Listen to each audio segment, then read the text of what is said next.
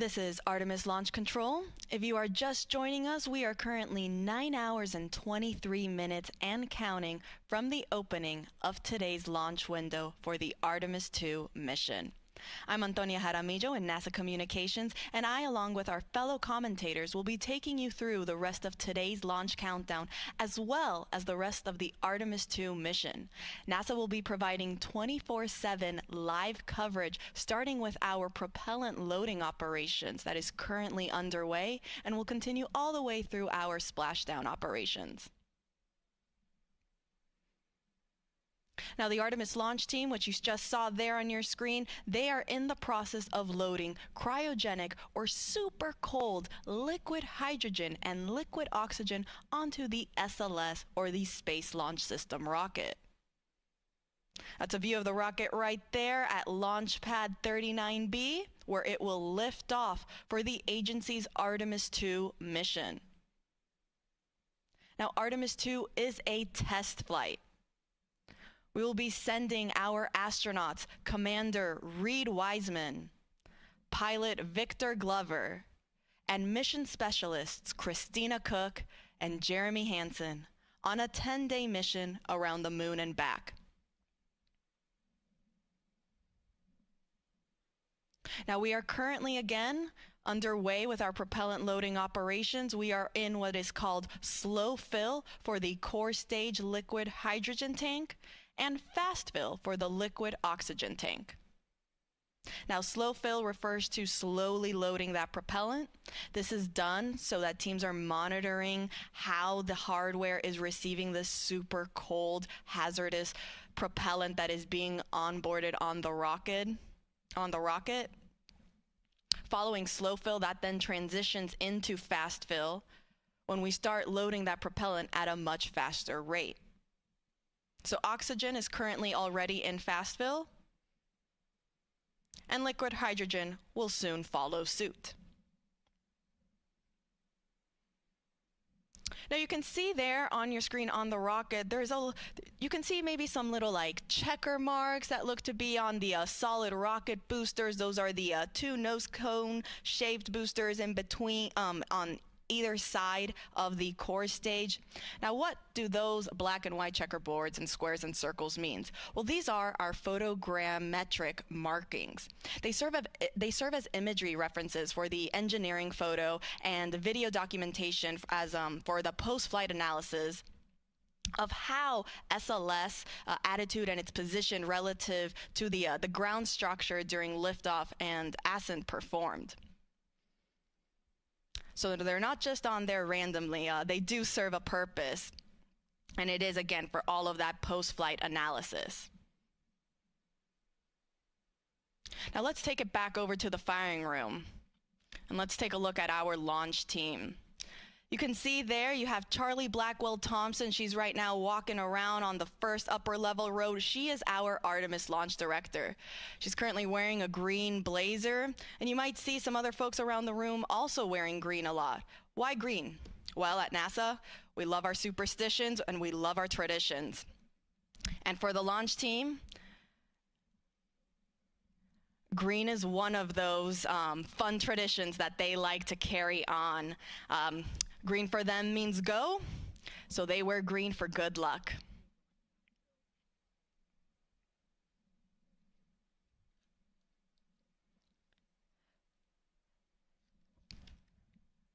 Now, the launch team, they communicate with each other via these communication channels to update how we are in the countdown. I'll be monitoring those loops, and I'll report out as each call out is made. The team actually just reported that we have now transitioned from slow fill to fast fill on the core stage liquid hydrogen tank. This means we are now in fast fill for both liquid hydrogen and liquid oxygen.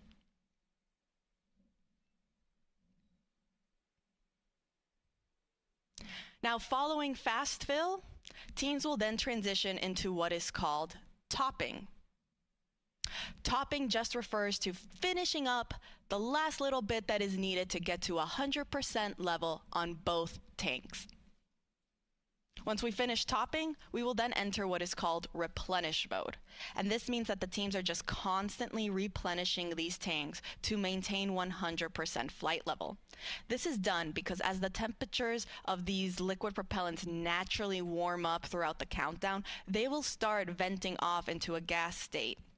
And so because of that, the teams want to constantly be replenishing the tanks so that they're not losing any propellant and we're going down from that 100% level. So again, we are now in fast fill for both core stage liquid hydrogen and liquid oxygen. On the upper stage, meanwhile, we haven't started our propellant loading operations there. I will report out once that process is also underway. Teams will first start with chilling down the upper stage liquid hydrogen tank. And because the upper stage is so much smaller than the core stage, it actually gets to skip a step in its propellant loading operations, and it goes straight from chill down to fast fill. And really, this is done again because of the sizes of these tanks. On the core stage, you have the liquid hydrogen tank that fits roughly 537,000 gallons of liquid hydrogen. The liquid oxygen tank, meanwhile, holds roughly 196,000 gallons. In total, that's about 733,000 gallons on the core stage alone. On the upper stage, meanwhile, the total amount of propellant is roughly 24,000 gallons, so significantly smaller. And because of this, they are able to go straight from chill down into fast fill.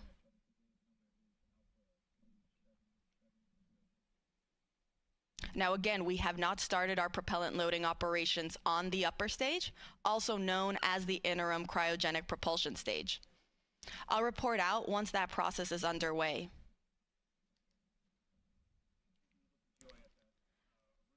But to quickly recap, we are in fast fill for the core stage liquid hydrogen and liquid oxygen.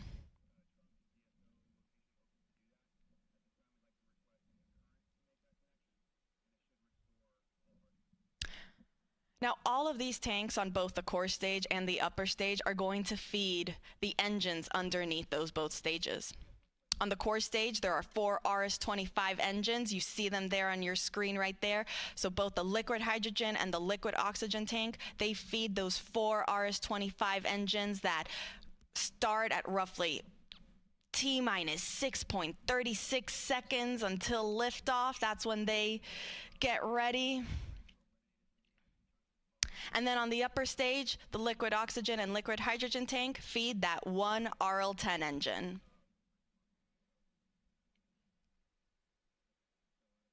Now, combined with the solid rocket boosters, SLS produces roughly 8.8 million pounds of thrust.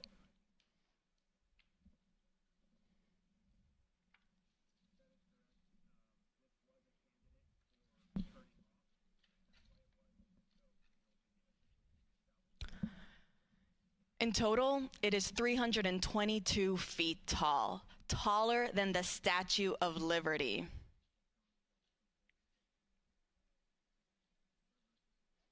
In fact, let's break down the rocket for you a little bit. So up there at the top, we have our Orion spacecraft. Right underneath is actually then what is called the Orion stage adapter. That's when the SLS rocket actually starts. The Orion stage adapter is the smallest portion of the rocket, roughly 5 feet tall. Underneath that is then our upper stage, or that interim cryogenic propulsion stage. Then you'll see this nose cone orange shape underneath. That's the launch vehicle stage adapter. It's actually enclosing part of that upper stage for protection. Underneath the cone-shaped structure is our core stage. That is the first stage. It has that pretty butterscotch color.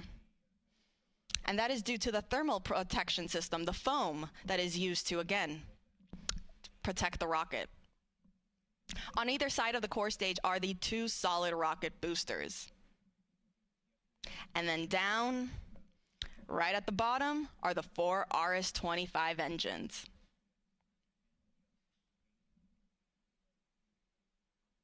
All right, so we are in fast fill again for core stage liquid hydrogen and liquid oxygen.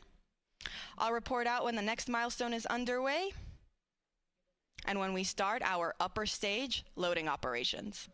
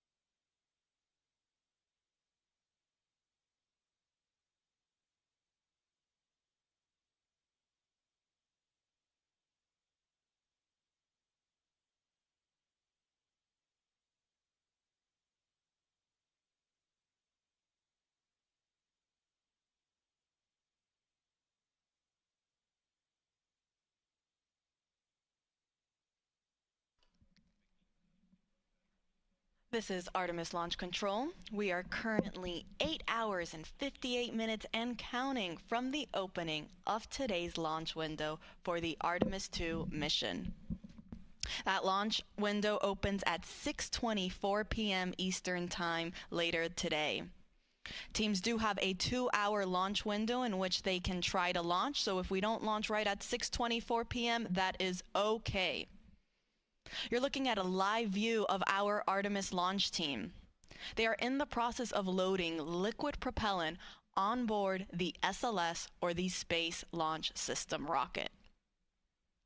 We're currently in the process of loading liquid hydrogen and liquid oxygen on the core stage of the SLS rocket. Now, the core stage is the first stage of that rocket. You can see there on your screen, it is the orange section in between the two solid rocket boosters. That's actually a great view of our rocket at Launch Pad 39B. I mean, you can see it is a beautiful day. We have some puffy white clouds, blue skies, all in all, very favorable weather. In fact, our launch weather officers, they've been predicting 80% chance of go for our launch window this evening.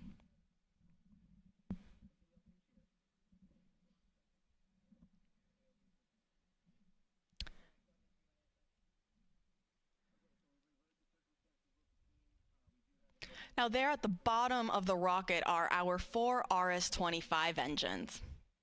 Each engines are roughly the size of a compact car. The solid rocket boosters, those are the 2 white rocket boosters and on either side of the core stage. Each booster is taller than the Statue of Liberty, and they also hold the entire weight of the rocket.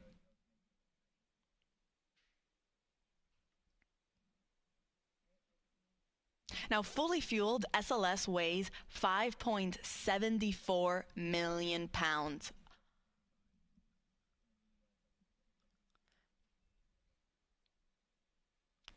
And again, you can see on your screen, you might see some gas that's being vented off underneath the rocket and the mobile launcher. The mobile launcher is that gray shape structure that is connected to the rocket. It's essentially what is providing all of the power, the propellant, the coolants, everything, all the access points to keep the rocket and the spacecraft alive and functioning and running until it is ready for launch. Now, that gas that you're seeing being vented off, it doesn't mean we're getting ready to lift off anytime soon. It's just that natural boil off that is coming from the propellant that is being fed to the rocket as it naturally warms up over time.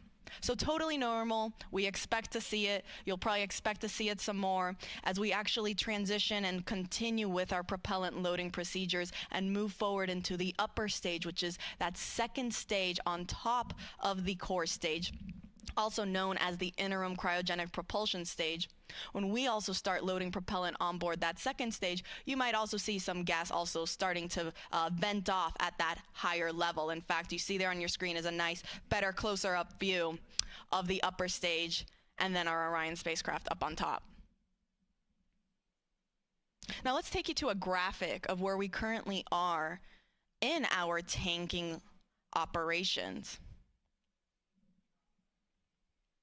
You see there on your screen, on the left-hand side, it will tell you how far we are in our core stage loading operations. We're currently 28% of the way filled in liquid oxygen and about 30% of the way filled for the liquid hydrogen side. Meanwhile, for the interim cryogenic propulsion stage, that upper stage, you see it's all grayed out there because we haven't begun that propellant loading operations. I'll report out once that is underway. But for right now, we're just focusing on the core stage. Now, in the meantime, while the launch team is right now starting to fuel the rocket and that propellant loading is underway, our astronauts are getting ready to wake up and start their day.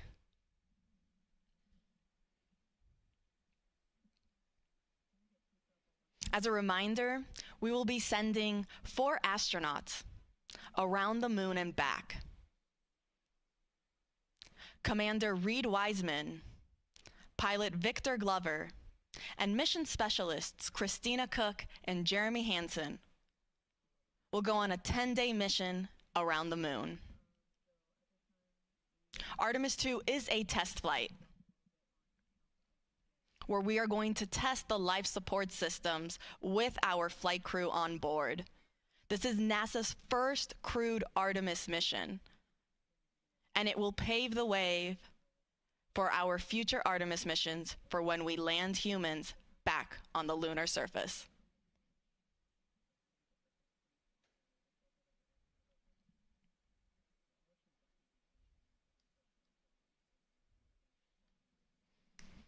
So to quickly recap, we are in fast fill for our core stage liquid hydrogen and liquid oxygen.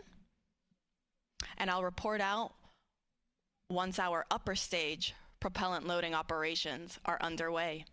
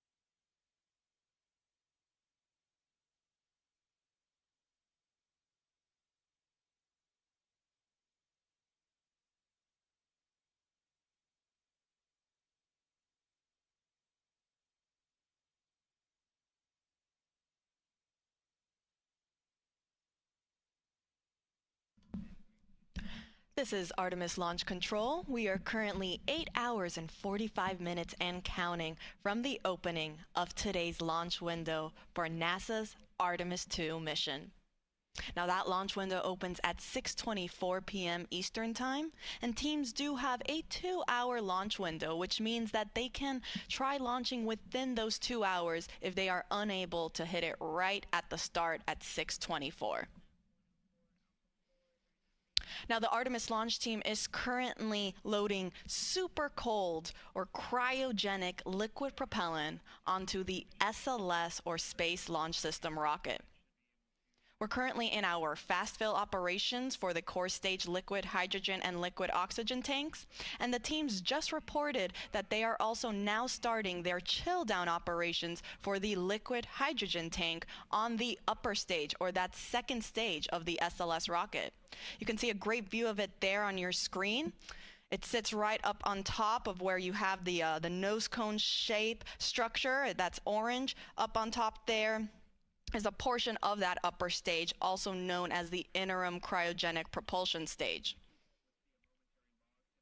And then, if you're curious, the nose cone structure shape, that is called also the launch vehicle stage adapter. It is a part of the rocket, and it is enclosing also a portion of the interim cryogenic propulsion stage. This is done for protection, so you don't see the engine that's underneath that second stage, but it is underneath there, hidden behind the launch vehicle stage adapter. So again, we are now starting our chill down for the liquid hydrogen on our upper stage. Following that, we will then transition into fast fill for liquid hydrogen on the upper stage. Meanwhile, on the core stage, that is the first stage of the rocket, fast fill is already underway. There's a great profile shot. So right underneath that nose cone shape is then that cylinder orange structure. That is the core stage.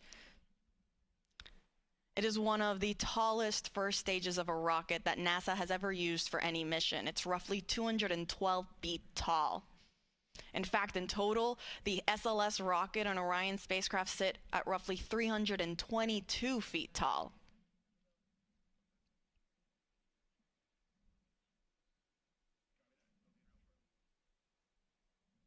Now I'll report out once chill down is complete on the upper stage and we have transitioned into fast fill.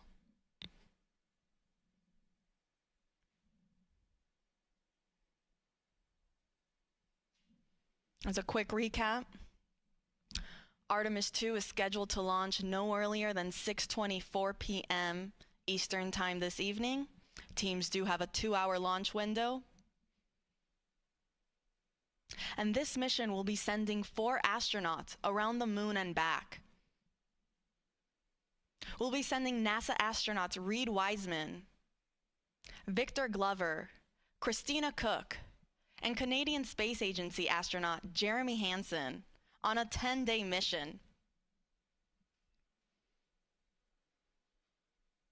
They actually just got the go not too long ago to actually start waking up and officially start their launch day. Now that's a great view of our SLS rocket at Launch Pad 39B. Oh, we just switched it, but as you saw there, it's a gorgeous day here on the Space Coast. We have some beautiful blue skies, some puffy white clouds. Our launch weather officers are predicting 80% chance of favorable conditions throughout our 2-hour launch window. Now, of course, if there are any changes or updates, we will make sure to provide those to you. In fact, NASA will be providing 24/7 live coverage of this entire mission, starting with our propellant loading operations, which is currently happening, and will continue all the way through our splashdown procedures.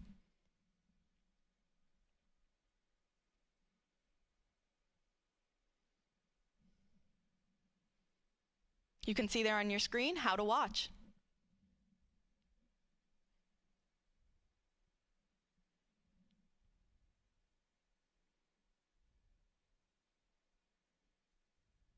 Now, lasting approximately 10 days, Artemis II will send 4 astronauts to test the Orion spacecraft in a high Earth orbit before becoming the first astronauts to fly around the moon since the Apollo 17 crew in 1972.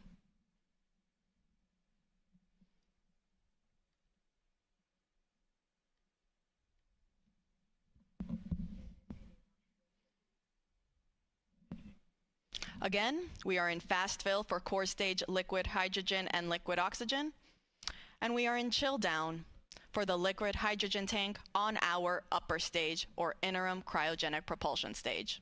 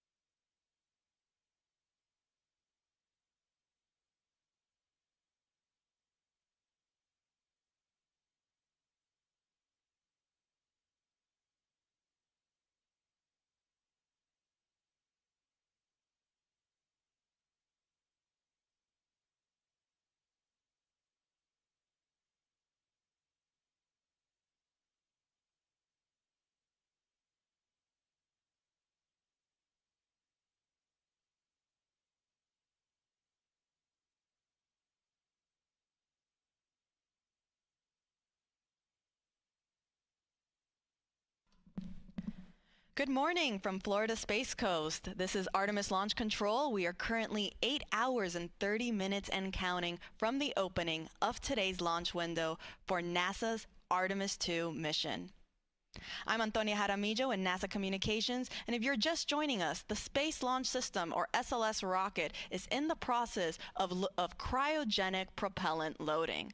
That means the launch team that is currently in Firing Room 1 that you see on your screen there are loading the cryogenic or super cold liquid hydrogen and liquid oxygen on the SLS rocket, fueling it for flight. Now, the team just reported that we have now started our fast fill operations on the liquid hydrogen tank on our upper stage of the SLS rocket. That is also called the interim cryogenic propulsion stage. It is the second stage of our SLS rocket. You have a great view of it there on your screen. Up at the top, if you see, you have the Orion spacecraft. Underneath there will be then actually the smallest section of the SLS rocket known as the Orion stage adapter. And then shortly underneath that is our interim cryogenic propulsion stage. Now, teams are now starting the fast fill operations for liquid hydrogen. Now, fast fill, as the name suggests, means that teams are just loading this propellant at a faster rate. Now, following the liquid hydrogen operations on the upper stage, teams will then also work on their propellant loading operations for the liquid oxygen tank that is also in there. In total, the SLS rocket has 4 tanks, 2 liquid hydrogen and 2 liquid oxygen, one of each on each stage. So you have there our upper stage, or the interim cryogenic propulsion stage, and then underneath sits the core stage. That is the first stage and the main stage of the SLS rocket. It is the orange segment that you see there on your screen in between the 2 solid rocket boosters. We are also in our fast fill operations for both liquid hydrogen and liquid oxygen on the core stage. So fueling is well underway, and everything is looking good so far. For our 2-hour launch window that opens at 6:24 p.m. Eastern Time this evening. Now, Artemis II is scheduled to lift off from Launch Complex 39B. That's what you see there on your screen. That's where SLS is currently situated. And it is a gorgeous day here on the Space Coast. We have some beautiful white puffy clouds and some clear blue skies. We're looking at 80% chance of favorable weather conditions. And our astronauts that are getting ready to launch on this historic mission are now starting their day. They woke up not too long ago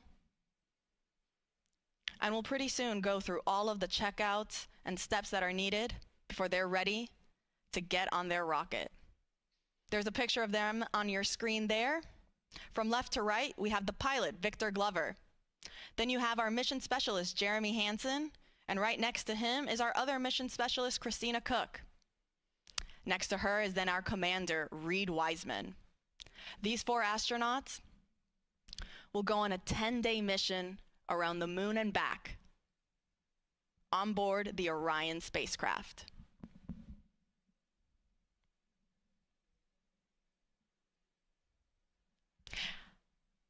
Now, fun fact, you see again there, we were talking a little bit about the different sections of the rocket, and we mentioned briefly the Orion stage adapter.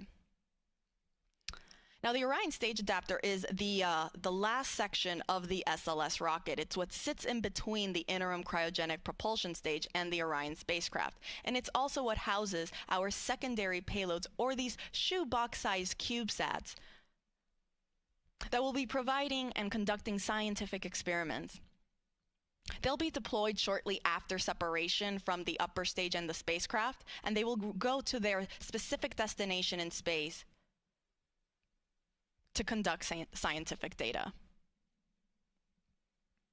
Now, inside the Orion stage adapter, fun fact, our astronauts, so Reed Wiseman, Victor Glover, Christina Cook, and Jeremy Hansen, They actually got the opportunity to sign the interior of the OSA, or that Orion stage adapter. So their names are on that rocket.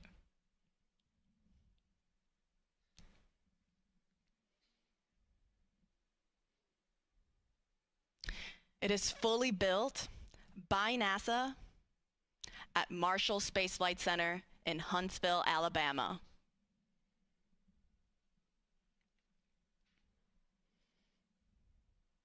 Now going back to the upper stage, that interim cryogenic propulsion stage, it holds roughly 24,000 gallons of liquid propellant. The liquid hydrogen tank is approximately 17,000 gallons, and the liquid oxygen is roughly 6,000 gallons. Much smaller in comparison to the core stage, that holds roughly 733,000 gallons total.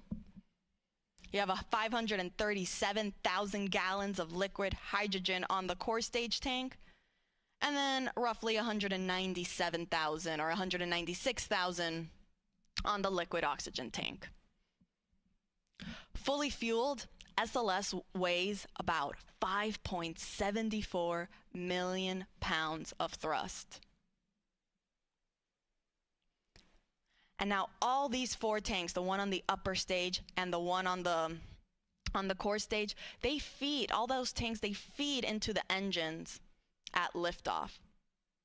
So the core stage will feed the 4 RS-25 engines that you see at the bottom of your screen there. And the upper stage, meanwhile, will feed its one RL-10 engine that is actually enclosed by the launch vehicle stage adapter. That is the nose cone-shaped orange structure that you see on your screen there. It is actually hiding the RL-10 engine from our view. But this is done on purpose to protect the upper stage. So to quickly recap, we are in fast fill for liquid hydrogen on our upper stage. We have not started our propellant loading operations on the liquid oxygen tank yet. I'll report out once that operation is underway. And on the core stage, meanwhile, we are still in our fast fill operations for both tanks, for both liquid hydrogen and liquid oxygen.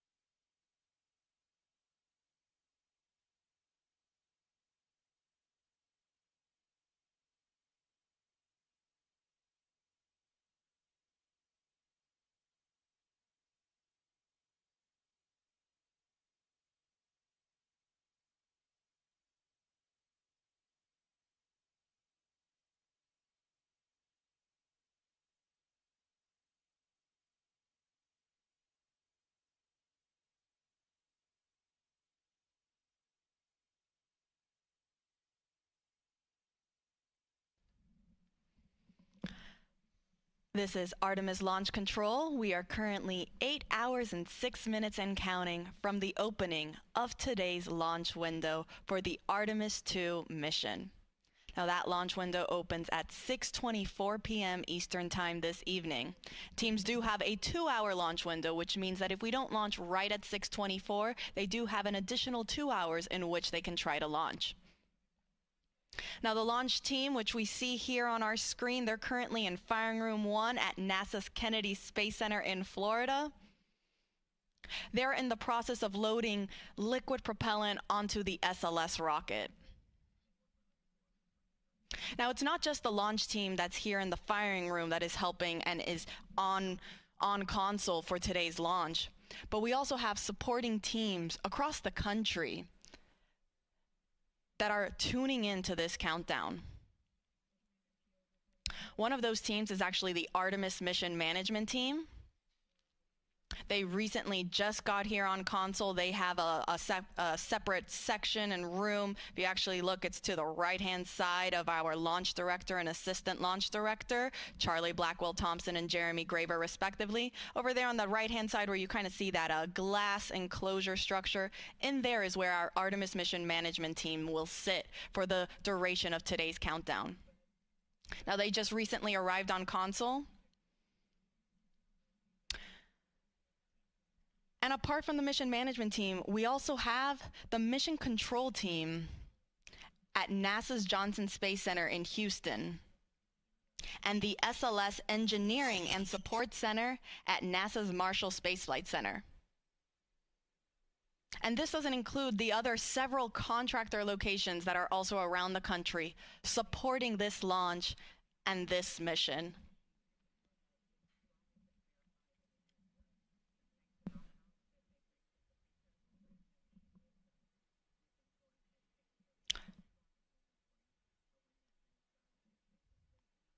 So again, you have our prime main launch team that is here in Firing Room 1, Charlie Blackwell Thompson. You see there she's wearing a green blazer.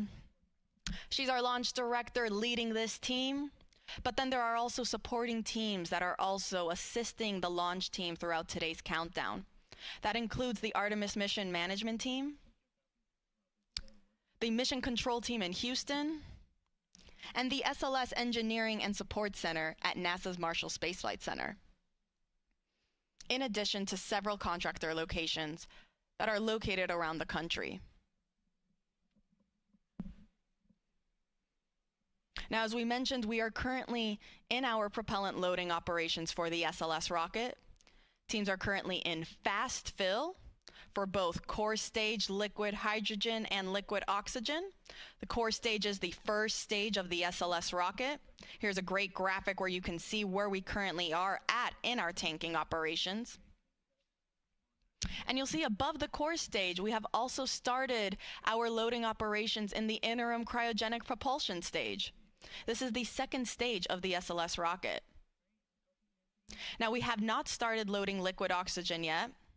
I'll report out when that is underway, but in the meantime, we are good with, we are in the process of loading liquid oxygen and liquid hydrogen on the core stage and liquid hydrogen on the upper stage. I'll report out when we are now starting our liquid oxygen operations on the upper stage.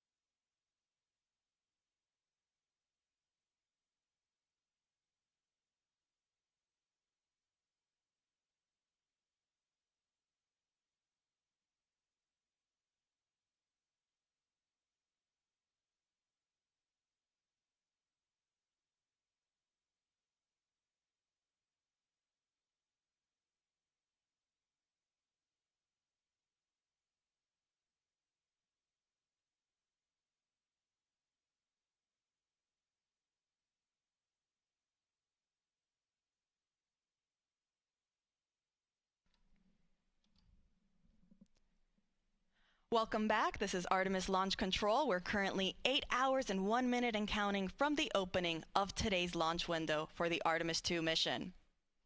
I'm Antonia Jaramillo in NASA Communications, and I, along with our fellow commentators, will be taking you through today's countdown.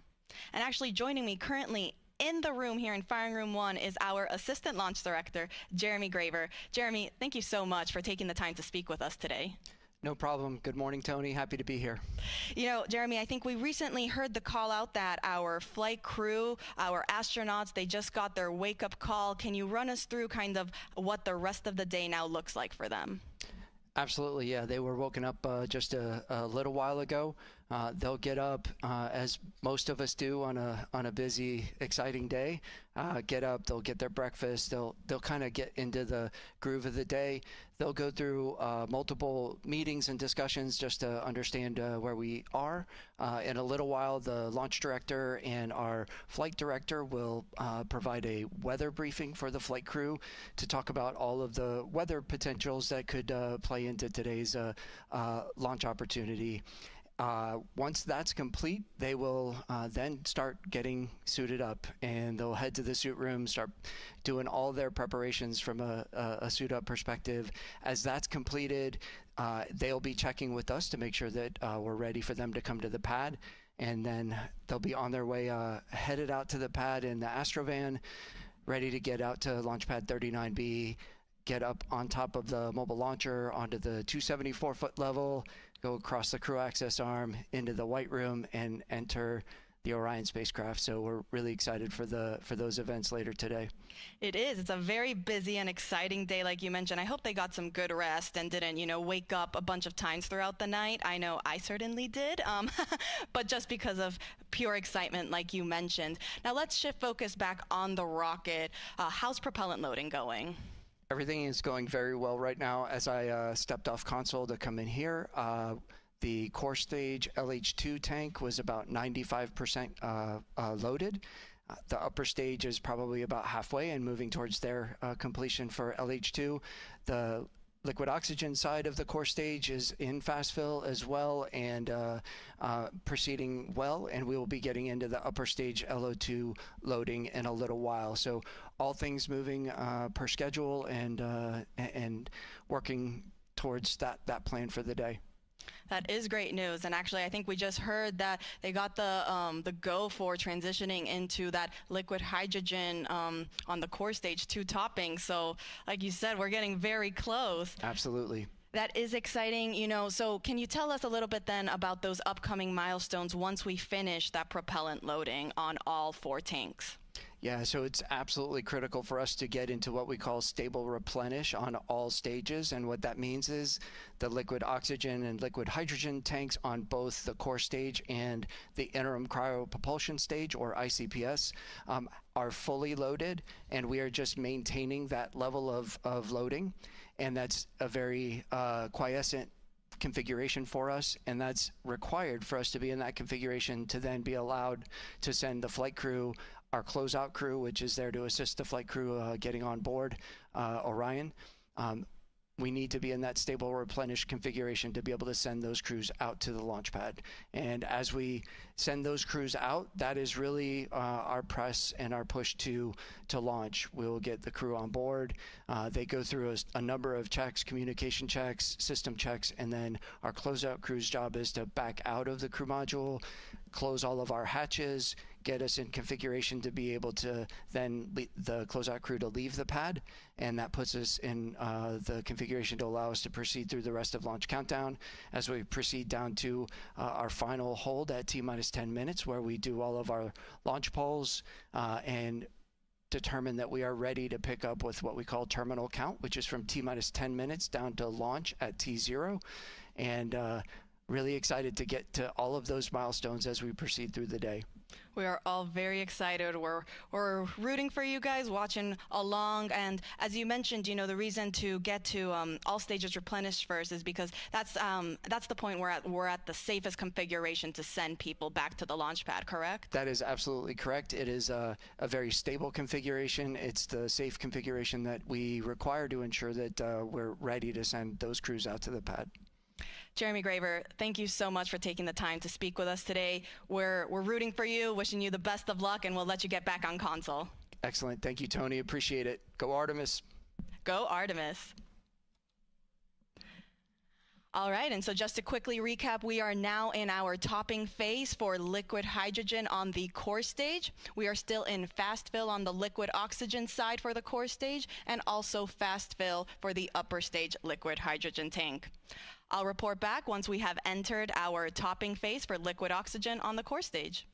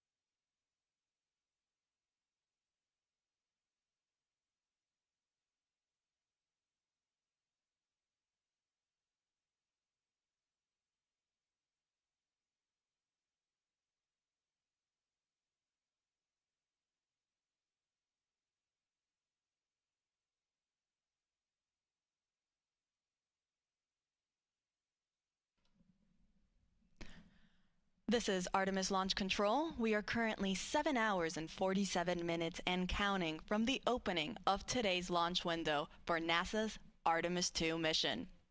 That launch window opens at 6:24 p.m. Eastern Time this evening. Now the teams do have a 2-hour launch window, so that means if we can't launch right at 6:24, that's okay. They still have an additional 2 hours in which they can attempt to launch. Now currently the Artemis launch team, which you see on your screen there, they are in the process of loading cryogenic or super cold liquid propellant onto the SLS or the Space Launch System rocket. The teams actually just reported that we have completed loading liquid hydrogen onto the core stage of the rocket. Now the core stage is the first stage of that SLS rocket. There's a great graphic representation of where we currently are in our tanking operations. So as you see, we are at 100% level for the liquid hydrogen tank on the core stage. So that means we are now, the teams are just going to be constantly replenishing that tank as some of that liquid starts boiling off into a gas due to the temperatures as it starts warming up. So teams will therefore replenish it constantly to maintain this 100% flight level. Now, as you can see, right above the hydrogen tank sits our liquid oxygen tank. That's currently 70% of the way filled. And then on our upper stage, or the interim cryogenic propulsion stage, this is the rocket stage that sits on top of the core stage. We are currently in our fast fill operations for liquid hydrogen on that upper stage. Teams have not started liquid oxygen for the upper stage, and that is totally normal. That is part of the countdown. We aren't scheduled to start our upper stage liquid oxygen loading operations until we start getting into, so we get much further into our loading operations for the liquid oxygen tank on the core stage. So again, we are now in replenish for the core stage liquid hydrogen tank, and we are in fast fill for the liquid oxygen tank on the core stage and the liquid hydrogen tank on the upper stage. Now, a quick recap on how the whole tanking loading process goes. Teams will first start with what is called chill down. So prior to us actually starting to load the super cold propellant onto the rocket, they will first chill down all of the systems and lines. This is done to make sure that it is able to receive these super cold temperatures. In order for hydrogen to be in a liquid state, it needs to be negative 423 degrees Fahrenheit. Oxygen in a liquid state is negative 297 degrees Fahrenheit. So very, very cold temperatures. And as such, we want to make sure that we are conditioning all of the systems to be able to receive those cryogenic temperatures so that we aren't shocking the hardware and we're not causing any potential damage unnecessarily. Now, following chill down, we will transition into what is called into slow fill on the core stage. Now, slow fill, as the name suggests, refers to slowly starting to feed that propellant onto the rocket. This officially marks the start of our propellant loading.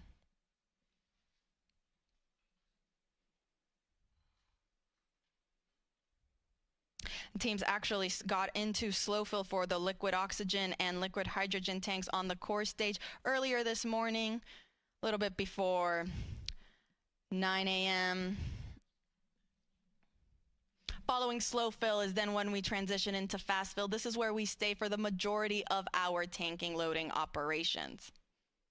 Similarly to slow fill, fast fill refers to loading propellant at a much faster rate. And that is currently where the liquid oxygen tank state is in. We are in fast fill for liquid oxygen tank on the core stage. Now, after fast fill, we transition into topping. This is the last little bit that is needed to fill the tanks to 100% level. Hence why we're topping it off. Following topping, we are now at 100%. And so now we transition into replenish mode. Replenish just means we're going to be constantly replenishing these tanks so that we make sure we are again at 100% flight level.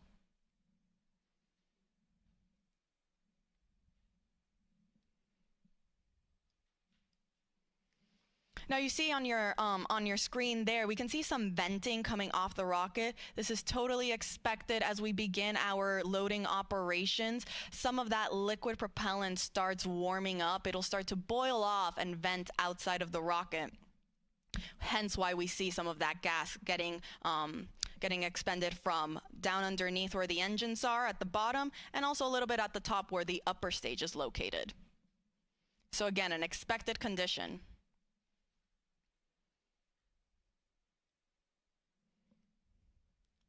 Now let's take you through the rocket a little bit. See up there on your screen, we have the Orion spacecraft. Underneath there is the Orion stage adapter. The Orion stage adapter is what houses our secondary payloads, or these scientific CubeSats. They're shoebox-sized scientific experiments that will go to space following separation from the upper stage and the spacecraft. It's also the smallest section of the SLS rocket at only 5 feet. Underneath the Orion stage adapter sits the interim cryogenic propulsion stage, or that second stage. Underneath there is our core stage, or the first stage of the rocket.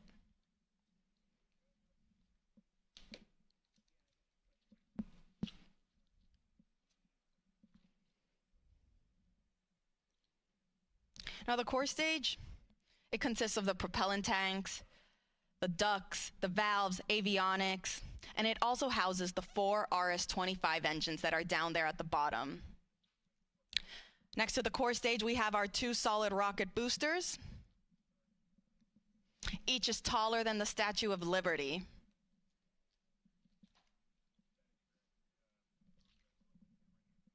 Now on those rocket boosters, you can see our NASA worm. The worm logo spans 25 feet end to end, or roughly the length of 1 booster motor segment.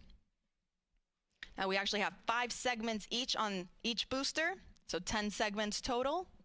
It's actually 1 segment more than what was used during the space shuttle program. Now you should also be able to see some black and white markings around the rocket. Now these are used for imagery for the SLS engineering and support team that's based out at NASA's Marshall Space Flight Center in Huntsville, Alabama. They use this for imagery to track and guide the rocket after liftoff and during ascent. And it will also be used in their post-flight analysis.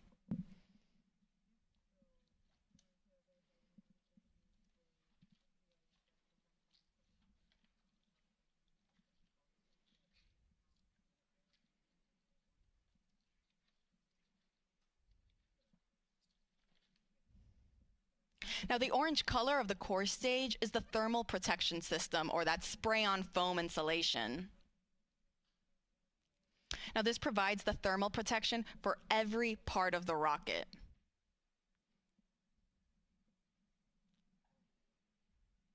And when the foam is applied, it gives the rocket this light yellow color that the sun's ultraviolet rays eventually tan, giving our SLS rocket its famous butterscotch color.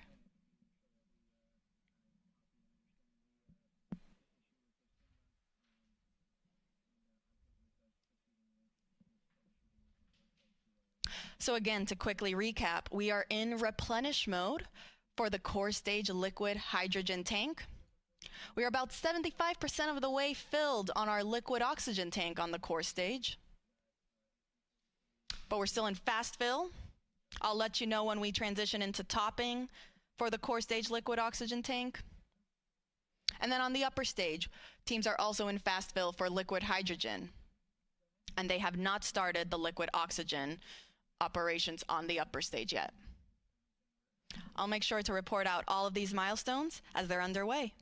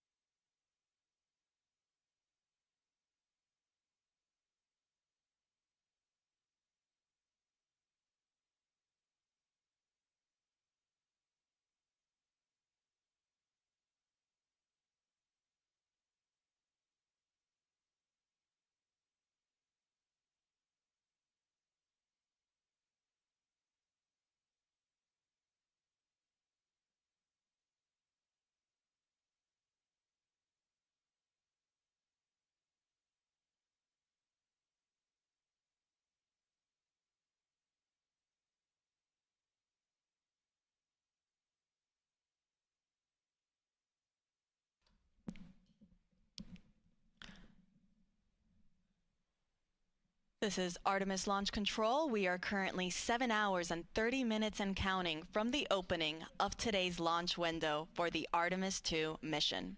That launch window opens at 6:24 p.m. Eastern Time, and teams do have a 2-hour launch window, which means that if we don't launch right at the beginning at 6:24, they do have an additional 2 hours in which they can attempt to launch. Our launch team is currently in Firing Room 1 at NASA's Kennedy Space Center in Florida and are in the process of loading cryogenic or super cold liquid propellant onto the SLS, or the Space Launch System rocket.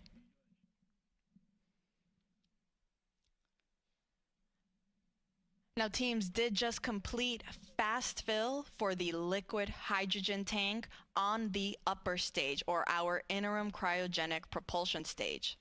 Now, fast fill refers to loading propellant at a faster rate. This is preceded by chill down, which gets the system ready to receive these super cold temperatures.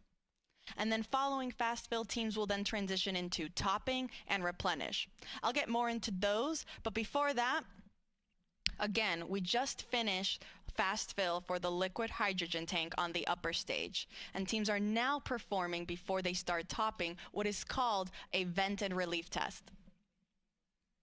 This test is basically just pressurizing the upper stage tanks with heliums to test the relief capabilities of the tank pressure to make sure that it can handle that pressure capability during flight. So between fast fill and topping, teams will perform this test on both the liquid hydrogen and the liquid oxygen tanks on the upper stage. Following that test completion, we will then transition into topping, which just means finishing loading the rest of the tank to 100%. Following topping, we enter what is called replenish mode, which basically just means that now we are going to be replenishing these tanks at 100% level, because as we naturally get throughout the countdown, that propellant is going to start warming up and it'll start boiling and venting off, as you can see on your screen there what is happening. So because of that, and because the teams want to make sure that they still have 100% level in all 4 tanks, the 2 on the upper stage and the 2 on the core stage, or the first stage of the rocket, they continuously replenish the tanks until the final 10 minutes of the launch countdown, or what is known as terminal count. Now, speaking of replenish mode, we are currently in replenish mode for the core stage liquid hydrogen tank. So we were just talking about how we finished fast fill on the upper stage liquid hydrogen tank. We are also then in replenish mode for the core stage liquid hydrogen tank. On the liquid oxygen side, we are still in fast fill for the core stage liquid oxygen. And then on the upper stage, we haven't started those liquid oxygen operations yet. The teams want to wait until we are a little bit further along in the core stage liquid oxygen loading operations before we transition into that upper stage loading operation.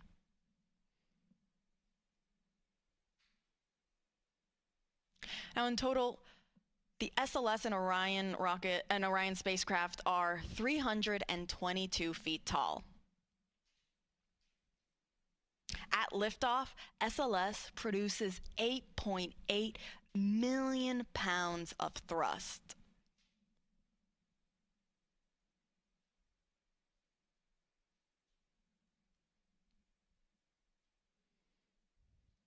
A little bit more than the Saturn V rocket that was used during the Apollo missions, which were roughly 7.5 million pounds of thrust to send those astronauts to the moon.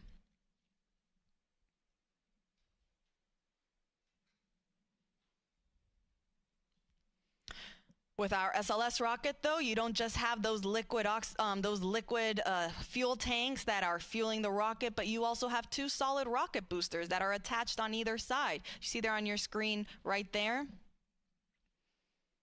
They also help provide that extra push and that thrust right at liftoff.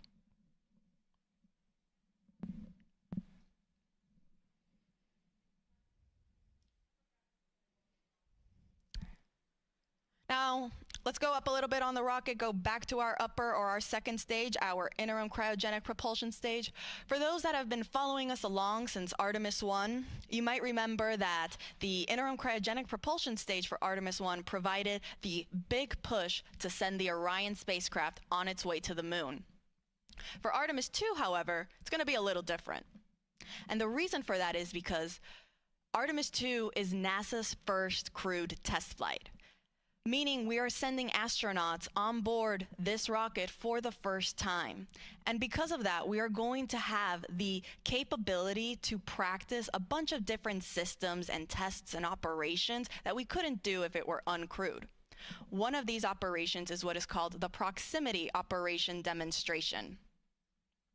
This involves the upper stage, or that interim cryogenic propulsion stage, and the Orion spacecraft practicing proximity maneuvers where the Orion spacecraft will practice approaching and getting away from the upper stage in a high Earth orbit.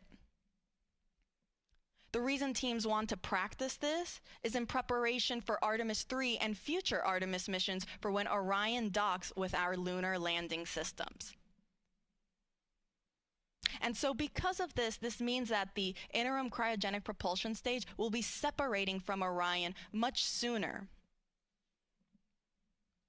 Meaning that following this demonstration, it will be Orion's European service module that will actually send the spacecraft on its trajectory to the moon. It will perform what is called the translunar injection burn.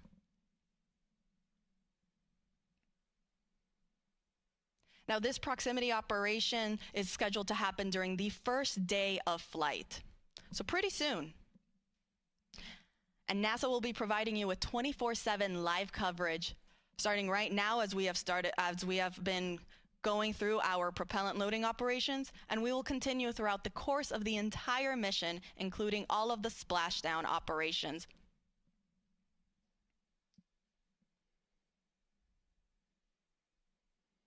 Artemis II will send NASA astronauts Reed Wiseman, Victor Glover, and Christina Cook, and Canadian Space Agency astronaut Jeremy Hansen on a 10-day mission around the moon and back.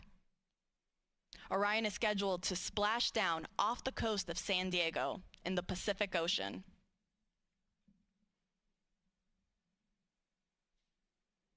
So to quickly recap, teams are in the process of performing a vent and relief test on the liquid hydrogen tank on the upper stage, following finishing their fast fill operations. Again, this test is to just test the tanks that they can handle the pressure that will be happening during this first day of flight. Following this test, we will then transition into our topping phase on the upper stage liquid hydrogen tank, and it'll then transition to replenish. On the core stage, meanwhile, we are still in fast fill for the liquid oxygen tank, and we are in replenish for liquid hydrogen. Now, this is a very, very big and important milestone to me because, again, for those that have been following us along, especially with Artemis II, during our fast fill operations on the core stage liquid hydrogen tank during wet dress rehearsal 1, that was our first test of this Artemis II moon rocket where we tested loading the propellants on board. Teams experienced the liquid hydrogen leaks shortly after getting into fast fill during that first test. They then performed a second wet dress rehearsal where they did not see any major leaks. Tanking loading operations went very smoothly, and it was a very successful test. And so it's great to see that throughout today's countdown for launch, there also weren't any significant issues or leaks reported during our liquid hydrogen loading phase on the core stage. So we are now in replenish mode for liquid hydrogen. We're about 84% of the way on the liquid oxygen tank. And we're also almost there on the upper stage for liquid hydrogen. Now I'll report out once liquid oxygen operations for the upper stage are also underway.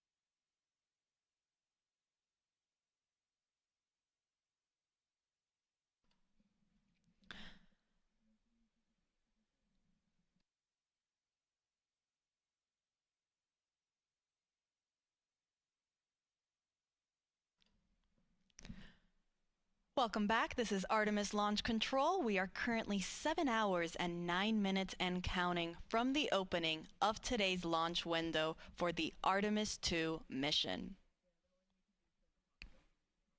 Our Artemis launch team is currently in the process of loading liquid propellant onto the SLS, or Space Launch System, rocket.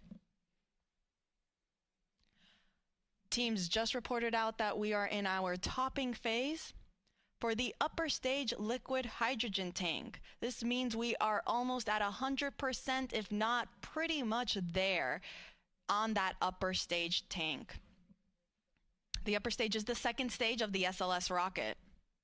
Here's a graphic representation where we can see where we're currently at in our tanking operations. That means we have now finished loading our liquid hydrogen on both the core stage and the upper stage. As I said, we're in that topping phase to get us to 100%. And afterwards, we'll then transition into replenish mode to stay at 100% level. You can see on the core stage, we are already at the replenish mode, if you see that 100% level right there.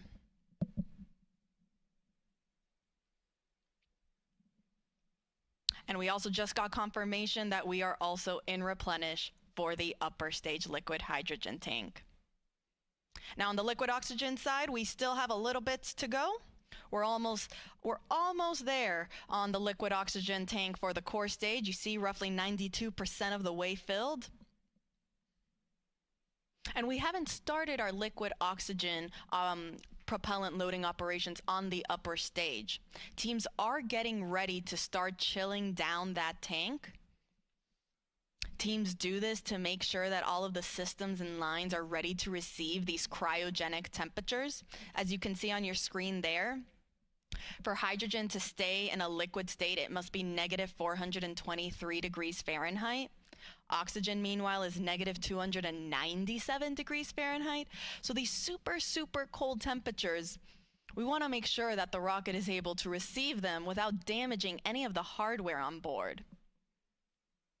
So we'll start with chilling down that liquid oxygen tank and lines before we actually start loading it onto the upper stage.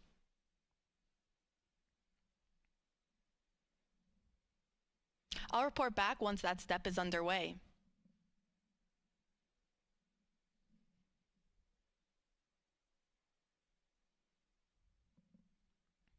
As a reminder, our launch window opens at 6:24 p.m. Eastern Time this evening. Teams do have a 2-hour launch window, so that means if we don't launch right at 6:24, that is okay. They still have additional opportunities throughout that 2-hour launch window. Now, NASA's providing 24/7 live coverage throughout this entire mission, beginning with our propellant loading operations that is currently underway. And as we continue our coverage this morning, we are also, and we continue monitoring all of our loading operations. We thank you for following us along. Part of our live coverage will, of course, include our launch this evening. That live launch coverage for Artemis II will continue right here at the beginning at approximately 12:50 p.m. Eastern Time.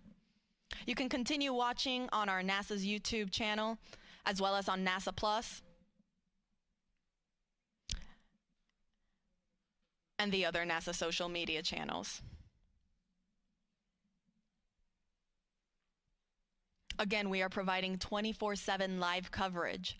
So following launch, the show doesn't end there. We have a 10-day mission around the moon. And then following that, we're coming back home. And we will be covering all of those splashdown operations as well.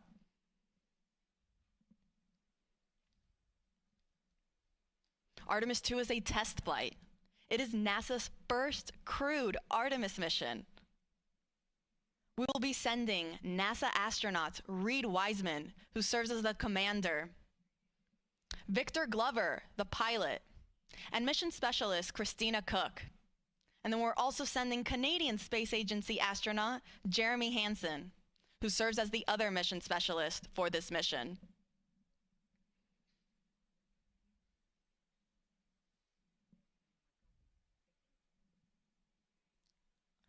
So to quickly recap, we are in Replenish for both liquid hydrogen tanks on the core stage and the upper stage of our SLS, or Space Launch System rocket. And we are getting very close to being almost all the way full on the liquid oxygen tank in the core stage.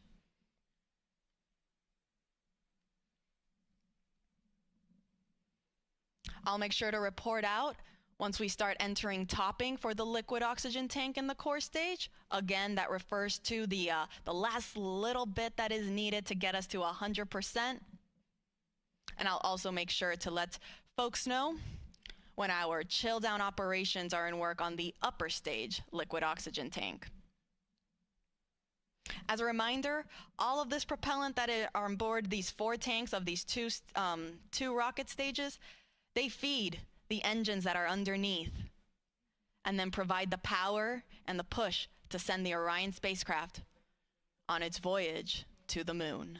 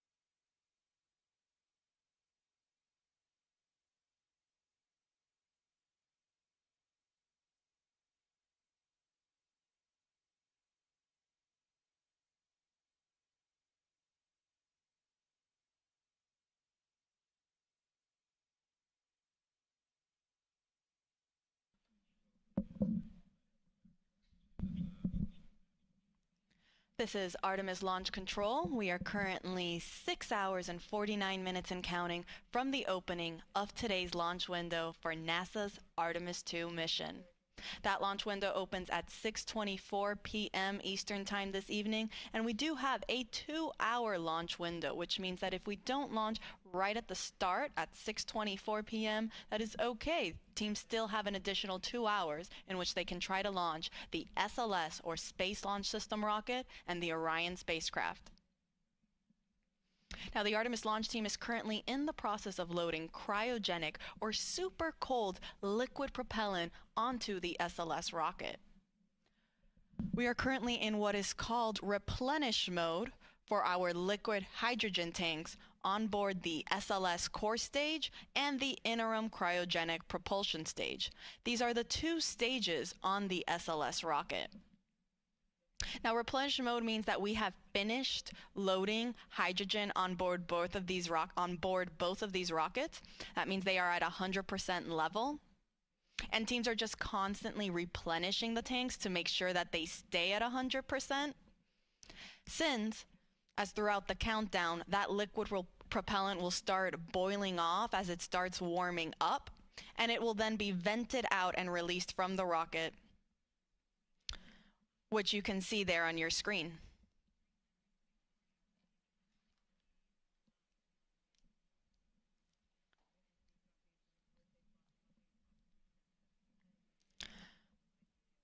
Now, on the liquid oxygen side, teams are now in topping phase for the core stage liquid oxygen tank.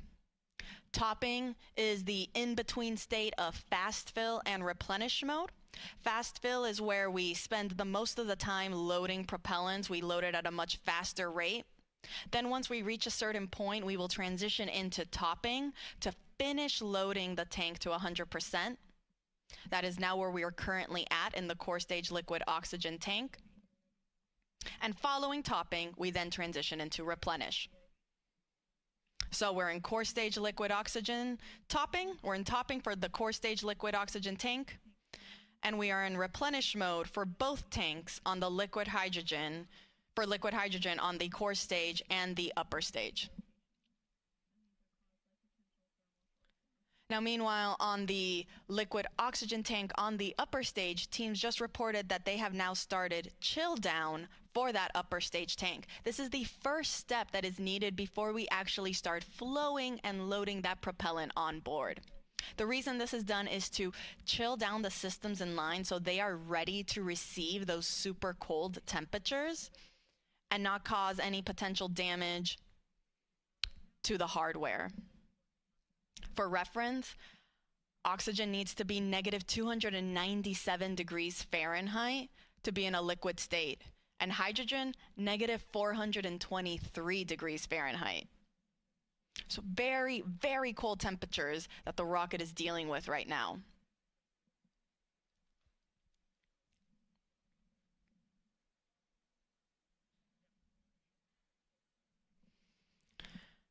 Now again, we are underway for the Artemis II mission. This is the second Artemis mission in NASA's Artemis program. Artemis I was an uncrewed test flight. Artemis II will be the first crewed test flight.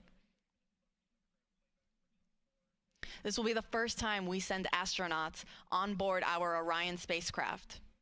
We'll be sending our commander Reed Wiseman, our pilot Victor Glover, and mission specialists Christina Cook and Jeremy Hansen on a 10-day mission around the moon. Now, from the rocket side, there aren't that many changes from Artemis I to Artemis II. Most of the major sections of SLS really remain unchanged. Some of the differences are more in the details to really just provide our astronauts with a better ride in space. Some of those include some optical targets that are now on the upper stage as visual cues during the proximity operation demonstration. This will be a test for the astronauts to practice maneuvering Orion and practice approaching the upper stage while it's in a high Earth orbit. Another improvement for SLS was an improved navigation system. Also, communications capability between the ground stations and the U.S. Space Force Space Launch Delta 45, which controls the eastern range. That is responsible for kind of helping dictate when we are allowed to launch here off the Space Coast in Florida.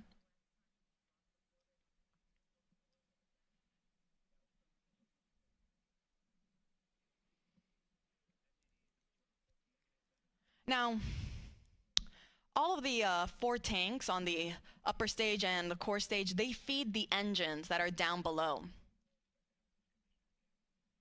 At liftoff, the 4 RS-25 engines will operate for the first 8 minutes during flight.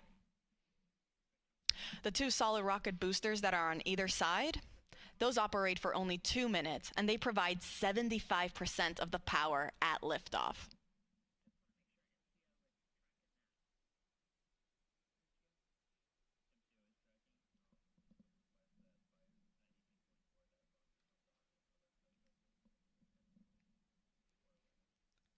So to quickly recap, we are in Replenish for our both liquid hydrogen tanks. We entered topping for the liquid oxygen tank on the core stage.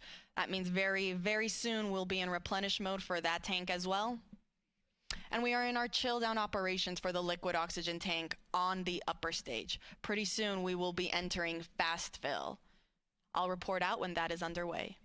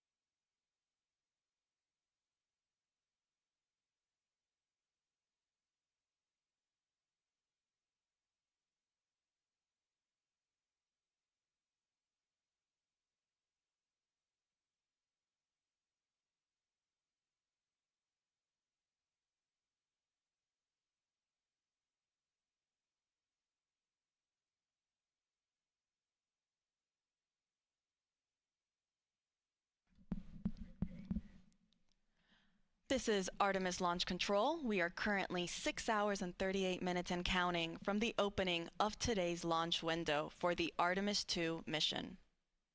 That launch window opens at 6:24 p.m. Eastern Time this evening, and teams do have a 2-hour launch window in which they can attempt to launch the SLS, or the Space Launch System rocket, and Orion spacecraft.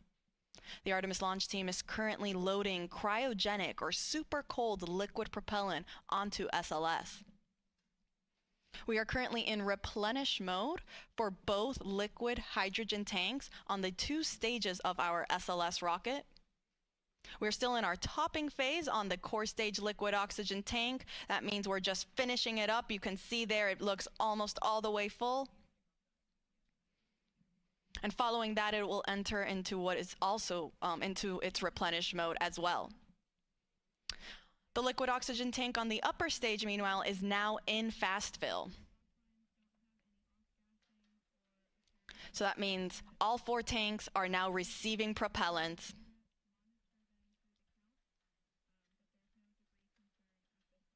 Following fast fill on the liquid oxygen tank for the upper stage, teams will perform that vent and relief test that they also did for the liquid hydrogen side on the upper stage.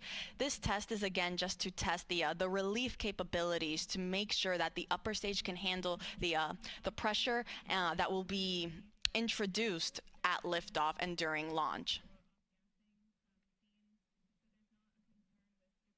Following that, it will then enter topping and will then go to replenish mode as well. Once we are in replenish mode for all tanks, that'll be the signal to the launch team to tell our astronauts that they are ready to start heading out to the launch pad and get on board their Orion spacecraft. Now, Artemis II is a test flight, and it is NASA's first Artemis crewed mission. That means this will be the first time that our astronauts, our Commander Reed Wiseman, pilot Victor Glover, and mission specialists Christina Cook and Jeremy Hansen, they will be the first to experience launch and flight atop SLS. The rocket hits a maximum speed of 22,670 miles per hour.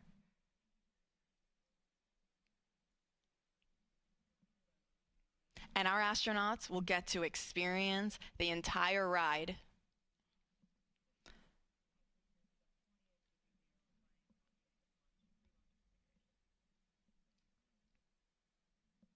So to quickly recap, we are in replenish mode for both liquid hydrogen tanks. We are in topping, meaning we are finishing up loading liquid oxygen on the core stage. That is the first stage of the rocket. And we are in fast fill for the liquid oxygen tank on our second stage, or that interim cryogenic propulsion stage.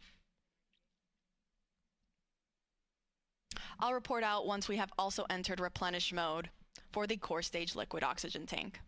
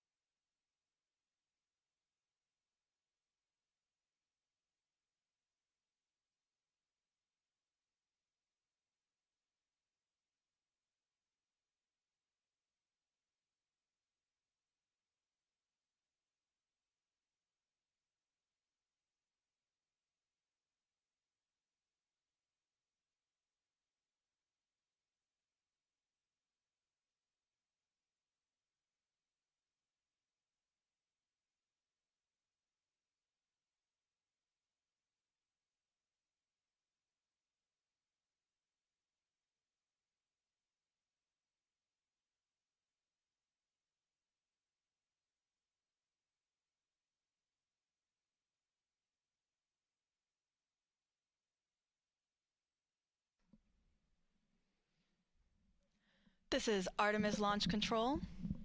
We are currently 6 hours and 22 minutes and counting from the opening of today's launch window for the Artemis II mission. The launch team is currently in the process of loading cryogenic or super cold liquid propellant onto the SLS, or the Space Launch System rocket.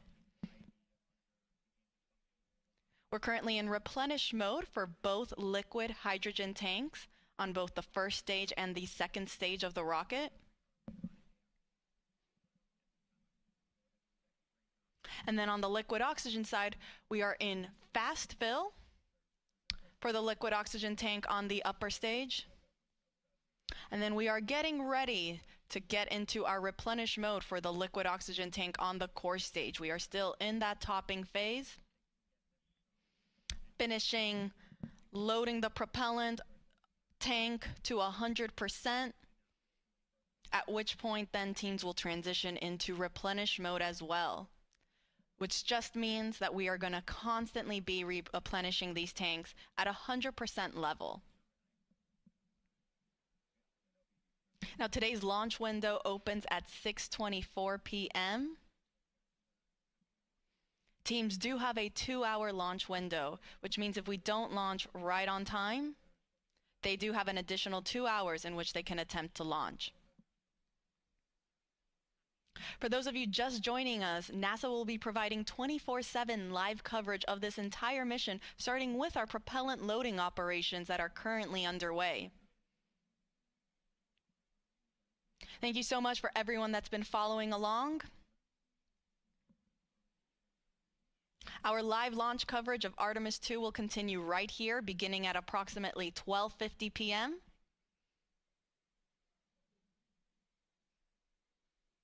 where the rest of my NASA commentators will be chiming in on how the rest of today's countdown goes. And we'll take you through the rest of the mission.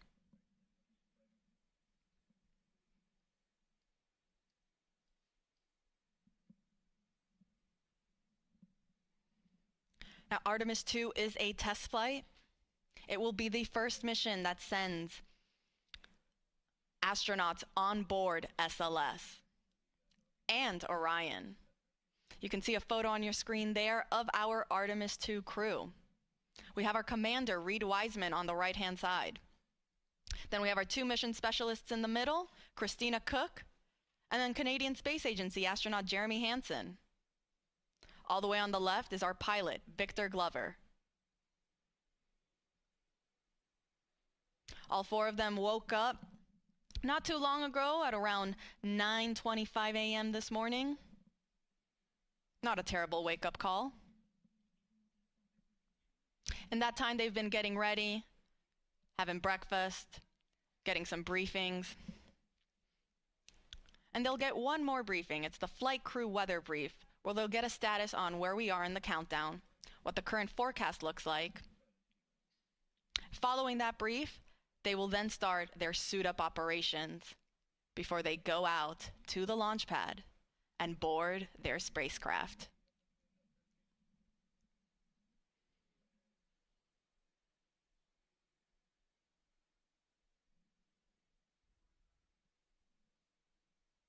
And teams did report that we have now entered replenish mode for the core stage liquid oxygen tank. So we are now in replenish for both liquid hydrogen tanks on the core stage and the upper stage.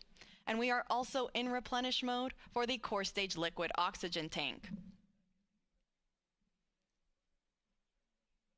On the upper stage liquid oxygen tank, meanwhile, we are still in fast fill. And I'll report out once then we transition from fast fill onto the next step, which will again be that vent and relief test. This is pressurizing the upper stage tanks with heliums to test the relief capabilities of the tank pressure to make sure that it can handle that capability during flight. Following that test, teams will then start topping on the liquid oxygen tank, and will then, after topping, will then transition into replenish mode as well.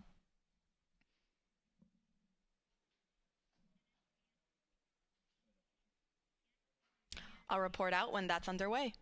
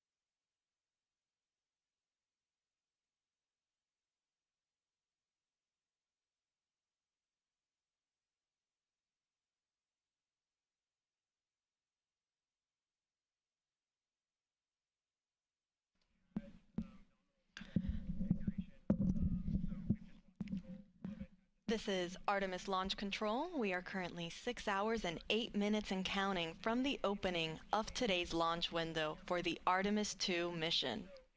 Now the launch window opens at 6:24 p.m. Eastern Time this evening, and teams do have a 2-hour launch window, which means that they have 2 hours in which they can try to launch the SLS, or the Space Launch System rocket, and Orion spacecraft that will send NASA astronauts Reed Wiseman, Victor Glover, Christina Cook, and Canadian Space Agency astronaut Jeremy Hansen on a 10-day mission around the moon and back. Now, the launch team is currently in the process of loading cryogenic or super cold liquid propellant onto the SLS rocket. The propellants that are used to power SLS are liquid hydrogen and liquid oxygen. We are currently in our replenish phase for both liquid hydrogen tanks on the 2 phases of the on the 2 stages of the rocket. That is both the core stage and the interim cryogenic propulsion stage. Replenish mode just basically means that now these tanks are at 100% level, and teams are going to constantly be replenishing them as they start to warm up and boil off. You can see some of that gas that's being vented off the rocket there. That's normal. Teams totally expect to see that. And because of that, we have then a replenish valve to constantly be replenishing the tank with that liquid propellant. So we make sure that we are 100% level and we're not losing any propellants in the tank. The reason that you see some of that venting happening is because as we get throughout the countdown and the temperatures start to rise, that liquid propellant will become a gas, and so it'll start boiling off and then it'll vent outside the rocket. Hence the need for a replenish valve. So we are in replenish for both liquid hydrogen tanks. We are also in replenish for the core stage liquid oxygen tank.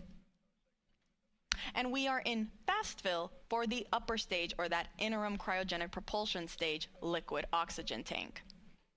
Now, fast fill is the main portion of our propellant loading operations, where teams are actively loading that propellant at a much faster rate.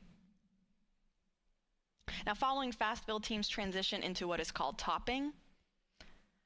As the name suggests, it just means to top off the tanks. And then following topping, we enter what is replenish. So once we are at replenish for the liquid oxygen tank on the interim cryogenic propulsion stage, we're going to enter what is called all stages in replenish. This means that all 4 tanks on the SLS rocket are fully fueled, and our astronauts are ready then to go and head out to the launch pad when they get the go from our launch director, Charlie Blackwell Thompson.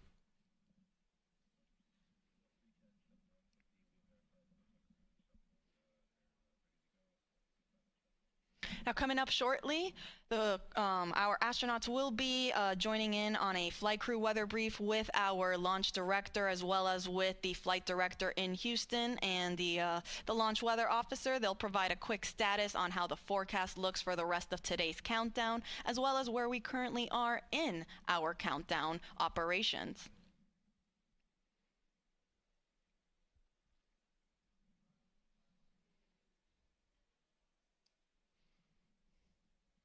A little earlier, the launch weather officer did let our launch director know that we might get some showers in about 2 hours. However, there is no lightning threat, and they will plan on discussing this again during the flight crew weather brief. Currently, teams are forecasting 80% go for weather conditions during that 2-hour launch window.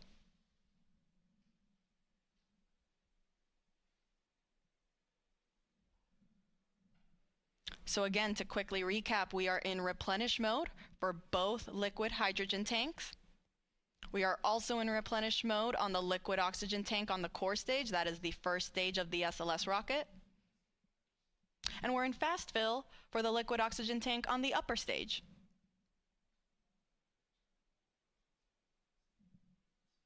I'll report out when we have transitions from fast fill and onto topping.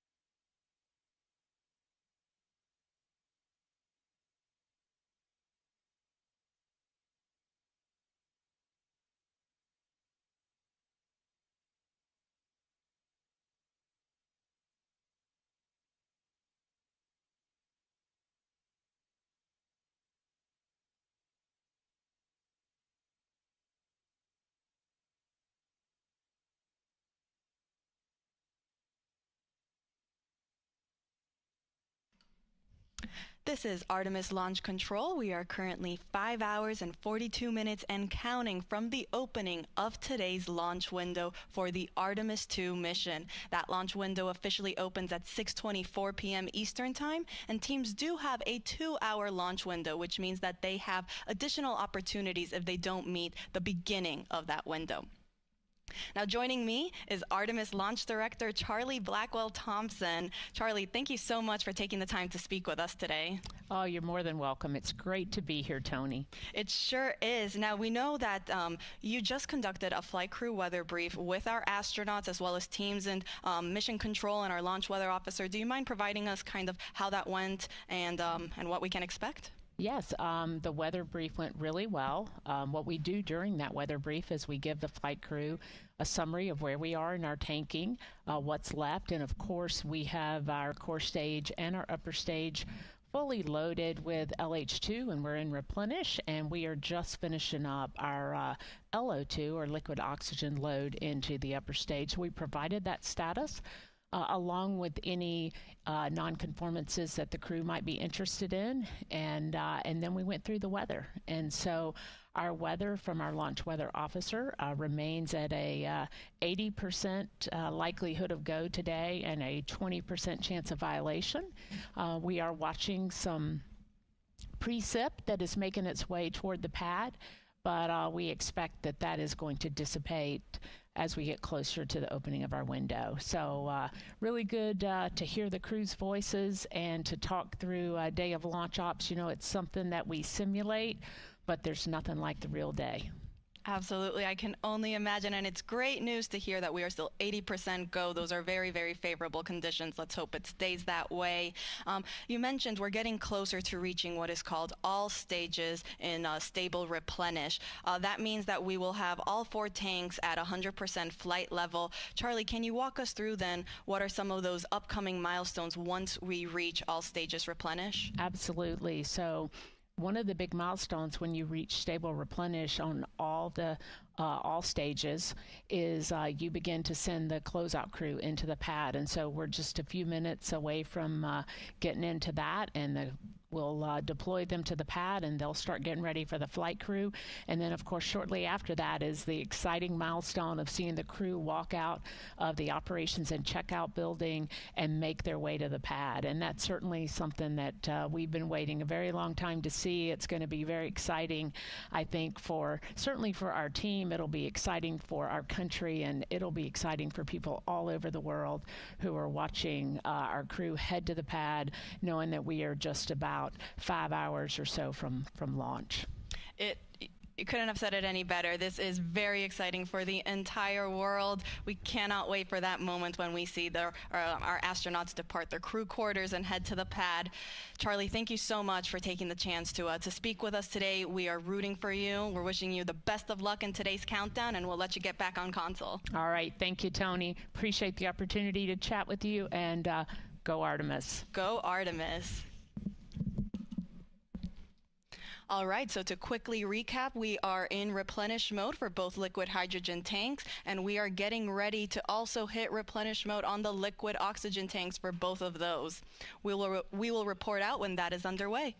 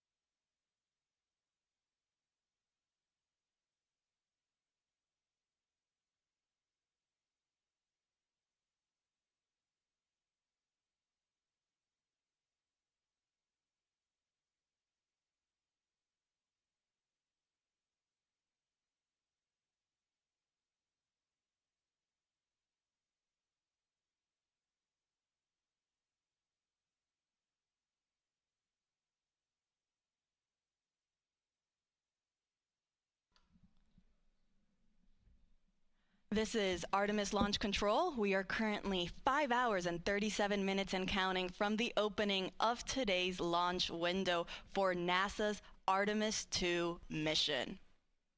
Now, the launch team is currently in the process of loading cryogenic or liquid propellant onto the SLS rocket. You see our launch team there in Firing Room 1, and you actually can see our NASA administrator, Jared Isaacman. He just joined the room to greet our launch director, Charlie Blackwell Thompson, and our assistant launch director, Jeremy Graver.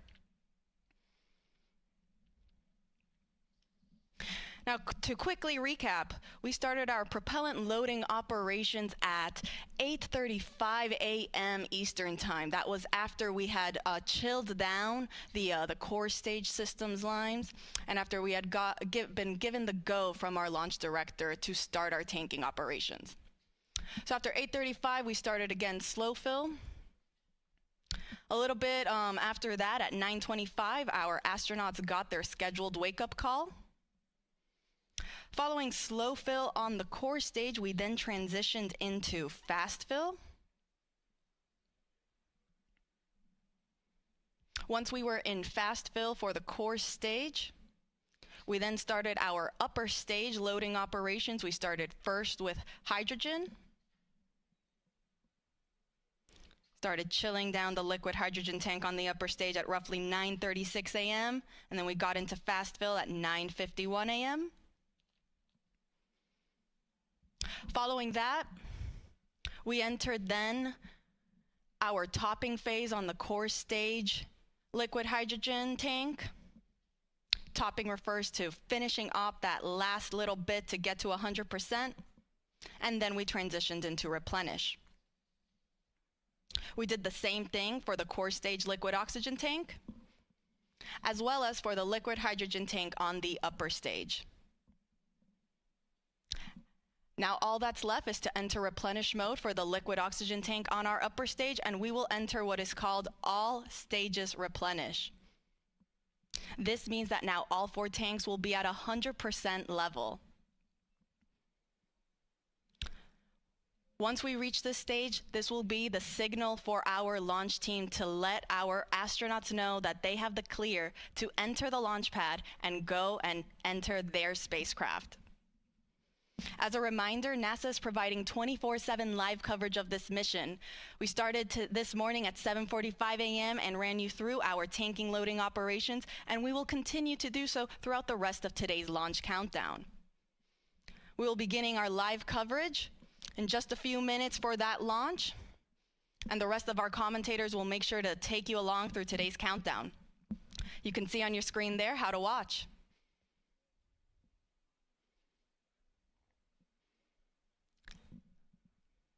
And as our launch director just recently said when she came on air, let's go Artemis II.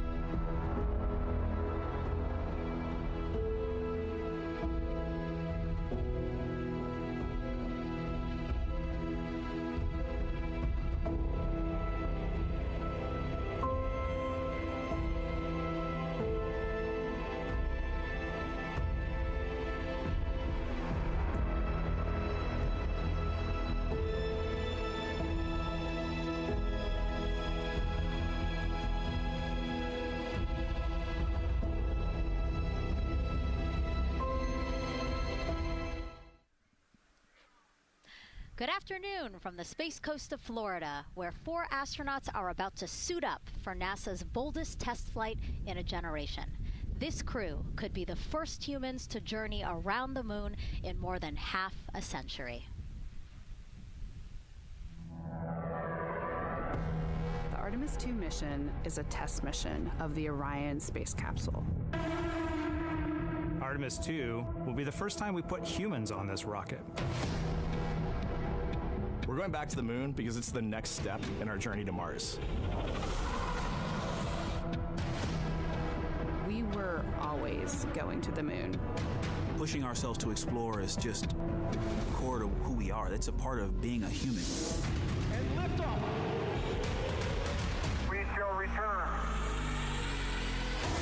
Continuing to test out every bit of Orion. Coming back to Earth, 7 miles a second. When humanity sets big goals, we can bring together genius from around the world. You have the best people on planet Earth putting this vehicle together. That's what's up. To innovate for the benefit of humanity and to inspire the world through discovery. And here we go.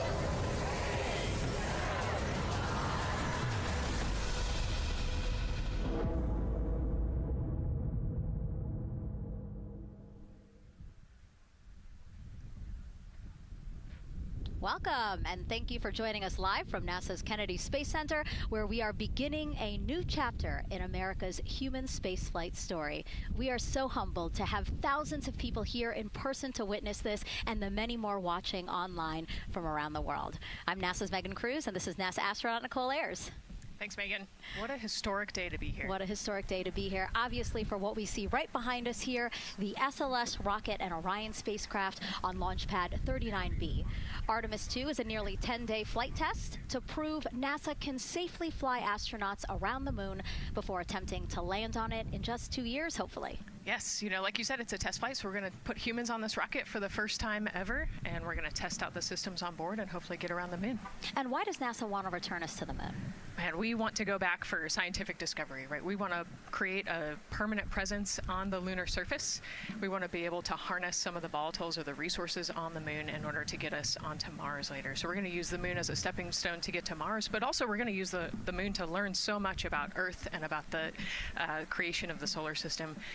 The moon is this untouched witness mark for the Earth and the solar system. And what I really love is like all the things that we do to get us to explore our universe, all of that technology, all the jobs created to support that, it all benefits us here on Earth. Yes, definitely. I mean, getting this rocket into orbit takes, 8.8 million pounds of thrust, right? And it's the people on Earth who do that and who create that, the engineers, the scientists. There are so many people who make this mission happen. And so if all goes well, this crew could travel farther from Earth than any other humans before them and see parts of the moon no one has ever laid eyes on. And now, speaking of laying eyes, here we are in the suit-up room with the Artemis II crew. Yes. Looks like the commander's getting his comm cap on, so the communication cap. Looks like Victor's already got his on and the helmet going. He's just stretching out his wrist a little bit, right? Yes. And in charge of liftoff today is Launch Director Charlie Blackwell-Thompson. She and her team are just across the street from us inside of the Launch Control Center. They kicked off continuous around-the-clock operations just before 5 p.m. on Monday and started fueling the rocket about 4 hours ago. They have a 2-hour launch window that opens at 6:24 p.m. Eastern Time, which our clock in the upper left-hand corner is counting down to. And, we just heard from Charlie Blackwell-Thompson in our tanking coverage, which was the broadcast just before this one kicked off. And basically, she said weather is 80% go. Yes, 80%, we will take that. It's a little windy. There's some clouds building, but we're going to keep an eye on it, and 80% is a good number to keep moving today. Yeah, and what she said was a wave of showers are moving west, but they should be well past the pad by the time we launch again. Hopefully at 6:24 p.m. today. Hopefully. All right, so again, let's head back into that suit-up room. We see Reed Wiseman. He is the commander of the Artemis II crew, and Nicole, he is putting on what you guys are calling the communications cap, the comm cap. Yes, so it's a little bit for protection of his, of his head there, but also you can see the mic booms, and he's got ear cups there so he can hear, the rocket's loud. So you're going to wear hearing protection, but then we also want to be able to talk to Earth and talk to each other. So they're getting that settled, and then he will put the helmet on over that comm cap. That comm cap will also connect into the suit, which then eventually connects into the capsule through an umbilical there. So there's a lot of cords and wires. You can see them tuck in that cord under his chin right now. And so the suits they're wearing, they're called the Orion Crew Survival Suits, or OX suits. And so they're worn for launch and reentry or during high-risk or emergency situations. And I think a lot of people, especially if they're have been following NASA for all these decades now, they're kind of thinking, hey, these look like the suits that our shuttle astronauts used to wear. There is a lot of resemblance here. That's true. Yeah, they are very similar. You know, NASA does a great job of leveraging the lessons that we learn from previous missions. So dating all the way back to Apollo, you know, some of our first spaceflight missions, we learned lessons about the suits and how to make them better, and we just continued to carry that through all the way into the Artemis mission. Time now to introduce you to some of our teams today. We have Gary Jordan at NASA's Johnson Space Center in Houston.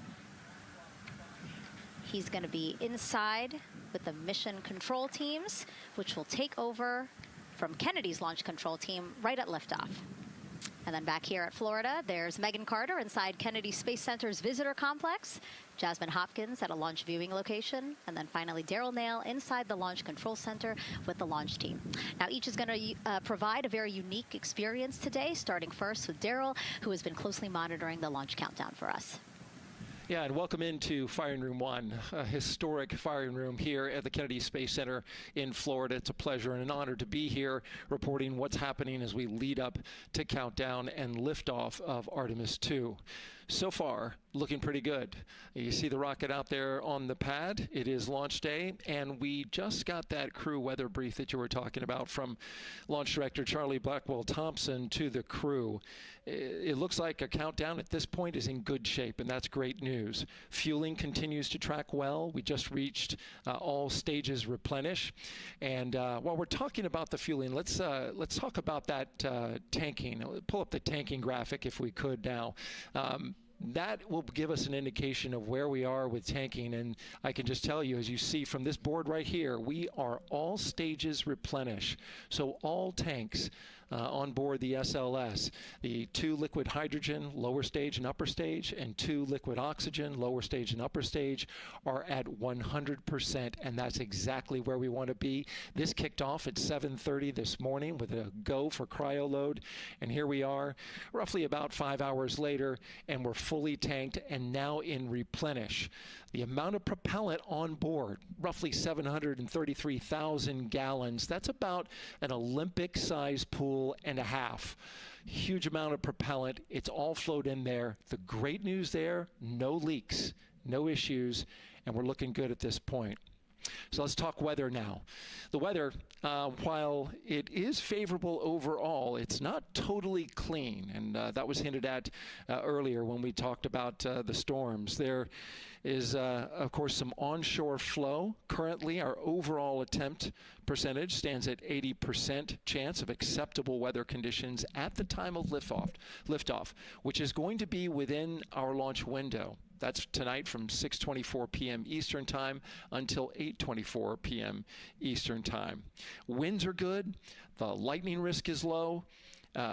But scattered showers still remain possible around the Cape and including near the pad. So the expectation is that there'll be some more active weather coming our way, but we're expecting it to push to the west. So the watch item is really any isolated shower that could briefly move through the area and trigger a constraint, especially for flight through precipitation. Well, you're looking now inside the astronaut suit-up room, and of course we got the 4 astronauts there. They talked to Charlie Blackwell-Thompson today, and you know, everything looks good there. We're tracking one minor NC issue at this point. We'll talk, it's a non-conformance. We'll talk about that a little bit later in our next hit, but for now, again, looking good. And of course, our administrator for NASA is here in the firing room. He checked in with the launch director, chatted with her for several minutes, and he's here in the firing room, which is a good positive sign, of course, for the day. That's it for the firing room. We'll send it back now to Megan and Nicole. Daryl, thank you so much. Yeah, let's get back into the suit-up room here, where we now have a shot of all 4 astronauts, and it appears all of them are undergoing their suit leak checks. Can you talk to us about what that is, Nicole? Sure, yeah, you can see, as the suit expands, that we're going to pressurize those suits. So in the case that we need it, if we lose pressure in the capsule, those suits will protect the astronauts and keep them pressurized and keep them survivable. So these guys are going to hold their breath for about 10 seconds. Any movement in the suit could cause changes in the pressure, and so we want to get a really nice, precise, accurate measurement on the leak check. And so they'll hold their breath. Even just their heartbeat could potentially make some differences in those super sensitive sensors there. So you can see the red and blue valves there, the air in and air out, and it looks like Victor just had a good leak check. Yeah, and actually they do 3 leak checks, again, just to get an average reading to say, hey, we have confidence that these suits are holding the right pressure. As Nicole said, that tube that's going in, that's putting air into their suits, and then there was that gold instrument that you saw on their other side. That's how they can control how much pressure is being released in order to do these checks. Yep, and they will do the leak checks here in the suit room, and then they'll do more actually in the capsule as well. They'll do another leak check. So we're going to make sure the suits are ready to go before we even step out the door, and then we'll check them with the entire system on the capsule once they get out to the rocket. And you might also notice that some of the astronauts, while they're doing their suit leak checks, you might have seen Victor gave an okay sign. You might also see a thumbs up, and that's because concurrently, while they're doing these suit leak checks, they're also doing comm checks. Yes, yeah, we talked about the comm cap earlier and the umbilical and how they plug in. So yeah, they're going to test the comm, they're going to test the suit, make sure everything. They're actually probably testing the cooling system as well right now. They're going to plug into the portable cooling system and make sure that all of that is working. So like I said, we want to make sure that we've got 4 healthy suits before we go out. Yeah, this suit, 3 layers, so obviously it can get hot. Yes. So one of the layers is a cooling undergarment, and basically they flow cold liquid through that undergarment to keep the astronauts cool and comfortable before liftoff today. Yeah, it's like a onesie with a bunch of tubes running around it, and the water flows through there to cool you down. All right, lots of information to share with you all today. If you have any questions, we'd love to hear from you. All you have to do is send your questions our way by tagging @NASA Artemis, and we'll try to answer as many of your questions live. And we'll also have some questions for you throughout the broadcast, so we hope you can participate in those opportunities as well. Okay, as we continue to be inside the suit-up room here, why don't we learn a little bit about each of our crew members? Right now we are looking at pilot Victor Glover, but hopefully we can get a shot here of our commander, Reed Wiseman.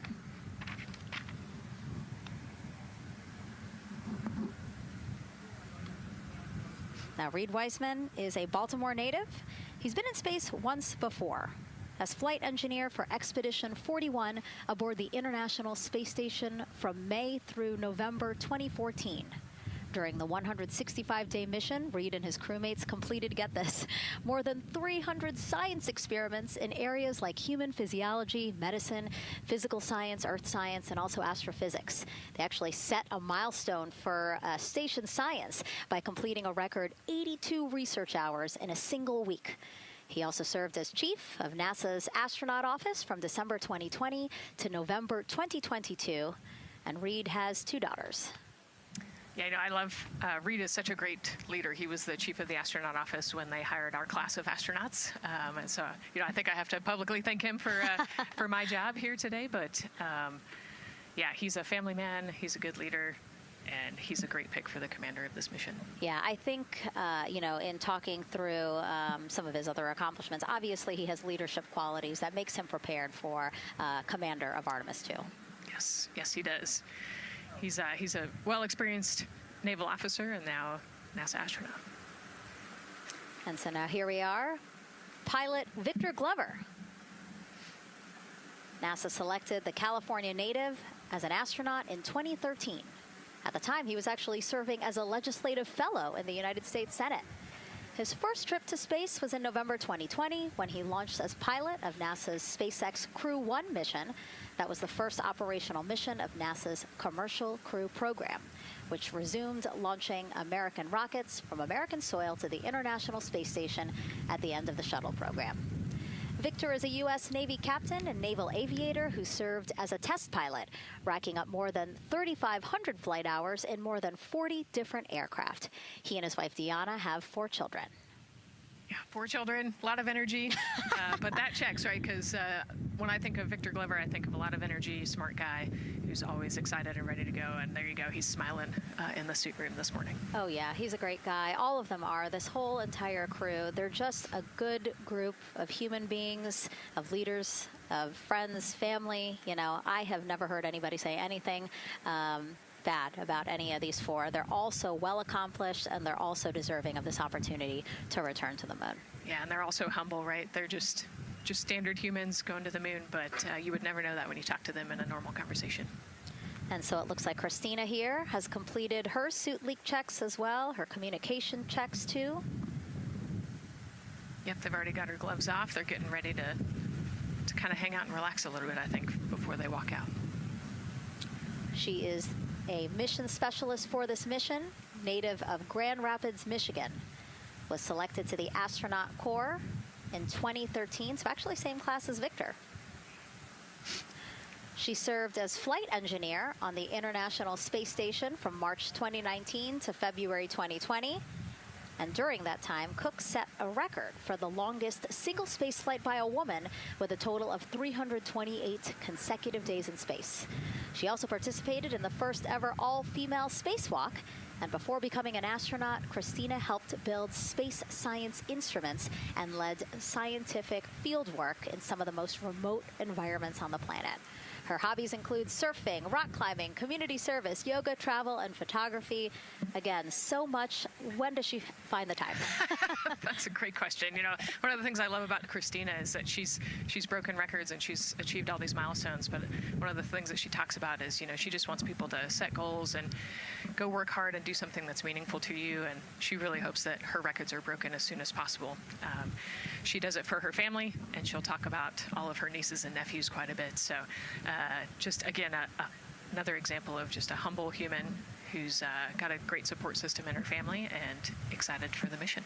Yeah, she's always saying that she just wants the opportunity to push people farther, to push humanity farther, see what we can accomplish together. So, yeah.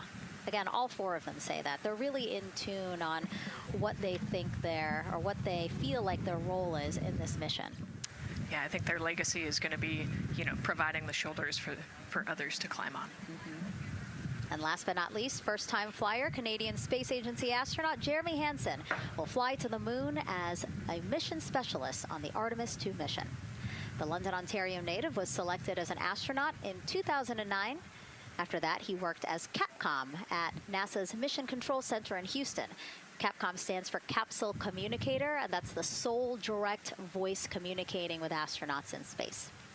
He also participated in training exercises such as living on the ocean floor off the coast of Florida to simulate deep space exploration for 7 days. In 2017, he became the first Canadian to lead a NASA astronaut class.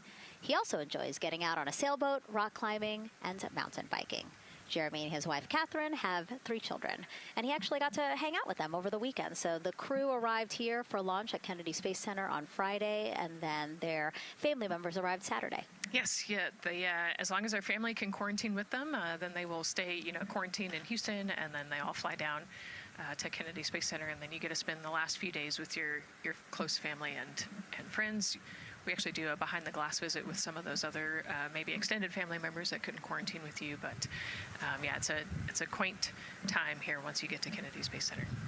A great sign here, all 4 astronauts have removed their helmets. And that indicates, again, that all 4 have completed suit leak checks. And so, Nicole, what they're doing now is they have these pockets on their forearms. That's just somewhere where they can put personal items that they might want, right? Yeah, just kind of stowage pockets. You know, there's always something that you might need or want while you're in the capsule, and then also last-minute personal items if you want to put a couple things in there. So everybody kind of has their own unique stash in their pockets. And then another pocket has emergency equipment that they might need, right? Like a signaling mirror, things like that. Right, yeah, the suit is basically all in one. You know, it's got the oxygen bottles there on their right legs. You'll see in a different shot, they've got pockets with survival gear in it, and that is to keep them safe. So if they had to egress the capsule, either from the launch pad or from the water, then they will have all of the survival gear with them. They'll have about 10 minutes of oxygen as well from that bottle so that they can get to safety quickly and safely. We are now 5 hours, 3 minutes and counting from the opening of our 2-hour launch window, and we have our first questions from social media.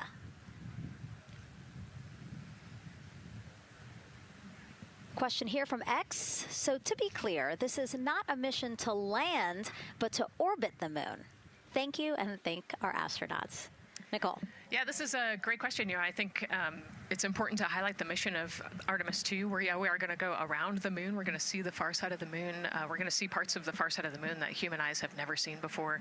It's very similar to the Apollo 8 mission, right? We're also potentially going to be able to see the landing sites for the future Artemis missions and kind of provide the overall context of those landing sites amongst the entire moon site there. So it's an exciting mission. We'll get to learn a ton about you know, there's so much science that's going to be on this mission as well, right? Where they're going to do some science experiments on humans, learn about the stress of the environment, and we're going to learn about the radiation environment. We're going to learn about the suits as well. We've got some technology demonstrations that are going to happen. So there's a lot going on this mission as we fly around the moon and come back. Mm-hmm.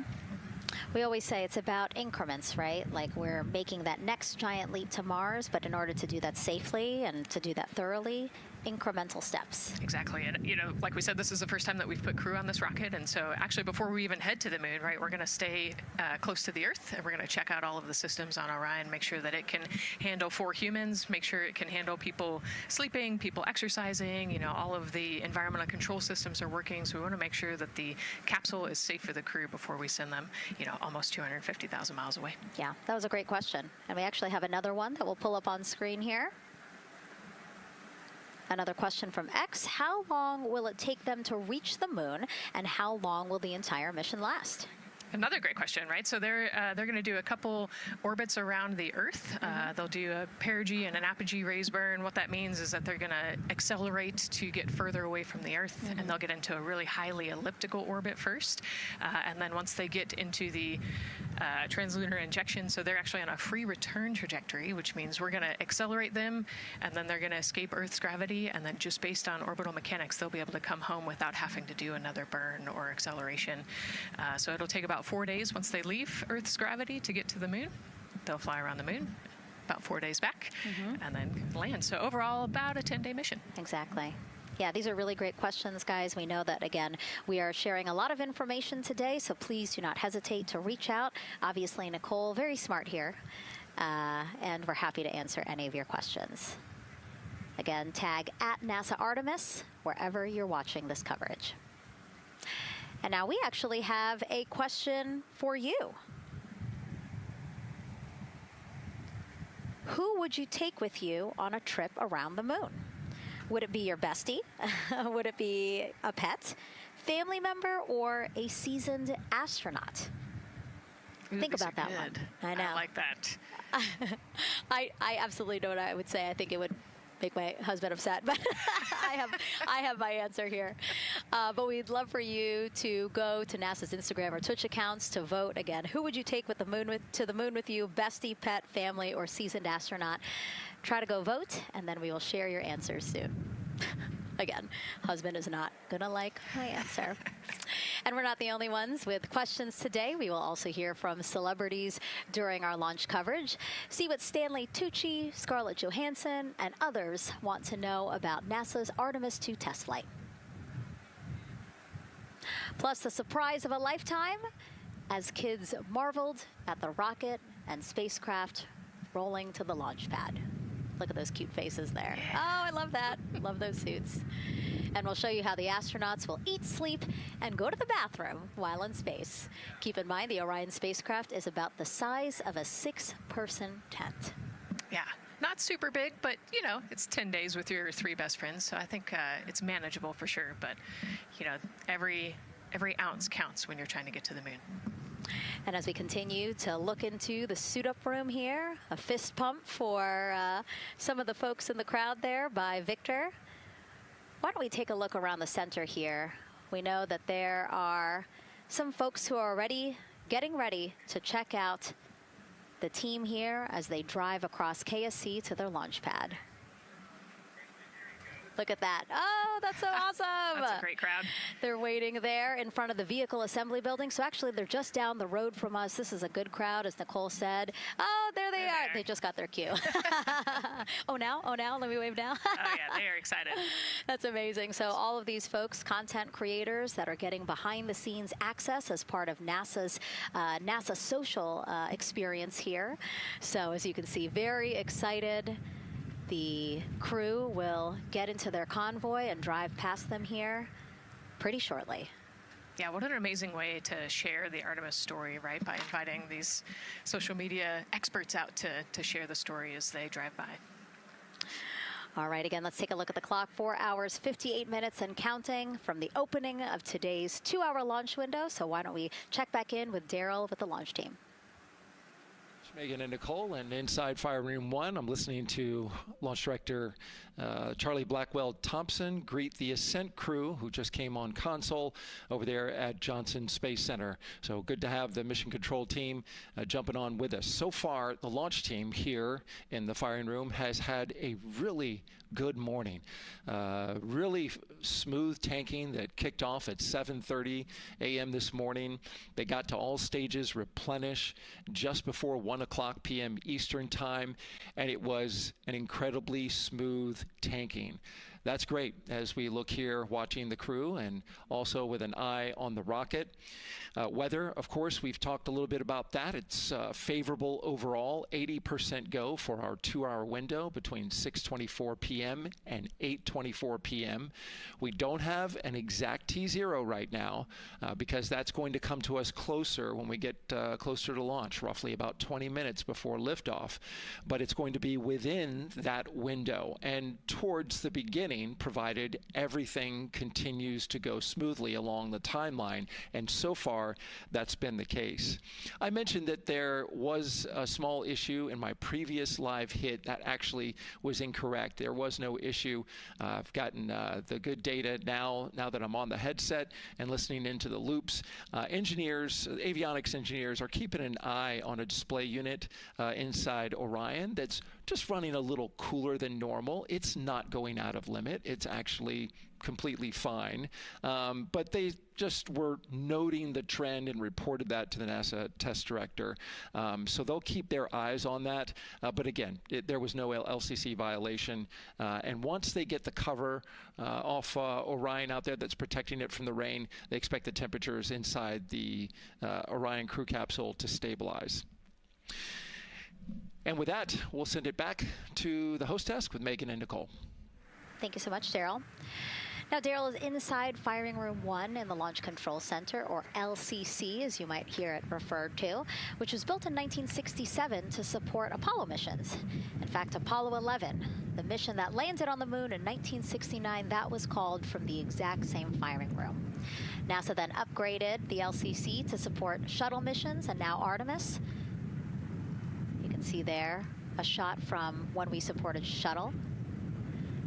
Now with Artemis, the primary launch team for today is in Firing Room 1, but there is actually support staff in Firing Room 2 as well. And together they will propel this ambitious test flight off Earth.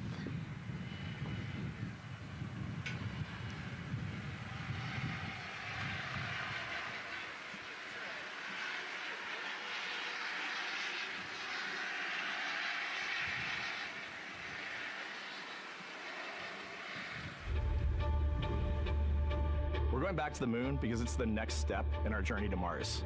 We need to go explore the moon. There's vast regions of unexplored areas with the coldest, darkest places in our solar system.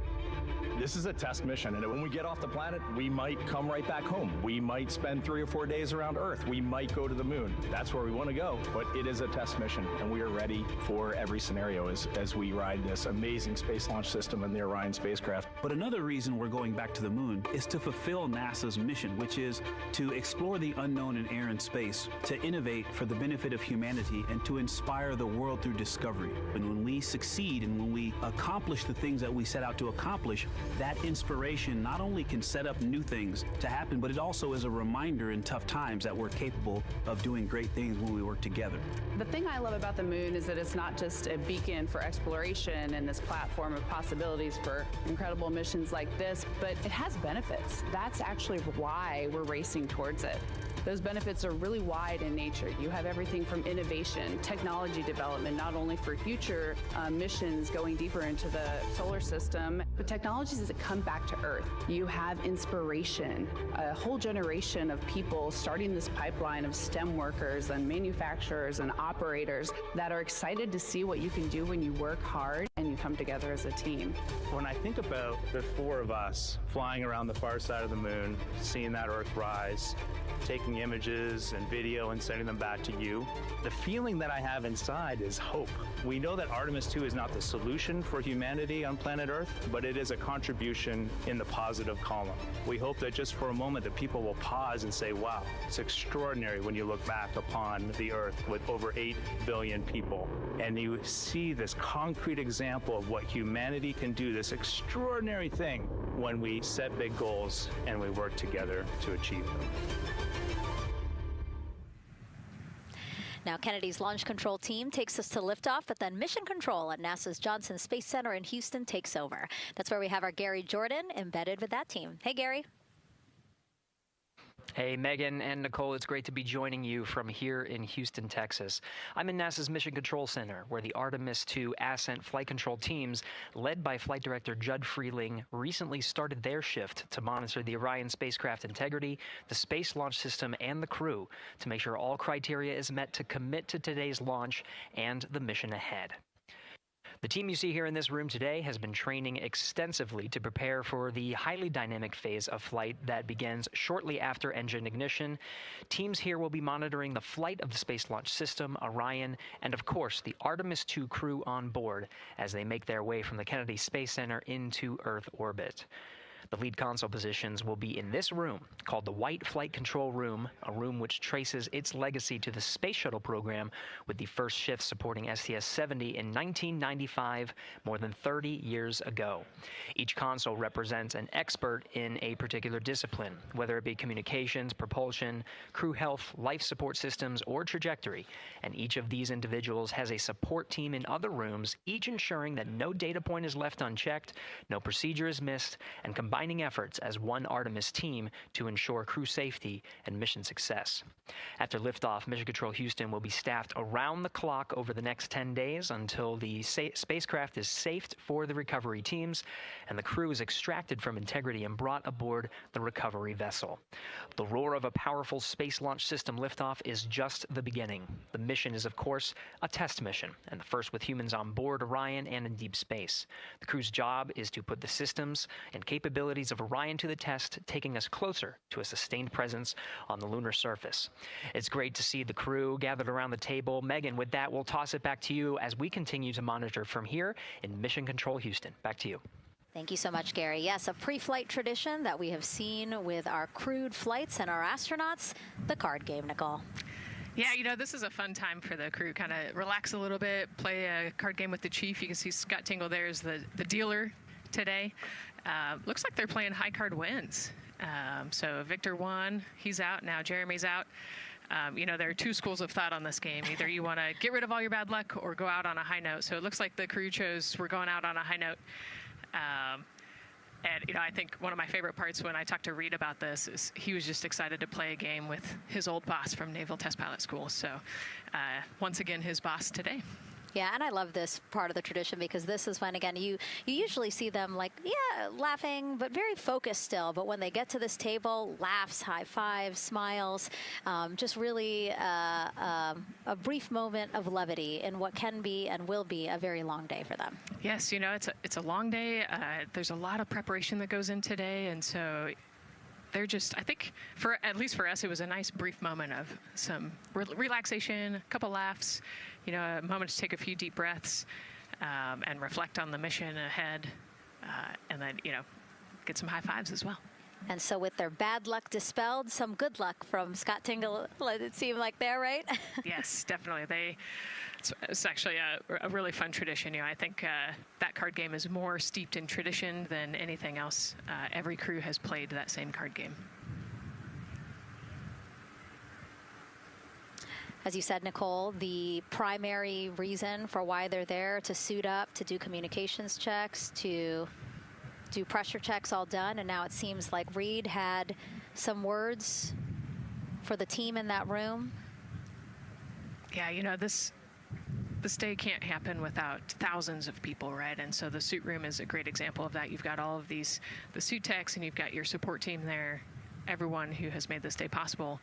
You know, they've been working with the suit team for years at this point, getting ready. So some fist bumps to the group.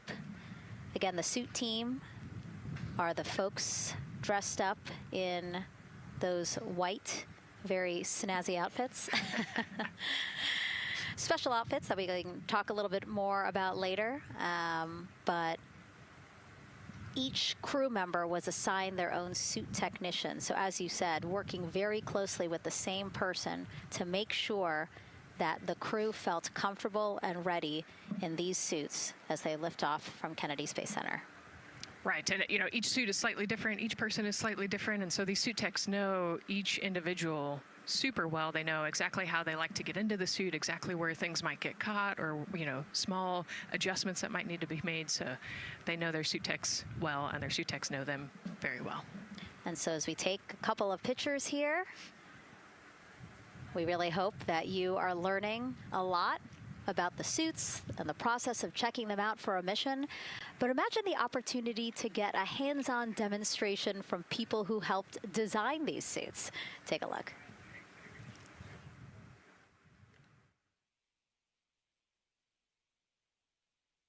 Does anyone want to try on one of the gloves? I love showing the kids the suit. I love how excited they get about space. Oh! So that would be... It just goes in there? We got to bring some stuff for them to actually put their hands in, and some of them were very excited because they want to be astronauts when they grow up. I would love to be an astronaut. That would be incredible. I'd like to be like an engineer that like maybe designs the suits. Whether it's the call, the orange color, every aspect has an important function for our astronauts in space. It's going to be amazing seeing astronauts up close to the moon again. And that was a special event at Johnson Space Center. What we just saw there, obviously a big part of why this mission is so important to NASA, really just an opportunity to inspire everyone, especially kids, right, Nicole, to dream big and be curious. Oh man, yeah, the kids are so important, right? I love talking to kids. You know, they are the future of spaceflight. They are the Artemis generation. And, you know, if we could just inspire even one of them to go on to be a scientist or an engineer or maybe even an astronaut someday, that's a win.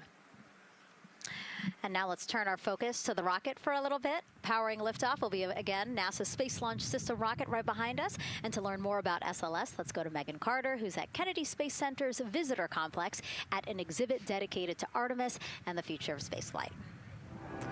That's right, Megan. I am so excited to be over here at the Visitor Center, but not just because of launch. I get to introduce you to the moon board.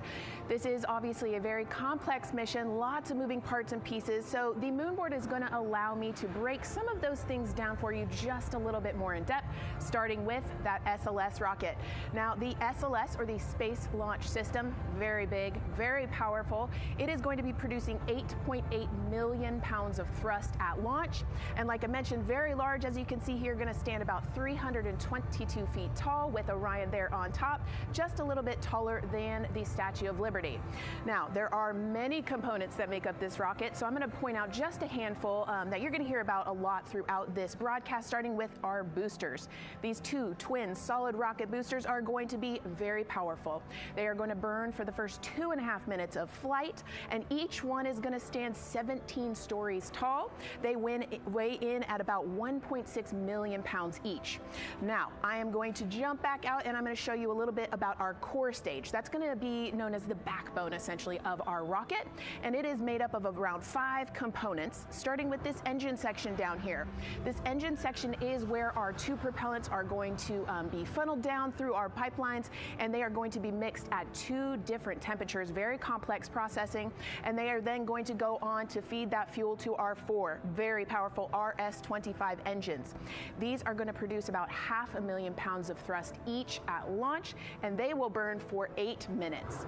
All right, now jumping up here, we are going to take a look, because I just mentioned those propellants. Obviously, we do need fuel, and that is why we have around 535,000 gallons of that liquid hydrogen.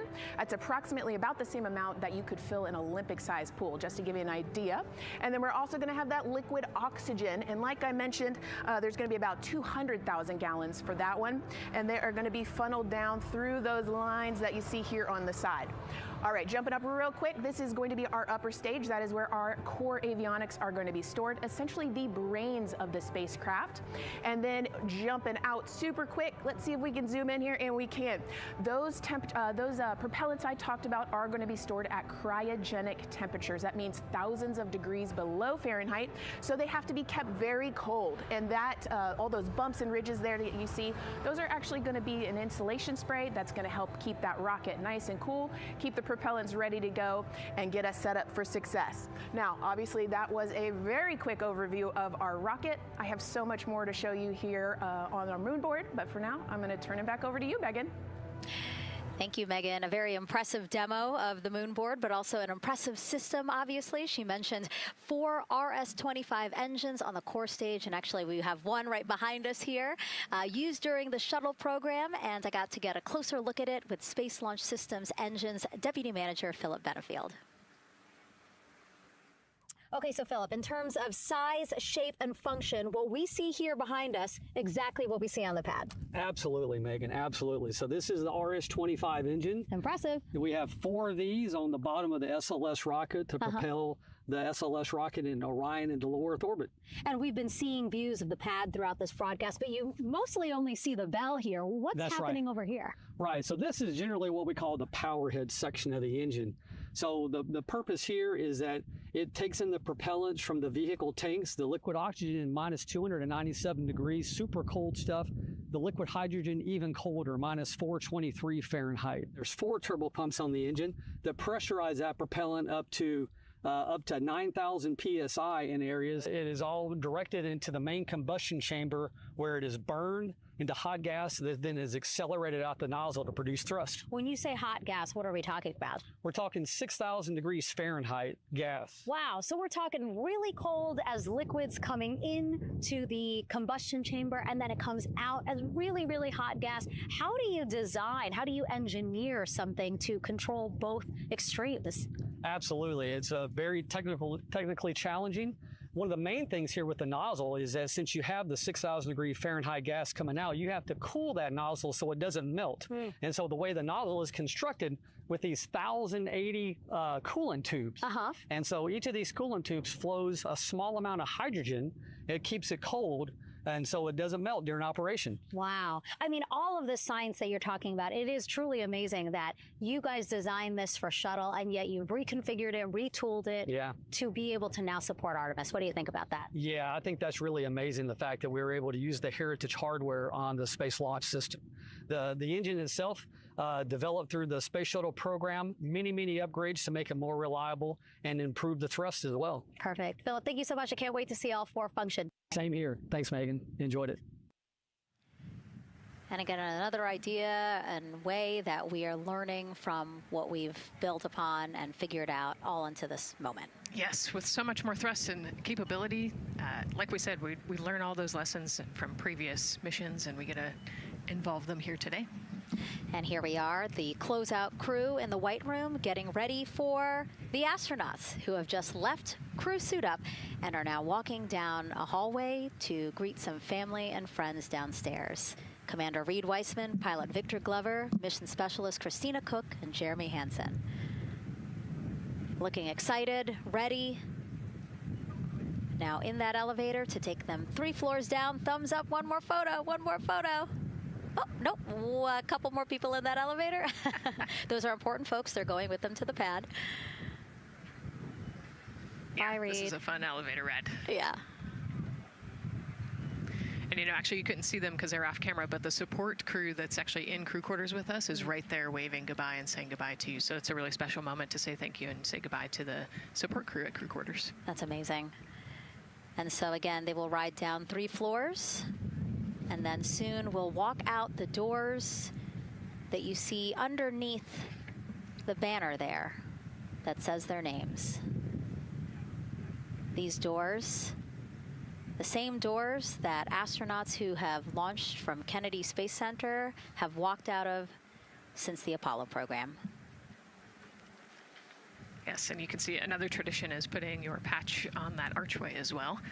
So I'm sure they did that over the last couple days. They did. It's actually it's so hard to see because there's so many of them, which is also great, but it's on the door frame on the right-hand side, the very, very bottom. Awesome. Great crowd here. A shot now of everyone who is waiting to greet the crew as they walk out of the operations and checkout building here at Kennedy Space Center and will board their ride to the launch pad. Yeah, this is a really great shot, right? Because you get to see a little bit of what goes on there. So you've got the close family that were in quarantine with them up close. They get to wave goodbye one last time. You've got a little bit of media in the background, and then you've got some NASA employees and a lot of the program managers off to the side as well to wave goodbye one last time and wish them luck. Yeah, it's a really nice moment. Again, they have had some quality time with family, but this is their final opportunity to say, see ya in 10 days. Yep, the last wave. And so there are different pens of people, again, as Nicole was alluding to, specific to the quarantine rules that you followed in order to be able to have that access, have that closeness with the crew. And then on the bottom left-hand side of your screen, the Astrovan. And that is going to be the crew's ride out to the launch pad. This modified Airstream motorhome can seat up to 8 people inside. It has a TV and sound system, and we know they plan to watch a video during their trip out, right, Nicole? Yes. So I think Top Gun is on the menu, yes. And then also Point Break, because you know Christina surfs, so I think they've got a pretty decent entertainment planned. So I love that. It gets them in the headspace, the right headspace, to really just enjoy the ride to space. NASA's history with Airstream dates back to the 60s when the company created a crew quarantine vehicle for when astronauts returned from the moon. This picture here, President Nixon talking to the Apollo 11 astronauts inside said quarantine vehicle. Then during the shuttle program, Airstream created the first generation Astrovan, a 27-foot motorhome that transported astronauts across KSC to their launch pad. And again, that is what we're going to see today. A very similar picture. Again, the orange suits, the Astrovan, very reminiscent of what we have done before and how we got to where we are now. Yeah, and it's a pretty cool ride. You know, you get about 20 minutes to get out to the launch pad and watch a movie, listen to some music. It's kind of an interesting, you know, and then along the whole way here at KSC, all of the employees from Kennedy Space Center come out. You can see in the background of the shot you're looking at right now, all of those employees and everybody lining the streets, waving and wishing them luck. I think this is an emotional moment for a lot of people because this is the last time where a lot of people will be with the crew, because once they get to the pad, there's only a handful of folks with them before launch. Yeah, definitely. This can be emotional for the crew, can be emotional for the families, of course. I mean, yeah, I got to wave goodbye one last time to my sister, and when we walked out those doors, and yeah, it's surreal. You know, it starts to become much more real the closer and closer you get to the launch pad. 20 seconds now from when we expect the crew to walk out those doors. It must be really hard for them to patiently wait for these very specific milestones. You've got a whole group back there that's telling jokes and keeping it light. So.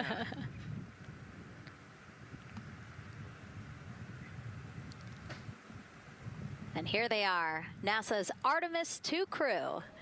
Commander Reed Weissman, pilot Victor Glover, and mission specialist Christina Cook and Jeremy Hansen taking their first steps outside for their historic test flight. To a wonderful applause from the crowd. They're looking really excited. Some and big really smiles. Ready. I love that. It's a great day for us. It's a great day for this team. A few words from Reed. Great day for us, the team, he said. Thumbs up, more thumbs up. Of course, a lot of pictures. We hear some camera shutter clicks back there. I love the energy of this crowd. Let's go. And so now the crew walking over to each of their pens. The first people closest to them, of course, their family members who got to quarantine with them, correct? Yes. Yeah, so the ones that are close and waving, those are the immediate family, so spouses, partners, kids. And we're trying to give them some privacy so that they can have their conversations with their family members. Christina there, she has her husband. Victor has 4 daughters and his wife, they're there. Reed, his 2 daughters are there. And then Jeremy, his wife, 2 daughters and a son. You know, when you were standing in their shoes, Nicole, when you flew for Crew 10, what were you kind of talking about? Like, did you really think about this moment and what you might want to say? You know, they've all already done their real goodbyes, you know, in person. And so this is more just kind of, again, that last chance to wave, last chance to get one smile. You know, you see Christina there smiling. So this felt much less heavy and just, you know, waving and maybe cracking a joke or something, saying hi. So this was a really, really great moment for our crew. Reed's 2 daughters there. Reed spoke about when he told them that he was selected to be the Artemis II commander. And he said he was worried. He's a single dad, didn't know how they would react. And actually, he said he was overwhelmed by their support. He woke up the next morning with cupcakes baked by one of the daughters, moon cupcakes. Yes, I love this story. Moon cupcakes the next morning. Like, how awesome is that, right? Everybody needs their support system, and clearly he has that in his daughters. Christina said she took a bike ride with her husband and wanted to tell him when the moon rose, but that it was too foggy. But she said he was still very excited and happy for her. Yeah, the moon's still out there. A close-up now of, again, Commander Reed Weissman and Mission Specialist Christina Cook. To the right of your screen, as we pan left, we have pilot Victor Glover. Victor told his wife, and they told their 4 kids together, and he said that one of them just started yelling, "Let's go!" Yes, I love that. Again, the support from the family is awesome. And Jeremy said his wife and 3 children, super excited. He felt very supported. You know, he did have that tough conversation, obviously, of talking about the realities of this being a test flight, but he said they were super supportive. And now as he walks away, some kisses from Victor Glover to his family, hearts to Christina. Jeremy being a gentleman, pausing so that Christina can take a nice photo without him. Hearts too from Reed there.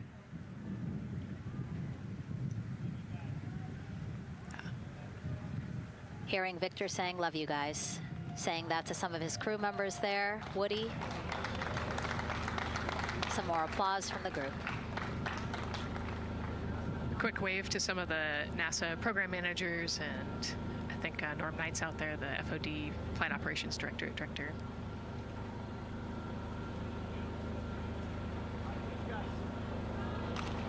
You heard Reed there saying thank you guys as the crowd picks up again with their applause, and the four of them step into their Astrovan.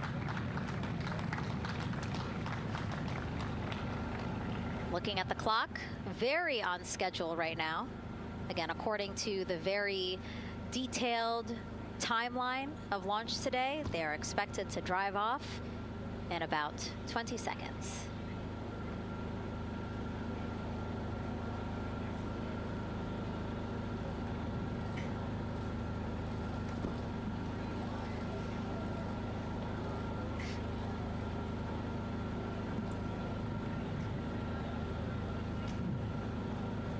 So far, we're marching toward the launch smoothly.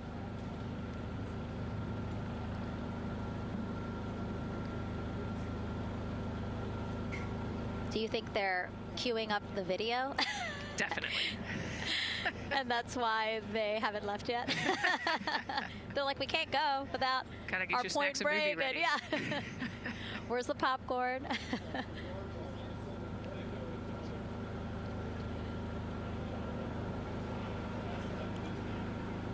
Again, good on the timeline. Of course, they do have these very specific milestones, but this is not one that has to be completely stuck to the second and the minute. Yeah, we will make up that time easily.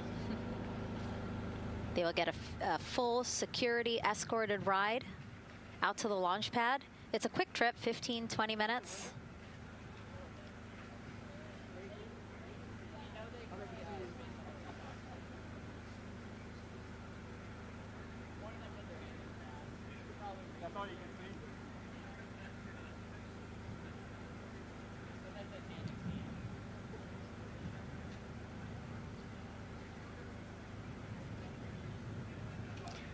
The closeout crew at the pad still just getting everything ready for their arrival. Configuring Orion, right, Nicole? Yes, so they're probably laying out the seat restraints and getting all of the umbilicals set and ready to go so that when the crew gets there, they can ingress and start getting strapped in and connected to the capsule. And in our smaller box there, we have a shot of our administrator, Jared Isaacman. Bouncing around quite a lot today, was in the firing room right after the crew weather brief, saying to the crew that they are good for them to start suiting up, and now here to wish them well as they drive out to the pad. Yes, he's so invested in this mission. I love it. You know, he's been an active participant today, and exciting to see him there at the walkout.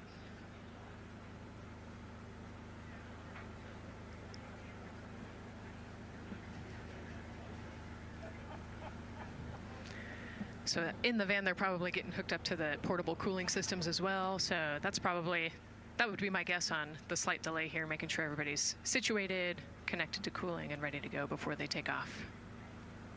Right, because the orange boxes, we didn't talk about it when we were in the suit-up room, but if anybody noticed, there are these orange boxes, and that's what provides the cooling to those thermal garments.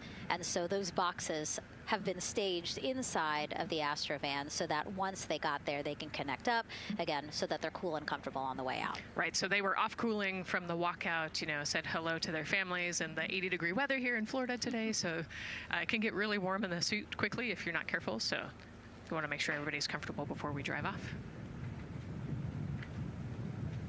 And then when they get to the pad, of course, and strapped into Orion, then they don't have any need for those cooling boxes anymore. They will get that cooling through Orion, through the different lines and umbilicals that they'll be connecting to there. Yep, that's exactly right. The Orion capsule and its environmental control system will take over once they're connected to the umbilical.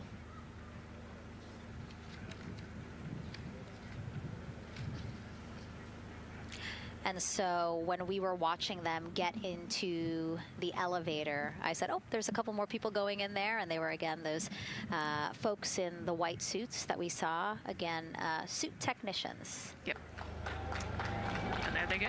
And off they go. Reed, Victor, Christina, and Jeremy now on their way to launch pad 39B, where they will fly to the moon. something no human has done in over 50 years. They may also set a new record as the farthest humans have ever been from Earth, a record set by the Apollo 13 crew almost 56 years ago today. We still hear cheers as they drive away from the operations and checkout building here at Kennedy Space Center. Now, while the crew make their way to the pad, let's get to know each of them even better. First, Commander Reed Wiseman. The moon, to me, it's the thing that connects me together with all the other humans in my life. I remember being a little kid lying in bed at night and just looking out at the moon in whatever phase it was in, and I was thinking, man, my friends that live like 20 miles away, they can probably look out and see that same exact moon.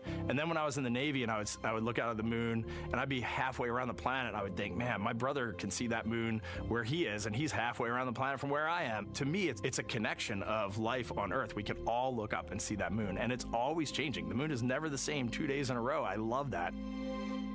My name is Reed Wiseman. I'm the commander of NASA's Artemis II mission around the moon. I grew up in a little town just north of Baltimore, Maryland, about 20 miles north of the city. There was a National Guard base nearby my house, and there were A-10 aircraft that would fly over every now and then. I just would look up at them and be like, man, I want to be up there. I want to go do that. And then my brother went to the Naval Academy, and I would go every year and watch the Blue Angels fly during commencement, and that just started to grow and grow and grow. For a while, I wanted to join the Air Force, and then I realized Navy flies as well, and they fly from ships in the middle of the ocean, and that was it. Like, done deal for me. That is exactly what I wanted to do for my career. Flying is freedom to me, especially when you're in a jet aircraft coming off of an aircraft carrier in the middle of the Pacific Ocean. Nearest land is over 1,500 miles away. So when you come off of that aircraft carrier, you are truly just alone with yourself out there. It is a magical experience to be out there all by yourself in an aircraft over the Pacific. Just it's free. I think anybody who accomplishes something that they set their mind out to, there's no one thing that does it for them. It's a combination of everything. I mean, the way my parents raised me, the way my brother and I, the way our relationship developed over time, my friends, being in the marching band, going to college, setting my own course, learning how to live on my own, being mentored along the way, being, kept on the path to success, but being given the freedom to, make excursions and fail every now and then and regroup and carry on. I think all those things come together in the end to get you where you are. I've had to overcome, I'm a human being. I've had to overcome a lot of fears. I'm pretty scared of heights. I joked about that on the International Space Station, but it turns out I'm only scared like at the edge of a building. When you're up on the International Space Station, even though you're 250 miles up, I never had that feeling of falling or that I was, at risk up there. I just kind of loved the feeling of floating and looking down at Earth. There have been challenges all throughout my life. By far, the biggest challenge was losing my wife in 2020 to cancer and now raising two daughters who are grown up now, but that's been the biggest challenge by far I've ever had to face. It is not easy. Being an only parent, trying to work a full-time job, and raising two kids is something that I think about every single day. I'm very proud of the work I've done. I haven't always done it well, but I've always shown up and tried as hard as I possibly can. And now Artemis II pilot Victor Glover and his journey to this history-making moment.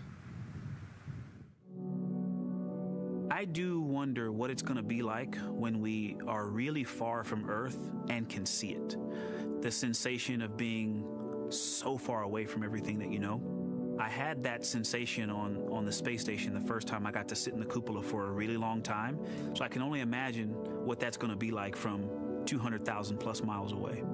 My name is Victor Glover, and I'm the pilot for NASA's Artemis II mission around the moon. When I was in 4th grade, I was 10 years old, and that's when the Challenger accident happened. And it helped me understand how the general public felt about the astronaut corps, right? Like, these are the people that we want to be, and that just gave me an easy thing to strive toward. The biggest fear that I've had to overcome in my life is doubting myself. Going to college when no one in my family had gone to college was a huge risk. I had more confidence in my athletic ability than in my academic abilities. I could play football with those college students that I saw on TV, but my classmates that I saw in the lab and around the University Union, I didn't know if I had what they had. I think addressing that self-doubt was a part of, swinging for the fence and trying to go get an engineering degree, not just go to college, but get an engineering degree and then go do something challenging and technical like flying. Apollo is known for sending humans to the moon. Artemis has an opportunity to continue the Apollo story, but I actually think it's important for this story to stand on its own. Artemis is a new program, and we're trying to do new things. And it's great to compare and contrast. When you look at our spaceship, you can see parts that were designed, built, and integrated in another country. When you look at our crew, you see that our crew is international. There are also men and women. And I just think that comparing and contrasting makes the story even richer. The piloting role specifically, I will have an hour and a half or so where I get to fly the spacecraft by hand. We haven't flown that many spaceships. And so the ability to fly one actually in space on a test mission is just a really unique opportunity. I can't tell you how I'm going to feel when we fly by the moon and see the moon up close and the Earth from 250,000 miles away, but I don't use the word excited because I'm focused. What we do, this is very serious and it's very risky, and we are all intimately familiar with that risk. And so if we go out there and we're successful and we can pass that baton on to Artemis III, that's something to really be excited about. Great to hear from Reed and Victor in their own words about how they feel about this mission and their role in it as the convoy turns this corner here onto the road where the vehicle assembly building is, and where the group that we showed you earlier today, ready with their flags. Wow, that group has expanded exponentially. Love this. Yes, this is great. So many people. Flags, oh my gosh, I love it. Oh, this must feel so special to the crew to see all of these people here to wish them well. Yes, this is heartwarming. Look at how many people there are. Everyone is so excited about this mission. Signs, people have made signs. I feel like the Astrovan has slowed down a little bit, to really take in the moment. Wow. That's amazing there. Again, crowds continue going as we are now passing the historic vehicle assembly building. This is where the Space Launch System rocket was assembled and stacked with Orion. Its history, of course, goes back to the Apollo days, but today it is home to the Artemis missions to the moon and beyond. Gosh, still people lining the route. Yep. I love that. I do too. It leaves me kind of speechless, you know, just to see all the support, all of the people who want to know that they're thinking of them, they're with them, and the fact that this crew specifically has always said we are going for all by all. This must be really special to them. Yes, and that's just here on Kennedy Space Center. Imagine the rest of Florida right now. Yeah. Mission Specialist Christina Cook, who holds the record for the most consecutive days in space by a woman. Let's take a look at what she has to say about this mission. I tell a story, which is one that my dad told me before the Apollo missions when he was just a very little boy. He was looking up at the moon with his mom, and his mom said to him, "Don't worry, Ronnie, we'll never get there." Fast forward maybe 70 years later, it's his daughter that's actually going there. And I think that long arc is something that we can all learn from. The idea that the seemingly impossible becomes possible if you just believe in it and are willing to work hard and come together to achieve it. My name is Christina Cook, and I'm a mission specialist for NASA's Artemis II mission around the moon. When I look back at my dreams as a kid, I definitely never thought I would actually get here. I was very pragmatic. Even though I'm a dreamer, I knew that the odds were way against me again, so I might as well do something I'm loving in the meantime. I definitely loved science and math in school and, did pretty well in those things, but I also loved being active. I was always outside. I loved things that made me feel small. I loved looking at the night sky, oftentimes between the pine tree branches, or I loved the ocean. North Carolina also has mountains, and when we go there, I just loved the vastness of all of those things. I loved how they made me feel and what they made me think about, and the vastness of the universe and how much out there was to learn. I'm drawn to exploring. I'm drawn to challenges that involve both mental and physical, and I'd much rather be solving problems wearing a whole lot of equipment and in a harsh environment, and that's just something I've carried with me ever since I was a kid. Thinking about the fears or challenges that I've had to overcome, there are just so many. I mean, basically, it's just been, that has been the journey. I always say to people, do what scares you, and that means I have to follow my own advice. So doing what scares me meant getting on a plane and going to the Antarctic, getting on a plane and going to study abroad in Ghana, applying to become an astronaut, opening the EVA hatch in the airlock and going out of it into the darkness, strapping myself onto a rocket. And so for me, I think that no matter what the challenge, recognizing that if people believe in you and you believe they believe in you, the challenges seem always a little bit easier. To me, the moon, it represents history. It is a witness plate. Everything that's ever happened to the moon is still written on the moon. Every single person has looked at the moon their entire lives. We see the same moon. That's something really special. It's just the epitome of a symbol of something that's in each of our hearts, but that's also represents exploration and reaching. And as we continue to watch the convoy, almost at the pad, mission specialist and first-time flyer, Canadian astronaut Jeremy Hansen.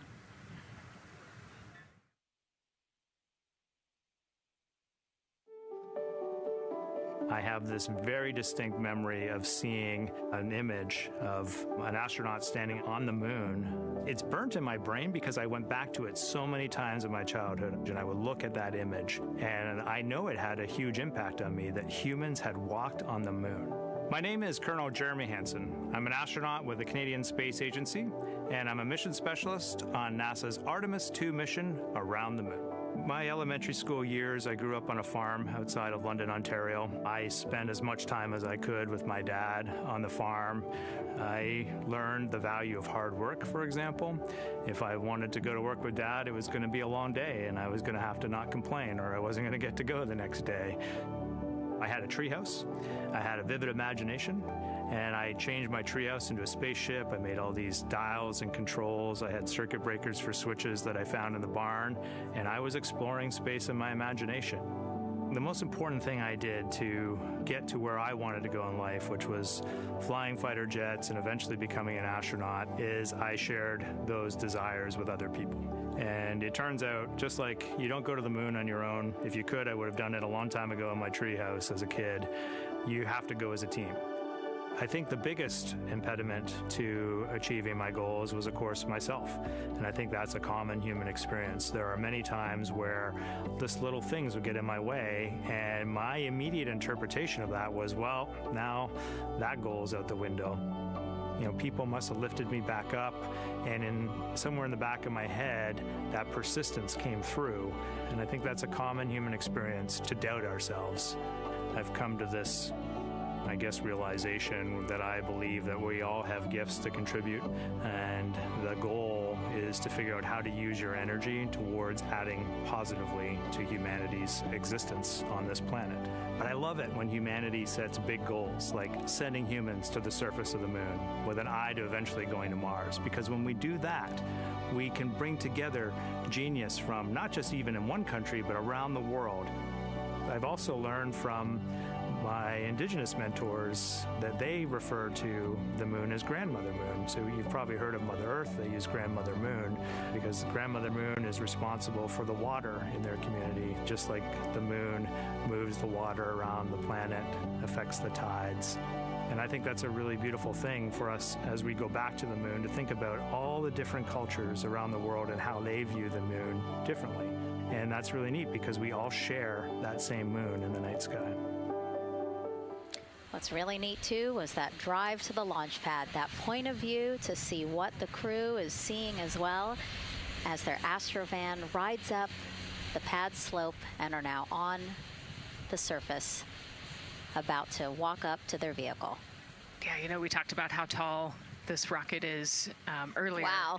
Look at that. Yeah, look at that point of view, yeah.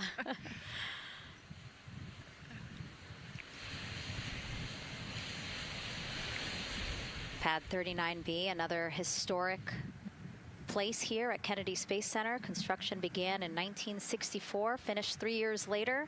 Apollo 10, the full dress rehearsal for the moon landing. That was the first mission to launch from this pad. Yeah, you know, we've used this pad for a lot of missions. You know, we modified the pad in the 70s and 80s, and then the shuttle missions actually launched from here as well. And then, of course, Artemis I took off from this launch pad, November 2022. And now here we are about to see the Artemis II crew get out of the Astrovan and make their way up the mobile launcher to the 274-foot level, where they will embark on their first crewed test flight of the Artemis program. You know, I think that button in the elevator actually says space when you hit it. It. Yeah. Really? At least on 39 Alpha it does. So I imagine it says something similar here. Again, let's take a look at the clock as we wait for the crew to get out. 4 hours, 10 minutes and counting until the top of our 2-hour launch window today. Let's head back across the street to Daryl, who's following the launch team every step of the way. All right, thank you, Megan and Nicole. And here inside Firing Room 1, we had a nice moment.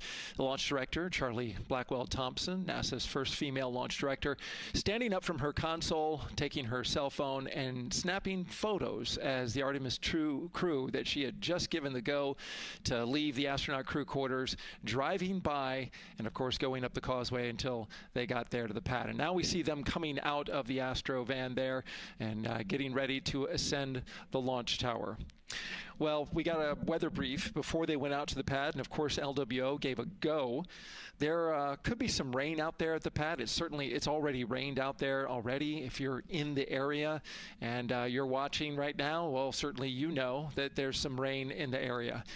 There's going to be spotty showers that are going to be coming ashore here, and we expect that throughout our rest of our countdown. But we also are getting forecasts that there'll be some clearing as we get closer to our launch window. Big wave from Reed Wiseman there, and a thumbs up as the crew goes into the elevator to ascend the launch tower to go up to the level where they'll walk across the crew access arm and get into the white room. One of the things that you're going to start to hear now is from the crew themselves. We're going to be airing the Orion to Earth loop, which is the communications that's going between that crew and the launch team here as they walk them through configuring their various consoles as well as getting ready.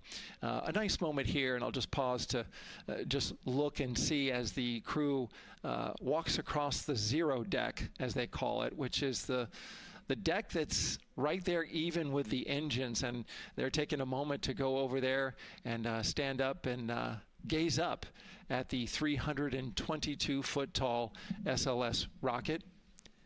This was part of the plan for the Artemis II crew,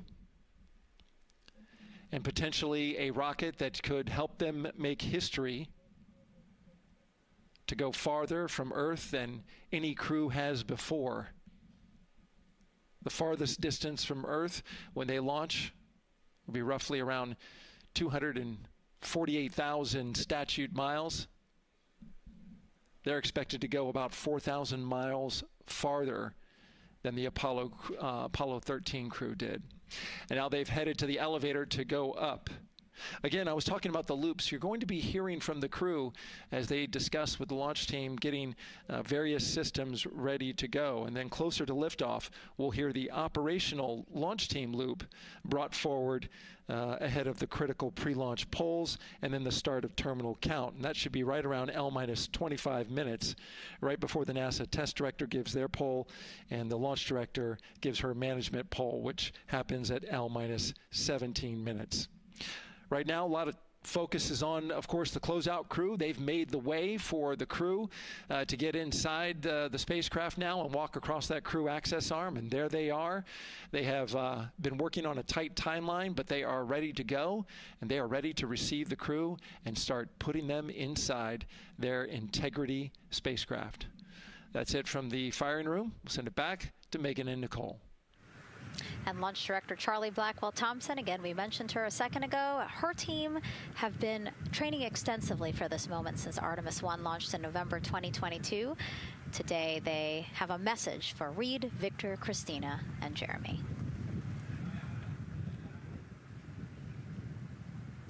Today, you carry the work of thousands and the hopes of millions. Every test, every simulation, every long day and night have led to this moment. This team is ready. The vehicle is ready, and you are ready. From the ground to the moon, Godspeed, Artemis II!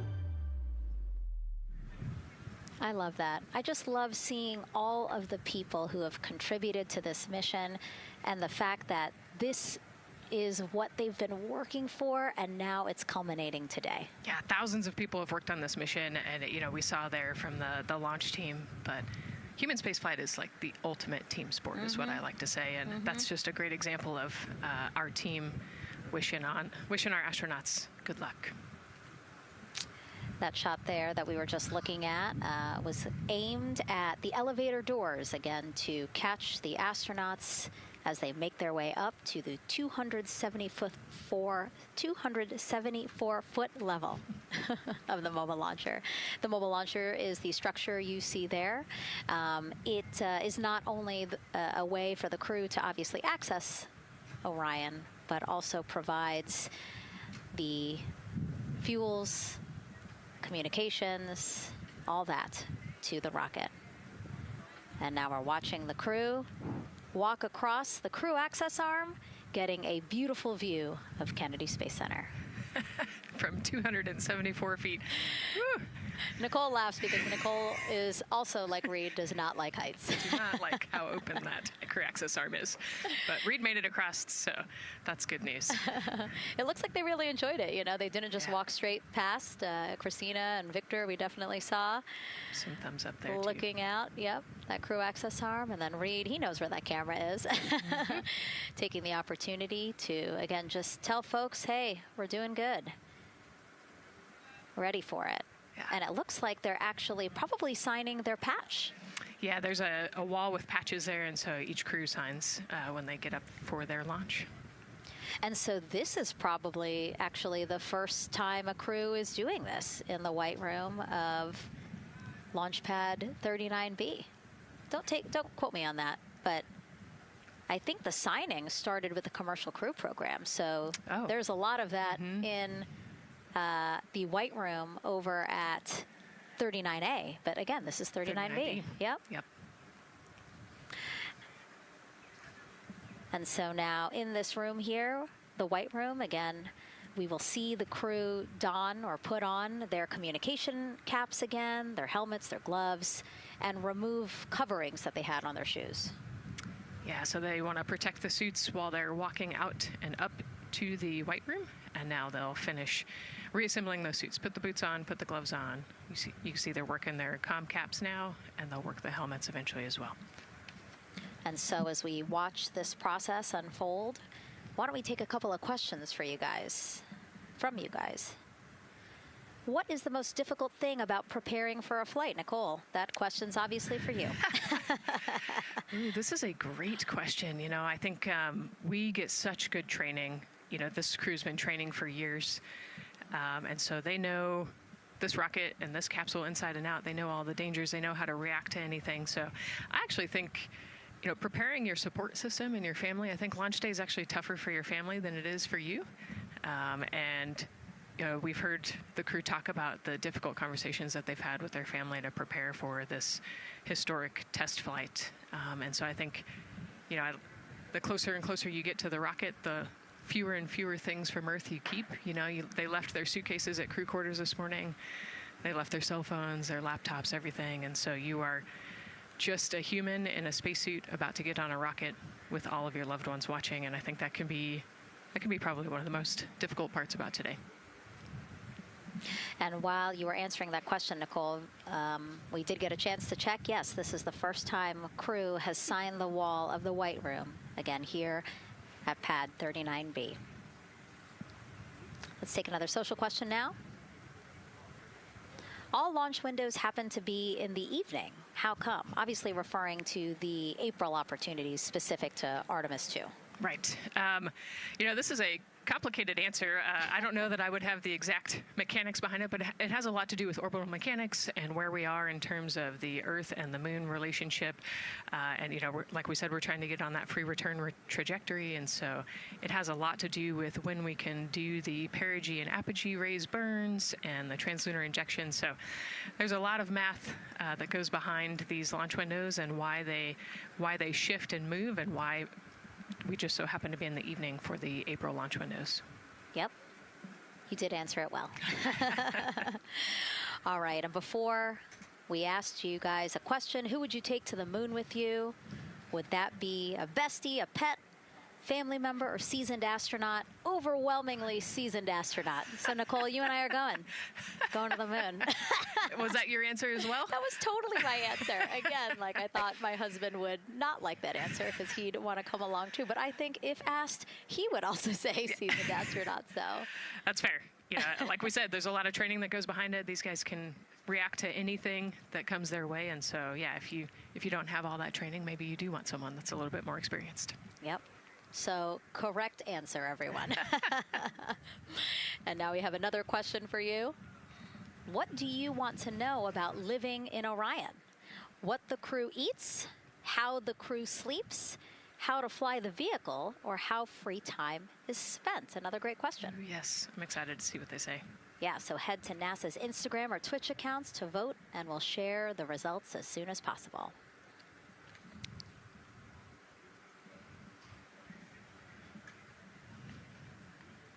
And while you're doing that, remember to also sign up to be a virtual guest for this mission. Just go to the link we'll pull up on your screen. As a virtual guest, you will get mission-specific information, notifications of any schedule changes, and curated resources straight to your inbox.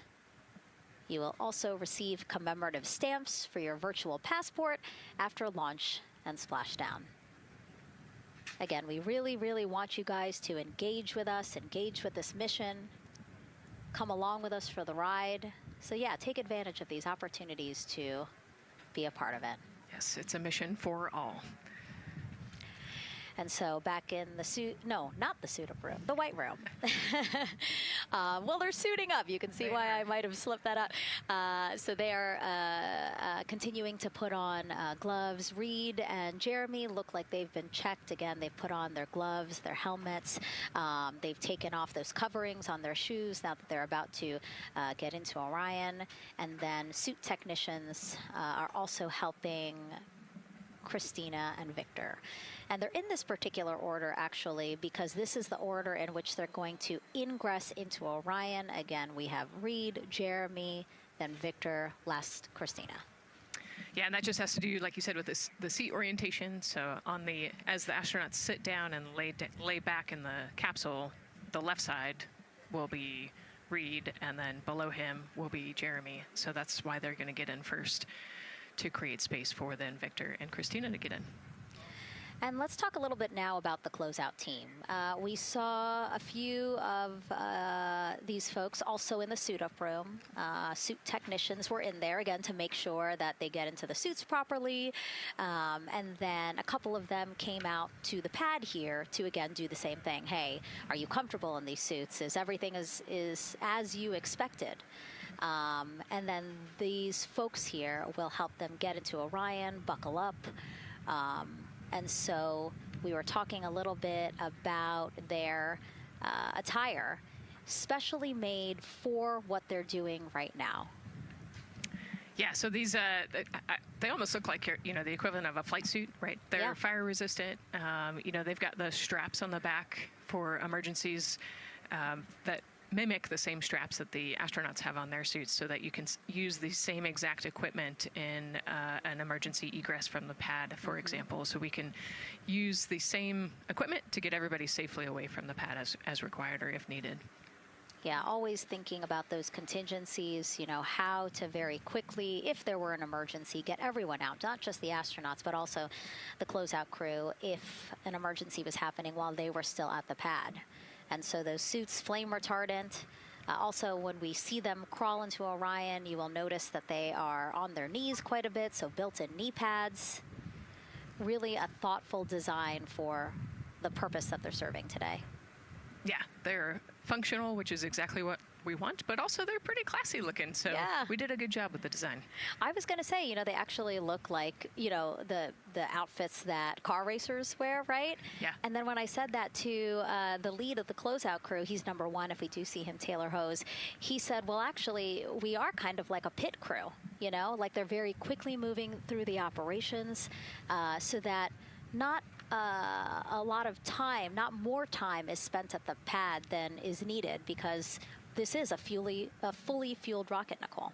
Right, yeah, we want to minimize the time that we have more humans up in the White Room, but also safely and efficiently get the astronauts ingressed into the capsule. And so that's their main job. That's so yeah, I like the pit crew analogy, works great.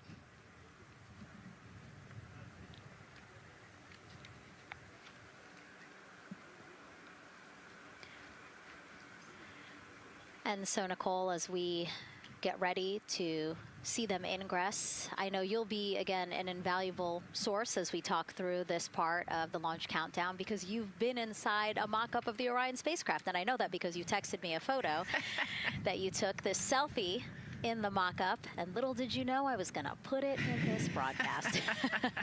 Yeah, this was actually a really wonderful opportunity. Last week, our flight control team at Johnson Space Center hosted an open house of the Orion mock-up there in the space vehicle mock-up facility. And so I got to spend some time in the capsule with some of the flight controllers who are actually sitting on console right now and talk to them about everything inside the mock-up. So you can see I've got a bump cap on. It's like a small hard hat. There are a lot of, you know, metal corners and things, and we are still squishy humans at the end of the day. And so they want you to be careful while you're moving around in there. But I got to see, you know, how the crew will ingress. I got to look at the umbilical and the seat straps, and I got to see, you know, the emergency equipment and the stowage and the toilet. I got to see it all. Got to talk about everything. It was pretty cool. It was a really great time. You know, Michael and Bruce were great with me. They answered all of my questions. Yeah, because it's really good to be able to give that perspective, because, and as you guys will see, yes, we do have cameras inside Orion and we'll of course take you in, but it doesn't give you a true feeling or idea of how big the space is, you know, how things are configured. Again, like when we see them go in, they're actually on their backs. Yep. So, again, it's just hard to really get a sense of the inside there, but Nicole is going to really help walk us through that. Yeah, you said they're on their backs, and, you know, you have to somehow get there, and so they're actually going to almost barrel roll onto their shoulder to get onto their backs and their feet up on those leg rests. Actually, Andre's holding onto right there. You can see Andre number 2's inside getting everything ready for them. And actually, those leg rests for the pilot and commander seat will come off once they get into orbit to create some more space for them. And it looks like we're getting ready to ingress here. Yep, thumbs up from Reed. Everybody configured with their suits, and so in we go. They actually get inside by walking backwards. That's the easiest way to get in, right, Nicole? Yeah, so he will step down right over the flywheel or the exercise equipment that they've got in there. We'll talk to that in a second. And then you actually step down right on top of the toilet area backwards. You can see him going now. Oh, and he's already turned around and walking in. You can see Dre's protecting his helmet and his visor there from all that metal. Yeah. It's a tight squeeze, but they've done this a lot, so Reed's already all the way across the capsule. Yeah, that was fast. Impressive, Reed. Impressive. That's why you're the commander. Oh, a heart there from Jeremy again. Yep, Canada. Yeah. Canada is about to get into Orion. And so you mentioned Dre. Why don't we talk a little bit about him? So that was NASA astronaut Andre Douglas. And he is actually one of the backup crew members for the Artemis II mission. He trained alongside the primary crew and will step in and if any of the 3 astronauts are unable to fly. Yeah, Dre's actually a classmate of mine, so fellow fly. Oh, yeah. Yeah, so we've worked very closely together. It's exciting to see him in this role. Yeah, Virginia native, selected as an astronaut candidate in December 2021. He completed his training in March 2024 and was subsequently named as the Artemis II backup crew member just months later in July. Before joining NASA, Andre worked at the Johns Hopkins University Applied Physics Laboratory, where he specialized in spacecraft systems engineering. His work focused on the systems that help spacecraft know where they are and how to get where they need to go. So obviously critical for missions to the moon. Yeah, he's a wicked smart guy. He's got like 15 degrees, I think, or something. Oh, my. So. And so now here we are back inside Orion, where the closeout crew, each one with either Reed or Jeremy. So it looks like Andre is with Reed. And this is a camera shot of behind Reed's head. So Reed, while Andre is buckling him in, it's a 5-point harness, Reed was configuring his control panel. Yeah, the displays. We're getting the displays ready so that they can monitor all of the systems and monitor the launch as they go. Christina there signing the wall.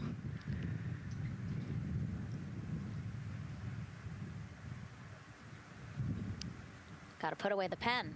The pen could be foreign object debris or FOD, which is bad for NASA. We definitely want to make sure that we keep track of everything and we know where everything is, because the smallest thing could prevent us from launching or affect the equipment out there. Yeah, and you'll actually see that most of their tools will be tethered as well, so nothing can fall through a crack or drop.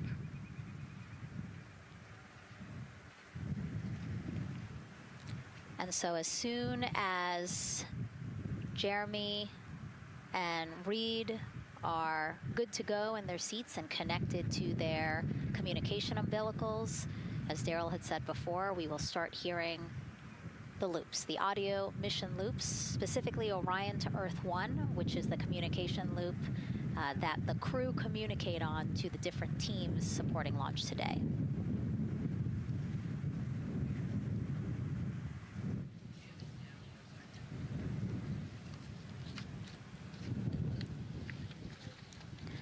And as we said when we were in suit up, after they do communication checks, again, suit leak checks to make sure that nothing went wrong between the suit up room and here, and also to specifically connect them to the Orion systems. Yes, this will be an integrated test with Orion and the suits to make sure the entire system is working and ready for flight.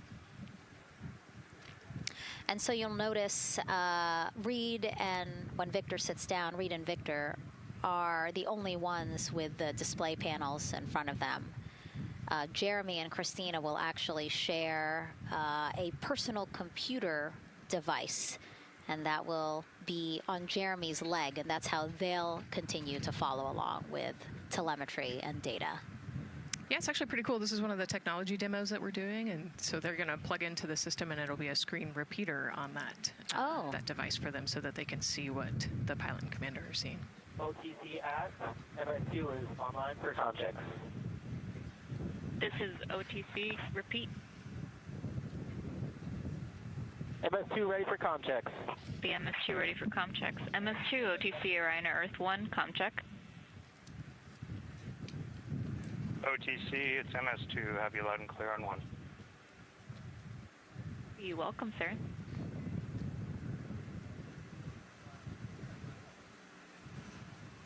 And so that was the Orion test conductor speaking with Jeremy Hansen, again, mission specialist 2 for this mission.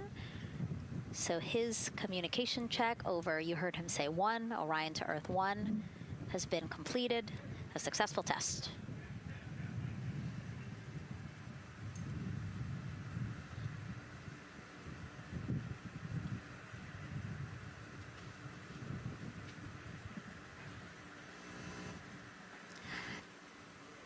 The rest of the crew here waiting in the white room. Again, as Nicole was saying, a little tight there for all of those folks. So Christina and Victor will wait until Reed and Jeremy are done getting buckled in.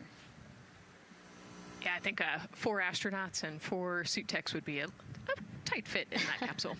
Yeah, I mean, take a look at Bill. He's number 3 there, that the suit technician there. He is kneeling where Christina will be in order to get Jeremy situated.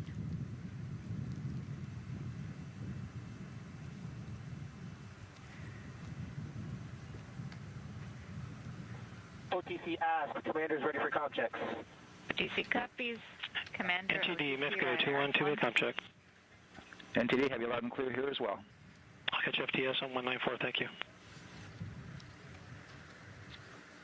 Commander, OTC Orion Earth 1. OTC, CDR has you loud and clear. Good comm, welcome, sir. And there you have it, a successful comm check with Commander Reed Wiseman. And so... And CDR, NTD on Orion Earth 1 for comm check. I got you loud and clear, NTD. And good to have you on board. Good luck today.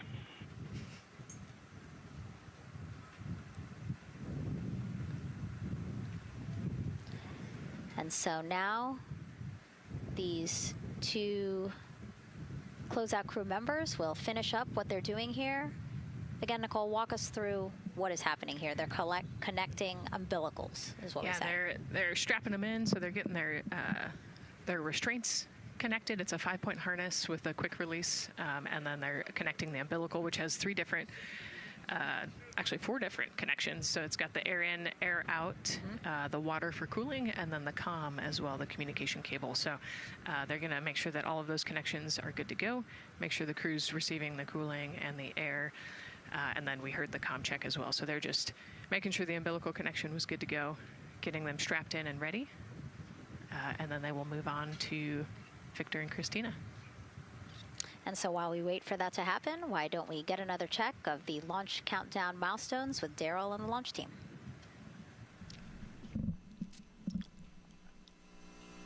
All right, welcome back into the firing room 1 here, where some of the launch team is having some pizza that was brought by the administrator. That was nice of Administrator Jared Isaacman to bring that by for the launch team to enjoy. We're L-minus 3 hours and 44 minutes and counting as you can see the crew ingressing into the spacecraft. There are a number of things that are happening on the timeline. Of course, the closeout crew, they liken themselves to like an F1 pit crew, working quickly, methodically, carefully as they go through their procedures to get the astronauts ingressed. Overall, there's a little bit of timeline pressure, right? There's only a certain amount of time as you see the astronauts going into Orion, only a certain amount of time that they can spend on their backs. They will be there for a few hours, right? So we're sitting at 2:40 p.m. Eastern time, and the window opens at 6:24 p.m. Eastern time and runs until 8:24 p.m. Eastern time. So 4 or 5 hours or more on their backs, and then they'll hopefully lift off for a launch. So of course the crew is mindful at the time. They don't want to slip into the window if they don't have to, and so they're keeping a tight lock on the margin, the amount of time that they're working there. And there's a heart from Christina Cook. Great to see that as she gets ready to get into the Orion spacecraft, one that they named Integrity. It certainly fits this crew from what I've observed. Now, right now, the rocket's tanks, they're in what's called replenish mode. So another factor for this closeout crew is, and the crew themselves, this is a fully tanked, almost ready to go rocket. It's got all the propellant it needs to go to the moon. It's just a matter of getting the astronauts in, getting them configured, and getting all the systems, the high energy systems, bringing them all online in order to launch this rocket. As they sit there, there is propellant boil off that's happening. All tanks are at 100%, but the propellant, which is liquid oxygen and liquid hydrogen, those two propellants are minus 423 for hydrogen and minus 297 for the liquid oxygen. They are boiling right now. They've been boiling the entire time when they've been in the tank. And that is vented out, as you can see. When we look to a wider shot of the rocket, you can see the venting and the little wisp of clouds that are coming out from the top of the rocket and the middle part of the rocket. And that is because just like you boil water on your stove, those propellants are boiling. Of course, their boiling point is much lower than than water, and so it doesn't take much for them to boil. But just as if you were to leave your pot of water on the stove and just leave it there, what would happen? Well, it would completely boil off, and all the water would be gone. Just basically turned into water vapor inside your house. Well, it's the same case here. So we are continually replenishing the rocket with propellant, liquid hydrogen and oxygen, running from those propellant lines that you see there going into the rocket. So that continues to go well. Overall look from the launch team here, this has been a very smooth countdown so far. The cryo tanking went exceptionally well, and the launch team is really in a good mood right now. Cautiously optimistic, understanding that with a system this complex, you can have something unexpected happen. But to this point, the firing room is really encouraged by what they've seen so far, and are especially excited to see these astronauts getting inside the spacecraft. L-minus 3 hours and 40 minutes and counting until we open up that window for launch. For now, we'll send it back to Megan and Nicole. Thank you, Daryl. And, he mentioned that the crew decided to name Orion Integrity, and it was not something they came to easily. They really wanted to put in a lot of thought, and what they came down to is integrity is a value that NASA embodies, and also individually they felt like integrity is something that speaks powerfully to them. Yeah, and I think the other part of integrity, it just represents the humility and the professionalism behind the entire team that built this rocket and got us here today. And so it's a fitting name for this capsule. Yeah, like I said, I think the crew said it took them a little bit to decide on what they wanted, but I think they made the perfect choice. I agree. And so as the countdown to launch continues, we are reminded that this is an agency-wide effort to make today's launch attempt possible. We invited people across our NASA family to wish our crew a safe journey. Go Team Artemis! Go Team Artemis! 3, 2, 1, blast off! Have a great flight. Godspeed. We'll get you around the moon and home. If I had a message for the crew, be safe, to have fun, to remember that we're all down here rooting for them. I want to wish my friend and former student, Victor Glover, and the entire Artemis team best wishes and a successful flight. Have fun. Take some really cool pictures. Can't wait to see you when you get back. From the Earth to Sky team connecting NASA science to public lands, go Artemis. We will see you in the Pacific, and you can count on us being there. Greetings from NASA Langley's historic gantry facility, where Neil learned to land on the moon and Orion learned how to swim. We are with you all the way to splashdown.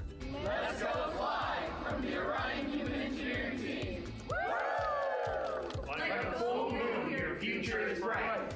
Have a safe journey from the multimedia team in Cleveland, Ohio. We hope to see you guys back safely in San Diego, maybe singing some karaoke.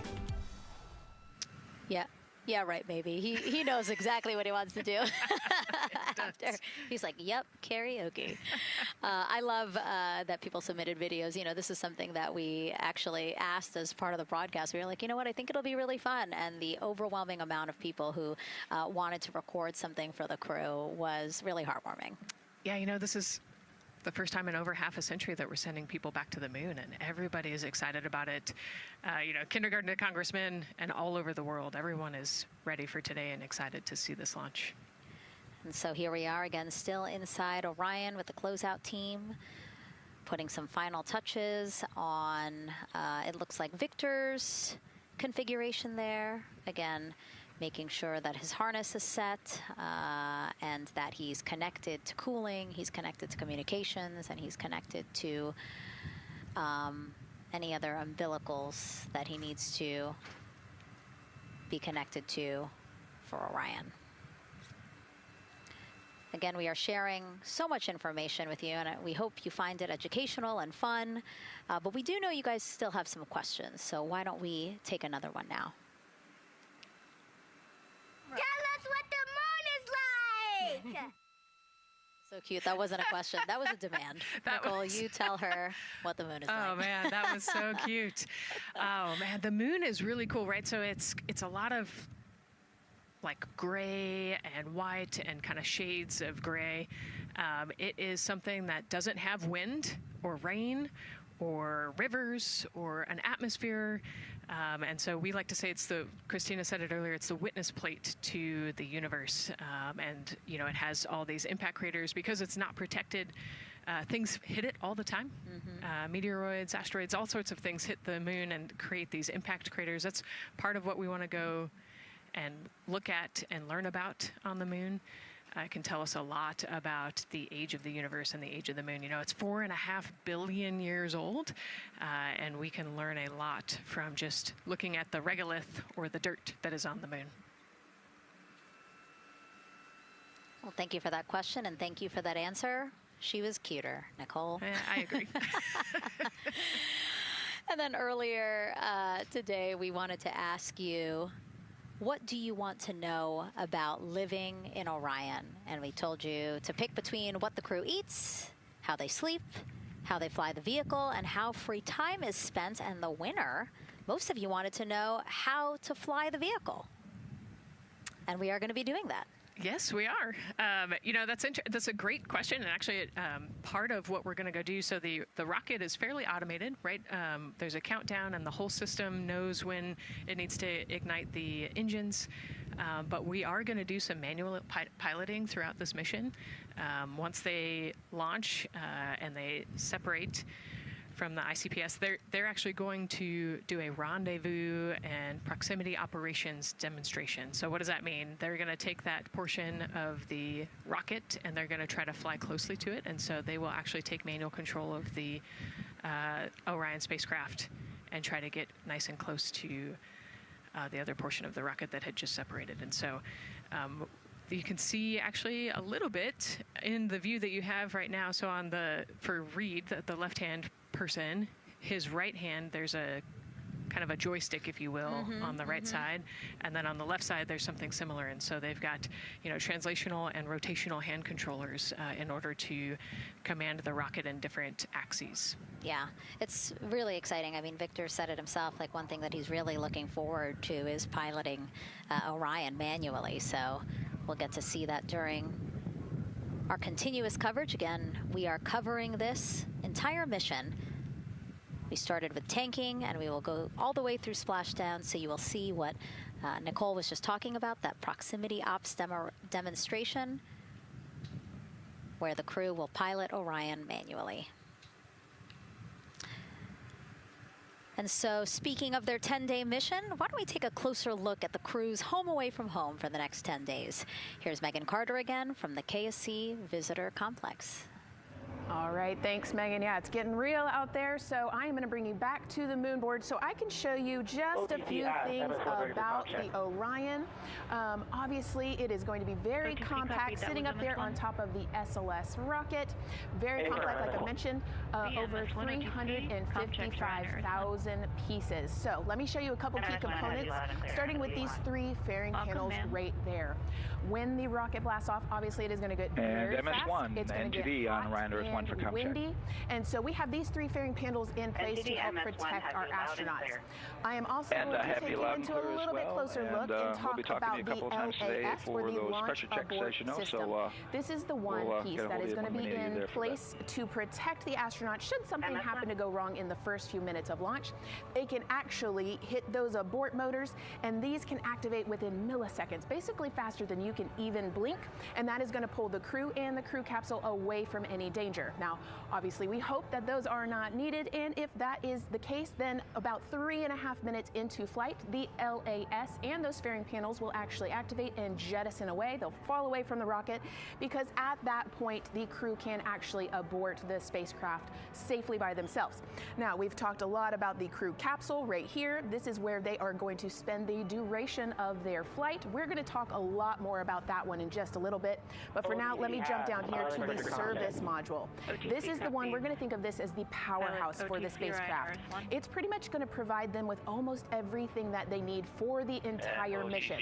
Temperature control, removing the carbon dioxide, providing them with oxygen, so much more. You can also do course corrections and things like that. So super quick breakdown, but as you can see, all of these components together are going to make the spacecraft one that is built not just to fly, but to protect, sustain, and bring those astronauts home. All right, lots more to come, but let's see where we are with the crew. Back over to you, Megan. Hey, thanks so much, Megan. A lot of useful information there. And we did want to point out that you did hear over and the... PLT, NTD on Orion to Earth 1 for comm check. NTD PLT, I have you loud and clear on OE1. And I have you the same. Welcome aboard. And so, again, we are now hearing mission audio loops, specifically the Orion to Earth 1 loop, the communication channel for the crew. Successful comm checks by both Victor and Christina. CDR, OTC Orion to Earth 1. CDR. Yes, sir. Configure ARS to shoot mode per EPROC 10.1.1. Crew ingress and vehicle pre-launch config. Step 1. Running some procedures, getting the capsule ready for humans to be on board. And now look at the clock, 3 hours, 30 minutes and counting until the opening of our 2-hour launch window, and we are pretty good on time. We are as we are expecting in terms of when ingress will be wrapping up soon. And so now let's bring Gary Jordan, again, our commentator inside of Mission Control at Houston. Gary, let's check in with you about mission preparations. Hey, Megan, thank you. Yes, we're following along here in Mission Control Houston. OTC copies. And we'll stand by for those comm checks.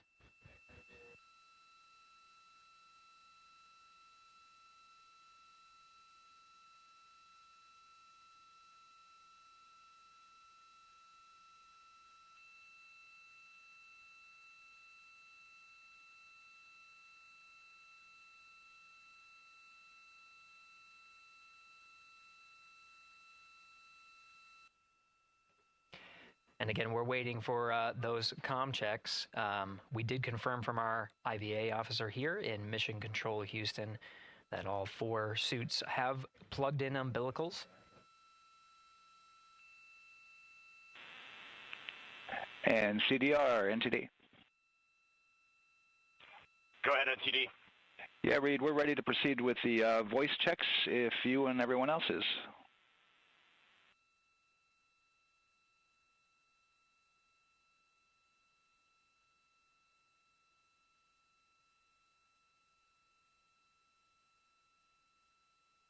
NTD, Integrity Crew is ready for voice checks. I copy that. And Integrity for the entire crew, comm check on Orion to Earth 1. CDR. PLT. MS1. MS2. Good comm check by all. NTD moving to Orion to Earth 2.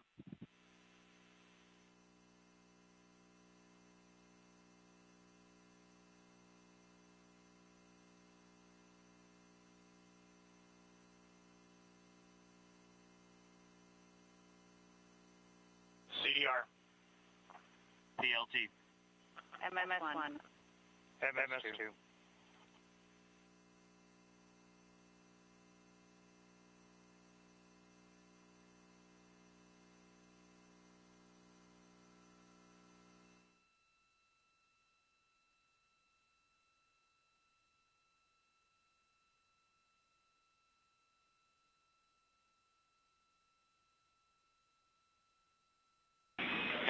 Integrity Houston on Orion to Earth 1. Voice check for the entire crew. CDR. PLT. MS1. MS2.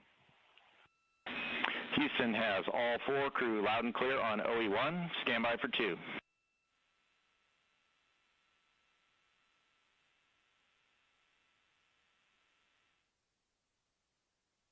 Your initial word was broken.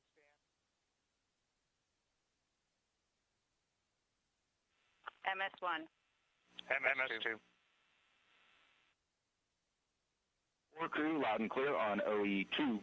We'll use 1 for the default. Houston out.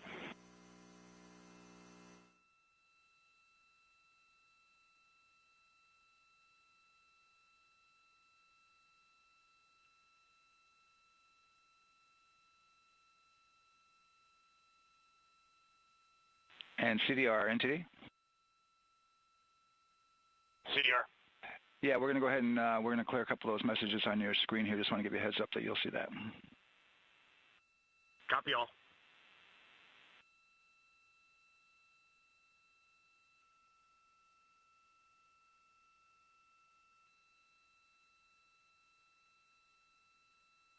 CDR, OTC, Orion to Earth 1. CDR. Yes, sir. Perform crew suit leak checks per 10.1.1. Crew ingress and vehicle pre-launch config steps 2 through 4. Annunciation of LCC O-ARS-001 will occur. 10.1.1 crew ingress and vehicle pre-launch config steps 2 through 4. Going in work now.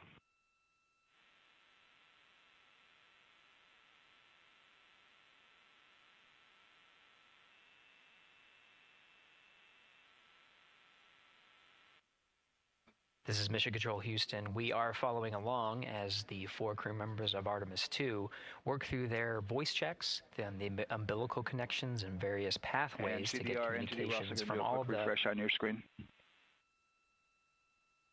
CDR. Yes, sir. We're going to look to do a quick refresh on your screen if you guys are okay with that. Hey, firm, just let us know when we can continue in 10.1.1. We'll go hands off.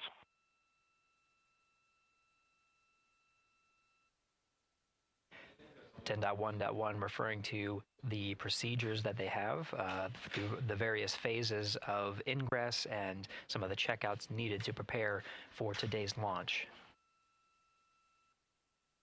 Here in Mission Control Houston, the IVA or Intravehicular Activity Officer will be confirming the leak check status and watching as the suits pressurize to once again confirm that the suits are in a good configuration ahead of launch. Of course, for the teams here in Houston, launch is just the beginning. The first flight day is jam-packed with activities. Shortly after main engine cutoff, Integrity will enter into a coast phase while still attached to the Interim Cryogenic Propulsion Stage, or ICPS, and prepare to deploy the solar arrays. With power being generated, Integrity prepares... Go ahead, NTD. With that refresh, and you got to go to proceed with your 10.1.1. Picking up 10.1.1, step 2.3 through 4.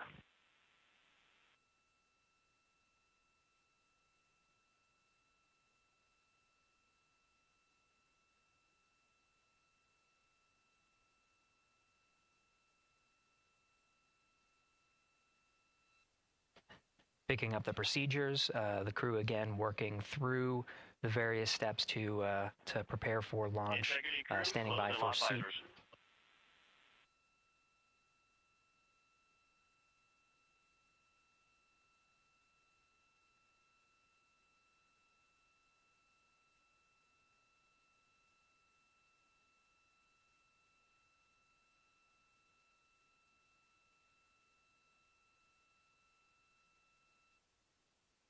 This is Mission Control Houston. With visors closed, the pressurization tests can commence.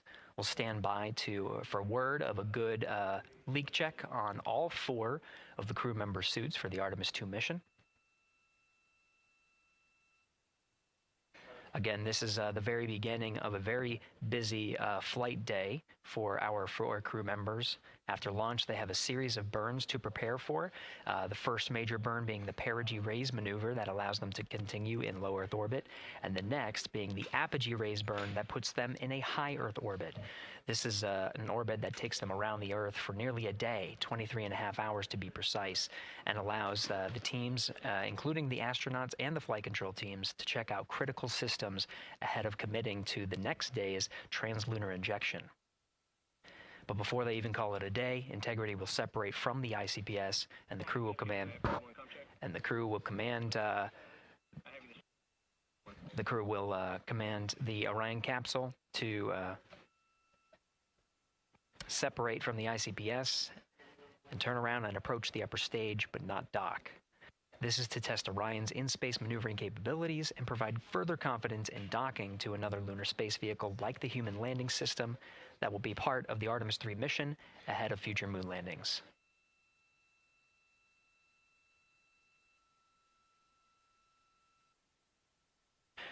These are just a few of the highlights of the very first of 10 flight days as we await for confirmation of good leak checks inside the capsule integrity. And there's a lot more to this mission. A reminder that this is, of course, a test flight. The purpose here is to demonstrate procedures, systems, and life inside Orion on a mission around the moon for the first time, and give further confidence in the capabilities that are charting a return to the lunar surface.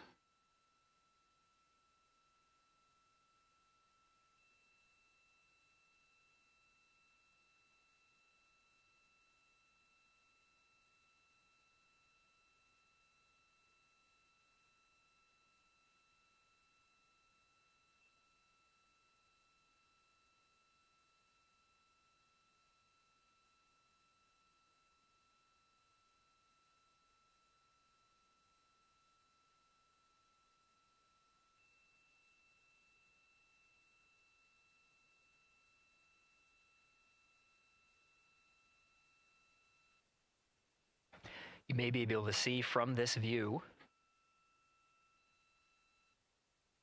the suits themselves inflating. This is, again, a pressure check, verifying that the suits are leak-free ahead of the Ascent portion of today's flight. How you see the crew now with visors down will be the configuration of their Ascent all the way through core stage separation, about a little more than 8 minutes after booster ignition.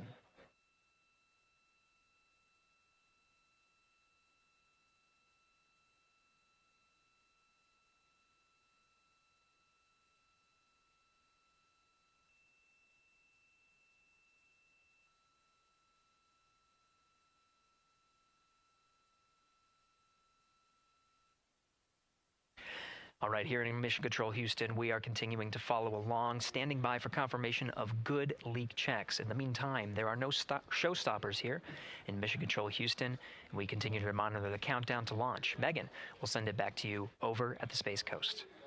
Hey, Gary, thank you so much. Yeah, as we wait for confirmation of a successful leak check for all 4 astronauts, why don't we go back to Daryl, again, who has been following along with the launch countdown as we inch closer to the opening of our 2-hour launch window. All right, thank you, Megan. And yes, getting some good communication. It's great to hear from the crew inside, even though it is as simple as a comm check. It's really good to hear their voices as they move through those various comm checks and then get ready for their suit leak checks. Fantastic views inside Orion that you're looking at now. Give you an update on the weather outside.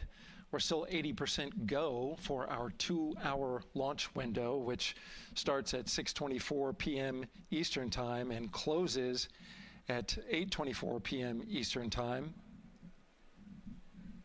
That's the good news.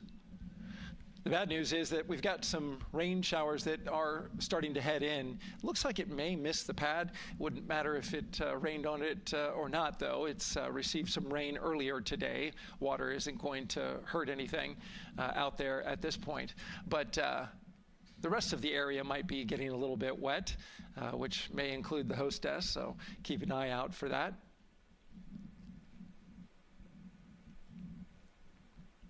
As we're watching with the astronauts inside the Orion Integrity spacecraft, you'll be hearing more and more from them, especially Christina Cook, who is mission specialist number 1. She not only is going to be making history. All crew, visors open, suit loop leak check complete. OTC. Okay, there you heard the suit leak check complete.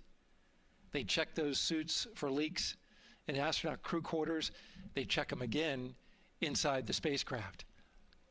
As you can see, the closeout crew, our astronaut support person moving around, turned off the camera, and so now we're looking from outside the Orion spacecraft, looking towards, oh no, let's see, get oriented here.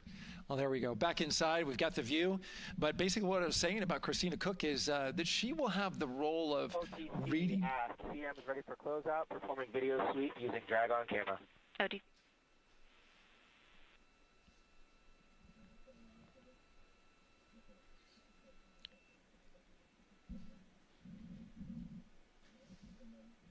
she will have the role of reading out a pressure reading that tells the team that... and CDR or NTD? Go ahead, NTD. Yeah, we're going to do another cleanup on those suit leak check messages that we got from since we're done with that now. Integrity copies. Yeah.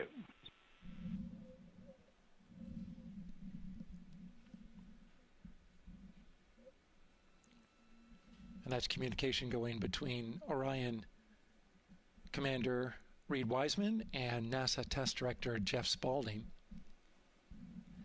As I was saying, Christina Cook will be reading measurements from the counterbalance assist arm. So you're going to hear her be asked by the NASA Test Director to read that. That CBA, counterbalance assist arm, it's mechanically latched by the closeout crew using tools, but there's a hydraulic assist. It's pneumatically opened and closed, rather, with a pressure assist that helps open it up. Not only that hatch, but also the last hatch. There's 2 hatches there that we'll see that will be closed, but this is in case of an emergency out there at the pad. If the crew, for some reason, needed to exit quickly, then they would exit the spacecraft by pulling that lever, which would open both hatches. Those hatches are heavy. The Orion hatch is hundreds of pounds. ATC cameras 1 and 2 both set to record. ATC copies.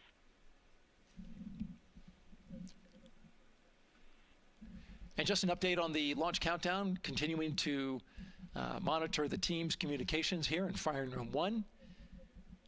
Everything going really smoothly so far. We don't have any significant open constraints to launch at this time, so we continue counting down. And for now, we'll send it back to the host desk with Megan and Nicole.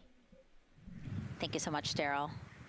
And so we heard some of the communications over Orion to Earth 1, and it sounds like we are now moving into the hatch prep and closure phase. We will now start to see the closeout crew getting out of Orion soon so that they can start getting ready to, again, close up Orion, close the 2 hatches, and then get out of the pad. Yeah, the closeout team will take the hatch seals off, and they'll inspect the seals, make sure everything's ready to go, and then do a few last-minute configurations before they close that hatch. And then, like Daryl talked about, then Christina will have a role in looking at the CBA there. So. Yeah, you might have heard them say over the loops again that drag-on camera. So basically, it's a camera that they can move around, and you might have seen it in a couple of our shots already. But they will take that camera and literally go and inspect the seal that. There's 2 seals, actually, 2 seals that go around the entire area of the hatch just to make sure that everything looks good. And that camera feed is being directly shown to NASA teams who need to monitor that. Yeah, they want to make sure there's not a single hair or piece of dust on those, make sure that there's no damage and everything's ready to go so that the seal, they will do a leak check on this hatch seal as well. Make sure it passes. Yeah, and we'll know they're doing that because we will actually see one of the closeout crew members with a hand pump, and they will pressurize, again, just the seals, and they have to see if it will hold pressure for just a minute. And if it does, then they will go ahead to pressurize the entire Orion spacecraft, and then that again is to make sure that the spacecraft is holding the right amount of pressure. And that one's a lot longer. It'll take them like 8 minutes. Like it takes time to pressurize it, then they have to hold pressure, and then it takes time to depressurize it. Right, and they want to measure the difference in pressures at the beginning and end of that and make sure that it holds the right amount of pressure so that when they get to the vacuum of space, obviously the capsule holds its pressure. Yep. Okay. Well, again, as we continue to watch operations that are happening at the pad inside of Orion, why don't we go over to Banana Creek? It's one of our viewing locations here at Kennedy Space Center. They will have a spectacular view, and we actually have NASA's Leah Martin there chatting with a big group of people surrounded by a lot of folks on bleachers there. Hey, Megan, yeah, tons of people out here today, thousands of people gathering at Banana Creek to enjoy NASA's Next big mission and humanity's next great leap today. It's a gorgeous day, and I'm joined here actually by some people who are probably the only people on center who are a little bit more excited than me to see this rocket lift off. Where are you from, and why are you here? So we're from the University of Tennessee, Knoxville. We're a group of 7 aerospace senior engineering students traveling here with Josh Dobbs, former quarterback of the University of Tennessee, with his extraordinary Dobbs Foundation. Now, you were actually telling me a little bit earlier, you're here local, you're from Orlando. What's it like being an aerospace engineer and then having the opportunity to come back here to the Space Coast and see this mission lift off today? It is absolutely amazing. I feel like the little 9-year-old girl inside me is so excited. Like, I'm from around here. I grew up watching launches in my backyard, and so this seems like such a full circle happy moment for me. Now, you are an aerospace engineer looking hopefully to join the workforce in the future. How does it feel to be here and see firsthand what that work does? It's just so cool to see what I've been working for the last 4 years and then 12 years before that just actually be physically happening in front of me. It's something I never dreamed of as a kid. And I'm actually joined here by the pastronaut himself, Mr. Josh Dobbs. Now, you have a history with NASA as well. You did an externship here. And how did that kind of play into your passion for aerospace and then the foundation that actually provided this opportunity for these students today? 100%. So I spent a month here around the Artemis I mission, which was a tremendous opportunity to learn about the space program and also what's next. And so to be back here for Artemis II, and unfortunately, Artemis I went in the middle of the season, so it's surreal to be here for Artemis II. And with my foundation, like, the goal is to be able to take advantage of the opportunities that I've had and pass them along to the future of the industry and give them the opportunity to see what all their hard work can accumulate into. So it's an honor to be here. We're really appreciative of all the engineers and all the hard work that's gone into this moment, and we're excited to watch history happen today. Absolutely, and as a group, I think if you guys had one well wish for the team today, what would you say? I think we can all join together and maybe say, go Artemis? Go Artemis.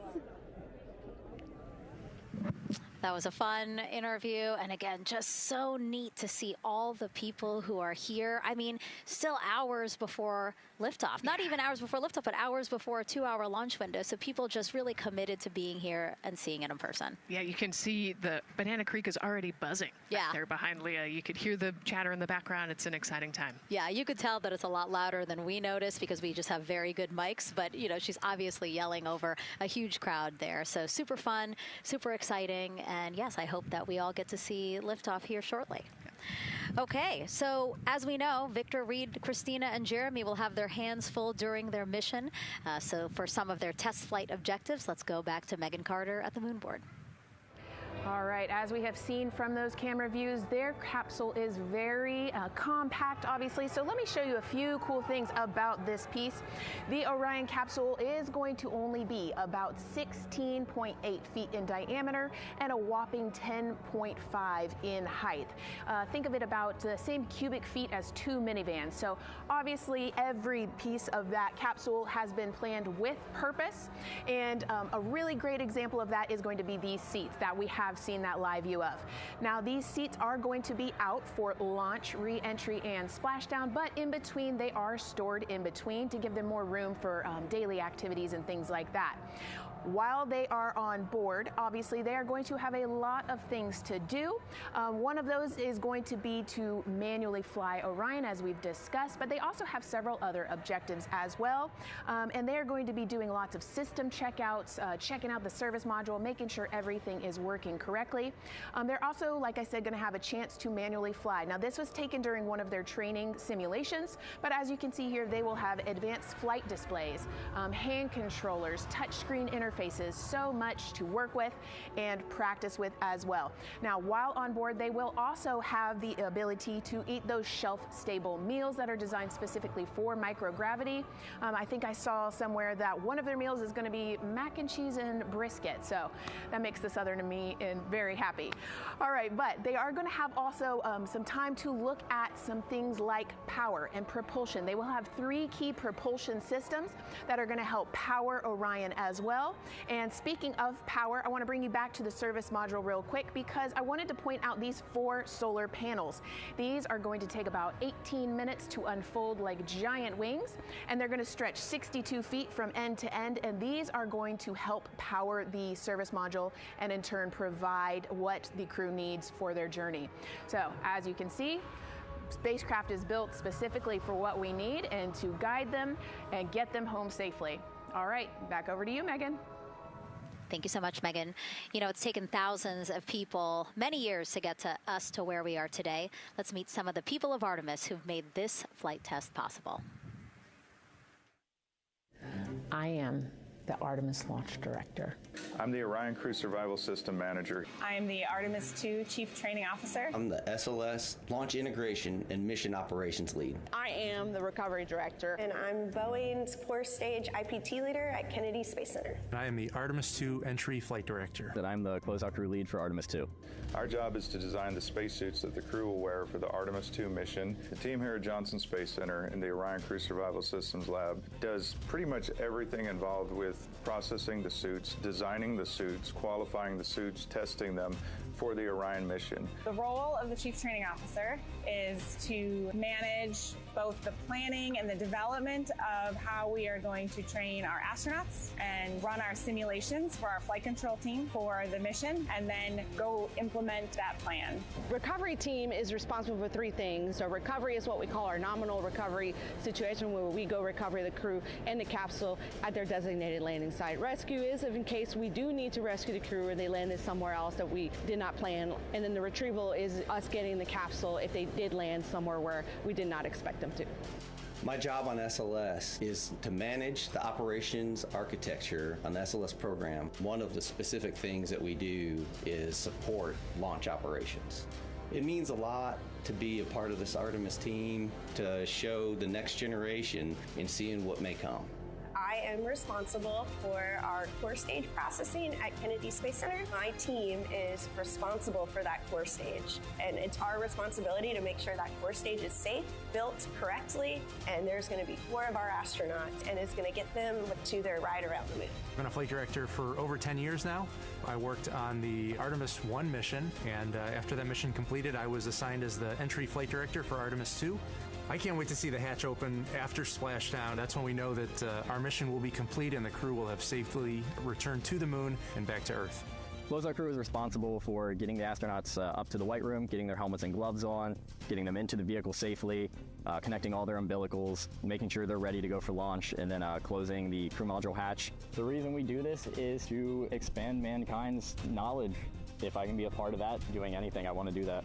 The launch director role really is to step back and kind of take that big picture view of launch. How are we doing on any NCs? How are we doing on our timelines, our procedures? Artemis II is a beginning. It's going to inspire a new generation. It's going to uncover science. It's going to serve as a pathway to places that we have never been before. And to meet more people of Artemis, you can head to the link we're going to put up on your screen there. Just, again, really nice to see all the faces that have put in the work, the time, the hours, the dedication to get us to today. Yeah, so many professionals that worked so hard on this mission. And what was really fun to see is, you know, we interviewed Taylor Hose, closeout crew lead, as he said, and that's who we are now seeing inside of the White Room as they are getting ready to close out Orion and close one of 2 hatches. We have the side hatch of the crew module as well as the launch abort system hatch, correct? Yeah, the astronauts are in the capsule. They're ready to go, and now the White Room is very busy as they're getting ready to close both of those hatches. That's a great shot right there where you can see them. Almost looks like they're doing that hatch seal inspection that we talked about.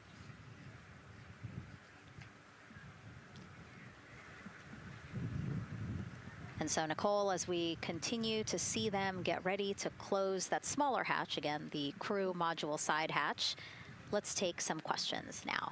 Sounds good. A lot has changed since Apollo, and I have a few questions about what's next. What part of the moon are we exploring through Artemis, and what are some of the key points that NASA needs to consider when planning missions like this? Were you expecting to see Scarlett Johansson? I think that took you. Yeah, I mean, took you aback. We've talked about this, but everybody has an interest in this mission. You know, it's humanity trying to explore and go back to the moon. And I love this question. You know, what part of the moon are we going to? You know, eventually we want to get to the polar regions, the South Pole specifically. We think that there are volatiles there, so water ice, something that can be harnessed as a resource as we create the permanent base on the moon and then try to get onto Mars. But getting to the moon is a tricky mission. You know, we're going further than we have in a long time. And, you know, on the International Space Station, we're 250 miles from the Earth. And so we're pretty close. We resupply that spacecraft pretty often with cargo missions. But the further and further you get away from Earth, the more you have to think about the lack of cargo, the comm delay. You know, there's a communication delay the further away you get. And so there are different and unique problems as we continue to explore further and further out into the solar system. And there is so much to learn about the moon. So it's no surprise that, yes, even though our goal is to have a moon base at the lunar South Pole, the lunar South Pole is not the main focus of this lunar flyby. So instead, the crew is going to be focused on observing the far side of the moon. So this is actually an animation of what teams expect the moon to look like if the crew launches today. So this is, of course, the side that faces the moon, and this is the far side of the moon, which when, again, the crew does their lunar flyby on flight day 6, we are expecting this will be their view. What an amazing view and an opportunity. Yeah, you know, there's so much to learn from this particular mission, because obviously we're not landing with this mission. And so they actually potentially could see the South Pole and kind of scope out what our landing regions look like in the context of the entire moon. But also they're going to see parts of the lunar surface that have never been seen before by the human eye. And so they're going to take these detailed notes. They're going to record themselves talking about what they see. You know, we do a ton of geology training as astronauts, especially this Artemis II crew. They did a ton of geology training working with scientists to learn how to pick out the unique portions that we want to go study. You know, what is the context of the moon? What parts of the moon look interesting and look different? You know, the impact craters that we talked about earlier. So really trying to take all the pictures, take all the observations, write down, talk about their observations, and record as much data as we possibly can for the researchers back here on Earth. Yeah, it's so important to, yes, we're all talking about what they hope to do during this 10-day mission, but you really do have to think about all the training that goes into this. I mean, you have 4 crew members who won't, you know, have the support the way that they've been having the support. I mean, they'll be talking through communications, but you know what I mean? It's just them and the moon, right? So they need to be fully aware and equipped with everything that they'll need to do to be able to accomplish the objectives that we hope to accomplish during this mission. Right, and their specific flyby around the moon, you know, the lighting will be different and the path will be different depending on when we launch. If we launch today, it would be different from tomorrow. And so, you know, they actually had to learn the geography of the moon so that they can orient themselves when they're on the backside of the moon, because they're not going to have communication. You know, they're going to have a, I think, 45+ minute comm blackout while they're while they're on the far side of the moon. And so they themselves have to know what things look like on the moon, how to orient themselves, and how to get the data that we're looking for. Yeah, really ambitious mission. Excited to be here at the start of it. All right, so another check of the clock, 2 hours, 57 minutes and counting to the opening of our 2-hour launch window for Artemis II. This pivotal test flight comes 250 years after America began its journey as a nation. As we celebrate that milestone, a special live performance now of our national anthem by singer Ann Wilson.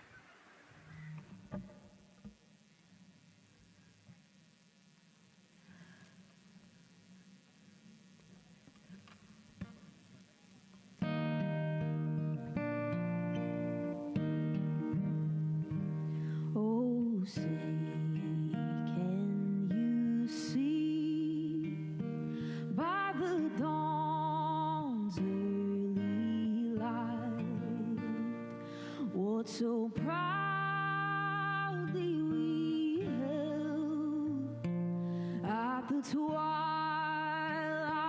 last gleaming, whose broad stripes and bright stars through the perilous fight, o'er the ramparts we watched, were so gallantly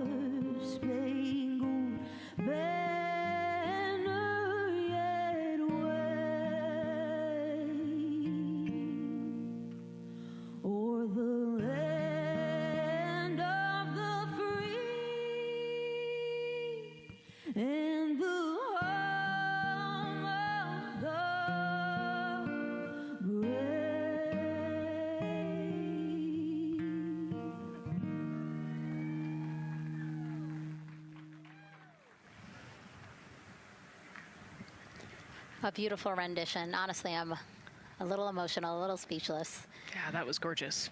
Yeah. I mean, again, we are a nation of explorers, a nation of curious minds, and to see us again 250 years after our Declaration of Independence was signed to when we are trying to return to the moon for the first time in more than 50 years, really powerful. Yeah, leading the way back to the moon. It's exciting. Mm-hmm. And that's so important to us. You know, we do want to be the leaders in exploration, but we definitely know we can't do that alone. You know, we often hear NASA leadership say that, you know, this is not something one nation can do. This is something that is a collaboration of nations, and that's why we have European countries. We also have Canada, again, joining us on this ambitious test flight. Yeah, of course, you know, it goes back to the old proverb, if you want to go fast, you go alone. If you want to go far, you go together. And we want to go far. We want to get onto Mars eventually, and so we're going to get to the moon first, and you can't do that alone. So thank you again, singer Ann Wilson, for that beautiful rendition, again reminding us of what it is we are trying to accomplish for all, by all. We are now back inside the White Room with the closeout crew. Again, backup astronaut Andre Douglas, number 2 there, just outside in the White Room, which is right outside Orion there, with the crew seated comfortably inside. As you can see, they've dimmed the lights a little bit. The crew has the opportunity to set the ambiance, if you will. They were given the opportunity to adjust the lighting as they see fit, again, just so that they can get comfortable. It's kind of like when we are on a plane and you get the opportunity to... Sure, yeah, you don't want the bright lights in your eyes. Also, you want to be able to see the screens well, or see the, you know, the tablet on Jeremy's knee well, so they're going to adjust the lighting to what makes sense for the mission. And we saw in that very quick shot there, our best camera view of the 2 hatches is actually that drag-on camera, like we were saying, that kind of moves around. So sometimes it's hard to show that. So there you have it. You can see that the closeout crew has closed the side hatch. And so right now, that's a panel that they have to close out in order to then close the next hatch, which is the launch abort system hatch. And so, Nicole, can you just quickly, again, talk to people about the 2 hatches, again, crew module first, and then the launch abort system hatch? Yeah, so the crew module hatch is the one they're working on right now. They just got closed. You can see he's torquing those bolts down. And that is the hatch that completes the Orion capsule. And then you have the launch abort system, which actually is kind of almost a shell that goes around the capsule and holds onto the capsule during launch. And it has its own separate engines that can pull the capsule away from the rocket safely in the case of an off-nominal data point. So it's actually looking at roll rates and attitude and thrust and all sorts of different data in order to make sure the launch is safe. And if it's not, then the launch abort system will pull the crew module away and get them into a splashdown zone safely.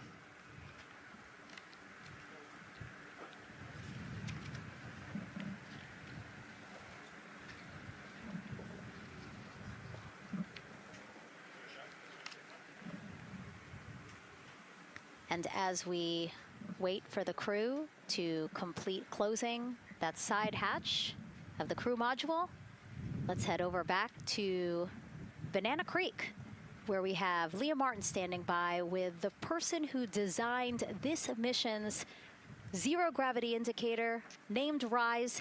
It was 2nd grader Lucas Yee from California. Hey, Leah. Hey, Megan. Yes, of the many special guests we have with us today, I think one of our most exciting guests is Lucas, who's joining us, like you said, all the way from California. He and his family actually worked this as a group project to design the zero-gravity indicator. Lucas, can you tell us a little bit about your design? Yeah. So you named him RISE. Can you tell me why you picked that name? It was very remote, representing the Artemis II launch and Earthrise. And yeah, that's pretty much it. So were you really excited to find out that you won the competition and that your zero gravity indicator would be going to space? Yeah. So how does it feel? We're actually just across the river right now from Artemis. We can see it from where we're standing. How does it feel to know that design you created is actually currently on that rocket just a couple hours away from going to space? Really, really, really, really, really, really, really surprised and very happy. And very happy. Now, Mom, you were telling me on the way over here that it was kind of hitting you what was happening. Tell me a little bit about that. It's definitely very surreal to be here in person. It's definitely very surreal to be here in person. That Commander Weissman said that it's for all and by all. That we couldn't have said it better. We're just very grateful to be here. Super, super excited. And we're so excited to have you here too. Now, Oliver, this is your first launch too. Is that right? Yeah, that's right. And how does it feel to be here just a little bit away from watching the first group of astronauts in your lifetime on their way to the moon? It feels like very, very happy and surprised. So if you had one word of encouragement or something to say to the crew who's sitting on that rocket right now, what would you say?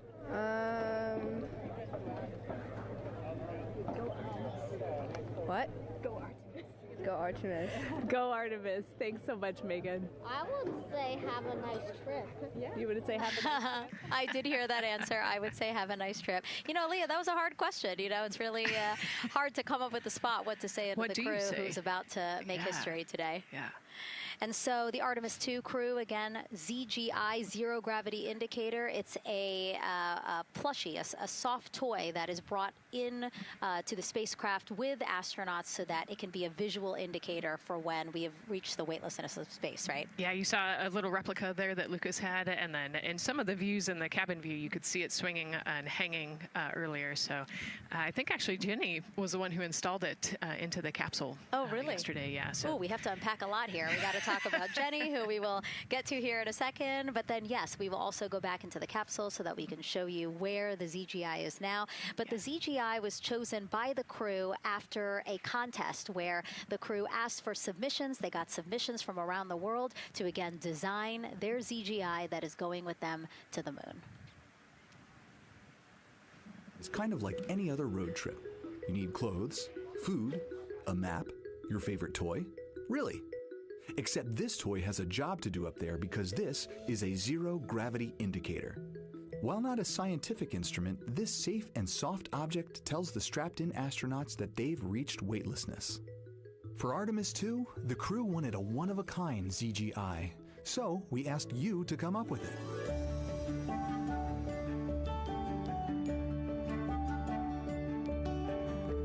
Thanks everyone for sending in your entries from around the world. Over 2,600 of you submitted. And we loved seeing all of your contributions. It was a really difficult decision because each design had a unique quality that stood out to our crew. In the end, we were able to narrow it down to a top 5 from Finland, Canada, Peru, and 2 from the United States, Kansas and California. In the end, we went with one called Rise. It was a design inspired by the Earthrise photo taken on Apollo 8, which is very special to our crew.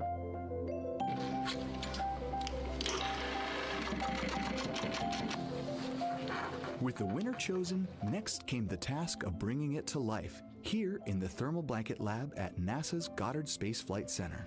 This lab specializes in custom materials to protect sensitive spacecraft equipment and is perfect for creating a ZGI that meets the rigorous safety standards of NASA. Because you have to be concerned with whether the thread's going to outgas or if it will hold up, if it's flame retardant.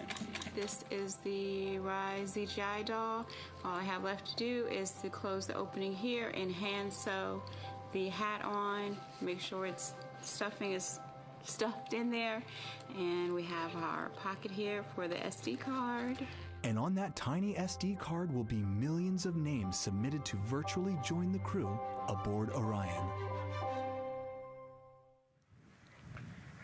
Got Rise. Not the real one, obviously, but this is a replica. I mean, so clever for Lucas and his family to design. Yeah, I love that he replicated the famous picture that we all love of Earthrise, and then I love that the bill represents the space in between the moon and Earth. It's just such a cute and wonderful way to represent this mission. Yeah, and again, Earthrise, very important to this crew. It harkens back to the picture that was taken by the Apollo 8 crew where they saw Earthrise, and so very appropriate since, again, now here we are going to see Earthrise again with this mission. Yep.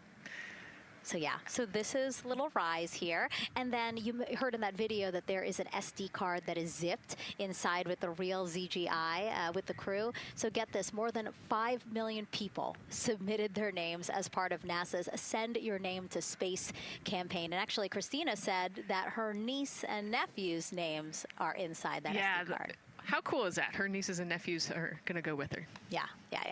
Love this. Love that people are engaging in such a cool way. And actually, if we take a look back inside of Orion, we can actually see the actual ZGI inside with the crew. As we said, the purpose of a zero gravity indicator is to show when we've reached the weightlessness of space. Now, I know that it's probably dark in there because, as we said, the crew decided to just dim it a little bit for them. But here again, as we see, Reed on your left, Victor on your right. Below Victor, or next to Victor, again, because they're on their back, it's a little weird. It's a little hard to explain their orientation. But between basically Victor and Christina is where Jenny Gibbons has placed the zero gravity indicator. And Jenny, who, again, Nicole just brought up, Jenny is one of the backup crew members. So we mentioned how Andre is the backup crew member for the NASA astronauts. Jenny is the backup crew member for Jeremy. Yeah, Jenny's one of our Canadian astronauts, and yeah, so she's been also helping with preparations for today and helping get the White Room ready, get the capsule ready, and she's actually going to be a Capcom for Artemis II as well. Yeah, she's from Calgary, Alberta, completed astronaut training in 2020, mechanical engineer, combustion scientist, and actually before becoming an astronaut, she was an assistant professor. So again, another very well-accomplished person on the team. And I know the Artemis II crew has really enjoyed working alongside both Andre and Jenny. Yeah, actually, Jenny was our EBQ mentor when I went through our Ascent initial training, so she helped us with all of our spacewalk training, which was kind of cool as well. Okay, and there we have Andre again, number 2, with the rest of the closeout crew team there. Why don't we get another check with Daryl and see how the launch countdown is going.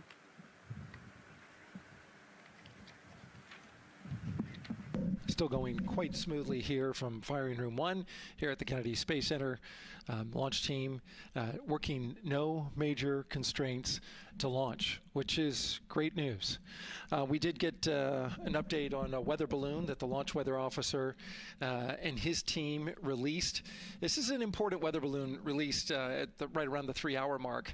And what it told us is that winds are around 10 to 11 knots in the upper parts of the atmosphere. That's important information for the launch abort system should the astronauts need the LAS. This would, of course, pull the Orion spacecraft off the top of the rocket in case there were an emergency, and then take them offshore to a water landing in the Atlantic Ocean. And so the winds are pushing onshore. And because they're pushing onshore, the launch weather officer is keeping a close eye on the strength of those winds, because if the Orion were to come off the top, and it's powered by 3 rocket motors which can propel it or pull it especially fast off the top of the rocket, it would go up into the air thousands of feet and then splash down in the water. And if you've got wind pushing against it, you don't want that spacecraft to come back and land on land. So they're watching that very closely because of the onshore flow. That onshore flow is also what's giving us a little weather action down to the south of us along what's called the beach line, 528. We got a whole lot of people out there. We're getting ready to watch the Artemis II historic launch. Well, they just got a good soaking. Line of rain showers, I should say, passed through that area and soaked the place. Certainly rain is a possibility, spotty showers from time to time, but overall the launch weather officer tells us that we are trending towards getting that stuff to all push to the west the closer we get to our launch window. A reminder, that window is from 6:24 p.m. to 8:24 p.m. Eastern Time. We don't have a specific T0 at this moment. There's a lot that needs to be calculated before we get there. We also need to get through the rest of the countdown on time. As of right now, we are right on time. The launch countdown is going exactly as planned. That's not something that we saw certainly in Artemis I. There was a lot of flexing in the timeline during those 3 launch attempts back in 2022. But so far today, on our first launch attempt, we're really enjoying some really solid countdown work, some solid operations by the launch team so far. And to quote our friend Lucas, who created Earthrise, we all really like that. We'll send it back to the host desk. Thanks so much, Daryl. Yes, we really like that, and we really like Rise and Lucas. So thank you for that. That was really cute. Okay, so again, here we are in the big box here. We have our full view of the rocket, looking glorious on there with, again, some clouds, but still weather is good for launch today. And then we have the closeout team continuing to do work in the White Room. We got confirmation that they have successfully completed pressurizing the counterbalance pressurization. Basically, as Daryl explained it before, the side hatch for the crew module is very heavy. So in order to open it, there needs to be pressure applied to it, and that's what we just completed, right? Right, that's exactly it. So the CB, that counterbalance assembly that we're talking about, has to be pressurized. It's a pneumatic system to help. So in the case of an egress, you know, Christina's the one that has to open that hatch. So once she gets it unlatched and unlocked, then that pneumatic system will help move the hatch. It weighs a lot, and so the average human cannot open that hatch by themselves. And so that's why we want to make sure that the system is pressurized, that it's not going to leak, and that it is ready to go in case they need to open the hatch. So that is complete, and now what is happening are the seal leak checks. So that is in progress. Again, 2 seals go through the entirety of the hatch, and we will take the seals to pressure, hold it for about a minute, and just make sure that it is holding pressure. Again, we want to make sure that the crew has a safe, pressurized environment in any sort of situation while they're in Orion. Yep, that's right. So we're going to take a look at it. We're going to take a look at the starting pressure, and then after a certain amount of time, we'll take a look at the ending pressure, and then there are certain tolerances that we will accept for flight. 2 hours, 37 minutes and counting from the opening of our 2-hour launch window today at 6:24 p.m. Eastern Time. After liftoff, it takes less than 10 minutes to reach Earth's orbit. Let's learn more about today's Ascent profile with Gary in Mission Control. Hey, Megan. We are monitoring here in Mission Control Houston. Flight controllers are looking at data from integrity in the Space Launch System during the countdown. We're looking at some of the events happening in the White Room now and just making sure that all criteria is met to commit to launch and Ascent today.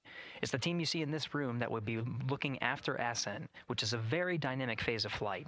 And after solid rocket booster ignition of the Space Launch System, it's this team that takes over control of the mission. There are voices you'll hear upon ascent, calls being relayed between Stan Love, the Capcom you see here in this shot in Mission Control Houston, that's the voice from this room, and the Artemis II crew on a communications channel aptly named Orion to Earth. Here are the calls you may hear during this part of the mission. Capcom Stan Love, his first call after responding to the crew's successful roll pitch maneuver at 30 seconds is AMT high. This notes that should we lose just one of the main engines, an alternate mission in low Earth orbit can still be achieved. At 1 minute 25 seconds, you'll hear max Q on PDL. This notes that reaching the moment of maximum dynamic pressure on the spacecraft. This event happens to be in line with a communication switch to another ground station, the Ponce de Leon Inlet Inlet tracking annex located about 35 miles north of Kennedy. At 2 minutes 45 seconds, you'll hear SM primed, upper stage RCS ready. This means that the European Service Module propulsion system that's prepared for the next phase of aborts after the launch abort system jettisons, and the reaction control thrusters on the inner rim cryogenic propulsion stage that enable pointing and maneuvering are ready. At 3 minutes 50 seconds, you'll hear voice check on TDRS at the Kármán line.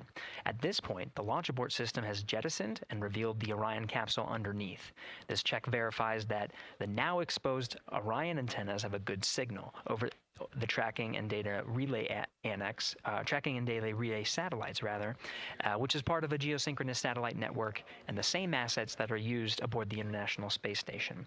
This communication switch happens to be at the Kármán line, a widely recognized boundary about 62 miles, statute miles, or 100 kilometers above the Earth's surface, where the air is too thin for conventional aircraft to fly and marks the point where our astronauts leave Earth and enter space. At 5 minutes 16 seconds, you'll hear the call 3-engine press. This notes that if one of the 4 main engines on the SLS core stage were to fail, 3 engines can carry the crew to a nominal main engine cutoff and proceed with the expected mission timeline. This is an important call that gives more assurance of continuing today's moon mission. At 7 minutes, you'll hear expect nominal shutdown.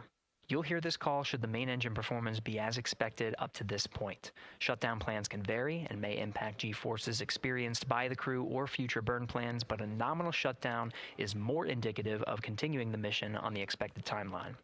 At 7 minutes 30 seconds, you'll hear AOA open.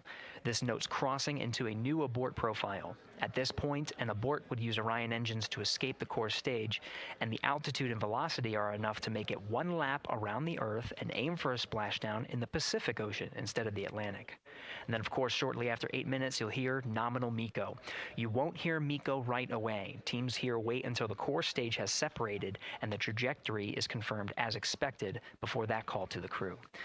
Now, this ascent profile is approximate, as there may be calls that move a few seconds depending on the trajectory, and of course these are the calls and times for a nominal trajectory. Teams in this room have been training extensively to prepare for any and all scenarios, and they are confident and ready to take this crew into space today. In today's pre-brief, the flight director, Judd Freeling, expressed his confidence to the team, citing the hundreds of simulations to prepare for this very moment. These are the calls you'll hear during Ascent less than 3 hours from now, but now we'll turn our attention to the countdown to launch and send it back to you, Megan, at the Space Coast. Thanks so much, Gary. Now, one of today's 4 astronauts, of course, Canadian Space Agency astronaut Jeremy Hansen. Let's go now to Jasmine with her next guest. Thanks so much, Megan. Yeah, we're joining you live now from the Operations Support Building here at Kennedy, where crowds are starting to gather, and we're honored to have Lisa Campbell of the Canadian Space Agency joining us. Lisa, Jeremy Hansen is about to make history as the first Canadian to venture to the moon. What does that milestone mean for your agency? Thanks so much, Jasmine. It's wonderful to be here. It's such a special moment, both for our astronaut colleague Jeremy Hansen, but also for Canada. We're here because of decades of public investment in space robotics, in space collaboration, and so for our country, we're very proud. He's so ready. He's been waiting for this his whole life, preparing, training, and he's a wonderful example of Canada. Yeah, and that's a perfect way to capture Jeremy. He really has been prepping for this his whole life. This will be his first space flight. So what has it been like watching him become part of this Artemis II crew? Well, as I mentioned to you, I've known Jeremy since 2020, and he's a colonel, a fighter pilot, a father, and he really is a very dedicated, passionate human being. So both for him to realize this goal of being an astronaut and flying, he also is hopeful that witnessing that will raise awareness about the value of a space program, of the benefits here on Earth, of exploring the universe and our place in it. Wow, that's beautifully said. And really, this international collaboration has been going on for quite some time now. We've worked together in low Earth orbit and now going into deep space together. So why is it so important that we have these international partnerships? It makes us stronger. We can go faster and further together. Canada is one of the original signatories of the Artemis Accords, and Canada and the United States have been partnered for more than 60 years in space. Wow, that is phenomenal, Lisa. And this really is a team effort in many ways. We also have Jenny Gibbons. Yes. She'll be listening in on Capcom. What is her role going to be like? So Dr. Jenny Gibbons has been training all along as the Canadian backup with the Prime crew. Last night, she was in the Orion capsule checking out all of the communications, making sure all of the systems test out and work perfectly. And then she will be among the first lunar Capcom, helping the astronauts navigate during their mission. Wow, Lisa, that is so exciting. Any final words for the nation of Canada before today's mission? Just, we are so proud, so excited, and we can't wait to welcome Jeremy home. Fantastic. Lisa Campbell, thank you so much for being here today. Thank you, Jasmine. Of course. And with that, let's get back to NASA's Megan Cruz.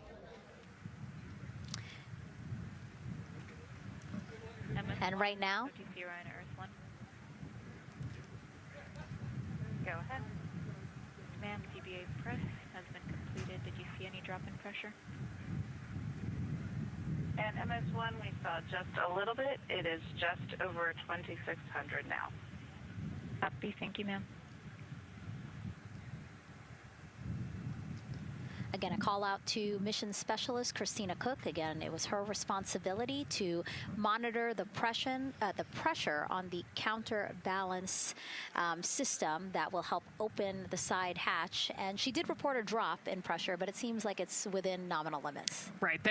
They might have had a small drop, but you know, we have a starting pressure and an ending pressure, and as long as the difference isn't too high, then we will take that, and the engineers know exactly what they're looking at for in terms of that delta pressure.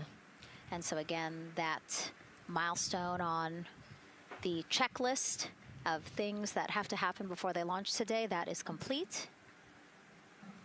The crew, again, still inside comfortably as the closeout crew team work to close the side hatch. Again, a separate seal leak check, followed by a full cabin leak check, and then they will close the last abort system hatch. Lots to do still in the White Room and marching down the countdown timeline well. And so Bill, again, number 3 there, he is holding a silver flex hose. That hose is what will be connected to Orion in order to do that cabin leak check. So again, it does seem like we continue to march down through the milestones in this countdown. Hopefully lifting off today within our 2-hour launch window that opens at 6:24 p.m. Now, right now, people inside the Kennedy Space Center Visitors Complex are learning about this mission. There are great exhibits there about the rocket and Orion, and of course, our Megan Carter with the Moonboard. All right, Megan and Nicole, yeah, you mentioned that checklist before launch. That checklist is going to continue during the mission, as well as there are several vital objectives that we are hoping to accomplish with this mission. So we've talked about the rocket. We've talked a little bit about Orion. Obviously, during Artemis I, we had that test flight, and there were no humans on board. That is our one big difference for this one, and we are going to have that crew this time. So what are they going to be up to during this mission? Let me tell you just a little bit. Now, for Artemis I, like I mentioned, we were really focused on the SLS, making sure it had the power and capabilities that we needed. We were also checking out the Orion spacecraft in deep space environments, making sure that it was good to go. Now for Artemis II, we are going to be taking the testing for Orion to the next level by adding that human component. So those test objectives are going to start even before launch. Like you mentioned, they are out there making their way through that checklist. But these objectives are going to start now, and that includes safety. So one really great example of safety is going to be something called the egress baskets. They're out there in the spacecraft, obviously, and should a situation happen to come up, they are going to have something called the egress baskets they can get in, and those are going to zip line them essentially down to the ground within seconds to safety. Another great example of those safety procedures are going to be the LAS, or the launch abort system that I mentioned earlier. Just a reminder, that's the one that can pull the crew and capsule away from any danger within a few minutes of into the launch. Now, those are just a couple quick examples, but our recovery teams have been training extensively, quite a lot, to make sure that they are ready and prepared for any challenging situation that could possibly arise. All right.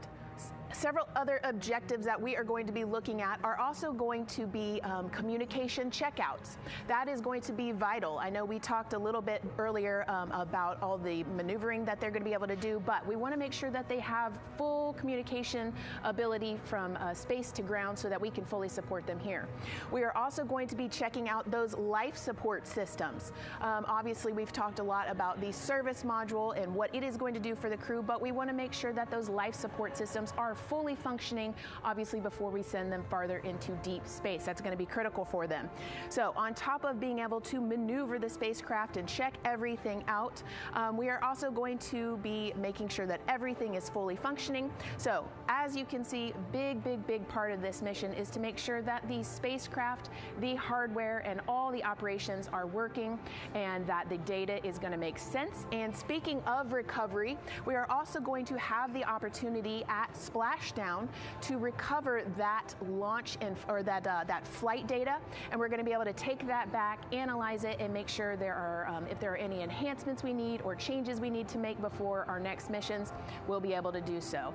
So lots to do. They're going to stay very busy, obviously. And with that, I will turn it back over to you, Megan. 2 hours, 25 minutes and counting, and the crowd, check it out, continues to grow at our Banana Creek viewing location. They will have a great view of launch, and we will go back now to Leah Martin, who's standing with her next guests. Hey, Megan, yeah, we're surrounded by thousands of people, some here local from the Space Coast, but we actually have quite a few people who have traveled a pretty far distance to be with us today. I'm actually joined here by a group from the International Space Station Ambassadors Program who have come from all over the globe. Saku, you're here from Japan, you've come Val from Mexico, and then we have brother and sister Cosma and Jesco here who are visiting from Germany. You actually told me that you participated in the NASA Rover Challenge in Huntsville. How was that experience, and how is it kind of participating there in Alabama and then being here today? So it is an amazing experience because you meet so many young people with visions, with dreams, with ideas which inspire you and motivate you. And it's even better to be here now to see the SLS launch because we are going back to the moon, and that's what we're working for. Absolutely. And, you know, the Artemis missions, we talked a lot about the Artemis Accords and this being an international effort. You were actually telling me, Saku, that you're interested in becoming an astronaut with JAXA, pursuing your PhD to be able to do that. Tell me a little bit about that. Yes, actually, I applied for Japanese Aerospace Agency, the astronaut selection like 2 years ago, and then I didn't make it all the way, but I'm still working on it, and hopefully I can be at the launch pad sometime, and then I hope to go back to the moon and Mars, and yeah, I'm working on it. Absolutely incredible. And Val, you're from Mexico. We were talking a little bit about women in space. This is a team who, you know, is predominantly made up of women. What is it like knowing that Christina is on that rocket right now, about to be the first woman to travel around the moon? I think that's such an amazing news. It's just so inspiring that we are taking the first black person and also the first woman to the moon. It's just the first step in humanity and a big step in equality as well. Megan, a lot of excitement here, not just in Florida, but from around the globe, and we're keeping our eye on that rocket, and we're ready to see it lift off. Thanks, Leah. Yeah, a lot of excitement, but also a lot of inspiration. Again, this is part of, or a big part of the reason why. 130.6. Good readback. Aux 1 voltage, 131.3. I copy 131.3. Again, those numbers you hear, they're referring to specific steps in the launch countdown that the crew have to step through in order to get us to launch today. And so we were saying, yes, inspiration, a big part of why NASA does what it does. We want to go together, and we want to explore together to learn more about ourselves and here on Earth. Yeah, humans, I think, naturally want to explore, and so going together, like Lisa said earlier, we're going to go farther and faster than we possibly can alone. And, you know, what a way to celebrate that today. Yeah. Going back to the moon in the first time in over half a century. And we have that great shot there in our small box of the rocket on the pad. And at the very top there, our Artemis II crew. Right now, we know that the crew has begun the closeout crew, has begun doing that cabin leak check. So they are currently pressurizing the cabin, and it sounded like it would take about 6 to 8 minutes for them to get to pressure, and then they have to hold that pressure for 5 minutes, right? Yes, that's correct. Yeah, so there's quite a bit of volume. You know, we talked about it being a 6-person tent. I think it's 330 cubic feet. Don't quote me on that number, but you know, they have to pressurize that capsule, and then, like we talked about, take that initial pressure, wait 5 minutes, and take the second pressure. Yeah, and then it takes about 6 to 8 minutes again to depressurize the cabin. So this process will take a few minutes. Ascent switch configuration complete. OTC copies. Thank you. And then after the cabin leak checks, then they will finally close the last abort system hatch. So again, chugging along in the countdown, really excited to, again, continue to hear the crew's voice inside Orion, stepping through all the procedures. Yes, it's exciting to hear them making progress, right? It's all good news hearing the crew talk to the ground and working together to get to the launch. And what I think is really cool is that this is the first time NASA is going to have astronauts in low Earth orbit, but also in deep space at the moon. So here's a message from some of the crew aboard the International Space Station right now. Hello, Megan, and a big hello to everyone around the world counting down together to the launch of this historic flight test. If we weren't in microgravity, we would also be on the edge of our seats. Here on the International Space Station, all of us are honored to have the chance to wish our fellow explorers Godspeed. Throughout human history, the moon has sparked our imagination, curiosity, and wonder. With our return to the moon, we're not only going to be learning about its history, the history of our solar system and of our planet, but also about our place in the cosmos. We are so proud of the Artemis team and so excited for what you will see and learn on behalf of all of humanity during your trip around the moon. As we push the boundaries of exploration and expand our knowledge with scientific discovery, we advance our collective civilization together as one. Test flights are crucial to the mission of exploration. We all learn in test flight schools that the more challenging the missions are, the more incremental the tests should be. This Artemis II mission is one more increment on the way to further exploration. Thank you to the crew, our friends, for your dedication. And from the entire Expedition 74 crew, thank you to all of the teams that had a hand in getting the Artemis II mission to where it is today. Back to you, Megan, as the countdown continues. Oh, I love that so much. I just love seeing them there. And again, you have to remember the International Space Station is an orbiting lab. We learn so much there, and we're going to learn so much more from Artemis II, because this isn't just a test flight. It's an opportunity to learn more about the moon, deep space, and how humans can live and work so far from home. So here are some of the science objectives that NASA hopes to accomplish with Artemis II. Artemis II is our return of humans to the moon, flying around the moon on board Orion. But along with that, we're doing a lot of great science. One of the exciting things about the Artemis missions to the moon is that science is actually a fundamental pillar of why we explore, why we're going, what we're doing in Artemis. I think it's incredibly exciting that not only are we testing the vehicle, but we're testing science on board. Science where the astronauts are conducting experiments, science riding along with the astronauts. We have astronauts looking outside the window and really observing the lunar surface. It will help us understand the deep space environment. It will help us understand how that environment affects our astronauts, our systems, and life in general. So deep space is a challenge for us because you have to leave Earth's protective magnetic field. Here in low Earth orbit, the crew members are protected from some of the harmful radiation.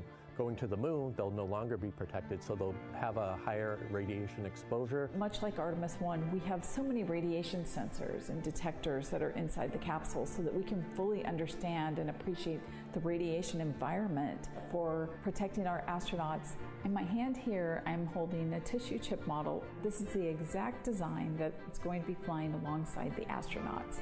We'll be collecting samples from each of the crew members, and we can make these organ chips out of the astronauts themselves. So every crew member will have their own avatar on board, and then upon return, we can evaluate that deep space radiation environment and what that compares to the astronaut themselves. Not only are they going to help change the course of medicine for the astronauts, but revolutionizing that on Earth as well. We're looking at sleep, we're looking at team dynamics, we're looking at how you interact with the environment. We're also looking at the immune system, so what are the biomarkers? We're using saliva as a method to study hormones and different things in your body that may change during a mission like this. And then finally, how do we function after microgravity, being close to the moon, then returning to Earth? Which will ultimately help us achieve our goal of getting humans to Mars. And then on top of that, we have an opportunity to look at the moon from deep space on the far side for the first time in over 50 years. Having human eyeballs and brains back around the moon is going to unlock a new generation of lunar science discovery. The human eyeball is capable of taking in so much data in just a split second. They'll be able to tackle impact history, volcanic history. They'll be able to look at how the albedo, or kind of the shade and hue of the moon and the color of the moon, can tell us something about how that terrain evolved over time.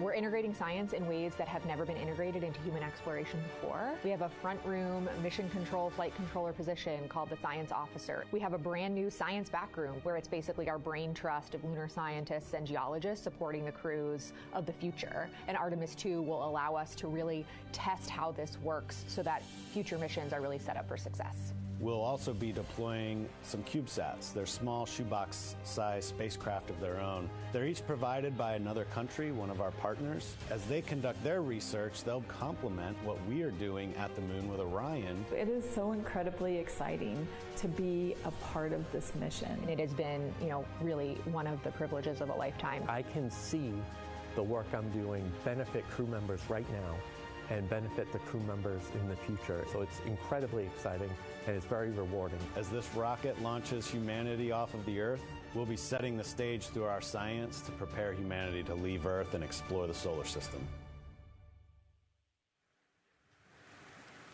And what we learn during this and future Artemis missions to the moon will eventually get us to Mars. Here's Jasmine Hopkins again, now with Nikki Fox, Associate Administrator of NASA's Science Mission Directorate. Thanks so much, Megan. Yes, we're back on the balcony now, joined by Dr. Nikki Fox. Nikki, in this nearly 10-day mission, we are covering a lot of science, from CubeSats to tissue chips. What are you most looking forward to learning? Oh my goodness. I think for me, the most exciting thing is actually being able to interact with the crew while they are flying, doing this historic journey on the far side of the moon. They are going to be seeing pieces of the moon that no human eyes have seen before, which is really spectacular. It's going to be an interesting trajectory. Some of it is in darkness. Then at the terminator, so in darkness, they'll be able to look for like impact flashes and things when micrometeorites pummel that poor moon. And then at the terminator, they can see shadows and interesting things, which kind of gives you depth perception. And then, of course, in the sunlit, picking out everyone's favorite craters. Also, if we launch today or tomorrow, they will see a total solar eclipse from the Orion capsule. How cool is that? That is very cool. We are thrilled for this Artemis II crew to be able to see the moon in a way that we've never seen before. What is so unique about that far side? Why are we going there?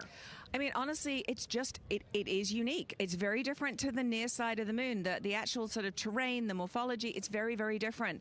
And so it will be very exciting to see that as we're going past that. Absolutely. And Nikki, we are performing a lot of science at the moon this year, actually, not just Artemis II. Can you speak to the commercial lunar landers we're planning to send? Yes, we are very, very proud of our commercial partners as they take our payloads for us to the lunar surface. And very excited. Next one up is Blue Origin's Blue Moon Mark 1 going. It's got some science on it. It's got the scalps that went on the Blue Ghost. So we'll be able to sort of look at that plume as it's coming down onto the lunar surface, and then also the laser retroreflector that will be the array that's up there too. So even on that first test flight, packing it with science as much as we can. Wow, Nikki, so much science. It's hard to keep track of everything. But the unique thing about Artemis II is we're sending crew. Can you speak to the importance of the human element of science? Absolutely. I mean, we can program, like we do with our beautiful rovers on Mars, we can program them to do certain things, and it's what we think we need them to do. When you have an astronaut up there, they can make that sort of like really unique split-second decision. The thing I'm most looking forward to is when, you know, when they think they're going to be looking here, is hearing one of them say, "Oh my goodness, look over there." And I think that's just incredible about how we do that. Also, flying our tissue chips with the astronauts, our Avatar experiment. Here we go, Avatar. Wow, look at that. And that's got the tissue chips samples that matched to the crew, so we'll be able to monitor the effects of microgravity and radiation on that human tissue as we prepare for more and more missions to the moon for longer and longer durations, and then off to Mars. Wow, Nikki, so much science ahead of us, but first we have to launch. Thank you so much for being here today. Thank you so much. Go Artemis. Oh, of course, go Artemis. And with that, let's turn it back over to the countdown with NASA's Megan Cruz. Nikki is so fun. She has so much energy and so much passion about the science. And again, yeah, it's just so important to remember that so much science is happening with this mission. It's not just to test out the hardware and the life support systems. Yeah, you know, you saw the science video, and then we talked to Nikki. Man, there's so much going on, right? We talked a little bit about the lunar observations that we're going to do. And then, you know, she talked about, made a really great point about, you know, the human eye can pick things out that, that a camera or a robot can't necessarily pick out. And so that's why we're sending humans. But also, we're not just doing the lunar observations. The Avatar, like, that's a really cool experiment. You know, they took blood samples from the crew, and then they used those stem cells to make bone marrow and create those little Avatar chips, which is so like, impressive. feels like scientific, you know, sci-fi movie stuff. But, you know, we're going to look at radiation. We're going to look at all sorts of different scientific experiments. You know, we got the little CubeSats. We're going to go look at space weather. Lots going on. Yeah, even collecting some of the astronauts' saliva. You can learn a lot about the body through the saliva. So just really a lot in a small amount of time in a small capsule. Yeah, you know, it's scientific discovery. That's why we go back to the moon. Yeah. And so, again, her energy just so... oh my God, I can't find the words. So wonderful, awesome. Could not. I don't know why I couldn't find the word. So anyway, yeah, just really again, thank you, Dr. Nikki Fox and Jasmine. And so Nicole, what about answering more questions? Let's do it. Okay, great. First one. What was the word I was trying to get at? No, I'm kidding. Let's have the first question up on the screen now.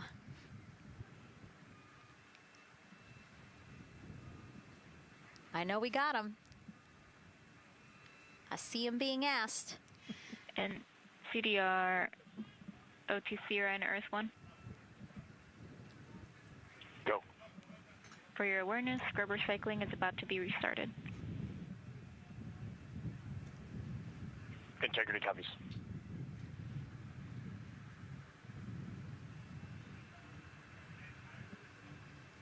All right, let's try that again. Can we get the next social question, please? What are the G-forces experienced by the Artemis astronauts during launch and reentry? Ooh, you know, these are actually pretty similar to, you know, a Dragon launch or a shuttle launch. You know, we have to accelerate to get out of the Earth's atmosphere, and then, you know, we talked about the secondary burns that they will do to get away from Earth. But, you know, for me personally, it kind of felt like we got slingshotted off the Earth is how I like to describe it. So, you know, you get set back in your seat and the G forces are into your chest. CDR OTC Orion Earth 1. Go ahead.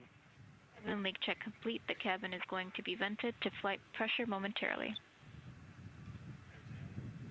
Integrity copies.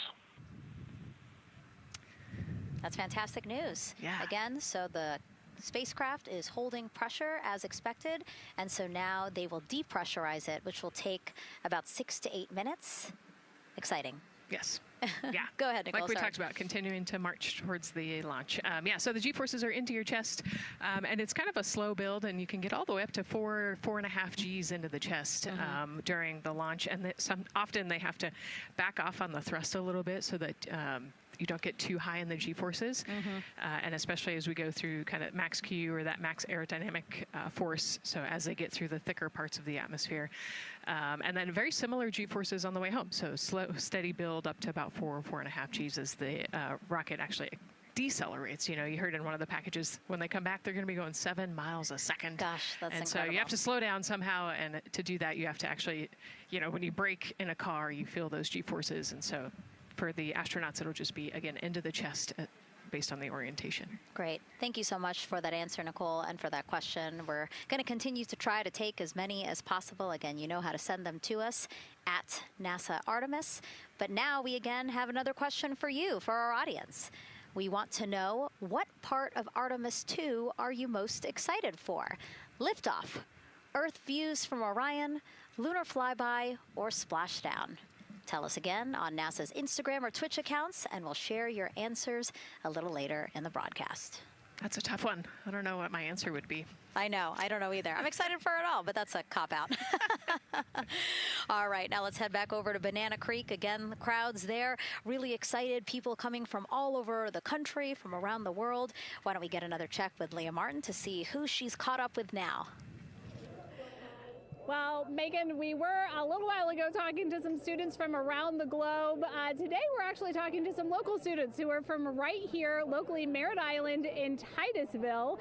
We talk a lot about the Artemis generation and about the students who are going to become the next generation of dreamers, of engineers, of scientists and technologists. And I'm actually standing with a group of those students here today. Our local high school has actually implemented a really neat new program in the spirit of being able to create these pipelines for employment and engagement. Can you tell me a little bit about what Merritt Island High School is doing? Sure. Well, this is a new program, first of its kind here in Florida, and basically what we're studying is astronautics and aviation, kind of blended the two together. We have flight simulators in our lab, but students are also learning about engineering, aerospace engineering, and we're trying to make all kinds of pathways available for them, trying to give them opportunities to see which pathway they might want to be interested in.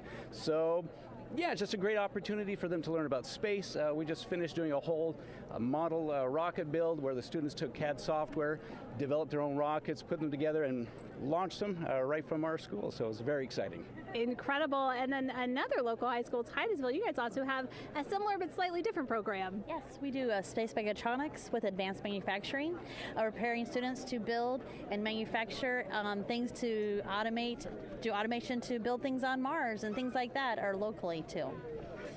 Now, you told me that you're actually trying to figure out a little bit what you want to do when you're done. You're a freshman in high school.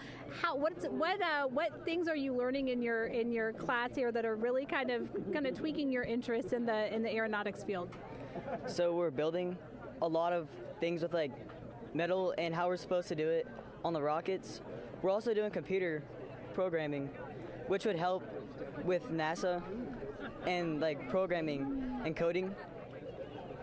Absolutely. And you were actually telling me that I think were telling me that you're interested in becoming a pilot. We talked a little bit about the pilot who is on board the rocket right now. How is this program preparing you for your future? I mean, it's teaching me everything that I know about aviation, and it's really inspiring that I get to learn it in a classroom, like locally as well. It's amazing. I love it.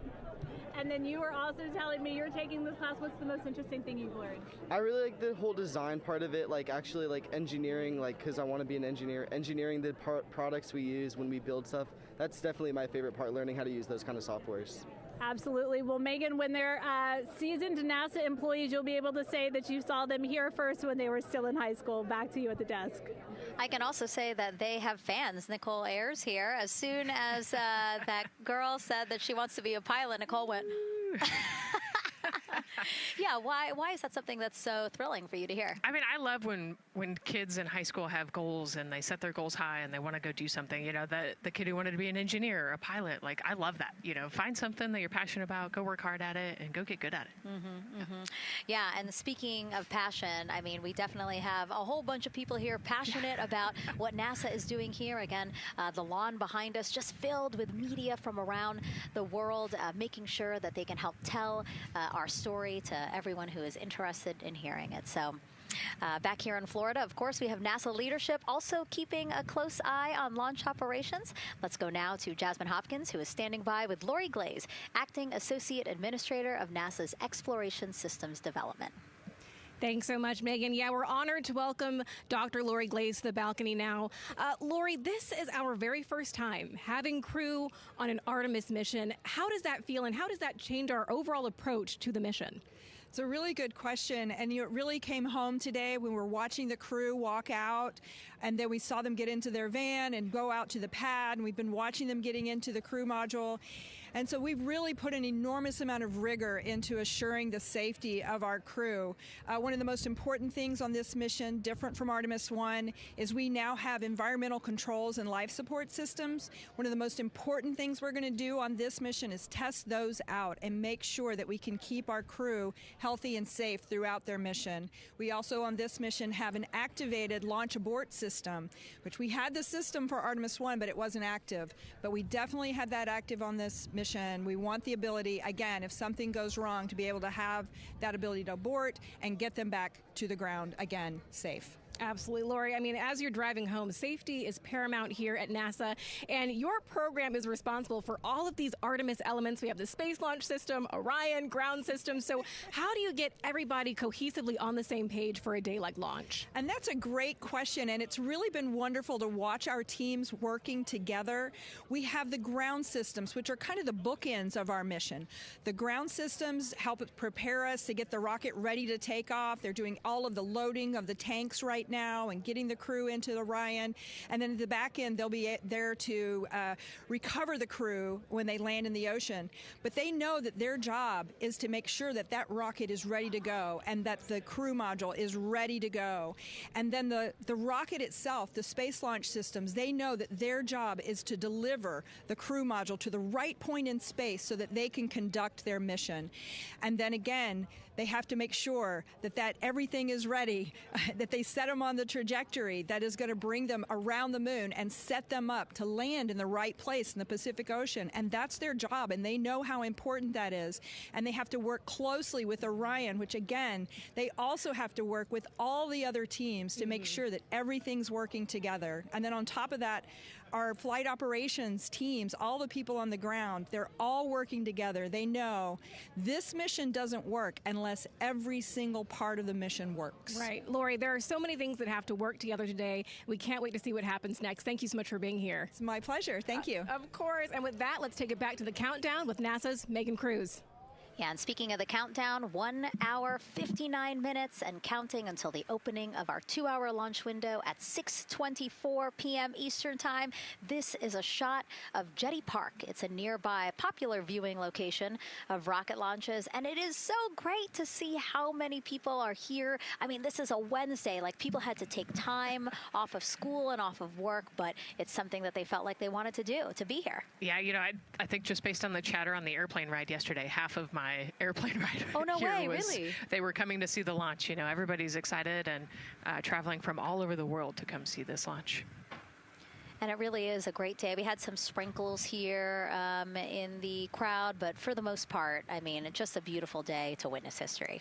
It is, yeah, you know, a little bit of sprinkles, but for the most part, the clouds are staying away, and you can see the blue sky behind us, so hoping for good weather in a couple hours. Absolutely. And so Dr. Lori Glaze mentioned what we learned from the Artemis II mission helps pave the way to sustained human presence on the lunar surface. So what are the objectives of this mission to eventually accomplish that? Let's check in with Gary in Mission Control for more. Thank you, Megan. Yes, the Ascent teams are here in Mission Control Houston, working through their steps to prepare for a go for launch. Right up here on the front board, we're watching the teams in the White Room work through their checklist and closing the hatch as we verify ours, working as one NASA team. What Dr. Glaze said about working across the teams throughout the nation is true. It takes one NASA team to bring everything together and accomplish the mission objectives. The Artemis II is designed as the first crewed test flight of NASA's Artemis campaign, sending astronauts into lunar space to validate systems, operations, and human performance ahead of a more complex lunar landing missions. NASA has identified an extensive list of mission and flight test objectives objectives that serve as a checklist to verify the capabilities needed to land humans on the moon. For the Artemis II mission, there are 5 overarching priorities that cover the mission and flight test objectives. First is, of course, the crew. As the first crewed mission inside the Orion spacecraft, this mission serves to demonstrate the capability of safely sustain the flight crew throughout the mission, including launch, the deep space component, and return.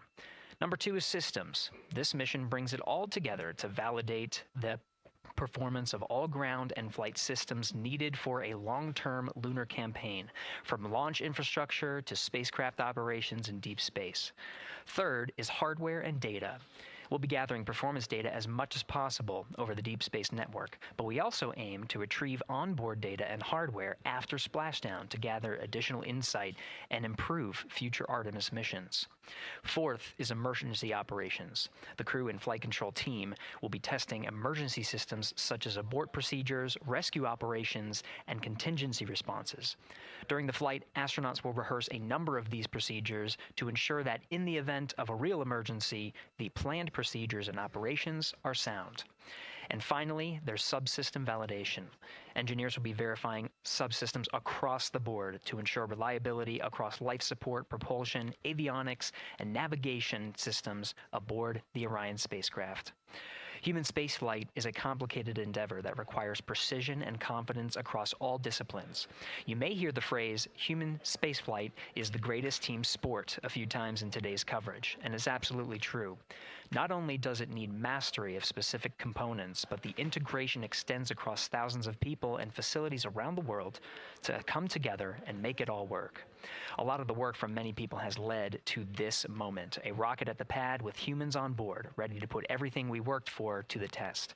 I'm certainly excited about it. The teams here in this room are looking forward to supporting the mission, and I hope those watching are as excited as we are. We are following the countdown here in Mission Control Houston. Everything continues to look good. Now inside 2 hours from the beginning of the launch window. With that, I will send it back over to you, Megan and Nicole. Hey, Gary, thank you so much. We are getting word that the launch team is working something that we would like to give you an update on, so let's get on over to Daryl. All right, thank you, Megan, and we are live in Firing Room 1 here at the Launch Control Complex. Yes, we are currently not working any constraints with regards to the rocket or the ground systems. But the launch team has been made aware of an issue that the range is working. And currently they're monitoring that work that is going on over at the range. We understand that that issue is related to the flight termination system. Now, the flight termination system, just to give you a quick explainer, every rocket has a flight termination system. It's the system that the Eastern Range here uses in order to send a destruct signal to a rocket in case it veers off path. So it's a very critical, important safety component in terms of how the range keeps the public safe here. We understand that the flight termination system, they're working an issue. And so as they continue to work that issue, they've asked for some assistance from the launch team to help verify some of the work that they're doing on their FTS system. And this is where it gets a pretty unique situation here. The assistance they've asked for is to verify what's going on with their system. They want to check it to see that the work they're doing is okay. And in order to do that, the FTS console operator inside the firing room has been asked to help them verify it. And the way that they're going to do that, and the solution that he proposed to check and verify the system with the launch director, and she gave the approval, is to go get a piece of heritage equipment from inside the VAB that was used during the space shuttle program. And this equipment is able to receive commands by the range through the flight termination system. And so with this piece of equipment, this console operator who works FTS was granted permission to go go over to the VAB next door and get this equipment that he's very much aware of and used during the space shuttle era. And so that is in work right now. The bottom line of all this is, at this moment, the range is no-go. But that is not stopping us from moving forward in the countdown. We can continue to process and work the countdown. The closeout crew will continue to do their work, and the launch team will continue to do their work as well. But we'll keep you updated on what happens in regards to, as far as my understanding goes, a pretty unique situation here with trying to bring resolution and kind of help out the situation that we're seeing at the range right now. And that's the latest here from the firing room. We'll send it back to Megan and Nicole out the host desk. Thank you, Daryl. Yes, very unique, but I think it speaks to the ingenuity of this team, right? To say, hey, we have this equipment at the VAB. Why don't we leverage it to try to solve this issue and work it? Yeah, what a great example of human creativity, right? We know this thing exists. Let's go solve this problem. We have time, you know, like Daryl said, we're going to continue to march down the countdown. So we'll continue to get the rocket and the crew ready, but we still have that 2-hour window. So in the meantime, let's try to figure out what's happening with the range. And speaking of the range, what is the range for people who might not watch rocket launches with us often? Sure, yeah. So anytime that you launch a rocket, you have to clear the airspace, right, in the launch corridor. So where the rocket's flight path is going to go, you have to make sure that that whole airspace is clear. And so we actually have assets, you know, the Space Force helps us out with this one, but, you know, we want to make sure that there aren't airplanes in the way and there aren't other, you know, maritime assets in the way or things like that. So that there's a whole group of people. We talked about, actually, Gary said it great, right? It's a huge team sport, and so there's a whole group here on the ground that is monitoring that launch corridor to make sure it's clear and ready to go. And so if they're having issues, then we definitely can't launch this rocket. We don't want to launch blind into a corridor that we can't see. Yeah, because as Daryl said, I mean, it is very important, the flight termination system, needing to activate it in case of an emergency. So yes, something that we will closely be monitoring throughout the countdown, and hopefully again won't be an issue, that they can fix this issue by going to the Heritage Hardware that's in the vehicle assembly building. Right, what a great idea. Okay, so again, under 2 hours from the opening of our 2-hour launch window, 6:24 p.m. Eastern Time. The crew, as you can see there, inside of Orion, relaxing, getting updates from the team, but also just getting in the right headspace for hopefully launch today. Let's learn a little more about each of them now.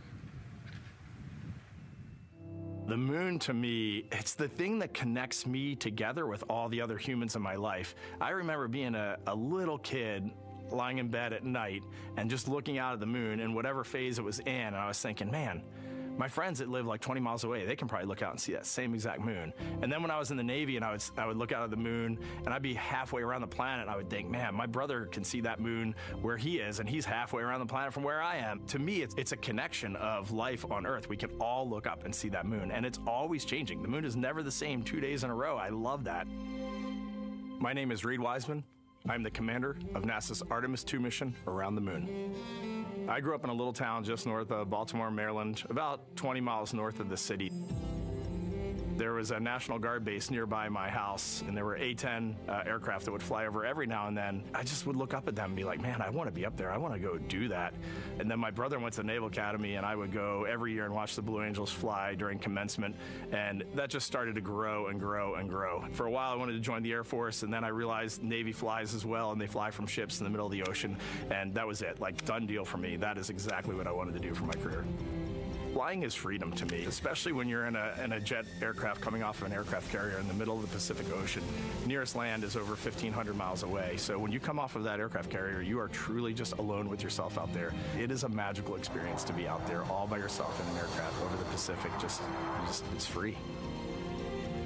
I think anybody who accomplishes something that they set their mind out to, there's no one thing that does it for them. It's a combination of everything. I mean, the way my parents raised me, the way my brother and I, the way our relationship developed over time, my friends, being in the marching band, going to college, setting my own course, learning how to live on my own, being mentored along the way, being, kept on the path to success, but being given the freedom to, make excursions and fail every now and then and regroup and carry on. I think all those things come together in the end to get you where you are.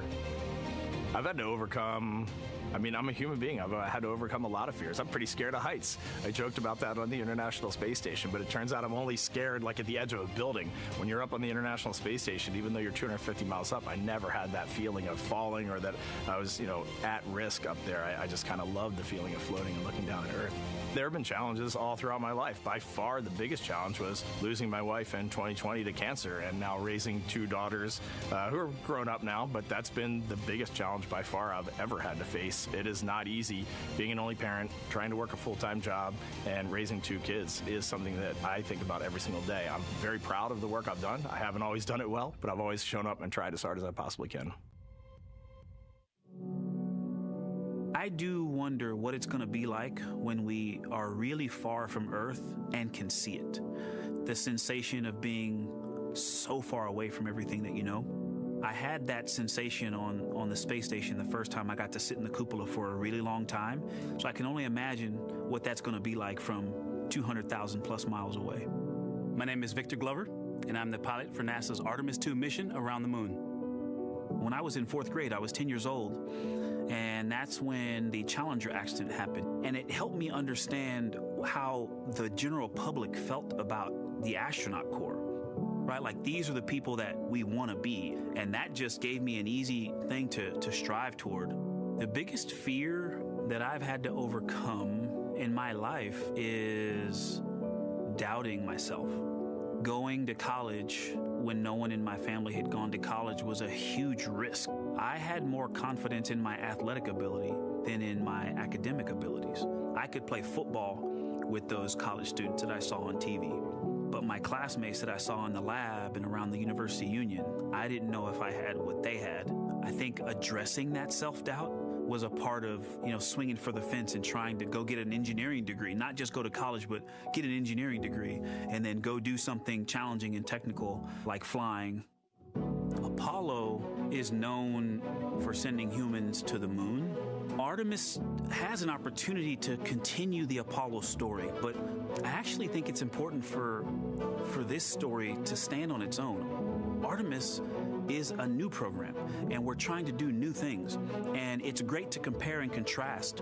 When you look at our spaceship, you can see parts that were designed, built, and integrated in another country. When you look at our crew, you see that our crew is international. There are also men and women. And I just think that comparing and contrasting makes the story even richer.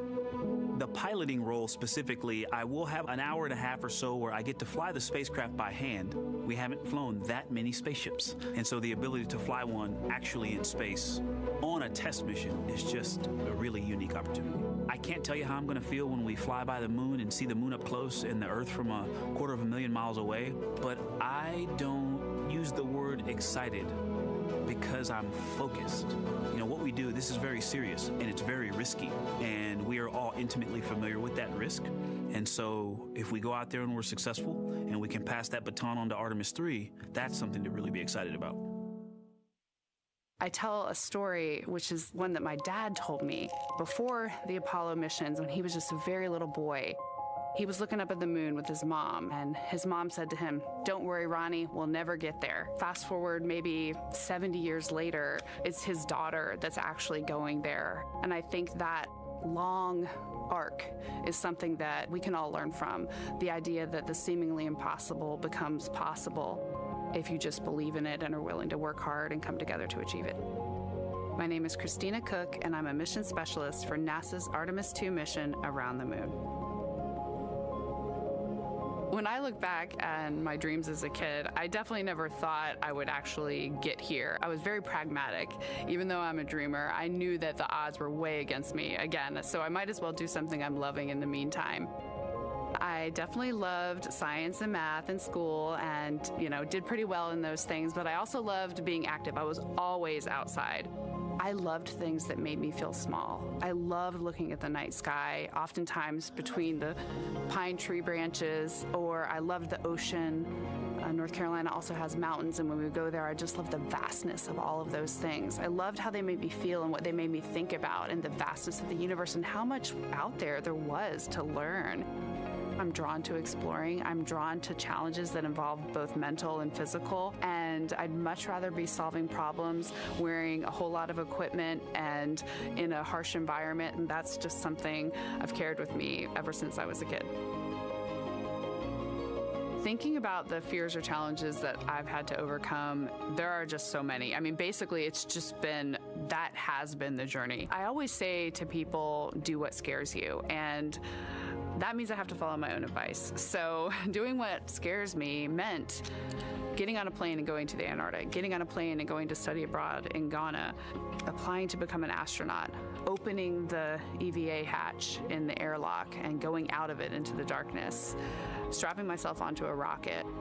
And so for me, I think that no matter what the challenge, recognizing that if people believe in you and you believe they believe in you, the challenges seem always a little bit easier. To me, the moon, it represents history. It is a witness plate. Everything that's ever happened to the moon is still written on the moon. Every single person has looked at the moon their entire lives. We see the same moon. That's something really special. It's just the epitome of a symbol of something that's in each of our hearts, but that's also represents exploration and reaching. I have this very distinct memory of seeing an image of an astronaut standing on the moon. It's burnt in my brain because I went back to it so many times in my childhood, and I would look at that image, and I know it had a huge impact on me that humans had walked on the moon. My name is Colonel Jeremy Hansen. I'm an astronaut with the Canadian Space Agency, and I'm a mission specialist on NASA's Artemis II mission around the moon. My elementary school years, I grew up on a farm outside of London, Ontario. I spent as much time as I could with my dad on the farm. I learned the value of hard work, for example. If I wanted to go to work with Dad, it was going to be a long day, and I was going to have to not complain, or I wasn't going to get to go the next day. I had a treehouse. I had a vivid imagination, and I changed my treehouse into a spaceship. I made all these dials and controls. I had circuit breakers for switches that I found in the barn, and I was exploring space in my imagination. The most important thing I did to get to where I wanted to go in life, which was flying fighter jets and eventually becoming an astronaut, is I shared those desires with other people. And it turns out, just like you don't go to the moon on your own, if you could, I would have done it a long time ago in my treehouse as a kid, you have to go as a team. I think the biggest impediment to achieving my goals was, of course, myself. And I think that's a common human experience. There are many times where just little things would get in my way, and my immediate interpretation of that was, well, now that goal's out the window. People must have lifted me back up, and somewhere in the back of my head, that persistence came through. And I think that's a common human experience, to doubt ourselves. I've come to this realization that I believe that we all have gifts to contribute, and the goal is to figure out how to use your energy towards adding positively to humanity's existence on this planet. But I love it when humanity sets big goals, like sending humans to the surface of the moon with an eye to eventually going to Mars, because when we do that, we can bring together genius from not just even in one country, but around the world. I've also learned from my indigenous mentors that they refer to the moon as Grandmother Moon. So you've probably heard of Mother Earth. They use Grandmother Moon because Grandmother Moon is responsible for the water in their community, just like the moon moves the water around the planet, affects the tides. And I think that's a really beautiful thing for us as we go back to the moon, to think about all the different cultures around the world and how they view the moon differently. And that's really neat because we all share that same moon in the night sky.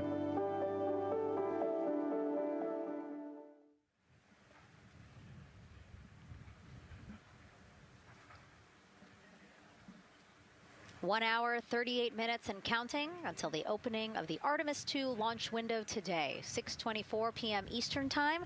And we are looking at the rocket and Orion out on the pad, historic launch pad 39B here at Kennedy Space Center. What a great view, Nicole. Yes, it is. You know, we can see the clouds out in front of us, but they are to the west. And you can see that there's some blue sky peeking through behind that rocket, which is good news. And more people continue to come on center here.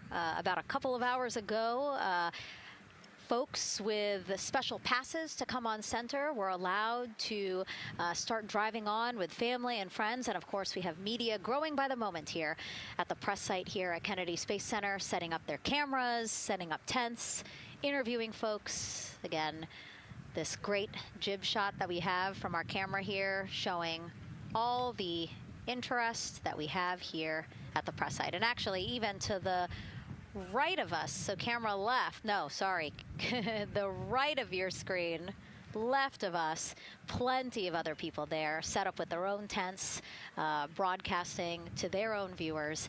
And so again, just really cool to see everybody wanting to share in this moment. Yeah, that's, I mean, how many media tents we can see from here. It's a beautiful thing. Yeah. I think it's important to share this message with the whole world. Yeah. And so let's take a look now at people who are watching in other parts of the country. We have this shot here from the U.S. Space and Rocket Center in Huntsville, Alabama. Oh, man, look Just at that. kidding. Museum of Flight, Seattle, Washington. So sorry. Hello to you over there. Sorry, I thought that you were in Alabama. But here you are from Seattle, Washington. Again, the Museum of Flight. They must have had a special event to bring people there to watch, as well as a special event here. Now, correctly, the U.S. Space and Rocket Center, Huntsville, Alabama. Of course, they would have a lot of people here, and I'm sure this crowd will grow when we get closer to launch. Marshall, the home of the SLS rocket. Yes. Yeah, this is a great shot. You can see all the people there, and obviously you've got quite a few artifacts in there as well. Oh, now they us. know. Yes. Yeah, now they know. They're on the broadcast. That's too funny. Awesome. Hey, listen, it's all right. We can sit. We can sit and chill until we wait for the opening of the window. No, there they are. Yeah. Everybody's excited. Thank you guys for showing us your excitement. I know deep down it was in there. It's just that you felt like sitting at the moment, and that's all right. There's a little delay. Yeah, that's all right. Well, thanks so much to those supporting these watch parties and bringing them to us live here. Actually, our video paths are taking quite a circuitous route to be able to bring those live views in from Seattle as well as Alabama, but we're glad that we can be able to share it with you in the broadcast now. And so why are we going to the moon? Why does NASA want to build a moon base there? Here's Megan Carter again with our moon board. All right, thank you, Megan. Yeah, so we are right around that hour-and-a-half mark, hopefully for that launch. It's going to be very exciting. So they are going to have a few days to be around the low Earth orbit, and then they'll be heading on to the moon. So yes, let's talk what will be happening. Why are we going to the moon? So obviously this is not going to be a landing, as we've discussed. They are going to be coming with 4,000 to 6,000 feet around the moon's surface, and this is going to connect us directly to our past. Those Apollo missions did have 6 lunar landings, and the Artemis campaign is looking to build on that past by going back to the moon, staying longer, and then going farther. So how are we going to do that, and why? We have obviously talked a little bit about that lunar South Pole, and we are focused specifically on the far side of the moon for this one for a specific reason. You might have guessed we're going to be looking for some resources especially, and that's going to be water or water ice. That is going to be giving us some really critical pieces for future missions.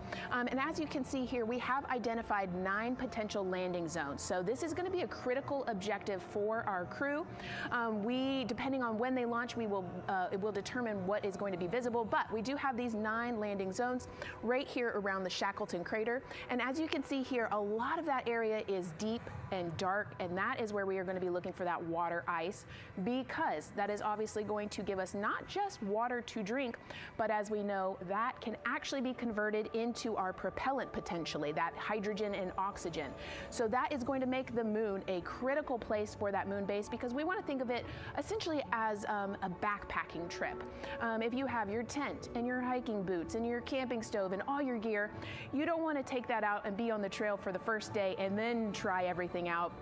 You're going to test things out a little bit closer to home before you go out on that adventure. And that kind of goes for us as well. So the moon is going to be critical for us in the future steps towards our lunar landings, and then also for going farther on to Mars in the future. It's going to set us up for that deep space exploration, and we can't wait to see what they see once they get to that flyby. But for now, we are, like I said, getting closer. So I'm going to turn it back over to you, Megan.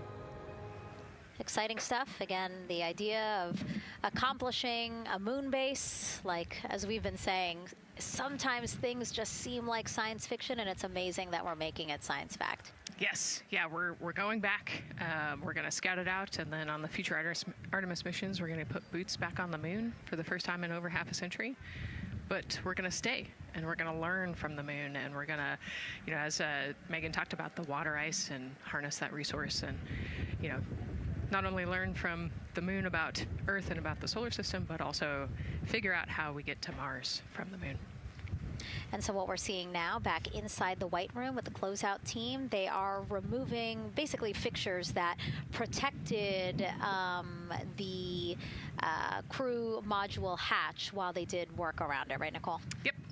Yeah, so anytime that you're moving around and working, there are some sensitive sensors and parts of the crew module that we don't want to kick or bump into, and so it's easier to just put a guard up while you're working in there and then take it down later. And so this is a visual cue for us that the team is getting ready to close the last hatch, again, the launch abort system hatch. Can you tell us about what the LAS is? Yeah, so launch abort system, this is, you know, we have the crew module, and then what sits out basically on top of the crew module is the launch abort system, and it has its own motors, so that we'll arm it about 5 minutes prior to launch, and then it stays with the crew module until about the Kármán line, so that 100-kilometer point in space.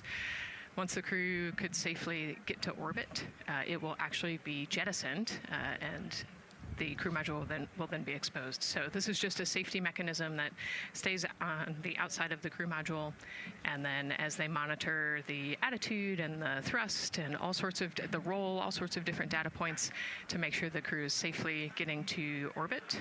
And once they are safely to orbit, then we will get rid of that launch abort system. And it looks like they're putting all these parts that they're removing from around the crew module hatch into a bag, because they have to take this out with them once they leave the pad, right? Yes, yeah, we don't want anything left up there in the White Room, and especially because that crew access arm will move away from the capsule and the rocket, and so we want an empty White Room, no FOD like we talked about, so that we can have a safe launch.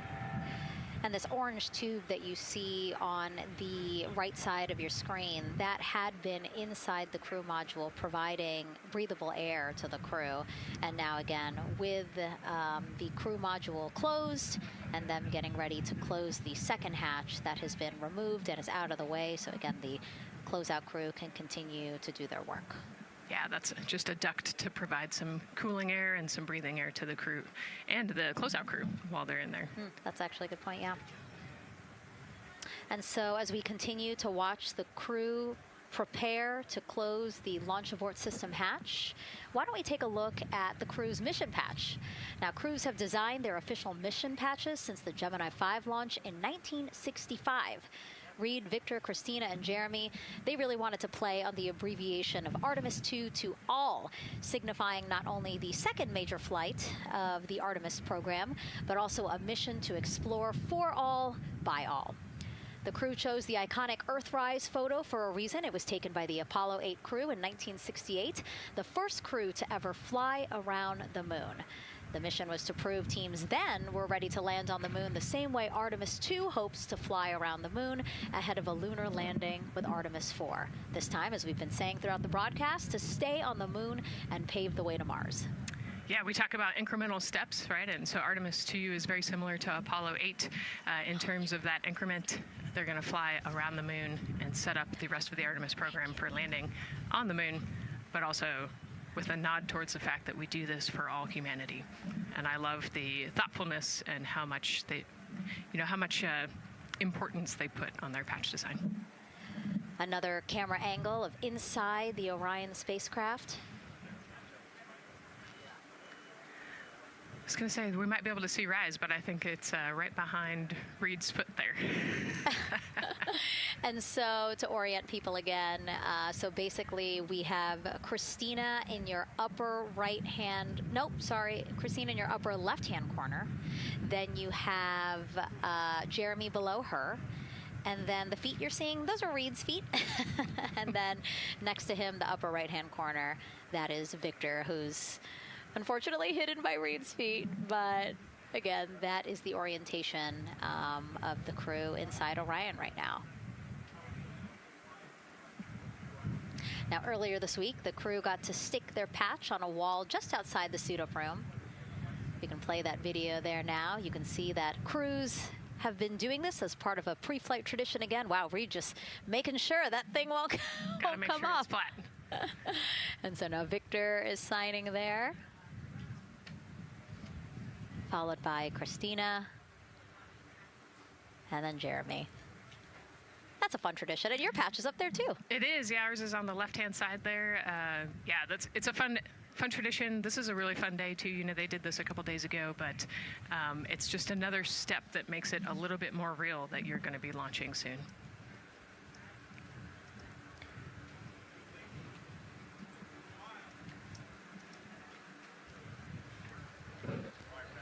Again, we talked a little bit about this before. The basically like a computer there on Jeremy's leg, a way for him to just check out the data, see some of the data that also Reed and Victor are getting to see, but in those much bigger displays for Orion. Right, yeah, it's basically a tablet on his leg, and it's actually plugged into a cord nearby that allows him to have a screen repeater so he can see what they're looking at.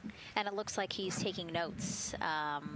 Can you talk a little bit about what that is? It's part of, all of them have like a little procedural book, right? Right, yeah, so they have what we call a knee board, and they'll have blank pages to take notes on. They might have a cue card or procedures, or they can be kind of custom built to what each crew member wants for their knee board. This mission, of course, built by people and companies in all 50 states, as we've been saying throughout the broadcast, and with our international partners as well. Let's take a look at some of the people playing such a big role in today's test flight. What we're doing here is a collaborative effort of hundreds of thousands of people. This is about the parts, the hardware, the software, the services, all coming together to make that mission possible. My dream for this space program is that we would not just push the boundaries, but that we push them together. And liftoff of Artemis I. We rise together, back to the moon and beyond. It takes a team to do great things. And Artemis has an incredible team. We have international partners. We have commercial partners and industry partners. It takes unity to accomplish great things, and that's what this mission's all about. We're not sending our money to the moon and lighting it on fire. We're putting that money right back into the economy in ways that benefit everybody. So every dollar that comes out of the Treasury that goes to support this mission goes back into the Treasury 3 times. What is very important to me is that we do it the right way, and that we do it with our values, that our industries grow, that our communities grow, that our families are healthy and safe and have amazing things to work on. Then we're going to build machines to go even further onto Mars. That is our generation, the Artemis generation, that defines the starting point of our exploration future. I just want to say thank you to all of the hands that have touched a part of this program and the hearts that have moved everyone to this goal, because we're going to the moon and we're going beyond. One team. One team. One team. One dream. What I really like about that package is, again, just reminding people that this is spurring so many jobs across the country.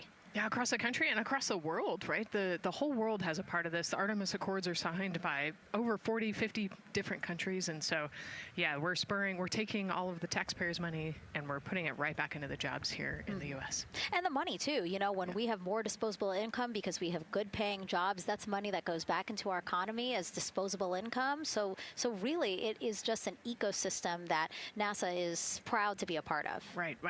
Not only is it about the money and the economy, right, but it's also about the science and what we're going to learn and exploration. You know, on top of all of those things, we benefit the economy as well. Obviously, Nicole is a wealth of knowledge. We're very lucky to have her. We're going to be tapping into that knowledge throughout the broadcast, and we have been for now close to 4 hours. So thank you, Nicole. I hope you're holding up okay. Yeah, I'm loving it out here. It's been great. Let's learn a little bit more about Nicole. Her first mission to space was actually last March. She launched from here at Kennedy Space Center as pilot of NASA's SpaceX Crew 10 mission to the International Space Station. And what a beautiful launch that was. She spent 148 days in space conducting science experiments that could benefit us on Earth. For example, one studied the physics of liquids, which could help researchers deliver medicines more effectively. She also conducted an almost 6-hour spacewalk to help upgrade the orbiting lab's power system. Nicole is a lieutenant colonel in the U.S. Air Force and flew one of its most advanced aircraft. She was born in San Diego, California, and is a twin. That's a cute photo of the two of you. Oh, that one too. Young explorers, yeah. Yes, yes. That's so great to just see how far you've come. Again, I think that speaks to what we've been saying. Like, you know, just if you're passionate about something, go for it and see where that takes you. Yeah, I think that's a great example. You know, I was a serious little kid with really high goals and, you know, just kept working hard and never got bumped off the path and ended up here. And, you know, I think it's a testament to the human, like we talked about, you know, if you're willing to work hard, be a good team player, you can really get anywhere you want in life. And that's what I love to talk about. Christina has mentioned similar things. And so it's been kind of a theme for the day. Yeah, definitely a theme for the day, a theme for the team. The team has said the same, the crew has said the same sort of things. So absolutely, Nicole, thank you so much for being here. And hopefully only a little bit more until launch today. Hopefully. So today's Artemis II test flight will mark only the 7th time NASA astronauts will launch on a new NASA spacecraft designed for crew. And then controlling the flight will be Mission Control in Houston. Our Gary Jordan is inside with flight controllers. Hey, Gary. Hey, Megan, you are right. This is a significant milestone, and we may be putting the names of a few more astronauts in the history books today. The Artemis II crew is set to launch today will join a select list of humans to fly in a spacecraft for the very first time. And Artemis II, like missions before it, is a test mission. During Ascent, the crew and the teams here in the room are prepared for a variety of scenarios. Some of these will be called out directly by Capcom's Stan Love during Ascent, and some are a little more subtle. These calls can be split into 2 categories: alternate main engine cutoff or MECO targets and aborts. First, there are 2 alternate MECO targets, or AMTs. These note milestones to give flight control teams and astronauts an idea of what would happen after that moment should the core stage lose one of the main engines. First is AMT low. You won't hear it called out by the crew or Capcom since this happens right at liftoff. If the core stage loses one engine at this moment, an abort once around option could be made at main engine cutoff, meaning the crew could target a splashdown in the Pacific. The second is AMT high, which would be called out by Capcom's Stan Love around 22 seconds. After this moment, if the core stage loses an engine, we can still pursue an alternate mission in low Earth orbit to accomplish some of the test objectives. And at about 5 minutes, 16 seconds into the flight, you'll hear the call 3-engine press. This is a good moment. After this point, if the core stage loses an engine, we can still make a nominal main engine cutoff and pursue a moon mission as expected. Again, these MECO targets give the flight control teams and crew an idea of what lies ahead should one main engine be lost, but assumes we are otherwise continuing to a main engine cutoff target. This differs from an abort, where the Orion capsule separates from the Space Launch System prior to the planned separation time. There are abort options at every moment that integrity is attached to the Space Launch System, from the pad to more than 3 hours into the mission. During the first 8 or so minutes of powered flight, there are 3 abort options. First is the use of the launch abort system, which you see at the very top of the rocket, and here in the White Room where the hatch is open and teams are working to close it. This particular abort capability can be used from here at the pad through roughly 3 minutes and 22 seconds into the flight. Next is an untargeted abort splashdown, or UAS. This uses Orion service module engines to escape the SLS and becomes available immediately after the launch abort system jettisons. Third is an abort once around, or AOA. You'll hear a Capcom Stan Love call AOA open around 7 minutes 30 seconds into the flight. This also uses the service module engines, but the burn profile is a bit different to aim for a splashdown in the Pacific after one trip around the Earth. NASA's expedited recovery teams are staged off the coast of San Diego to get to the crew and integrity quickly for this abort option. An AOA option continues to be available until solar arrays are deployed on the Orion service module a little more than 30 minutes into the mission. At this point, an abort to orbit, or ATO option, becomes available until separation from the upper stage around 3 hours and 23 minutes. Mission profiles can vary depending on when an ATO is executed in that window, but with power being drawn from solar arrays, it buys more time for astronauts and flight control teams to make decisions and stay in Earth orbit, return for a splashdown, or continue to the moon.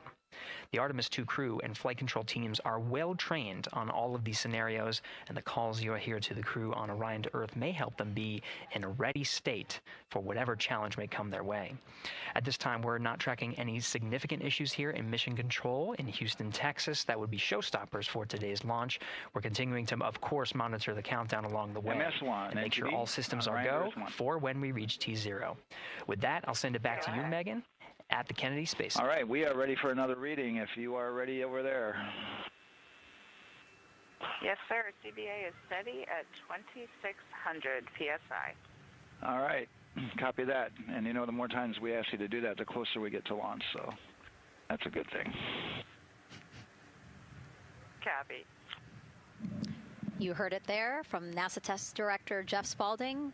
The more that they keep on asking her how the pressure is holding in the counterbalance assembly mechanism is a good thing, because it means we are getting closer to launch. So that's amazing news over the loops that we just heard on Orion to Earth 1. Again, that communication channel with the crew. But now I want to get back over to Daryl with the launch team. He has an update now on the flight termination system that the team was tracking.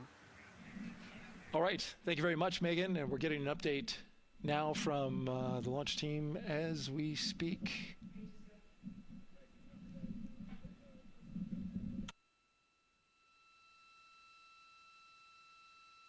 All right, stand by 1 second.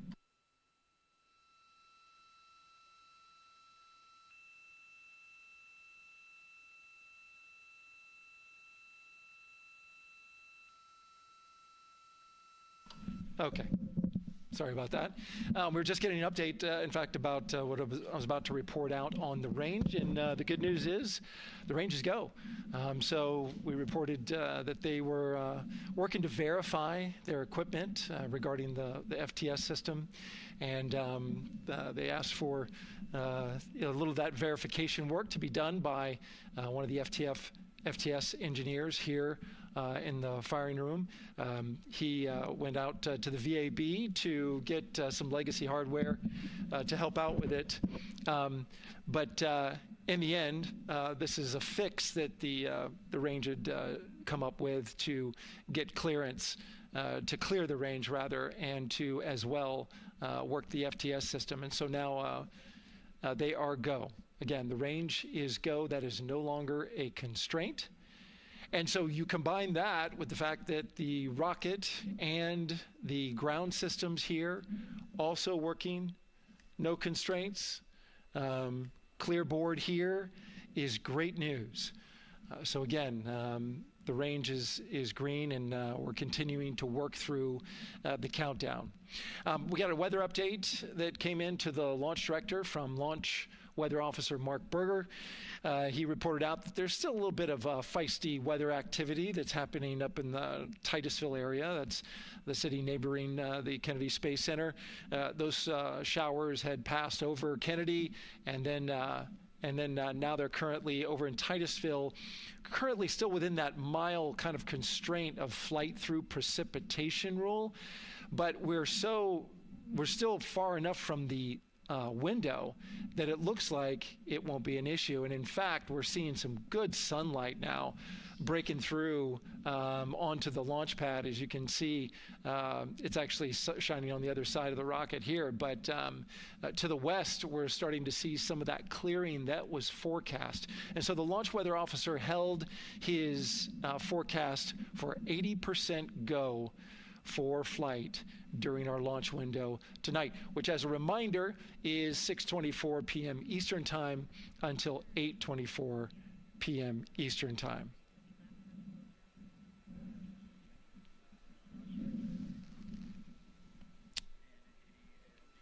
And we're also hearing that the last hatch closure, as you can see in the bottom corner of your screen, they're starting to work on that. That's the launch abort system hatch.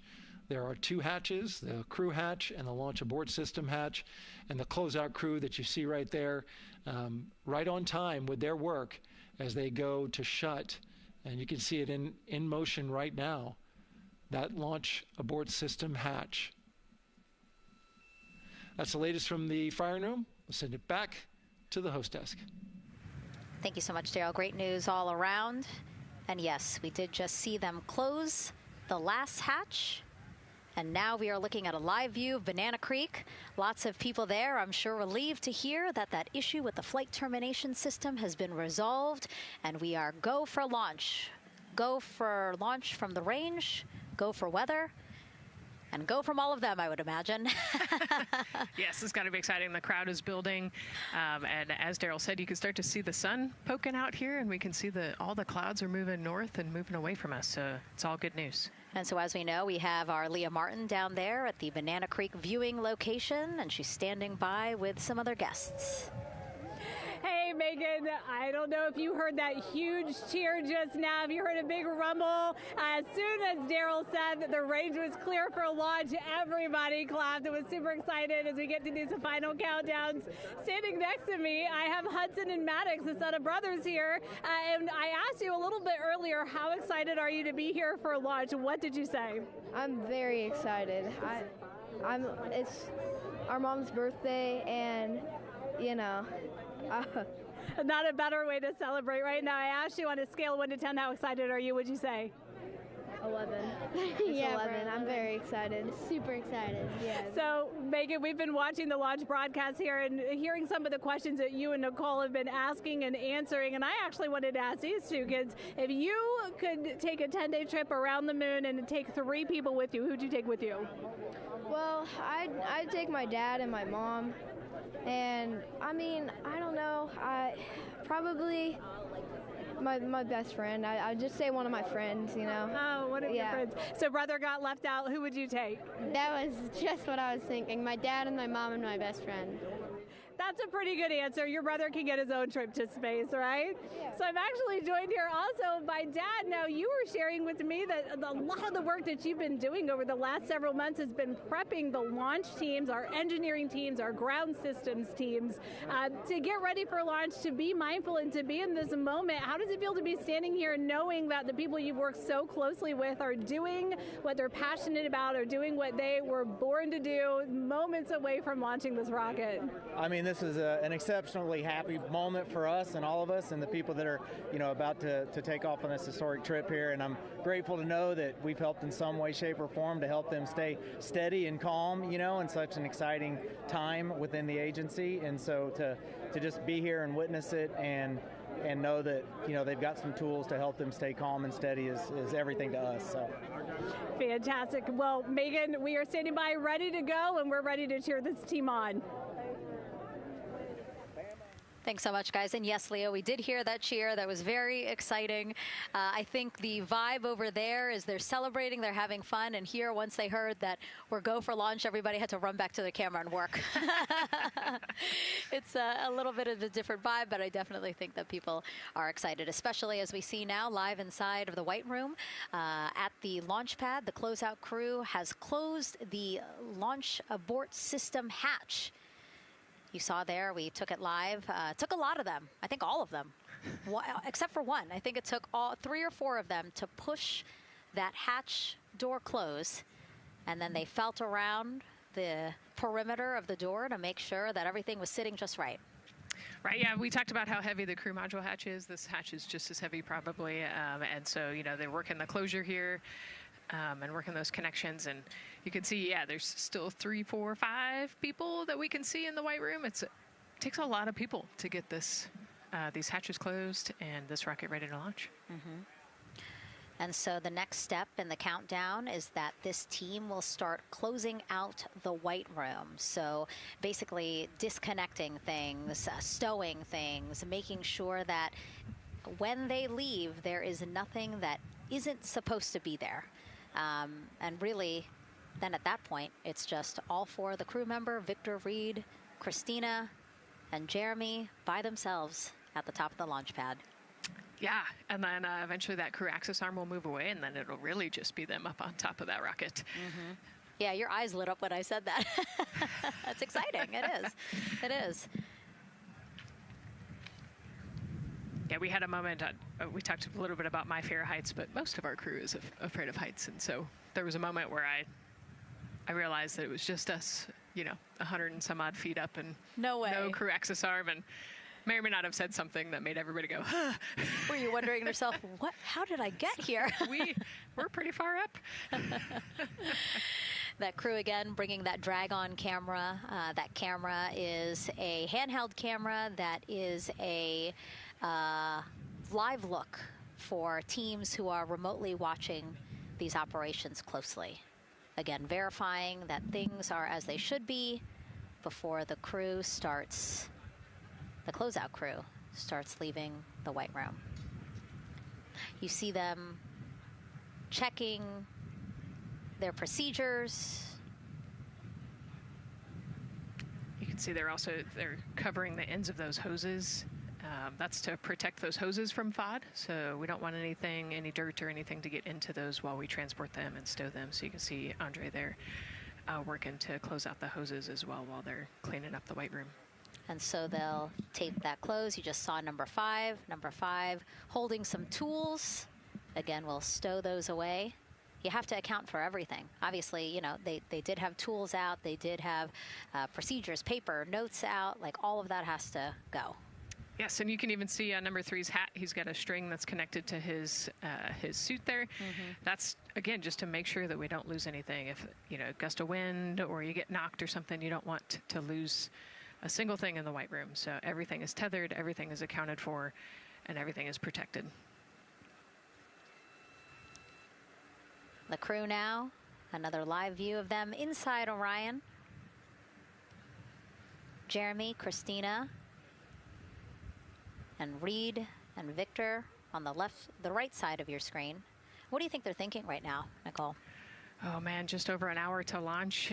You know, there's probably a little bit of a lull right now, monitoring some systems, but you can see Reed's got his feet crossed. So I think just trying to relax and, you know, pass the time by maybe thinking through the items that they're going to monitor through the launch, you know, the different jobs that each of them have throughout the launch. And once they get to orbit, you know, this first day on orbit is actually really busy for them. Mm-hmm. They've got, you know, 2 burns that they have to monitor. They've got to get the system set up, and they've got to get the cabin set up. So there's a lot going on in the next 24 hours for this crew. I think they've got a couple sections where they get to take a nap, but I don't think they get a full night's rest for quite some time. So, yeah, you know, going through what's next. And so as we say that, I mean, imagine what it would be like to live in a spacecraft for 10 days. Let's take a look at what life will be like in Orion. Artemis II is our first crewed mission back to the moon since the Apollo program. A lot of the focus of Artemis II is really checking out systems to be sure that we're ready and well positioned for continued human exploration. My name is Susan Baggerman, and I'm the Chief Health and Performance Officer for the Orion program and the Artemis II mission, and this is 10 Days in Orion.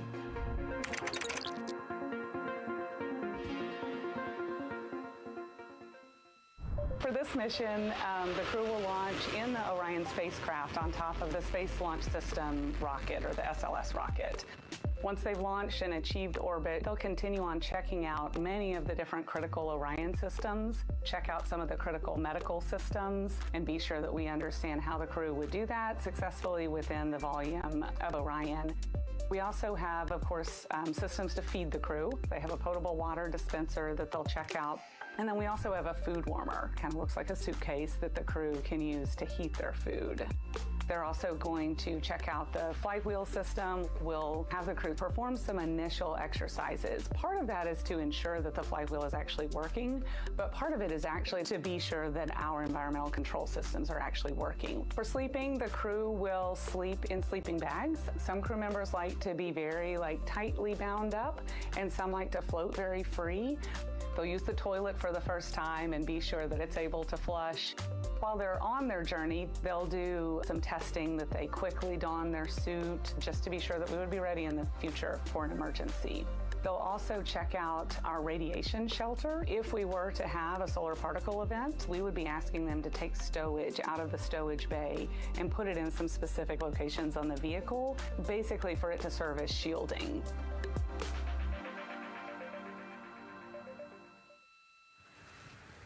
And so I want to talk a little bit more about what we just heard in that package. I am interested in the space food. So Reed, Victor, Christina, and Jeremy have a pretty big menu to choose from, so that's really cool. We're actually going to pull up a graphic now that kind of shows you some of the food that they're going to have with them on their 10-day journey around the moon. We know of more than 10 types of beverages. There's coffee, a mango peach smoothie, apple cider, lemonade. So those all sound delicious. And now I've just remembered I haven't eaten lunch. They're actually not too bad. I actually have a mango peach smoothie with me today. No way. Yeah. So you can see they come in these little packets here, but it's just kind of a dried powder that you add water to. So this would actually, you'd add 175 milliliters of water and let it sit for 2 to 5 minutes, and then you can stick a straw in it. You saw in that package they put a straw on the top septum portion there, and then you can drink it. And so this is the packaging. This is food that you brought up with you, or that you had while you were at the ISS. Yes. Yeah. Actually, this is all food that we have available to us on the standard, what we call the standard menu on the space station. And so, actually, the graphic there showed quite a bit of the standard menu that they're going to take with them. So, yeah, let's pull space it back food up, is space actually. food. Yeah, we can. We can use the food that we have been using. You know, our food lab at Johnson Space Center actually creates that food, and then they stabilize it and they package it for us and everything. So they do a really wonderful job out there. We've got different types of food. You know, you can see I've got this is a soup, tomato basil soup, so thermal stabilized. It's already hydrated, so you just throw it in that food warmer that we talked about, and then you can eat it. But then we also I have some shrimp cocktail here that's, you know, irradiated, so it's in a package that protects it.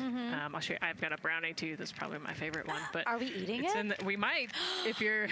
Yes. Look, see, they want us to eat. I don't know what happened, but it worked out. Yeah. With what we were saying here. So it's in an outer package to help protect it against, you know, radiation, and then it's in this inner package. And so this cosmic brownie, actually, the trick, Anne McLean, my crewmate, taught me. The trick is you got to put this in the food warmer and get it nice and warm, and then you can get it. But so what we do is we just take scissors and you open it up, and then it comes right out. So these brownies are nice because they don't have a ton of crumbs, and so you can actually just eat it pretty easily in space. You know, if you imagine, that would not happen in space.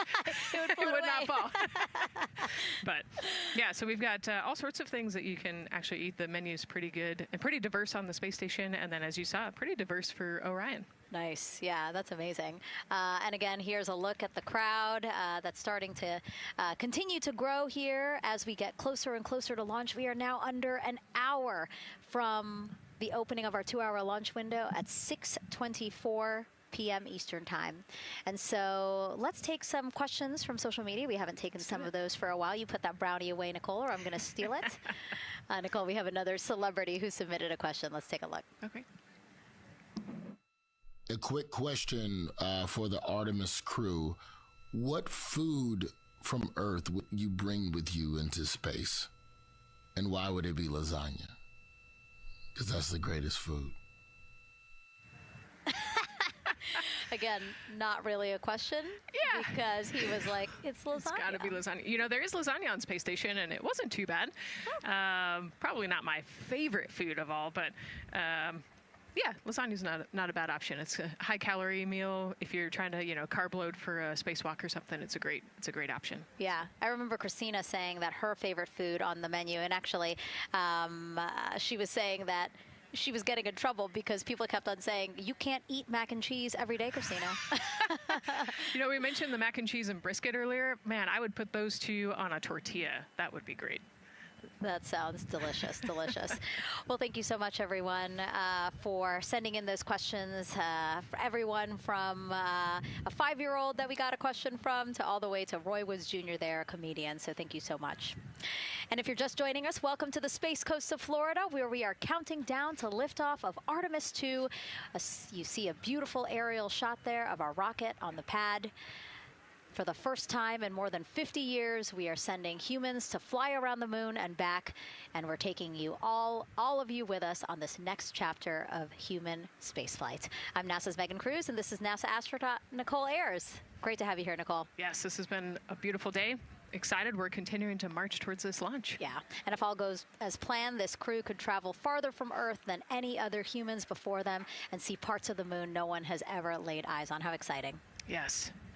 Exciting is an understatement, I think. That's true. We're going to see the far side of the moon for the first time by humans in a long time. It's important. And as the crowd again builds behind us, more activity that you're seeing here at the Kennedy Space Center press site. We also have a ton of people gathering around the world to watch this history-making moment. So let's take a look at those watch parties now. Oh. That crowd has grown. We checked them probably like 30 minutes ago, and it was half that. But again, as we get closer and closer to launch, we are seeing more and more people gather together, wanting to experience this together and not just in a vacuum at home, Yes, this is so exciting. Look at all of those people. Man. And now here we are back in Seattle, the Museum of Flight. Again, people gathered there to show their kid. We see someone walking in the second row there. His first crewed launch to the moon. How exciting. That is exciting. Hello, everyone. Woo. Oh, that's so great. And now let's get you up to speed on what's happened so far. Again, we are now within an hour of the opening of our launch window. So what has been happening so far today? Well, a lot.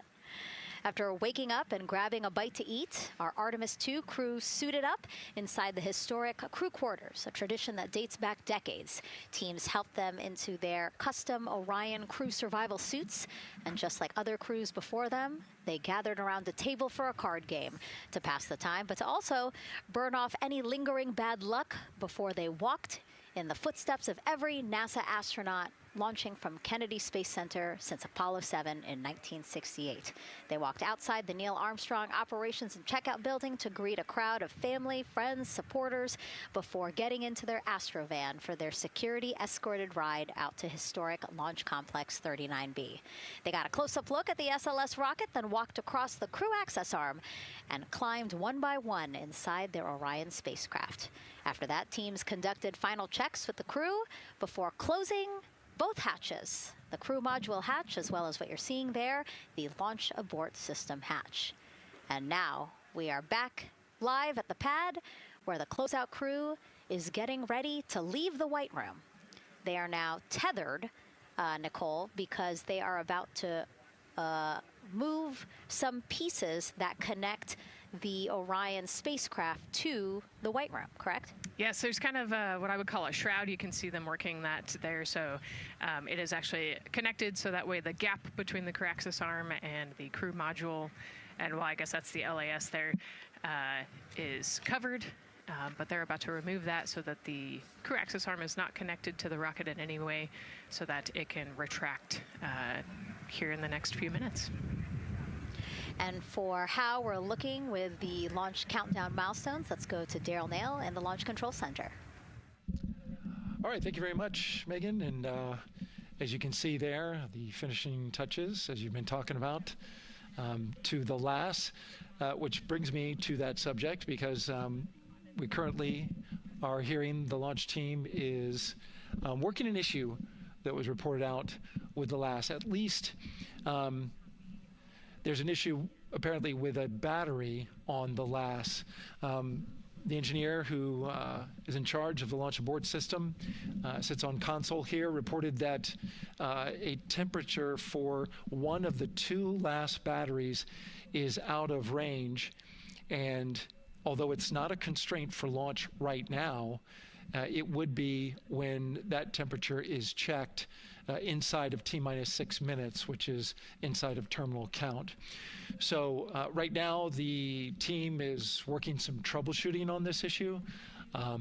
Going to follow, of course, along closely with what they learn. But again, a battery temp for one of the two batteries on the LAS is out of spec, and the team is working to understand, first of all, whether or not this may be a sensor issue, or is there an issue with the battery itself.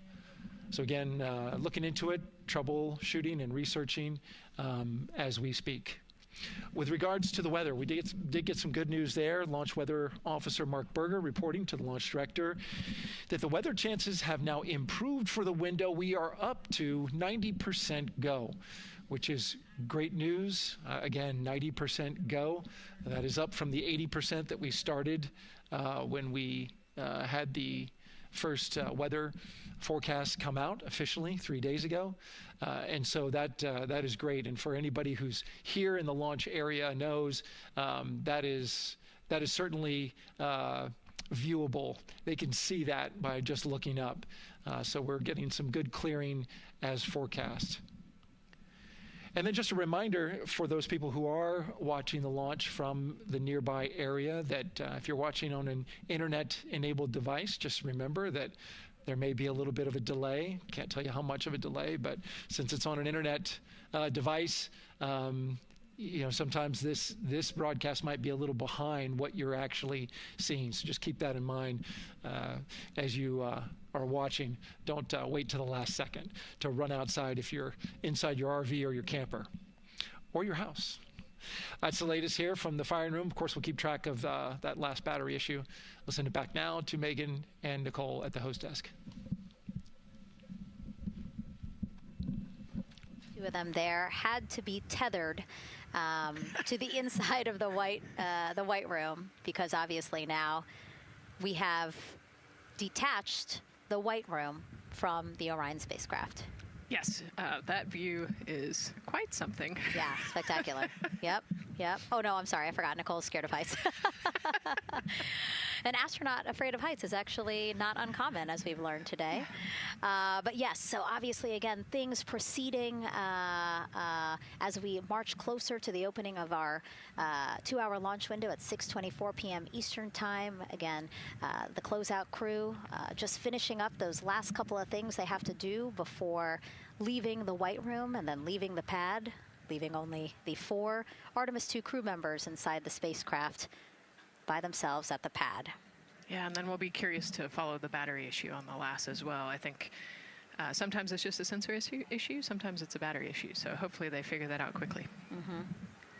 And so if we can take a shot of the crew inside the capsule, if one's available, why don't we talk a little bit more about each of them? So we have Artemis II Commander Reed Wiseman, Baltimore native, and he's actually, you see his feet in that shot there from inside Orion. He's been in space once before as flight engineer for Expedition 41 aboard the International Space Station from May through November 2014. During the 165-day mission, Reed and his crewmates completed more than 300 science experiments in areas like human physiology, medicine, physical science, earth science, as well as astrophysics. They actually set a milestone for station science by completing a record 82 research hours in a single week. He also served as chief of NASA's astronaut office from December 2020 to December 2022. His two daughters were out to wave goodbye to him as he made his way to the launch pad. And again, there's Reed's feet. Reed is the one sitting in the seat to the right, closest to our camera there. So looks like he's relaxed by the body language of his feet.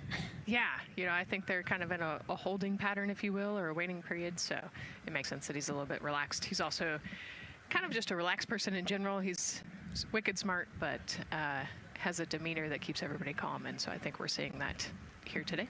And so in this shot, Reed is the one sitting on the left, and to his right, Artemis II pilot Victor Glover.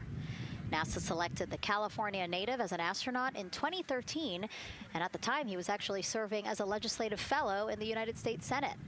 His first trip to space, November 2020, pilot of NASA's SpaceX Crew 1 mission. That was the first operational mission of NASA's Commercial Crew program, which resumed launching American rockets from American soil to the International Space Station since the end of the shuttle program. Victor is a U.S. Navy captain and naval aviator who served as a test pilot, racking up more than 3,500 flight hours in more than 40 different aircraft. So again, he probably feels pretty at home in the pilot seat of Artemis II. Yeah, I think he does. He got to say goodbye to his wife and 4 kids. Again, those were the family that he had here at Kennedy Space Center before the 4 of them drove out to the pad. Yeah, and you can see there, we talked about Victor's energy earlier, and you can see him working through, you know, pushing some buttons on the displays. Looked like he was pulling up a procedure, so he's following along and ready to go, looks like.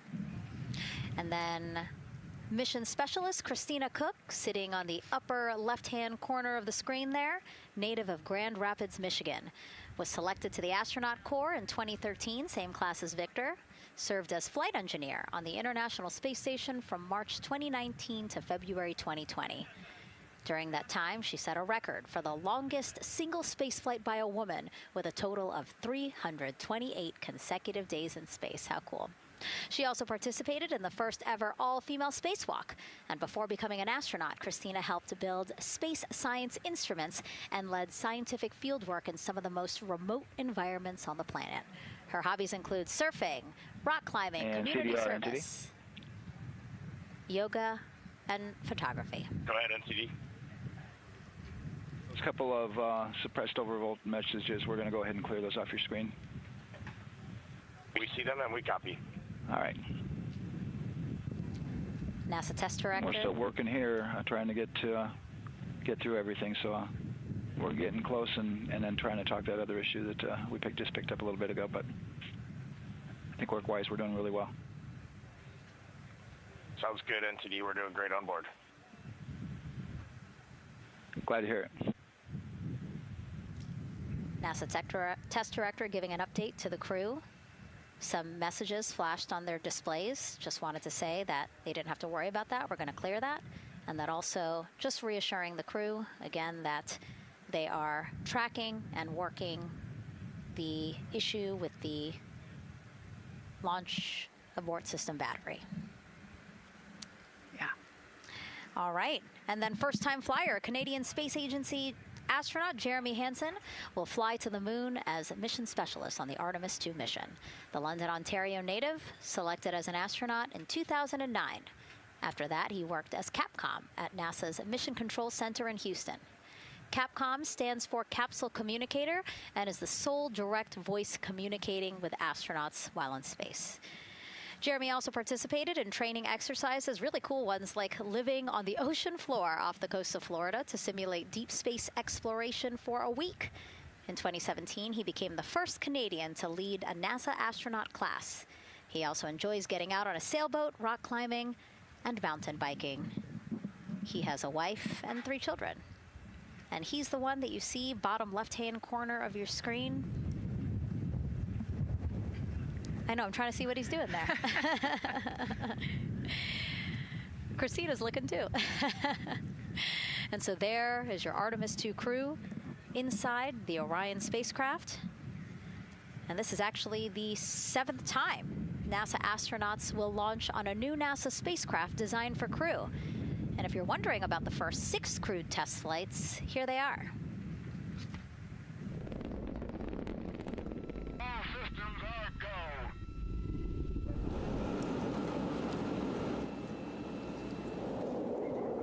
Gemini 3, Gus Grissom, John Young, March 23, 1965.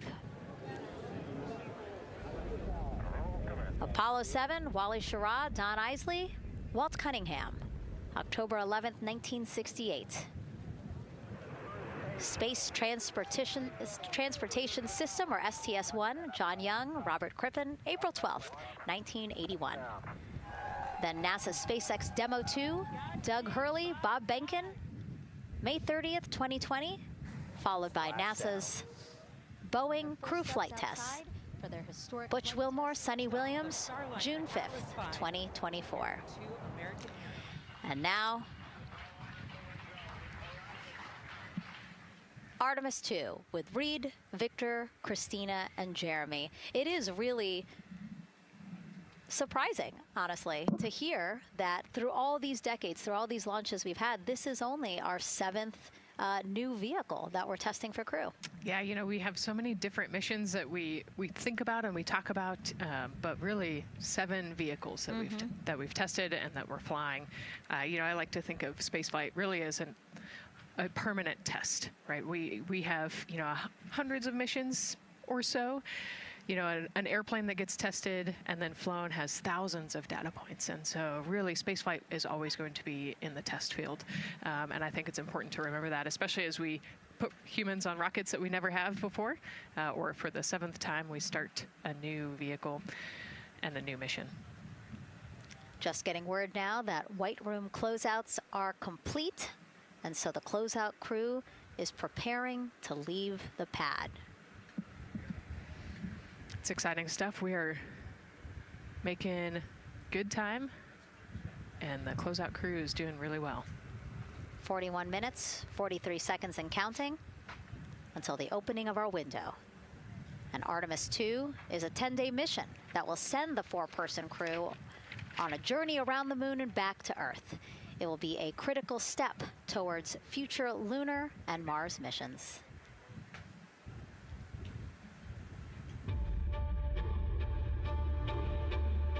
We're going back to the moon because it's the next step in our journey to Mars. We need to go explore the moon. There's vast regions of unexplored areas with the coldest, darkest places in our solar system. This is a test mission, and when we get off the planet, we might come right back home. We might spend 3 or 4 days around Earth. We might go to the moon. That's where we want to go, but it is a test mission, and we are ready for every scenario as we ride this amazing space launch system in the Orion spacecraft. But another reason we're going back to the moon is to fulfill NASA's mission, which is to explore the unknown in air and space, to innovate for the benefit of humanity, and to inspire the world through discovery. And when we succeed and when we accomplish the things that we set out to accomplish, that inspiration not only can set up new things to happen, but it also is a reminder in tough times that we're capable of doing great things when we work together. The thing I love about the moon is that it's not just a beacon for exploration and this platform of possibilities for incredible missions like this, but it has benefits. That's actually why we're racing towards it. Those benefits are really wide in nature. You have everything from innovation, technology development, not only for future missions going deeper into the solar system, but technologies that come back to Earth. You have inspiration, a whole generation of people starting this pipeline of STEM workers and manufacturers and operators that are excited to see what you can do when you work hard and you come together as a team. When I think about the 4 of us flying around the far side of the moon, seeing that Earth rise, taking images and video and sending them back to you. The feeling that I have inside is hope. We know that Artemis II is not the solution for humanity on planet Earth, but it is a contribution in the positive column.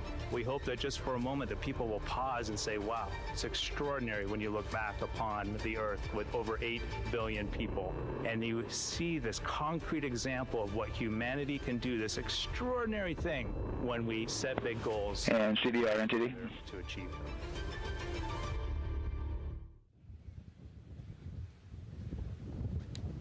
And so Mission Control Houston will control the flight of Orion after a liftoff here at Kennedy Space Center. Here's Gary Jordan, who's embedded with that team. Gary, you might have to pause because we did just hear a call out to the commander in Orion. Will do, Megan. I think that was Commander Reed Wiseman responding to prepare for some of the next steps. We are now holding at the T-minus 10-minute hold. Expected a 30-minute hold. So we are well on the countdown. We are well on the timeline to meet this L-minus time and launch towards the beginning of the window, but continuing to track progress along the way. Again, I'm here with the Artemis II flight control teams in Mission Control Houston. The team in the room behind me has been monitoring the countdown and verifying their own mission-specific launch criteria of the Space Launch System, the Orion spacecraft integrity, and its crew. During the final poll before launch, if all looks good from each of the flight controllers in this room, Flight Director Judd Freeling will report a go for launch from Houston Flight.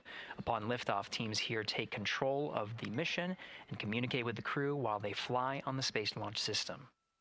This phase of flight is highly dynamic, and each console position has a dedicated and important role of looking after critical systems.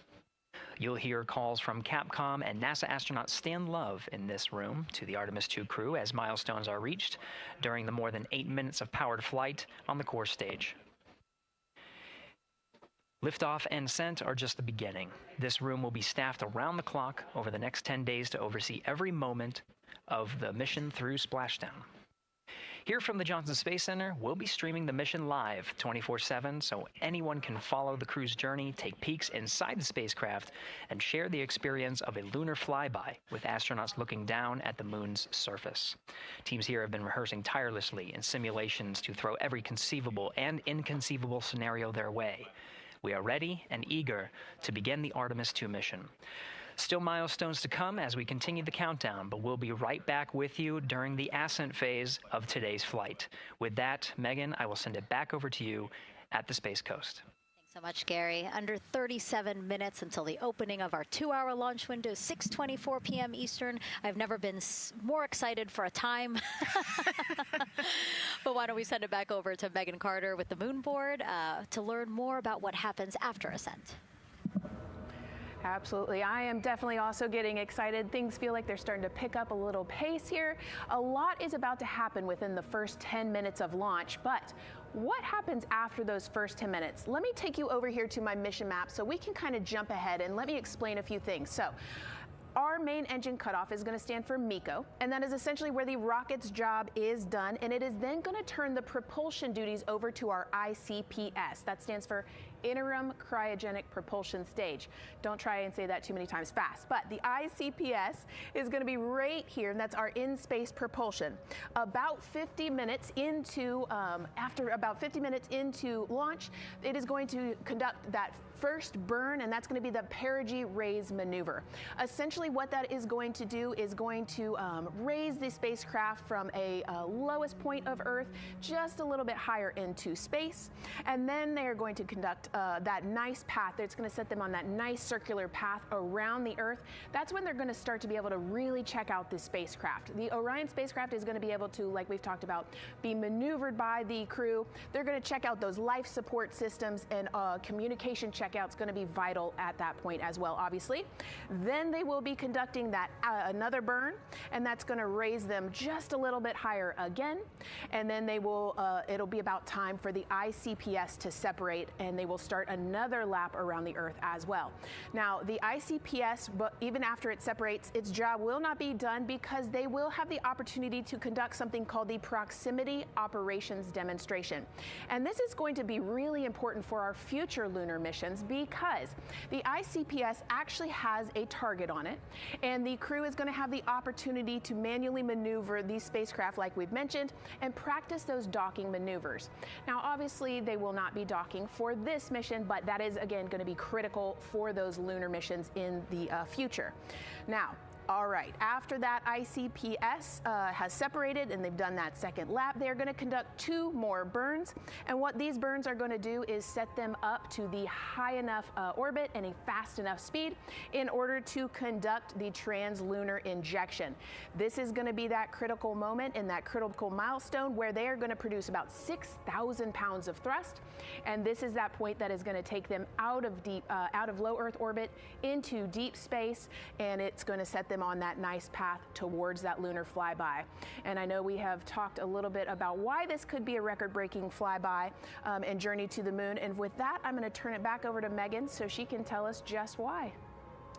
Yeah, she's talking about the distance record set by the Apollo 13 astronauts in 1970. They were 248,655 miles away from Earth, and this Artemis II crew might surpass that on flight day 6 when they fly around the moon by more than 4,000 miles. Yeah, it's a long ways.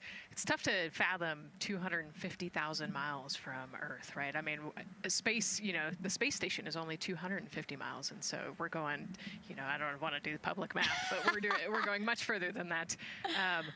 But it's important, right? Because we want to get back to the moon. We want to see the surface. We want to see the far side of the moon. And the way we do that is by breaking distance records. Yeah, and the exact distance record depends on exactly when they launched, like the time, the day. So we'll learn more as we go into this 10-day mission with the Artemis II crew. But here we are, 32 minutes, 50 seconds and counting from the opening of our launch window. Feels really, really surreal here as more and more people come to gather on the press site lawn here at Kennedy Space Center. Why don't we take a look at this video that we have here? Some familiar faces who wanted to wish our Artemis II crew a safe journey. Reed, Victor, Christina, and Jeremy, you are the real deal. You're flying to the moon for all of us, and we are in awe. You're the true heroes. You are not just astronauts. You are pioneers, venturing deeper into the unknown. But you are not alone. We will be all cheering you on from planet Earth. Hey, I'm Victor Wembanyama, and I play basketball in the NBA. But I'm not only interested in shooting hoops. I'm also interested in shooting stars, dark matter, and all other types of astronomical phenomenon. And to the Artemis II astronauts who are shooting for the moon, I wish them good luck and Godspeed. Hi everybody, I'm Ryan Gosling, and I play a biologist who goes to space to save the planet in the film Project Hail Mary. But the Artemis II astronauts are going to space for real, and they will travel farther from Earth than any humans in history. Sending all our best wishes to the Artemis II crew. I just want to say how proud I am of each of you and how inspired you make me. But it's not just about me. Your mission is going to inspire future generations of scientists, engineers, athletes, and dreamers to do something that they never thought possible. Hey, it's Roy Wood Jr., and I want to wish the Artemis II crew a happy and safe journey to the moon, well, around the moon. To go around, I know what you're doing. You got to look for a parking space. This is to go around the moon, make sure somewhere to park, and then you park journey. Good luck. It's actually a really good way to explain what how this mission builds. Again, we are hoping to land astronauts on the surface of the moon in maybe 2 years. So yes, we are looking around the moon on this lunar flyby mission to see where we might park. Thank you, Roy Wood Jr. Okay, and as we look at this live view of the rocket on the pad, there is a spectacular place here at Kennedy Space Center to watch launch from, and that's the Banana Creek viewing area. Why don't we go back there where the crowd is excited, and Leah has the best assignment ever, talking to people who are super excited about being here for Artemis II. Oh, Oh my gosh, Megan, you talk about the excitement being palpable. I'm telling you, everybody here on pins and needles as we get just about half an hour away from launch. I've been walking around talking to people, and I'm just struck again and again by how many people are here from across the agency. I want to introduce you to just a small portion of the people across NASA who have been supporting this mission. Patty Ortiz, NASA Armstrong Flight Research Center, Orion program. Orion. Kathy Graves, Glenn Research Center, Office of STEM Engagement. David Alexander, NASA Glenn Research Center, Office of STEM Engagement. Jennifer Becerra, Johnson Space Center, the Office of STEM Engagement. Here we go, right back here. Where are you from? I'm from NASA Glenn Research Center, Joseph Pinakitis. Joseph, here we go. Wes Furman from APL. Maria Arredondo from Headquarters, Next Gen STEM. Mark Robinson, Stennis Space Center, Commercial Space. Amira Flores, Armstrong, Office of the STEM Engagement. Molly Kearns, NASA Glenn, Space Communications and Navigation. Matthew Pierce, Goddard Institute for Space Studies in New York City. Here we go, and right over here. Lauren Ring, Ames Research Center, Data Integration. So we're coming together. We're one big NASA team, one big NASA family, and we have one major message before we launch tonight. Okay, guys, what are we going to say? 1, 2, 3. Go Army!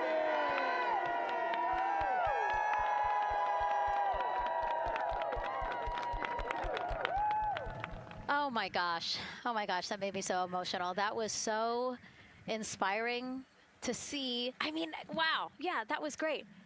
I mean, just to hear everybody say their position, what they're doing to support this mission is amazing, and I'm sure this was something that really rang true and resonated with NASA's Administrator Jared Isaacman, again, to see the workforce come together to do the work and then to be here for launch. So why don't we actually go over to him now with our Jasmine Hopkins at one of our other viewing locations. All right, Megan, thank you so much. The energy here on the balcony is honestly becoming electric as we get so close to launch, and now we are thrilled to welcome NASA Administrator Jared Isaacman. Jared, we're really entering a golden age of exploration. How will Artemis II set the pace for the coming years? Well, I mean, Artemis II is the opening act, right? This is the test mission.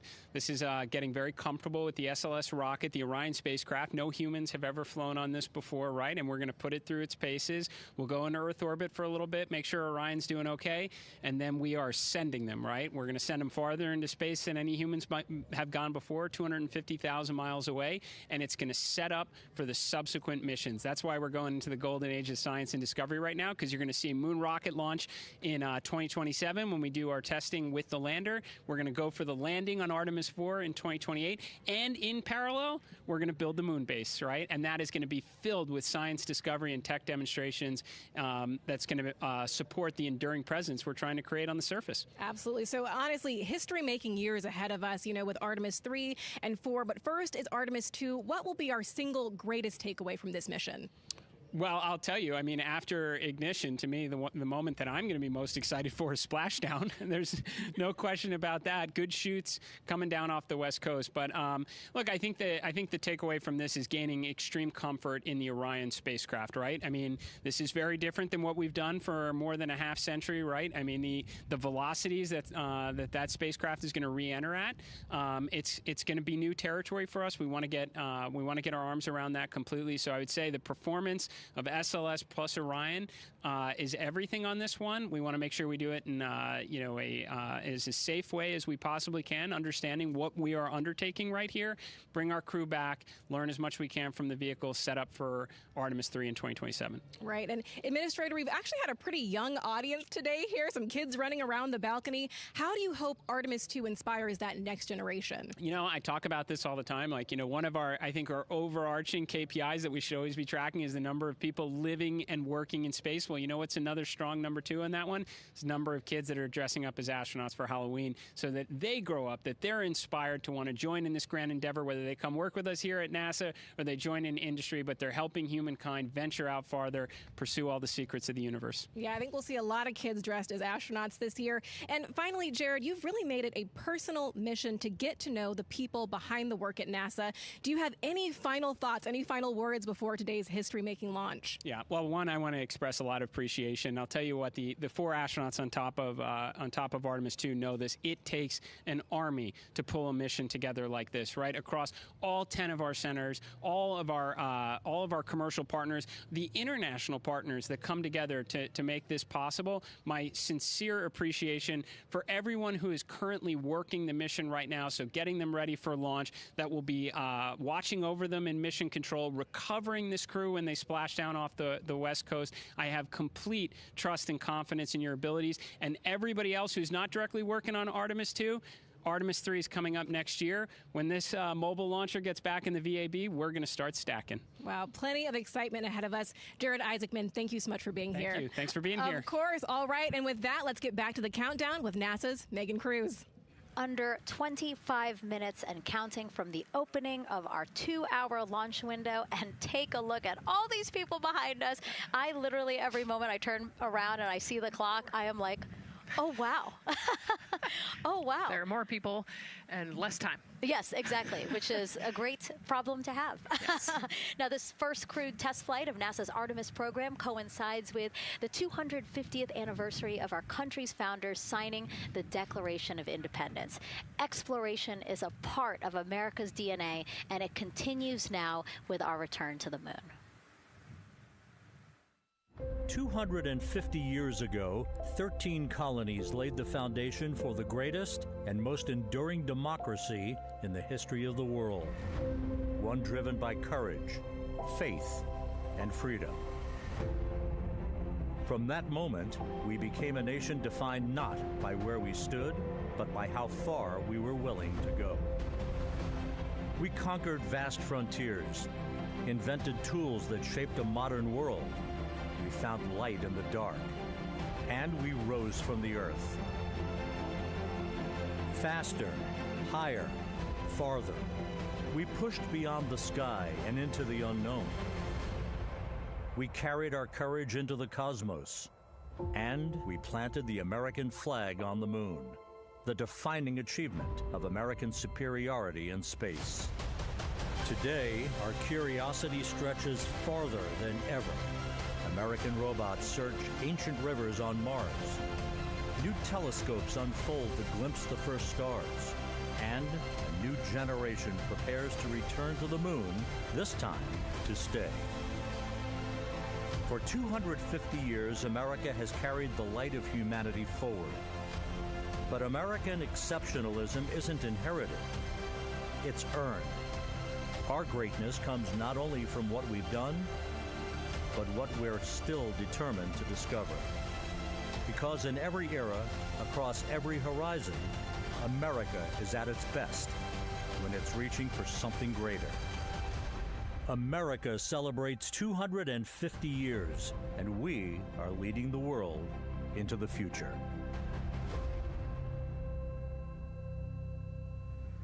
22 minutes, 15 seconds and counting from Artemis II, NASA's boldest test flight in a generation.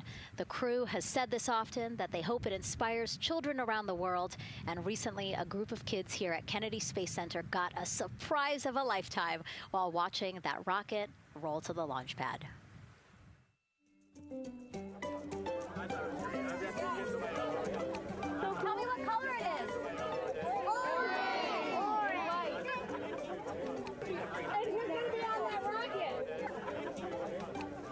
We're going to be on that rocket.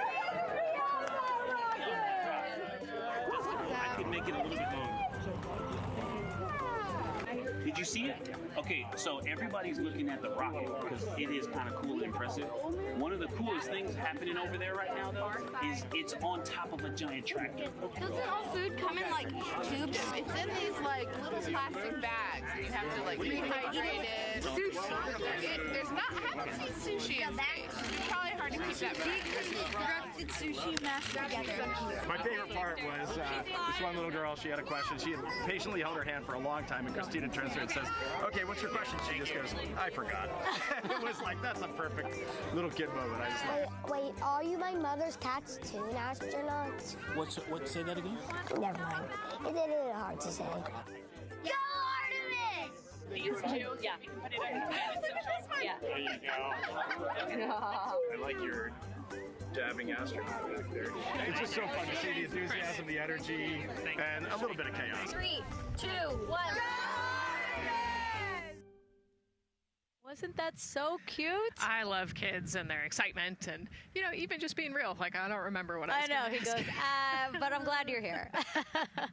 Now here we are, Space Center Houston. The crowd has exponentially grown throughout the day. We started showing you live shots from in there probably an hour ago, and now take a look at all the people there getting ready to witness history together. It's something really special to be able to witness something like this together. Yeah, we've heard from celebrities and officials and kids, and it's amazing. People from all around the world came here today to Florida to watch. So it's something.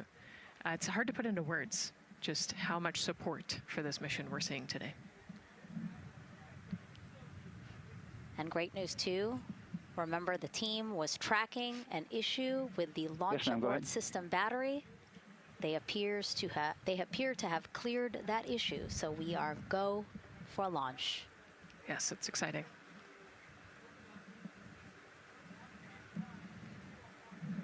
U.S. Space and Rocket Center here, Huntsville, Alabama, waving to the Artemis II crew sitting right there inside Orion. Inside of 20 minutes from the opening of our launch window, and right now we are targeting the top of that launch window, so we could be launching here in about 19 minutes, Nicole. Wow, I don't know if I expected this today. I'm excited, and I'm glad they were able to clear the problem with the battery on the LAS, and everything has gone really smoothly today. It's been great. The weather cleared up. It's a beautiful day for a launch. And so now, as we are so close to possibly launch now, just what are your final thoughts as we are about to embark on a mission back to the moon, the first time in more than 50 years? Yeah, just so proud of the crew and all of the teams here on the ground that made this happen. They are carrying the torch from the Apollo era into the Artemis era. And, as the crew likes to say, they want to be the shoulders that the next generation. And let's see, GLS, can you help us with that, please?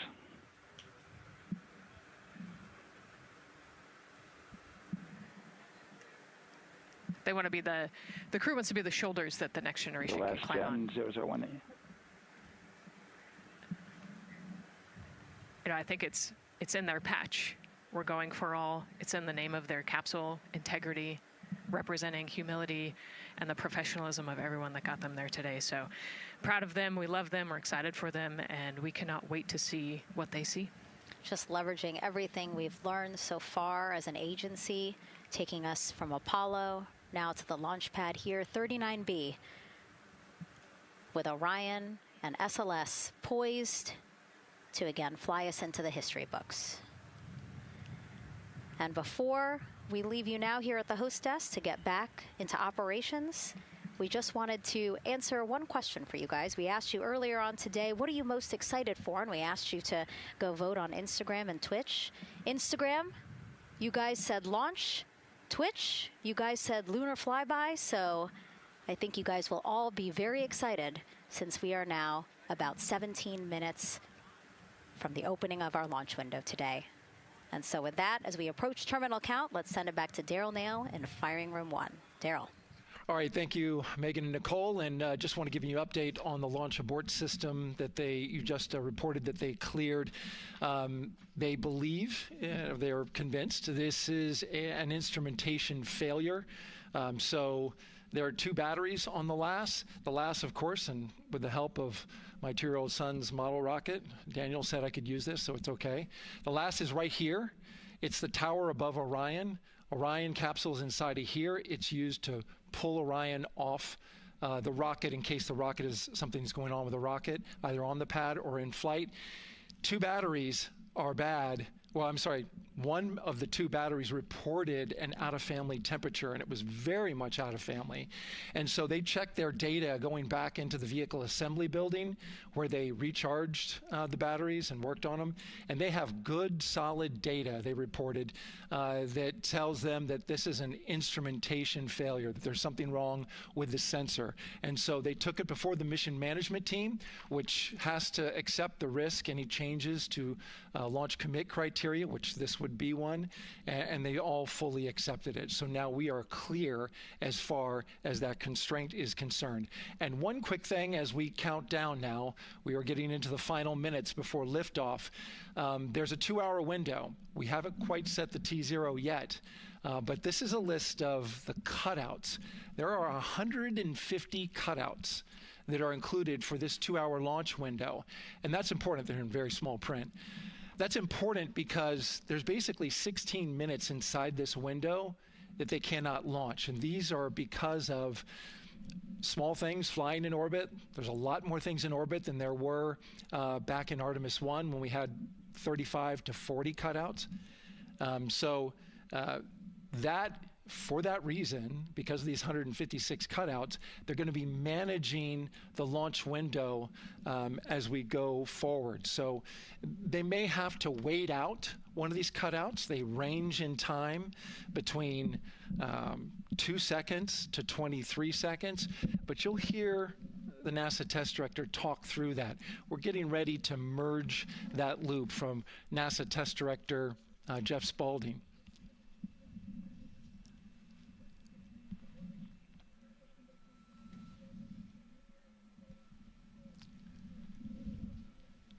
And so now I'm listening to the launch team get ready to merge their operational channel.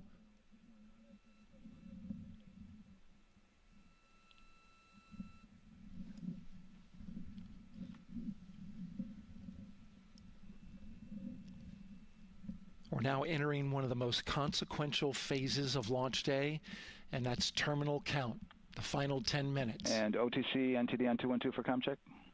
Good, comm. How me? I hear you the same. STC? 2. GTC? GTC is on 212. All right, copy that. NASA Test Director Jeff Spaulding confirming communications with his team.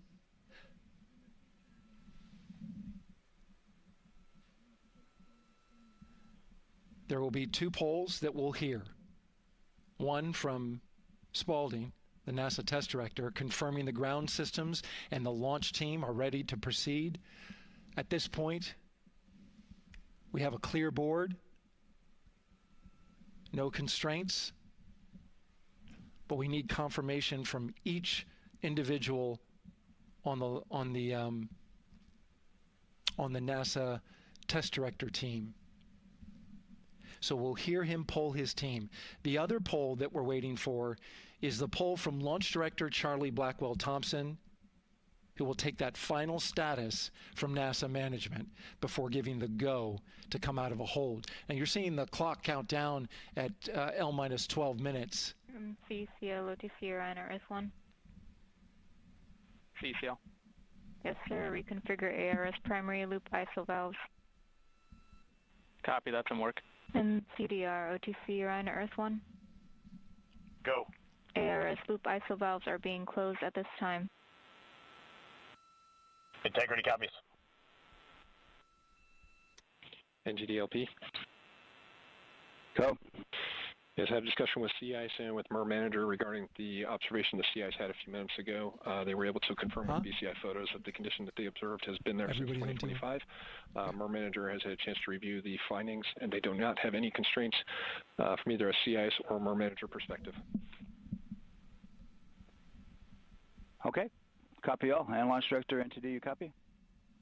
Yes, sir. I copy. That's good news. OTC, CCL 212. OTC. ARS primary loop isolation valve configuration is complete. Copy.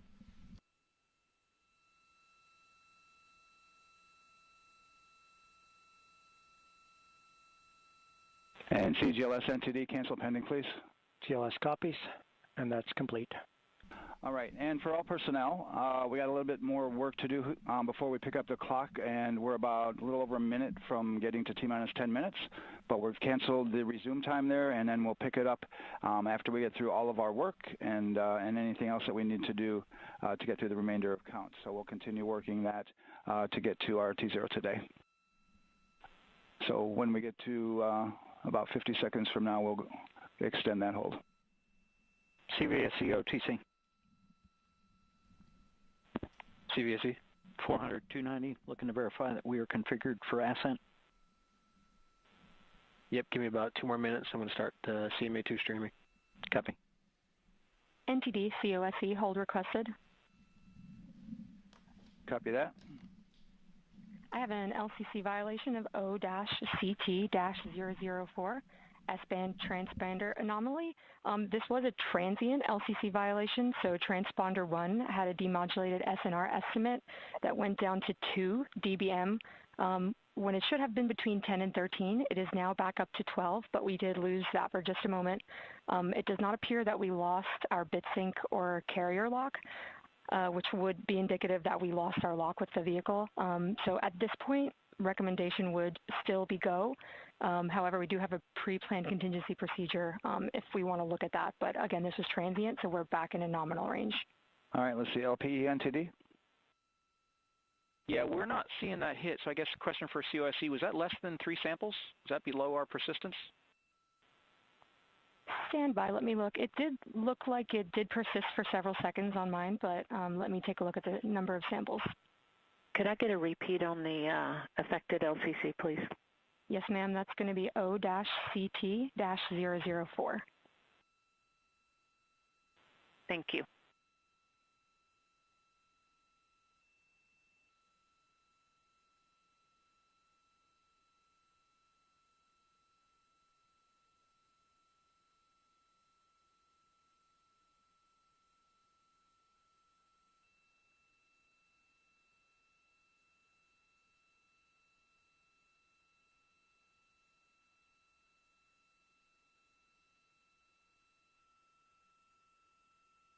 Yeah, us taking a look at the data right here, looks like that was a single sample.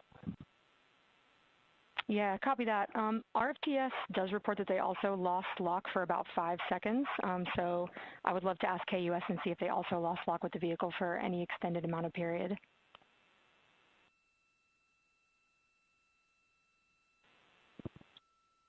And COSE, while we're doing that, these are 1/10 hertz measurements, correct? So we would have had to lose it for over 10 seconds to get a second sample? Yes, sir, that's correct. It is 1/10 hertz. Yeah, so from our perspective, the allowance is effectively up to 30 seconds, up to 3 samples based on the 1/10 hertz. This is not an LCC violation, I believe. Yes, sir. I would agree with that at this point. Copy that. We're checking with KUS on 232. I don't think they have 212 access. We're trying to verify, but it sounds like they have a loss of lock as well. About 2 seconds. Okay. And I guess for both KUS and COSE, do we have lock now? That's affirmed. We do have lock for COSE.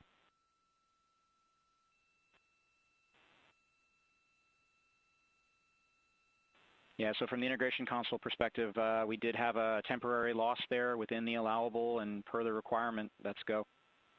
And this is Houston Flight. We have lock and we have good telemetry here in GSC. And KUS is reported to they have good lock now.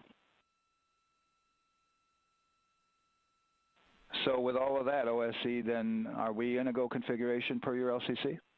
Yes, sir. Recommendation would be go. Okay. LPE, you concur with that? Yes, sir. LPE concurs go. And Launch Director? Yes, sir. Launch Director concurs go. All right, and I'm going to go ahead and just verify everybody has everything else complete, Launch Director, and if we do, we'll be ready to pick up the poll at that time, unless there's something else that you're aware of.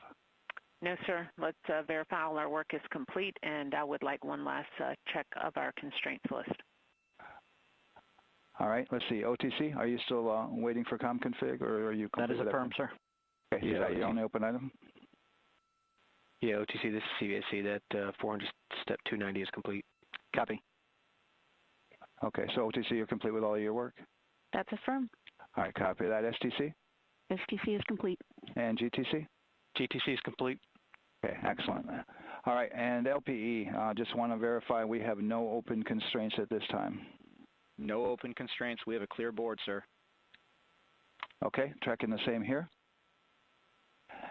And Launch Director, with that, we are clear and ready to pick up the launch readiness poll with your go. right, sir. I am go for the poll. All right.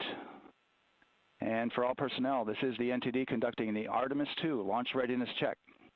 Verify ready to resume count and go for launch. OTC. OTC is go. STC. STC is go. GTC. C's go. MCO.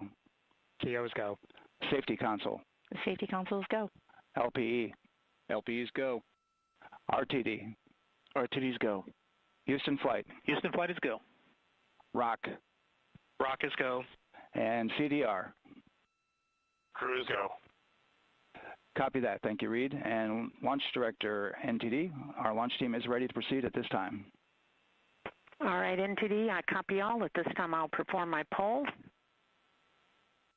Attention on the net. This is the Launch Director performing the final poll for launch. Verify no constraints and go for launch. EGS, Program Chief Engineer. Artemis Chief Engineers are go. Copy, thank you. EGS, Chief Safety Officer. The Artemis CSOs are go. Copy, thank you. Range Weather. Launch weather is go. Thank you, LWO. And Artemis MMT Chair. MMTs go. Thank you, John. And Integrity Launch Director. Good to hear your voice, Charlie. PLT. Thank you, Charlie. This is Victor. We are going for our families. MS1. This is Christina. We are going for our teammates. MS2. This is Jeremy. We are going for all humanity. All right, Charlie, your Artemis II crew is go for launch. Full send. I copy that. Reed, Victor, Christina, and Jeremy. On this historic mission, you take with you the heart of this Artemis team, the daring spirit of the American people and our partners across the globe, and the hopes and dreams of a new generation.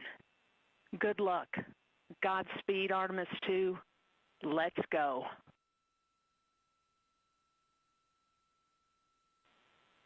And NTD Launch Director. Go ahead, Launch Director. Yes, sir. You have a go to proceed with countdown. Copy that. I'll put it in work. CDR, NTD. Go. Gear risers and initiate short purge per your EPROC 10.1.1, steps 8 and 9. 10.1.1, 8 and 9 going to work. Copy. CVSE, NTD. Start and verify recordings of our Orion cameras. Copy. Okay. Well, there you heard it. RSR, NTD. RSR. They're getting ready to start terminal count. arm rotation enable at this time, please. It's currently at T-minus 10 minutes. Once we wrap up this last bit of work, SNA arm rotation enable complete. we're going to start that clock. Copy that. Thank you. Integrity crew, close and lock visors.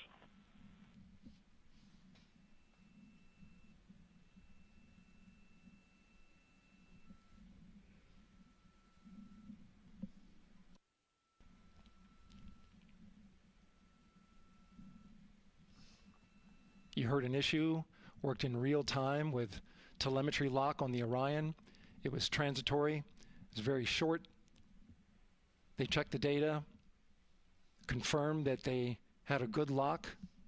This was with the S-band transmitter on the Orion. Worked through that issue, looked at the data, and cleared it. All with the world watching. Impressive work by the launch team. So we have a 2-hour window, which starts in just a few minutes at 6:24 p.m. Eastern Time and goes until 8:24 p.m. Eastern Time. And ECL NTD will be waiting for your verification on the short purge. ECL copies. And for all personnel, once we get that short purge verification, we'll verify that we are clear to go, and then we'll proceed with the terminal count.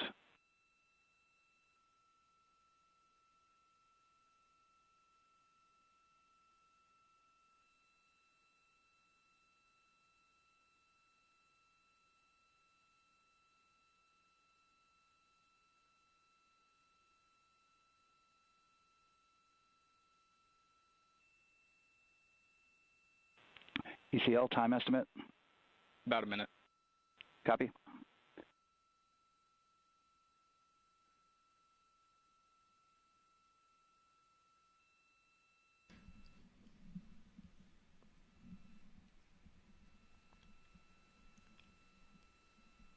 So we're going into the launch window, but not by much, it looks like. Just wrapping up some final work. And once that's completed, you'll hear NASA Test Director Jeff Spaulding ask for the ground launch sequencer operator to go ahead and start the clock. The ground launch sequencer is an application software. It runs on top of the launch control system in the firing room, acts like a conductor of an orchestra, executing hundreds of commands in precise order and timing. It's all autonomous. NDTV CCL 212, short purge initiation is verified. All right, copy that, and we're verifying our constraints.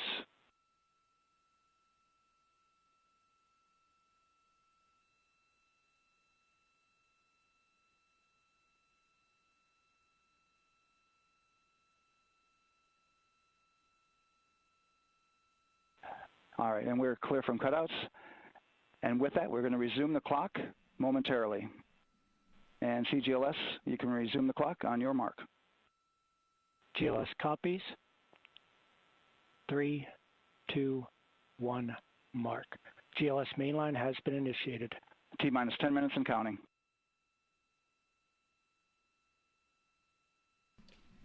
And that begins terminal count. Our new T0 is 6:35 p.m. Eastern Time. 6:35 p.m. Eastern Time. We are now counting down to liftoff of Artemis II.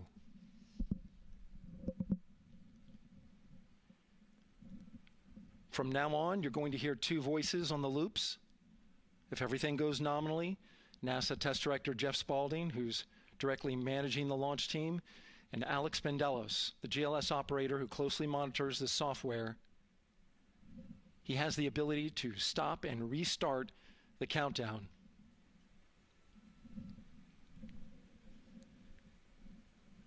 A lot of people ask about whether there's a launch button. There certainly is not. Flight and Rock, our new T0 is 22:35:12.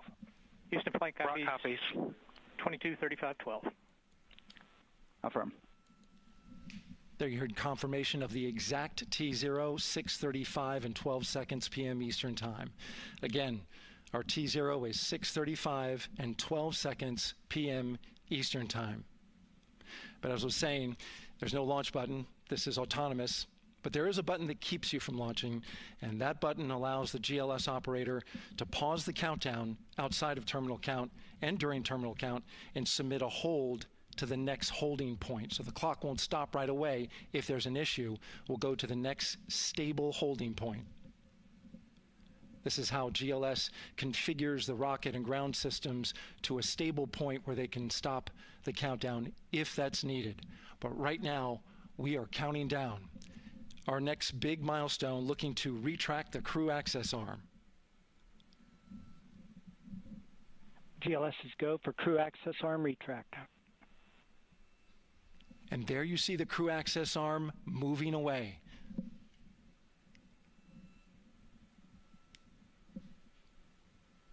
That's the path that the astronauts took to ingress into the rocket.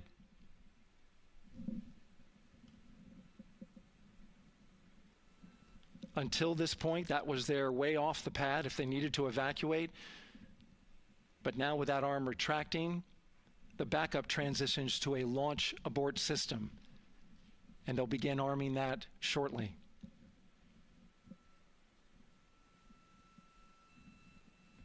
Of course, the launch abort system, great shot there of the crew access arm retracting away. The launch abort system is the tower at the top, and that's what would pull Orion and its crew off the top of the rocket in case of an emergency, whether it's on the ground or in flight. This is critical safety hardware that protects the lives of the astronauts.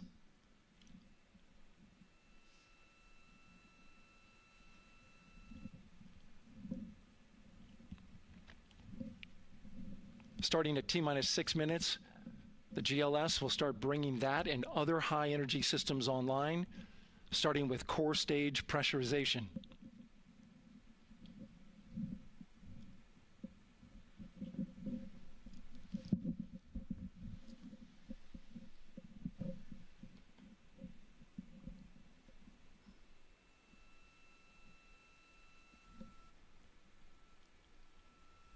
Weather is 90% go.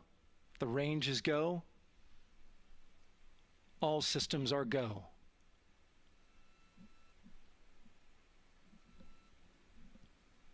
GLS is go for core stage tank pressurization. That means the replenish valve for the liquid hydrogen tank has now closed, and that tank is beginning to pressurize to flight levels because that hydrogen is naturally boiling inside the tank. We'll get the liquid oxygen tank a little later in the count. Now the team is waiting for verification that, if needed, the Artemis II crew could use the launch abort system to pull Orion safely off the top of the rocket in an emergency. Let's listen in for that call. GLS verifies last capability available. And CDR, do you copy? CDR copies, last available. That's great news, and you heard the NTD verify that with the commander of the mission. GLS is go for FTS arm. Now work is being done to arm the flight termination system. This is so the range safety can send a flight termination command if the rocket flies too far off track. There's a brief built-in delay, so the launch abort system has time to pull the astronauts to safety first. GLS is go for LH2 high flow bleed check. All right, the high flow bleed check. That's so the cryo team gets verification that the RS-25 engines, all 4 of them, are in the proper temperature range for launch.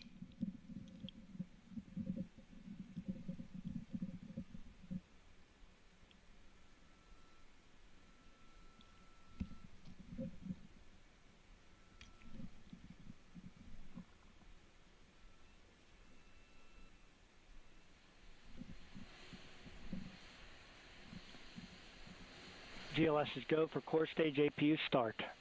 Core stage APUs start. Those are auxiliary power units, high-speed turbines which provide pressure to hydraulic pumps that steer the RS-25 engines. We're going to see a gimbal test a little later at T-minus 2 minutes and 30 seconds. This is what allows that to happen.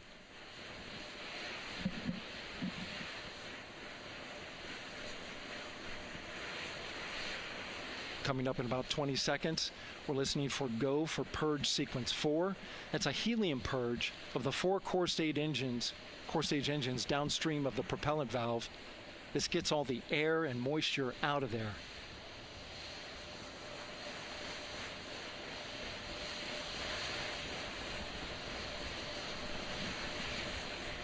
GLS is go for purge sequence 4. Moving through the milestones. All is looking good.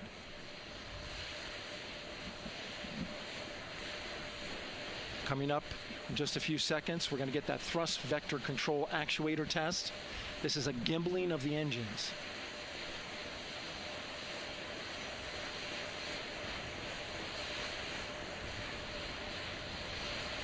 There are the 4 RS-25s, 3 of them Shuttle Heritage, 1 of them built from shuttle parts. And there you see them moving.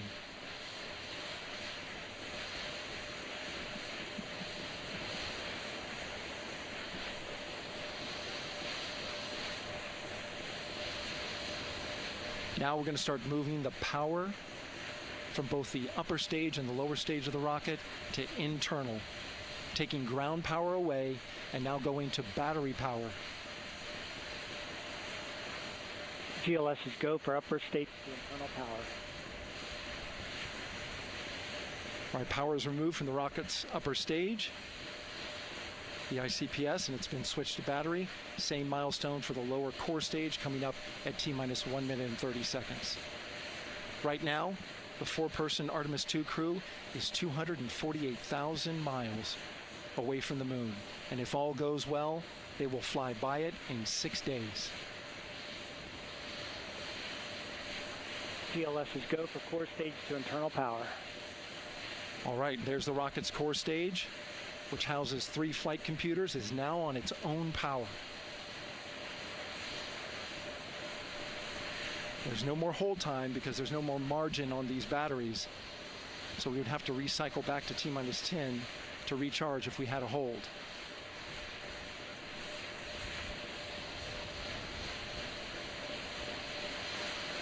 One minute. Right now, the rocket does not know what the T0 is, but coming up at T-minus 33 seconds, control shifts from the ground launch sequencer to the rocket's onboard autonomous launch sequencer, or ALS. The rocket will count itself down, but honor any holds that could come from the ground. Now, shortly after liftoff, Houston will take control of the rocket, and my colleague Gary Jordan will take over commentary. GLS is go for ALS. Great call out. The rocket is on its own. 4 brave explorers ready to ride the most powerful rocket NASA has ever launched. Sound suppression water is flowing. 15. And here we go. 10, 9, 8, 7. RS-25 engines lit. 4, 3, 2, 1. Booster ignition. And liftoff. The crew of Artemis II now bound for the moon. Humanity's next great voyage begins. Good roll pitch. Roger, roll pitch. Houston now controlling the flight of Integrity on the Artemis II mission around the moon. Integrity, AMT high. AMT high. On time, passing 30 seconds into the flights. Integrity passes the alternate beacon. Target Milestone. Mission Control Houston seeing good performance on 4 main engines. Space Launch System core stage. Integrity, 3 miles in altitude. Traveling more than 1,200 miles per hour.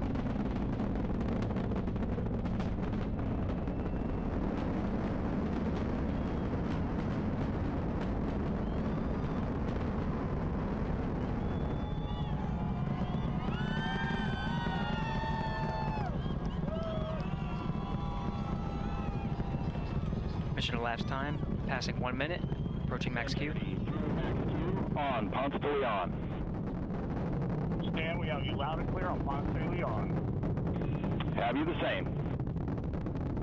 Communication signal transfer confirmed as Integrity and its crew go supersonic.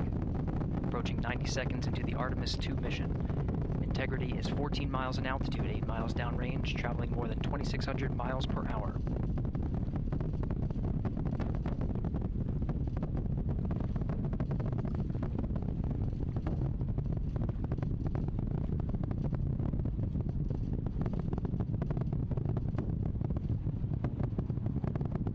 Minute 50 seconds of mission elapsed time, standing by for main engine throttle down to 85%, ahead of solid rocket booster separation, expected at the 2-minute 9-second mark. We see throttle down.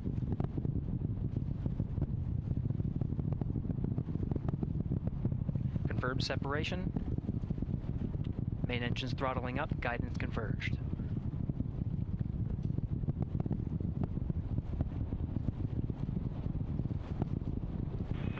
Integrity, guidance converged, performance nominal, upper stage RCS ready. Copy all, Stan. Integrity, SM priming complete. SM priming complete. 2 minutes 45 seconds of mission elapsed time into the Artemis II mission. Thrusters on Integrity and upper stage confirmed in a ready state, ahead of service module fairing separation.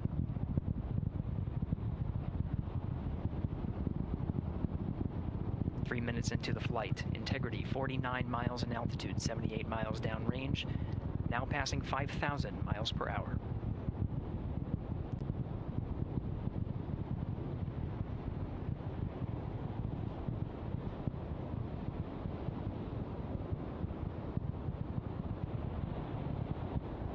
Standing by for launch abort system jettison.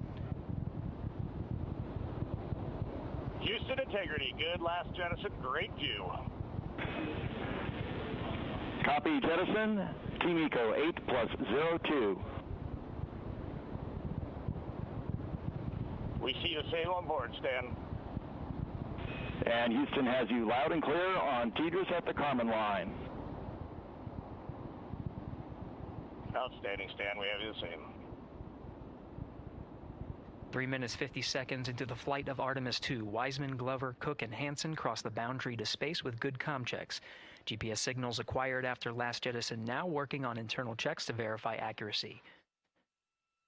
Flight Dynamics Officer analyzed the time of main engine cutoff, confirmed at 8 minutes 2 seconds, time of MECO.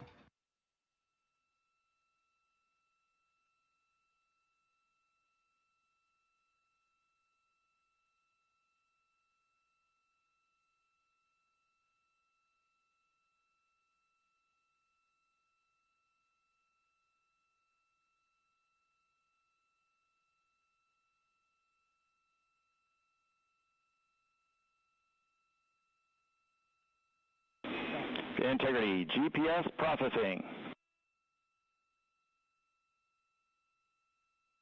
Outstanding, Stan. We see the same, and we have a beautiful moonrise. We're headed right at it.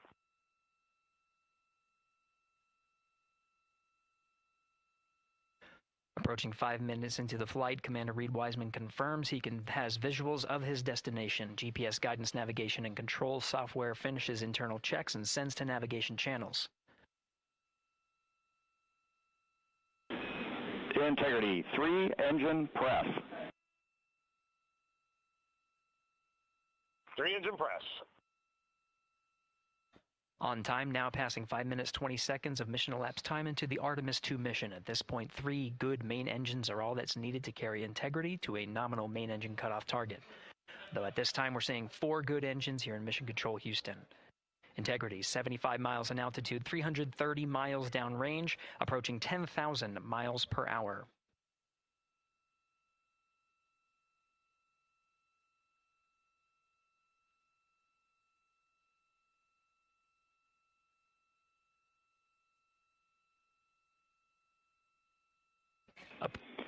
Integrity, looking good at 6 minutes. Same on board, Stan. Good trajectory and engine performance. Booster officer will soon report the shutdown plan to Flight Director Judd Freeling, expected at the 7-minute mark. Integrity, 78 miles in altitude, 460 miles downrange. Integrity, expect nominal shutdown. Integrity copies nominal shutdown.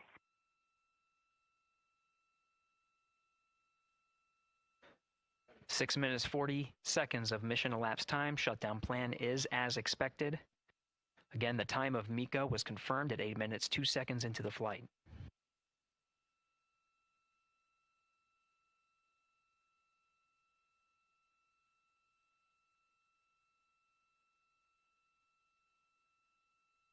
Seven minutes of mission elapsed time.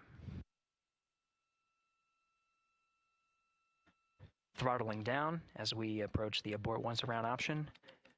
Milestone at the 7-minute 30-second mark. Now 84 miles in altitude, 650 miles downrange, traveling more than 15,000 miles per hour. Integrity, AOA open. AOA open. The window is now open for an abort once around option that would target splashdown in the Pacific Ocean. Still following nominal ascent at this time.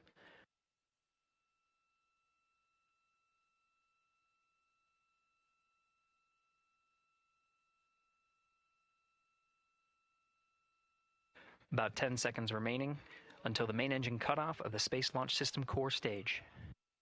Standing by for confirmation of MECO and core stage separation.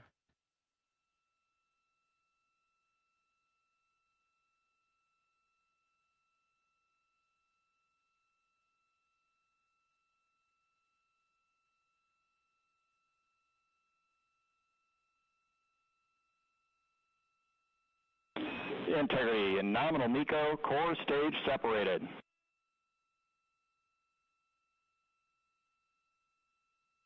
We see the same on board, Stan.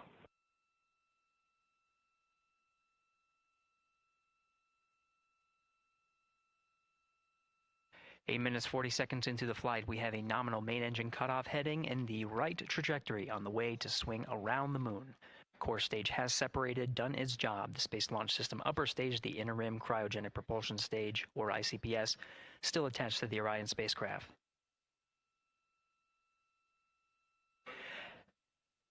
Nine minutes of mission elapsed time. Integrity crew of Reed Wiseman, Victor Glover, Christina Cook, and Jeremy Hansen now in orbit around the Earth at the beginning of their journey to the moon.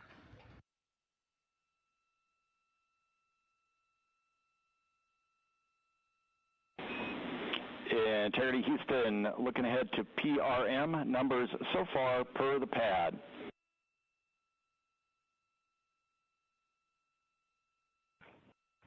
Copy that, Stan. Numbers for the pad.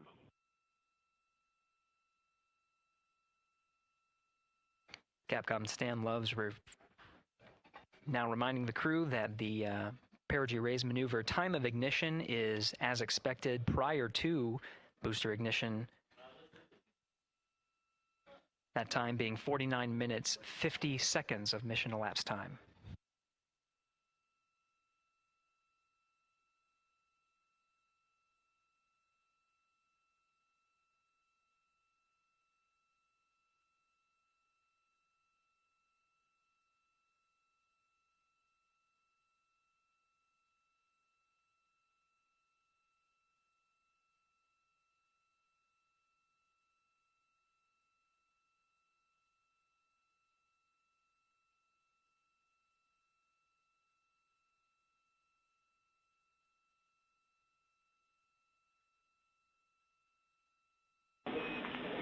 Integrity, good. Neds deploy.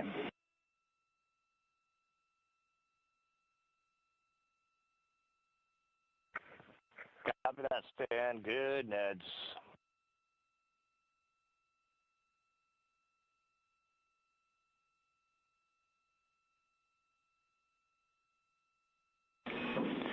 And Integrity Houston for PWD setup. Just a reminder, halfway open on the secondary.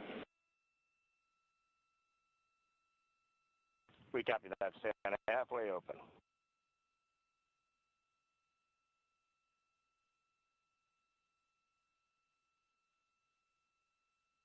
Passing 11 minutes of mission elapsed time. Here, overhearing the conversation between Capcom Stan Love and Commander Reed Wiseman, already passing some milestones. We have a good nozzle extension deployment system. That is confirmed. Complete. We also have the visors are confirmed up. Now past the dynamic phase of flight, that is Ascent. Their launch and entry suits that provided them an extra layer of protection. Now not as needed. They're going to raise those visors.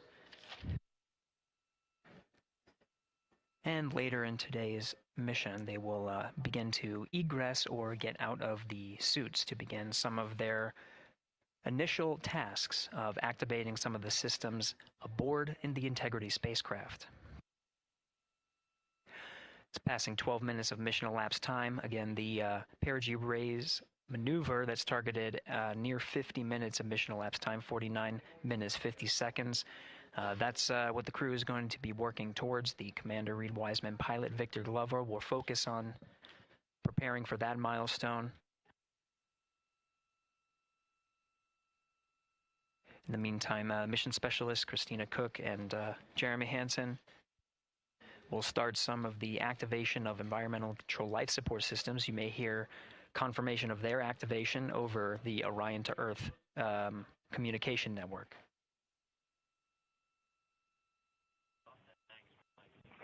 Houston, C3 aux power back in auto. Copy C3 aux, and we're 2 minutes to maneuver.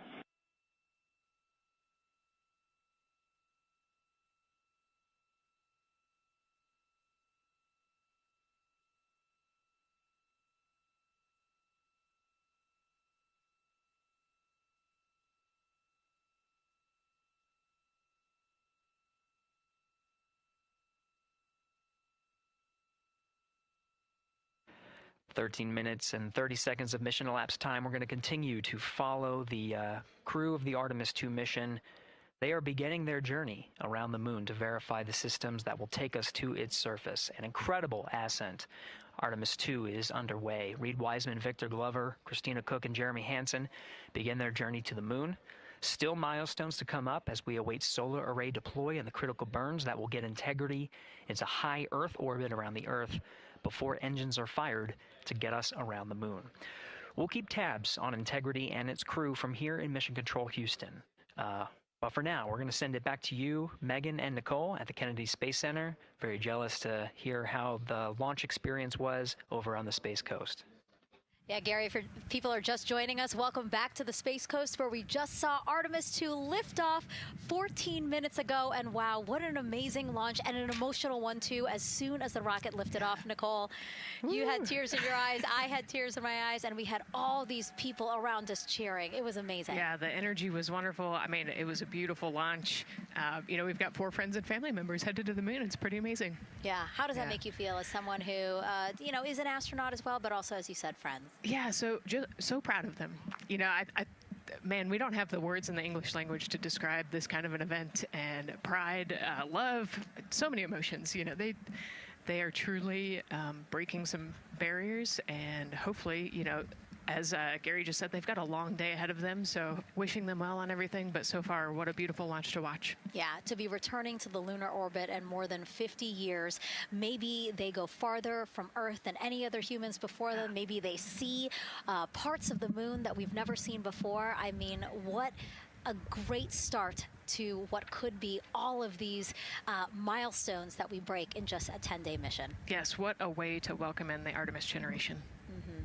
Yeah, how do you feel? I mean, we saw some beautiful shots we were covering of course, the rocket, of course, the Earth falling away as we continued up into our ascent, but also some of those crowd shots where we saw young and old, just emotional, overcome by this history-making moment. Man, we are going back to the moon for all, and we saw that today. We saw that in all the crowds. And yeah, you guys just saw that view, the sunrise or sunset, I guess. They just made it over the crest of the Earth, and you could see the sun peeking over. One of my favorite views from space. And I can't imagine what they're looking at now, and I can't wait to see what they're looking at in about 5 or 6 days. Yeah, and you know, I know a lot of people are like, you know what, I'm surprised this launched on the first try, because we know, like any little thing, we have to be keeping safety in mind, and we want to make sure we're ready to go. But we were ready to go, and I think it surprised a lot of people.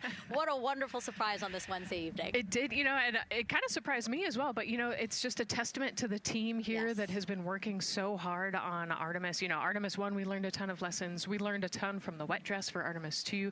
We were able to go in, fix those things. We even had a couple mishaps today, not mishaps, but a couple, you know, anomalies today that the team creatively came up with solutions for. It's just a testament to the teamwork that gets us to the moon. And so we can continue to watch Christina, Reed, Victor, and Jeremy on their way now to the moon in Earth's orbit and awaiting the next in-flight milestones, deploying Orion's solar arrays. So why don't we get back in with Mission Control and Gary. Hey, thank you, Megan. Again, we're following along in the action. It is a long day. They have a number of procedures they need to get to immediately in their timeline. And Integrity Houston, cross-tie is on board per the ETSI-DEM. We copy, Houston. Thank you.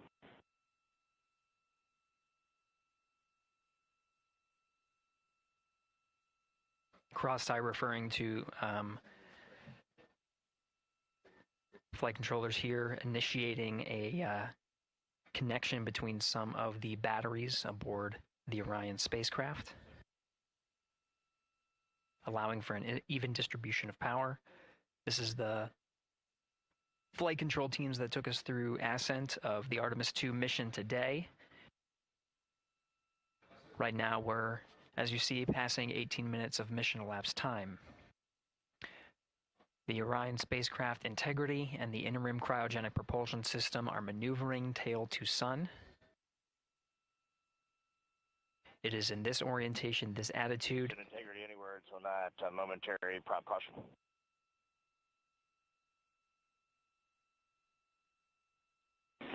And Reed, no action. We're looking at it.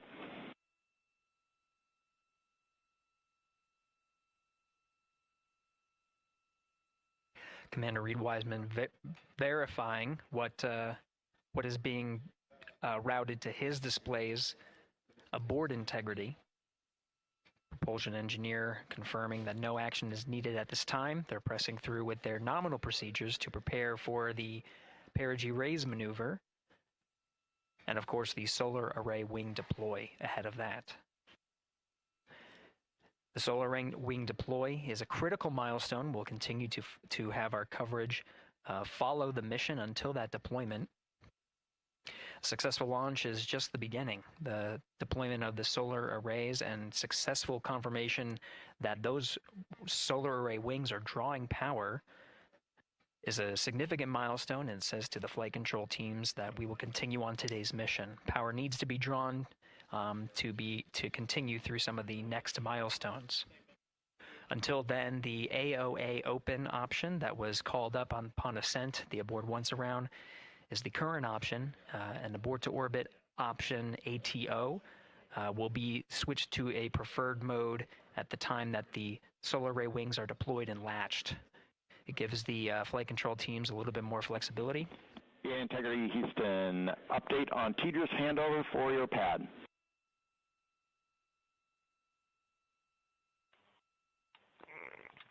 Give us just 1 minute. And Stan, you can read it. Ike is ready to copy. Roger. TDRS handover east to west expected 1 second earlier at 5:1 minutes 26 seconds.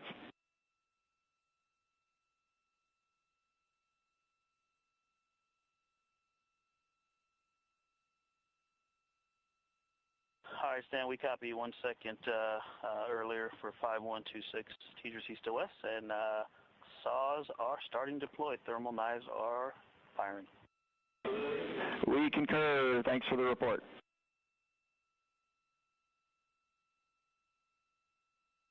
Read back of the reports that you just heard on the Orion to Earth network. Integrity has maneuvered tail to sun. The RL-10 nozzle on the end of the ICPS is pointed towards the sun, and the solar array deployment sequence has begun.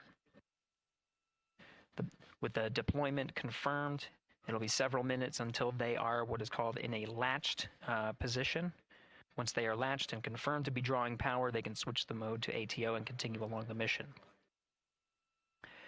The teacher's handover at the pad, that message meant the crew was provided some preliminary numbers of when to expect handovers between the tracking and data relay satellites.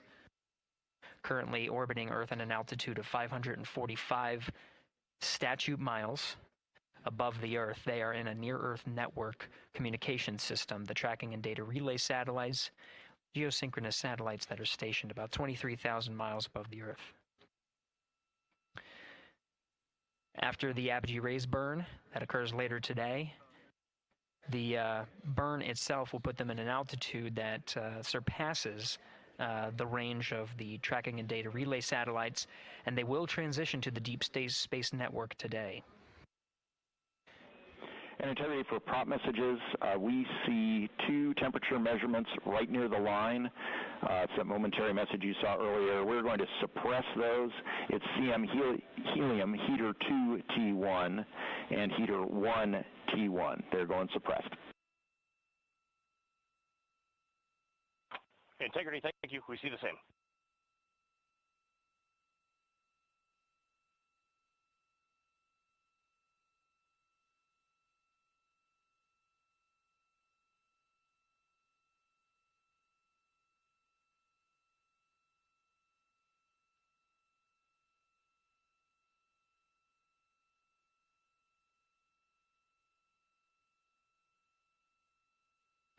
This is Mission Control Houston, passing 23 minutes of mission elapsed time into the Artemis II mission.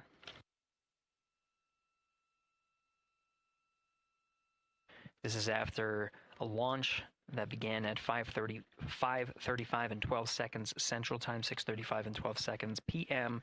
Eastern Time. Right now, the orientation you're seeing from our arrow visualization that translates some of the telemetry that we're getting from the spacecraft and puts it into a model so you can follow along on some of the milestones that we are following here.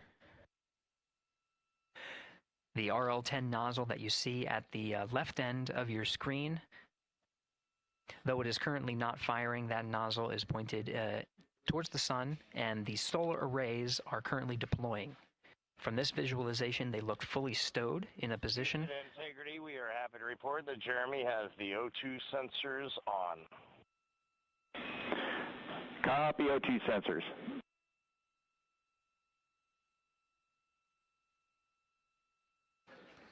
Again, Commander Reed Wiseman and pilot Victor Glover overseeing the deployment of the solar arrays.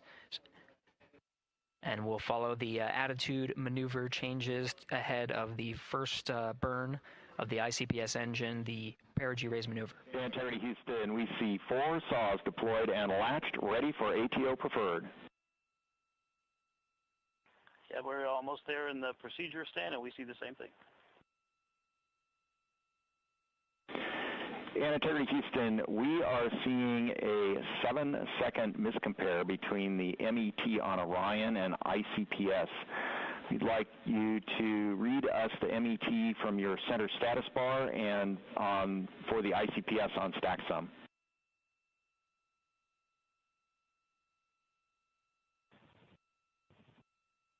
And Stan, we see a absolutely precise alignment. MET 25, 14, 15, 16, precisely aligned with ICPS MET.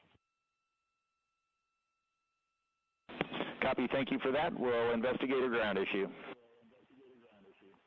And Houston Integrity, ATO preferred set. Copy, ATO preferred.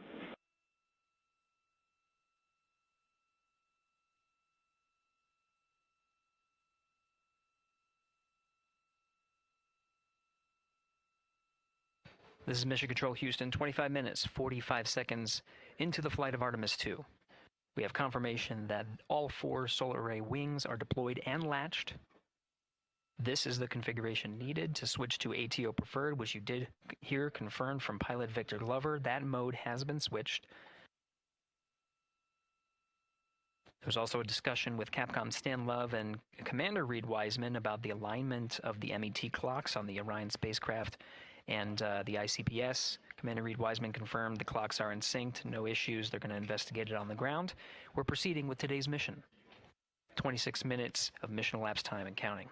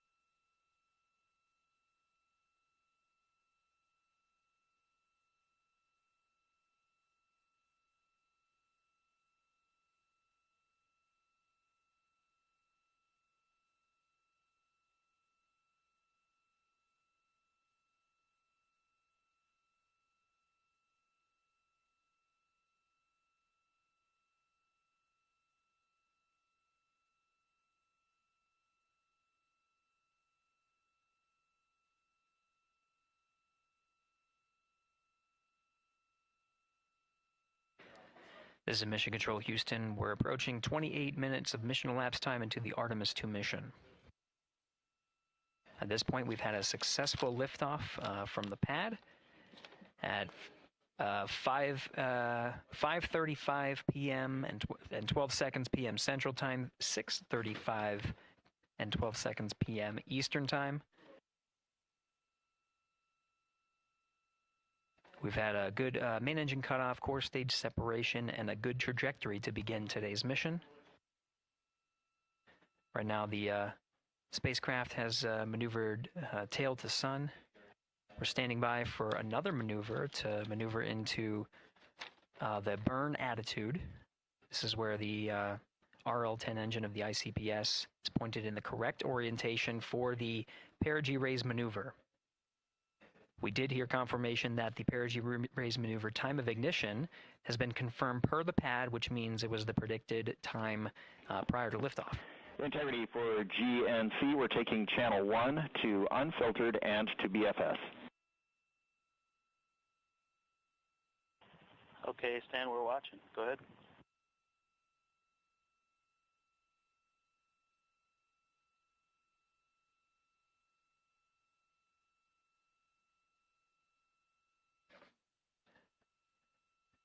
Capcom Stan Love reading up to the crew of Integrity.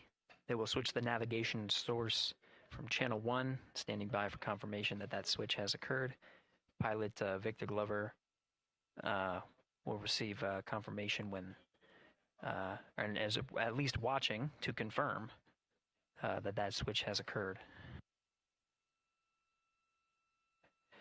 Again, the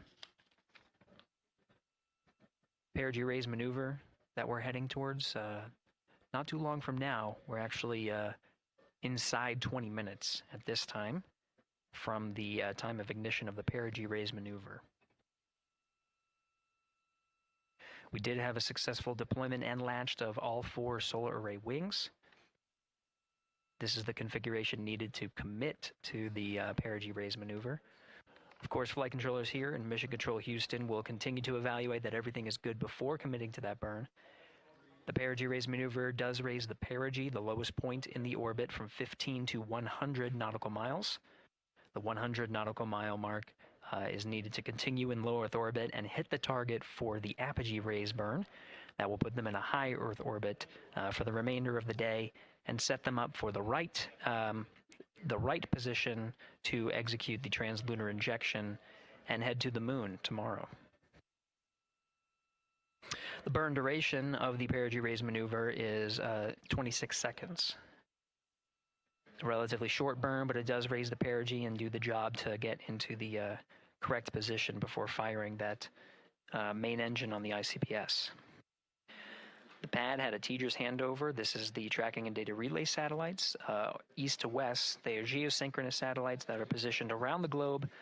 And as Orion makes its way around the Earth right now, above the west coast of Africa, at an altitude of about 923 statute miles, and counting.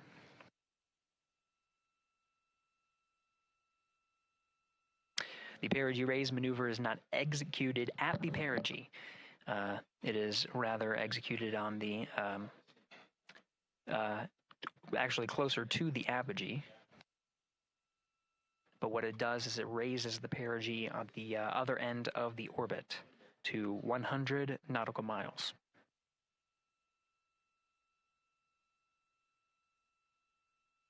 The 26-second duration burn does not conflict with the time that they've reported of the tracking and data relay satellite handover from TGERS east to west.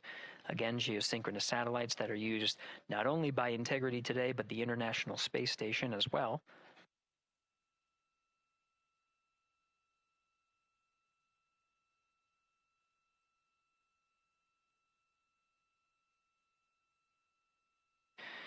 That time of handover is 51 minutes, 26 seconds.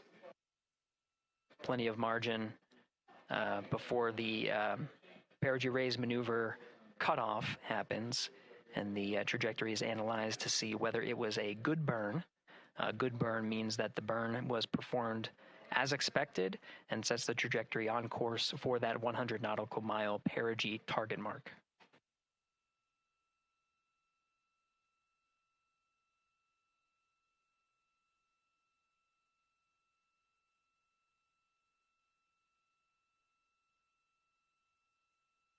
Again, for those sticking with us on NASA Plus and following along on our coverage, we will continue to follow and to cover the mission until Well, actually, we'll continue to cover the mission 24/7.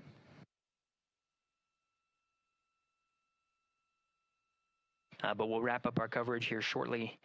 And now that solar array wing deployment has occurred on NASA Plus and Amazon Prime. Again, we will continue coverage 24/7 at the NASA YouTube channel. For those that want to see all of the upcoming milestones, there are select times where we will be coming back to NASA Plus and other streaming platforms. You can go to nasa.gov to find the latest on when to find those activities. Given that this is an operational mission, we do want to make sure that we are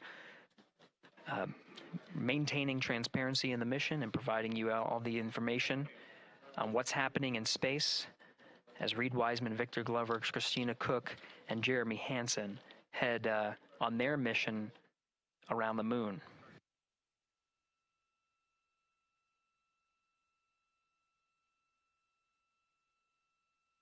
Inside integrity at this time. Again, the solar array wings have deployed. The integrity is maneuvering to its burn attitude ahead of the execution of the Perigee raise maneuver.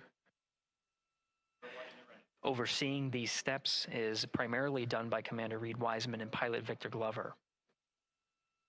Mission specialists Christina Cook and Jeremy Hansen focusing on some of the system activation inside of Orion, namely the environmental and control and life support systems. The activation and checkout of some of these critical systems are very important to continuing on the mission, making sure that those systems are in a good condition and in a reliable condition to provide the necessary environmental and control needs of the crew, with humans on board through the duration of the mission that extends 10 flight days.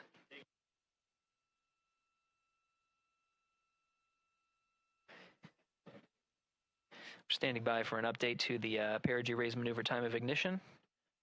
Should be right up to the crew very shortly. Integrity Houston, updated PRM numbers when you're ready to copy. All right, Houston, we are ready to copy. TIG is 2 seconds earlier at 4 minutes, 48 seconds. TIGO unchanged at 26 seconds. 49, 48, TIGO 26.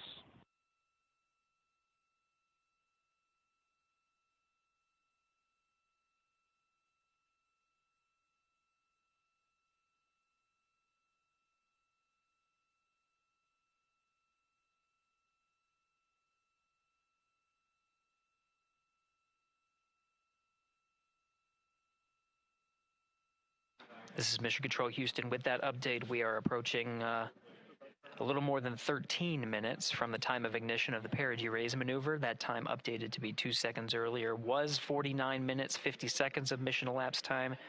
We'll now move to 49 minutes, 48 seconds. The duration of the burn, that's what was referred to as the TGO, will still remain at 26 seconds. Relatively short duration burn, again, just raises the perigee of the orbit today.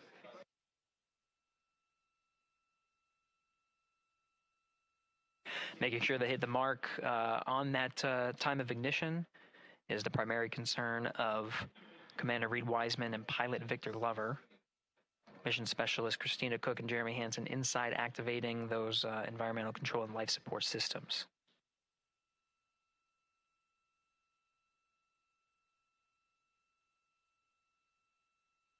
At this time, all 4 crew members are wearing the launch and entry suits. Integrity Houston, for Optimus on the PCD, we have time update instructions when you're ready.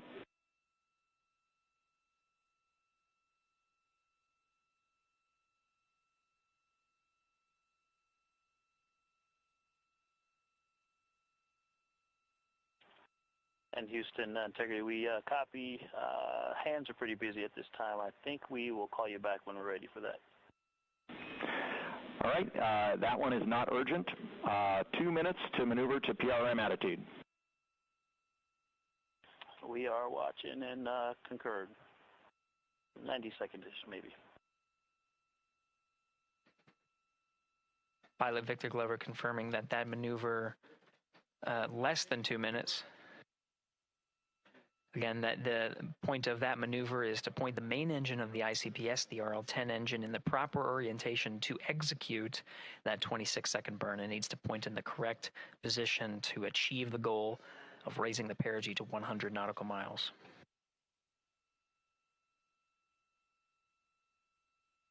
You heard some of the environmental control system activations over Orion to Earth. Jeremy Hansen activated the O2 sensors. They'll be measuring the cabin of Orion.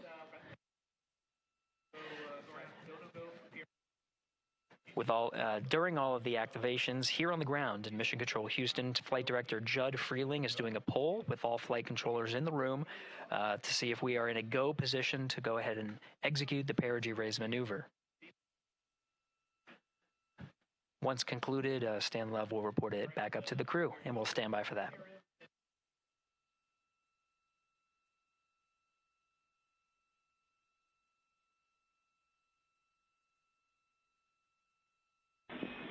Integrity Houston, MCC polls go for PRM pending attitude and saws.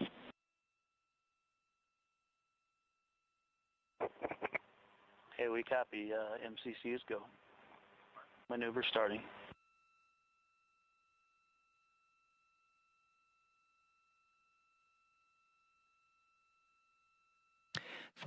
Minutes of mission elapsed time. The maneuver to the burn attitude has begun. The maneuver also is paired with reorientation of the solar array wings that have been deployed throughout the duration of the flight. Of course, solar array is meant to maximize the draw of power from the sun. So when deployed, we're in a biased solar array wing configuration that was called solar normal. This allows for the greatest surface area of the solar array wings to be drawing power and powering up those batteries of integrity, of which a cross-tie was enabled between the four batteries, the four battery buses that are inside of Orion. However, for the Perigee raise maneuver, the solar array wings will be put into a position to take on the loads imparted by the ICPS main engine when they execute the 26-second burn. You can see in the animation here, the solar array wings are in motion, and the attitude is being reconfigured to point the engine in the correct direction, those solar array wings being pointed forward.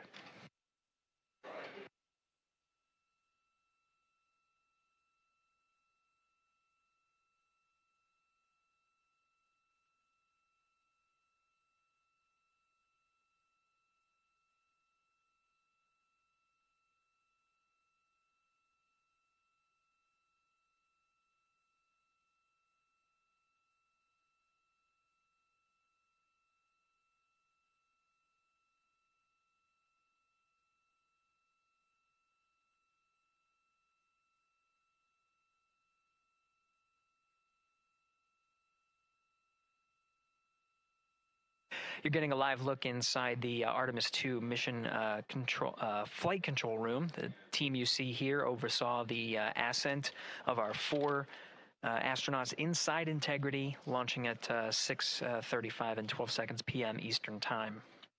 Now again, this room will be occupied 24 hours a day, 7 days a week, with flight controllers shifting on 3 shifts to oversee 24/7 operations of Artemis II while in flight. We will cover that live on the NASA YouTube channel, and we'll be covering that around the clock as we begin to wrap up our coverage here on NASA Plus.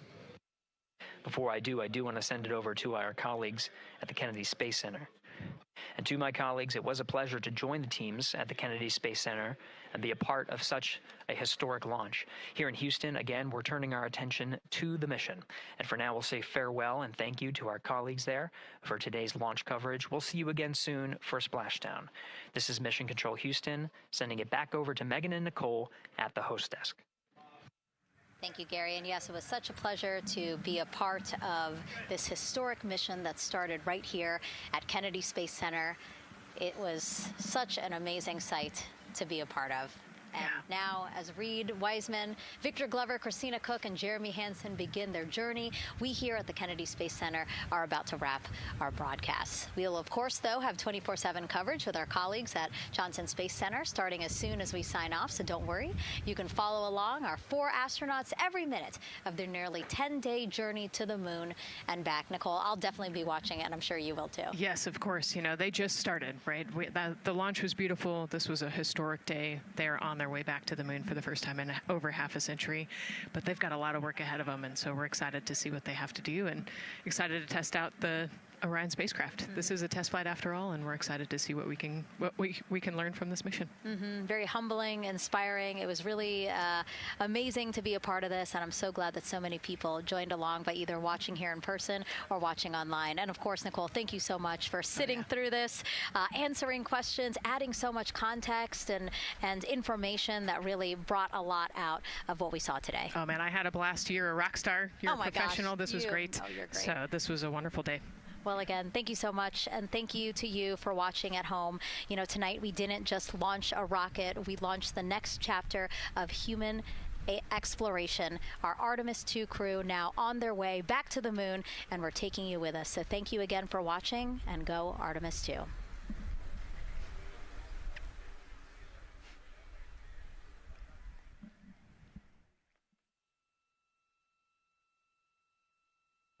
All 4 astronauts, and it appears all of them are undergoing their suit leak checks. Yes, a pre-flight tradition that we have seen with our crewed flights, the card game. The astronauts who have just left crew suit up and are now walking down a hallway. And here they are, NASA's Artemis II crew, taking their first steps outside for their historic test flight. And the 4 of them step into their astrovan. And off they go. Oh, this must feel so special to the crew to see all of these people here watching the crew walk across the crew access arm, getting a beautiful view. Everybody configured with their suits, so in we go. The closeout crew has closed the launch abort system hatch. 3, 2, 1. Booster ignition. And liftoff. The crew of Artemis II now bound for the moon. Humanity's next great voyage begins.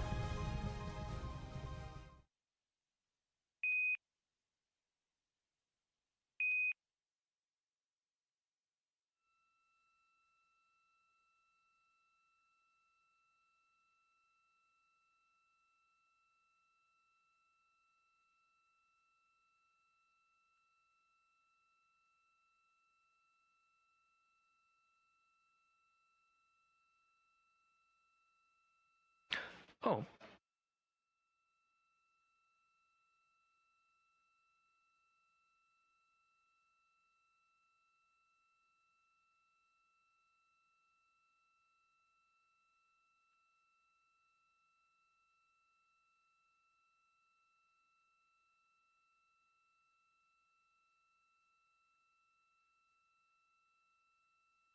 All right, this is Mission Control Houston. Welcome back for our 24/7 coverage of the Artemis II mission. At this time, we are a little more than 1 minute from the time of ignition of the Perigee raise maneuver. At this time, the Orion spacecraft integrity has been maneuvered into the burn attitude, is pointed in the right direction, and the solar arrays are in the position to take on the loads imparted by the 26-second burn.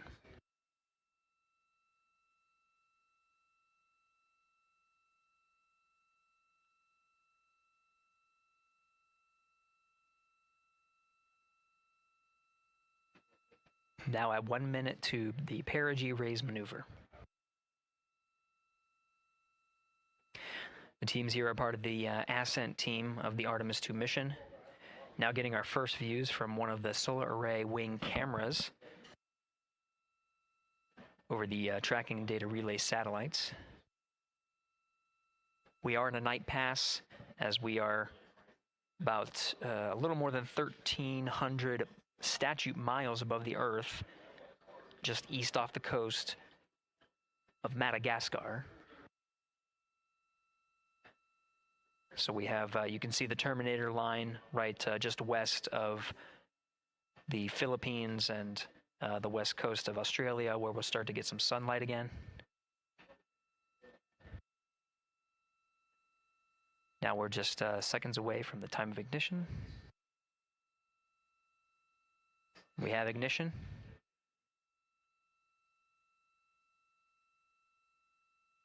You can see the Perigee raise maneuver from the main engine of the ICPS firing from the solar array wing. Standing by for confirmation of cutoff.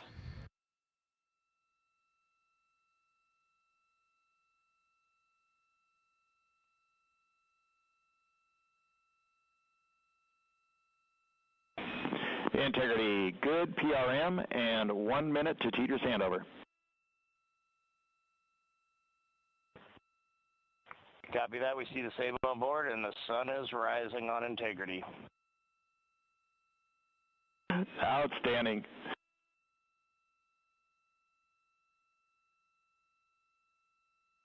And with that, the first burn of the interim cryogenic propulsion system has been completed and put the crew on the right trajectory to get them to the moon. Houston, There are Integrity for toilet setup, step 2.5. Go ahead. Yes, there was not an installed oxon inlet filter, even with empty oxone in the hose when I opened up the filter.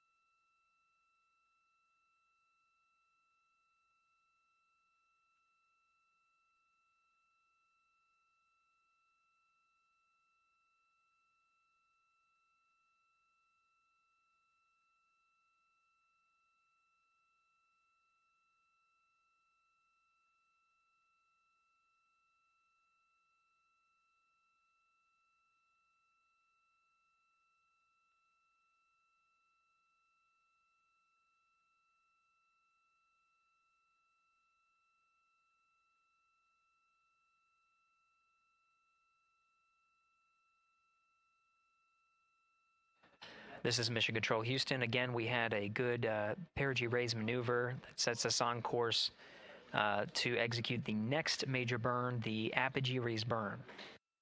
Now, the Perigee raise maneuver just adjusts the orbit while we are in low Earth orbit, but the apogee raise burn is quite a significant burn, just shy of 18 minutes long.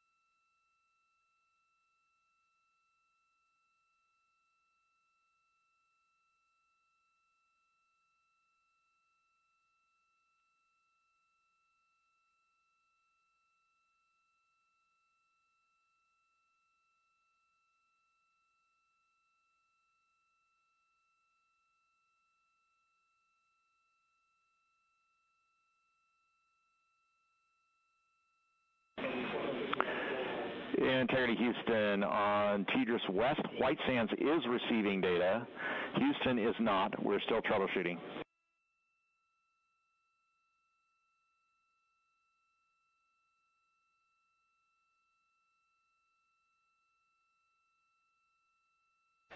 That was Capcom Stan Love, part of the Ascent team here in Mission Control Houston. We changed over to point to one of the tracking and data relay satellites at the expected time. That time was updated to 51 minutes, 26 seconds of mission elapsed time, going from Tidris East to Tidris West. Upon switching to Tidris West, Mission Control Houston not seeing some of the data coming from Orion, coming from Integrity.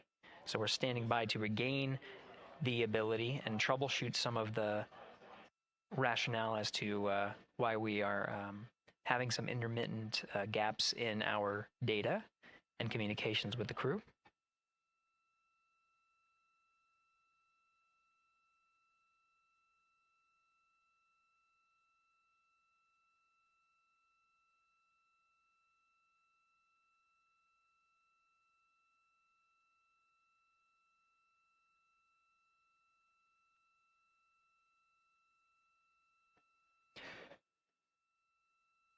Now again, as the teams are troubleshooting. Integrity Houston in the blind. We see good solar normal maneuver. ARB TIG is expected to be 45 seconds earlier than the pad. That's 1 hour, 46 minutes, 0 seconds. No update to TIGO yet.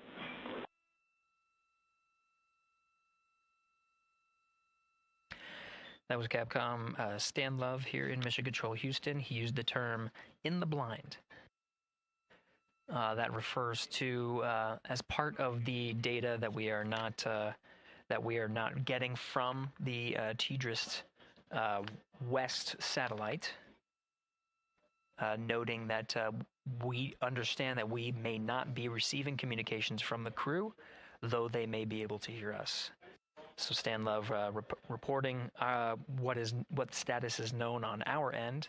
We do know that from the data we are receiving that the upper stage and Integrity have maneuvered to solar normal, meaning that the orientation, the attitude of the spacecraft is such that the solar rays can draw the maximum amount of power.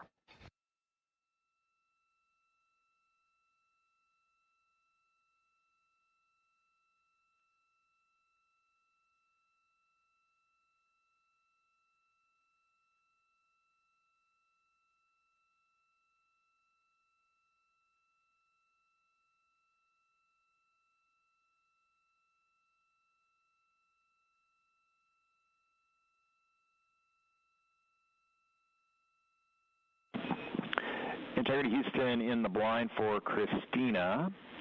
Just before the Tidris handover, we heard your report about the lack of an oxone inlet filter.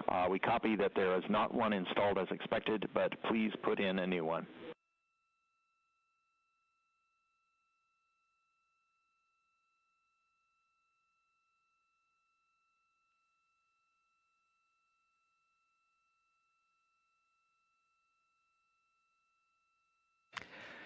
Team here you see in this row at the Capcom console is NASA astronaut Stan Love, the voice that you're hearing from the teams here in Mission Control Houston up to the crew of Integrity. A Capcom voice that you'll hear throughout the mission as well. Next to Dr. Love, to his right, is Jackie Mahaffey, the Chief Training Officer for the Artemis II crew, and a voice that you'll hear from here in Mission Control Houston. Flight Director Judd Freeling is to Stan Love's left. The Ascent Flight Director and leading the teams through the Ascent that happened today. And to the left of Judd Freeling is Flight Director Rick Henfling, part of the entry teams here on console to oversee the Ascent portion. He'll be returning to console on Flight Day 9 to prepare for the splashdown on a nominal timeline for flight day 10. Houston in the blind. We're rebooting some ground equipment to try to recover the link. Expect 10 minutes.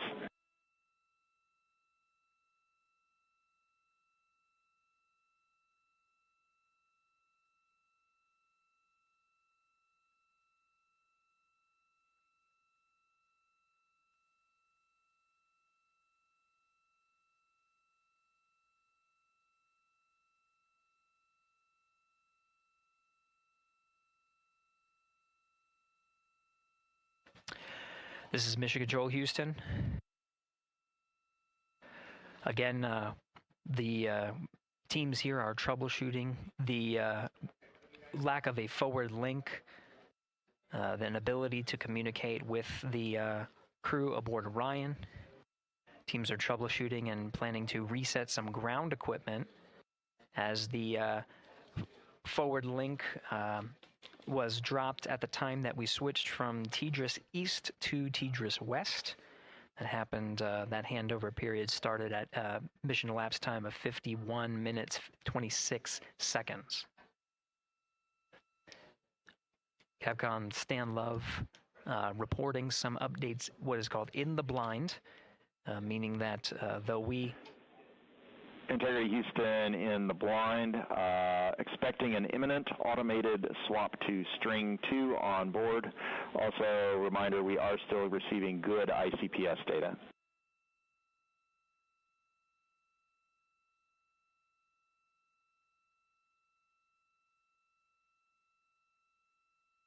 Again, Capcom Stan Love reporting to the crew in the blind, meaning there may be an ability for the crew to hear the calls from the ground.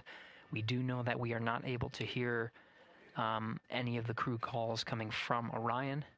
We did just confirm that we are receiving data from the upper stage, and that allows us to understand and confirm the attitude and orientation of both spacecraft, knowing that they are at solar normal. And with the reboot, we're starting to get some data here. We'll confirm that the data we are receiving is good.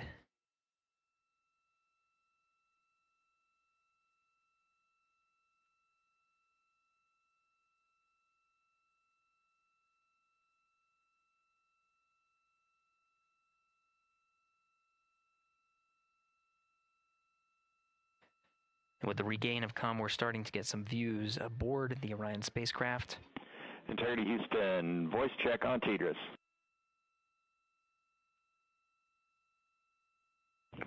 Loud and clear, Stan Hollis. And we now have you the same. Good to hear your voice. And good to hear yours as well. All right, we are still trying to understand whether the automated swap to S-band string 2 recovered comm for us or what was going on the ground. We gave you calls about an ARB TIG and an Oxone inlet filter. Did you copy them? Copied all. Excellent.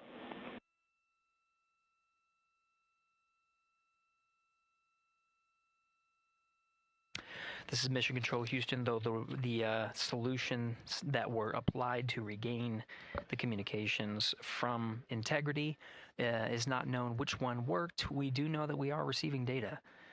We're getting confirmation that is updating some of our telemetry that shows that the solar array wings have been reconfigured to the solar normal. Again, drawing as much power as possible. While Integrity is in flight and awaiting the next burn, the apogee raise burn. And you just heard confirmed, though Stan Love was reporting some things in the blind, meaning we could not hear the crew respond to any of the calls that were going on Orion to Earth. We did confirm from Reed Wiseman aboard Integrity that they did hear all of the calls that Capcom Stan Love was reporting. And Integrity for comm, while we are sorting out the earlier comm loss, we plan to remain on S-band string 2. Copy S-band string 2, and quid 19 has been inhibited for right CCD. Copy quid 19.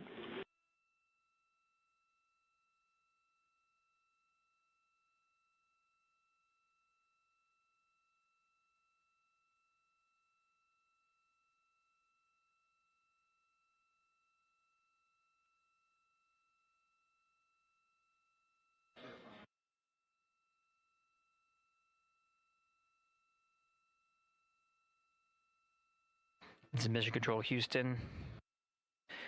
Commander Reed Wiseman working through his steps. At this time in the timeline, mission specialists Christina Cook and Jeremy Hansen should be closing out some of the procedures that were activating some of the environmental control and life support systems. And again, those steps relayed from Capcom Stanlev were received by the crew, so they did copy them and address any of the feedback that was provided by Capcom Stanlev. The launch and entry suits for Mission Specialists 1 and 2, that's Christina Cook and Jeremy Hansen, per the timeline, they are in the period of time to doff or take off the suits. The launch and entry suits for Commander Reed Wiseman and pilot Victor Glover will remain on until after a successful apogee raise burn. Their role is to oversee the successful burn there. In the meantime, they're configuring some of their equipment and configuration that's needed ahead of the day's activities, starting with covering a CCD cursor control device. And they're well on their way to a nominal timeline, of course, addressing the communication link by resetting some ground equipment and changing the string of communications, which addressed the issue, and now we're getting full data from the ICPS as well as the Orion spacecraft.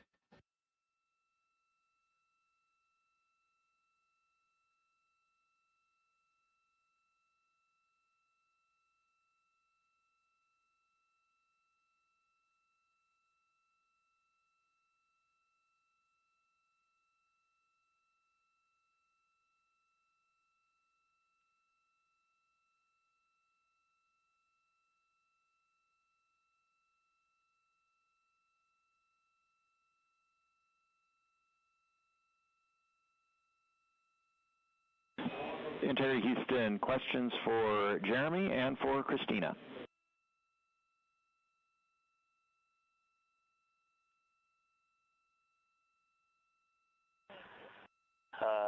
Stan, can you power on the toilet, and then we'll stand by for your words for Jeremy and Christina.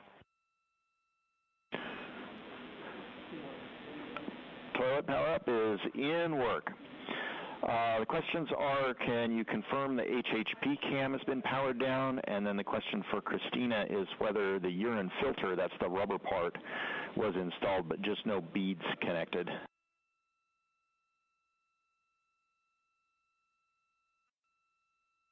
And that's affirmative. The filter was installed, no beads.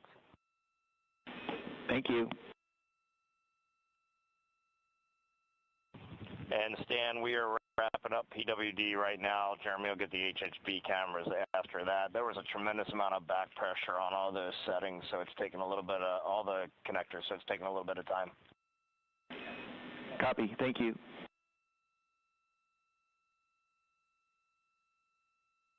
Commander Reed Wiseman aware of the steps, the initial steps for mission specialists Christina Cook and Jeremy Hansen, working on some of the systems inside, while the commander and pilot monitor the flight of Integrity. Integrity Houston, toilet is powered, waste tank purged.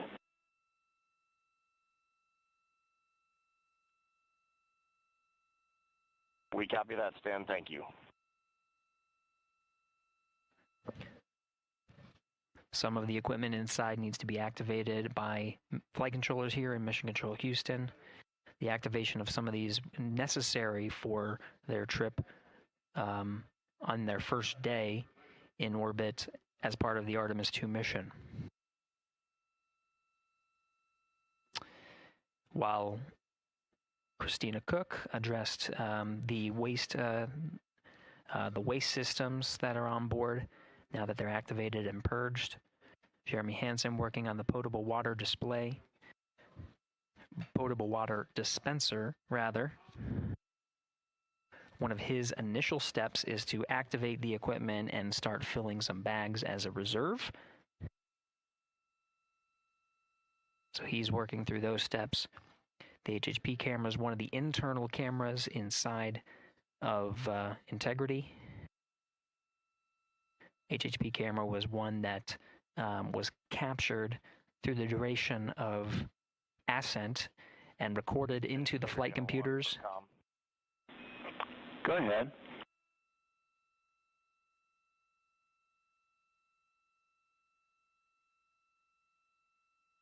Yeah, I doubt it helps you at all, Stan, but that whole time that you all had, it seemed like you had a good forward link. We just had no return.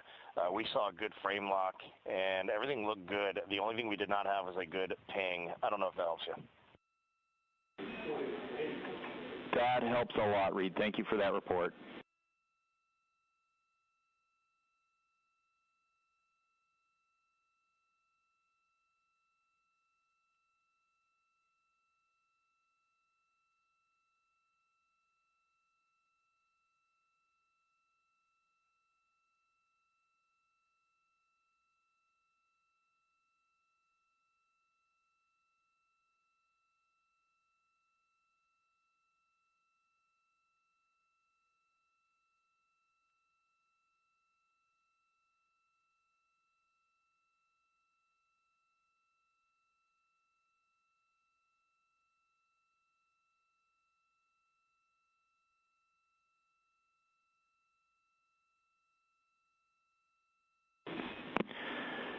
Integrity Houston for SAW. We saw the SAW 3 brake go into error position. We're confident it engaged, but we saw more motion than we expected during the burn. We are cycling the brake on that SAW.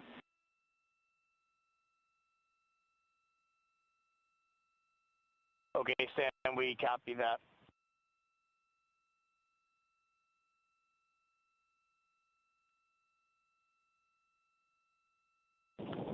HHP cameras are off, PUP 1 switches are off, Stan. Copy HHP and PUP, thank you.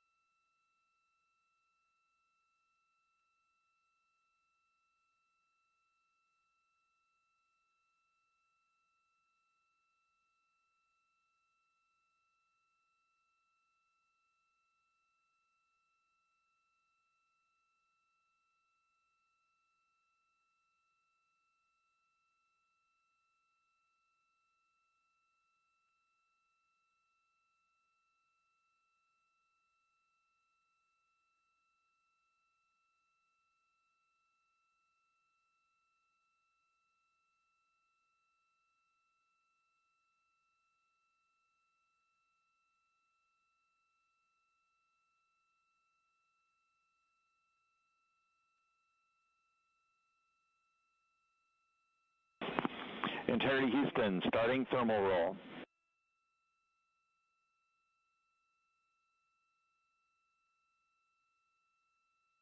Houston Integrity on toilet, step 6.7. Go ahead for step 6.7. Yes, during 6.7, about 20 seconds after starting the water into the funnel, after a nominal startup, the toilet shut down on its own, and I have a blinking amber fault light. Copy, talking about it.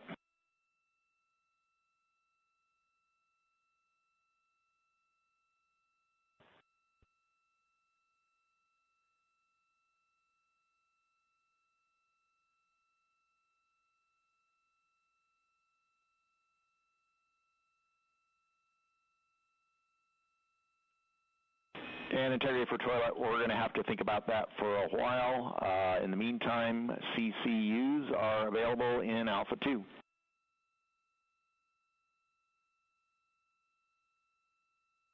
We copy, and I'll be returning the funnel to the cradle.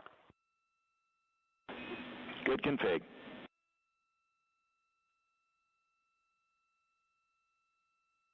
This is Mission Control Houston, a readback of some of the communications that occurred on Orion to Earth.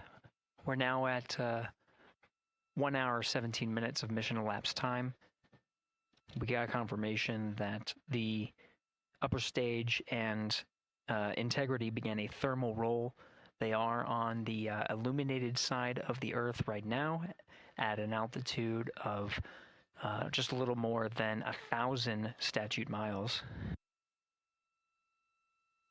The thermal roll allows for even distribution of heating from the sun at that altitude. Distributes it a little more evenly ahead of the apogee rays burn. In the meantime, Mission Specialist Christina Cook working on the activation of some environmental control life support systems and waste management systems. Currently, as teams on the ground analyze some troubleshooting of the activation steps that she was going through, she'll gather some of the backup waste management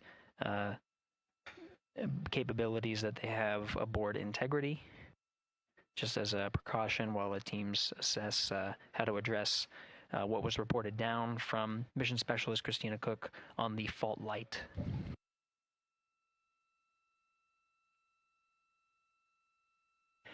Now at mission elapsed time of 1 hour, 18 minutes, we are coming up on the post-launch press conference at the Kennedy Space Center, where subject matter experts have gathered to and will address the launch that just occurred, and media will ask some questions. As part of our continuous coverage plan, where we are streaming this mission 24 hours a day, 7 days a week, throughout the duration of the Artemis II mission, the briefings themselves will also be streamed on this platform. The time of the beginning of the press briefing is scheduled to be 7 p.m. Central Time, 8 p.m. Eastern Time today, so coming up in just about 6 minutes. While the post-launch press conference is Integrity, thermal roll complete, and a question for Christina for toilet. All right, Stan, just give us a minute, and the view of Australia was epic just now. It's amazing to be at this altitude, and Christina's working hard. Roger. And Integrity, we also have a story about a water tank valve problem during powered flight. We saw an anomalous indication on the water ISO valve between water tanks Bravo and Charlie. Based on the signature we saw with the tanks during the PWD checkout, we think that valve is closed. We are going to troubleshoot that going forward.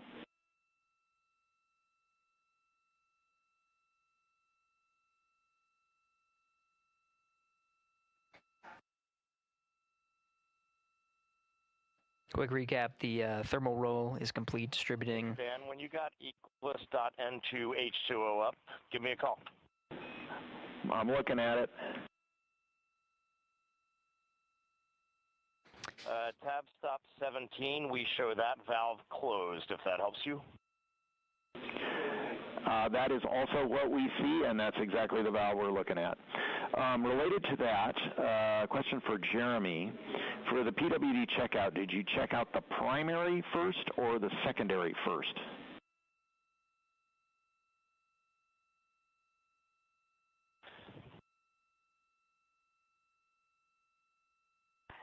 And Stan, Jeremy says primary first because he had trouble getting the secondary on, and I'm also ready to take your call.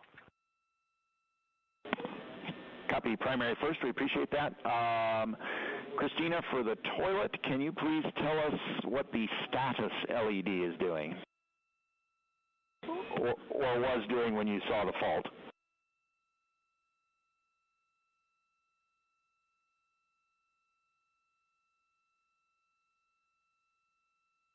It had been on per normal, and there was good suction, and then it turned off when the fault started blinking. That's valuable information. Thank you. Teams on the ground continuing to troubleshoot the waste management systems aboard Integrity. Now we'll continue to follow the mission here as the 4 astronauts work on the steps to activate some of the systems and prepare for the apogee raise burn. About 3 minutes from now, 7 p.m. Central Time, 8 p.m. Eastern, we'll start the press briefing. That press briefing will happen on our 24/7 live coverage. While that is happening, you can listen to the Orion to Earth loops and continue to cover the mission and views from the solar array wing cameras aboard Orion. And you can follow that at our clean live stream, also available at NASA's YouTube channel.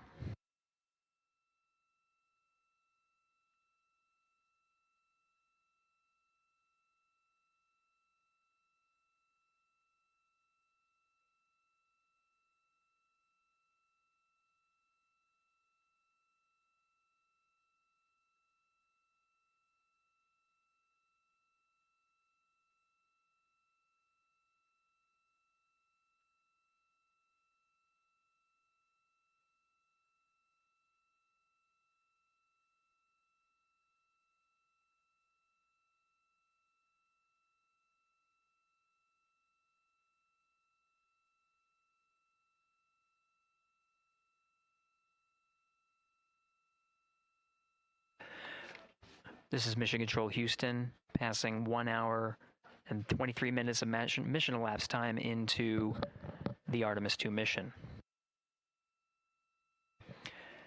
The Integrity crew, about 800 statute miles over the Earth, currently passing over Australia. Commander Reed Wiseman confirmed that pass over Australia, they were able to peek out the windows and see that view from an altitude that is higher than any of them are used to. Jeremy. Integrity Houston for GNC, we are taking channel 1 to unfiltered and BFS. Also for the solar array indication we saw earlier, we think that when the brake originally set, it was like on a tooth, and that when the engine lit for PRM, it slipped one tooth. That brake is now showing nominally.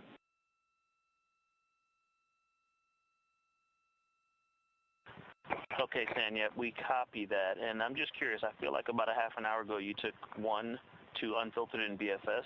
Is this nominal or did something happen? Victor, this is nominal. Okay, thanks. Copy.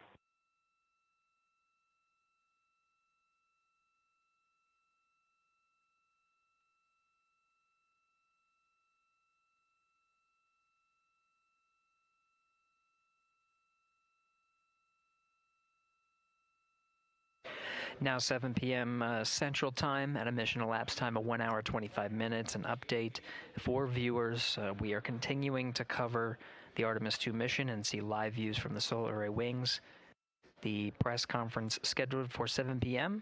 The current start time for that press conference is 7:05 p.m. Central Time, 8:05 p.m. Eastern Time. During the conference, we are expected to execute the apogee raise burn. We're a little more than 20 minutes from the time of ignition of that burn. We do know that the time of ignition has been updated from the pad. This is the predicted time of ignition and trajectory that was uploaded to the crew prior to liftoff. The current time of ignition is 1 hour 46 minutes and 9 seconds of mission elapsed time.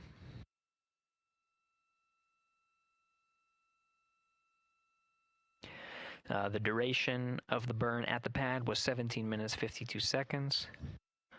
Ahead of the execution of the burn, any changes in that duration will be reported to the crew and uploaded to ensure that the apogee raise burn goes as expected and puts them on the predicted trajectory. That trajectory being 43,730 miles by 0 statute mile orbit. This high Earth orbit will take the crew of Integrity past the tracking and data relay satellites that are positioned about 23,000 miles away from the Earth. Again, they're currently on TDRS West. And they will transition to the Deep Space Network. The apogee raise burn time of ignition again at 1 hour 46 minutes and 9 seconds of mission elapsed time. That is expected and will occur during the post-launch press briefing. So as part of our 24/7 coverage, the briefing itself will overlap with that particular milestone. To follow along on our 24/7 coverage, we won't necessarily stop our coverage. The clean Orion to Earth loops will be available on our clean feed. That will show a view similar to what you're seeing now. This is a view from the solar array wings, and you'll also hear the communications between Capcom's Stan Love here and the crew aboard Integrity, and you can listen as they confirm the execution of the burn and any changes of the burn. When we come back from the press conference, expected about around 8:05 p.m. Central Time, 9:05 p.m. Eastern, we'll go ahead and recap any of the milestones that occurred while we transitioned to the press briefing to answer the questions that come from the press, and continue along on our 24/7 coverage.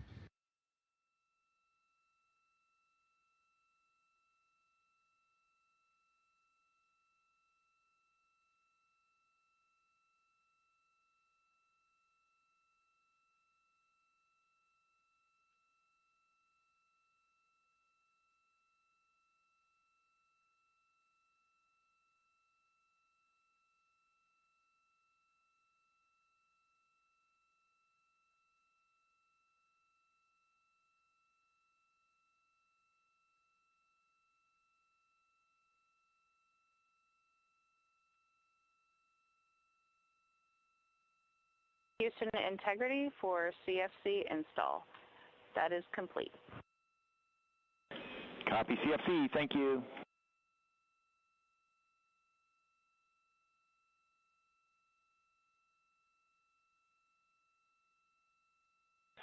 Okay, in Houston, just want to let you know, since we're running a touch behind timeline, we have not yet started suit doff for any of the 4 crew members. We'll get to it in a bit.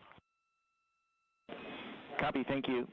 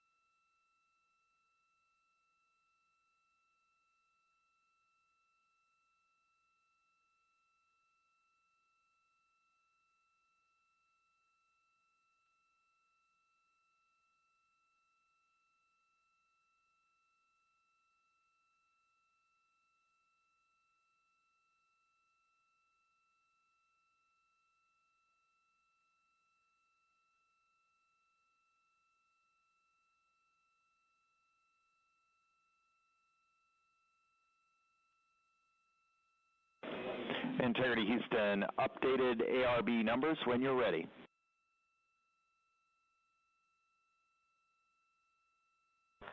Stan, we are ready. And sorry, false alarm. Still integrating on the ground. We'll be back with you shortly.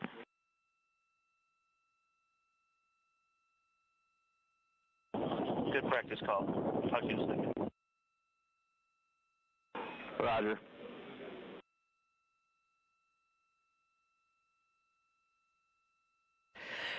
This is Mission Control Houston. For those still with us, the press briefing that was scheduled to begin at 7:05 will begin shortly. They're just getting set up, and just stay tuned until we are able to transition to beginning. Activity on Jeremy's timeline is complete. To the beginning of the press briefing. Copy docking camera. Thank you. Teams on the ground are analyzing the time of ignition and what's called T-GO, the duration of the burn. At the time ahead of liftoff, the duration of the burn was 17 minutes 52 seconds. There might be some changes. The flight dynamics officer and his support in the back rooms are analyzing to make sure that what they are about to report to the crew is rock solid.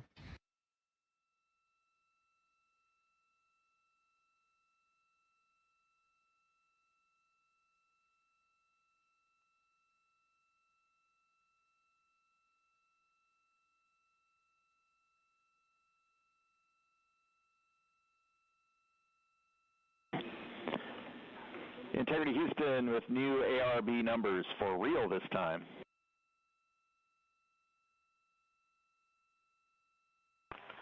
Okay, Stan, we're listening. Go ahead. ARB TIG, 1 hour, 46 minutes, 07 seconds. TGO is 18 minutes, 06 seconds.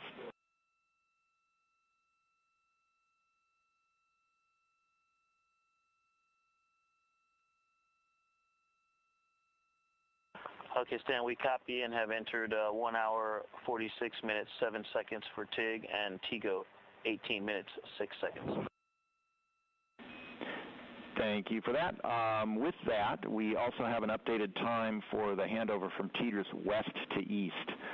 That is going to be over 6 minutes earlier than what's on your pad. You can expect that at MET 2 hours, 03 minutes, 04 seconds, 2:03:04.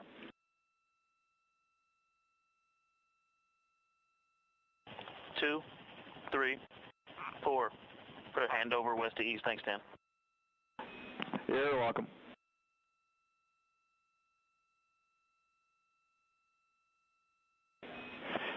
And Integrity, 2 minutes to maneuver. PFE is reading 3, which is nominal. Copy PFE.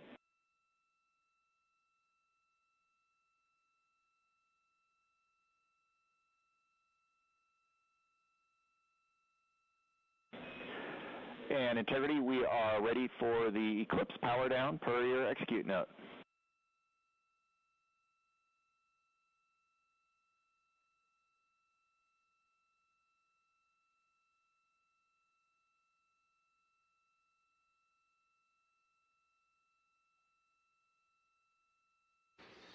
All right, as we've continued to follow along on the mission here in Mission Control Houston and on the Orion to Earth loops, we'll take you over to the beginning of the press briefing, the post-launch press briefing over at the Kennedy Space Center.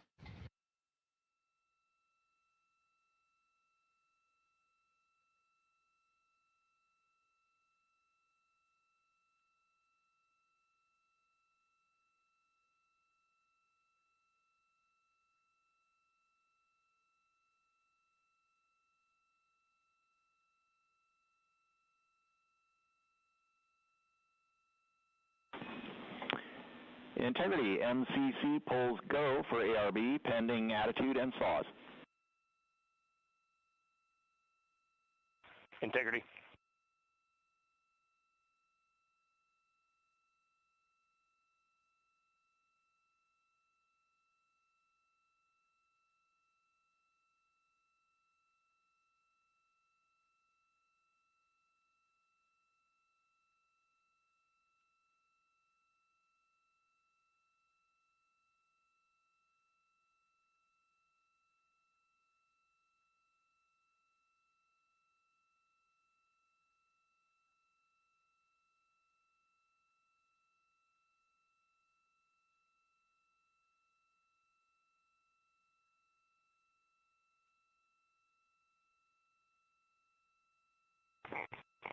Houston, integrity for power down. Go ahead.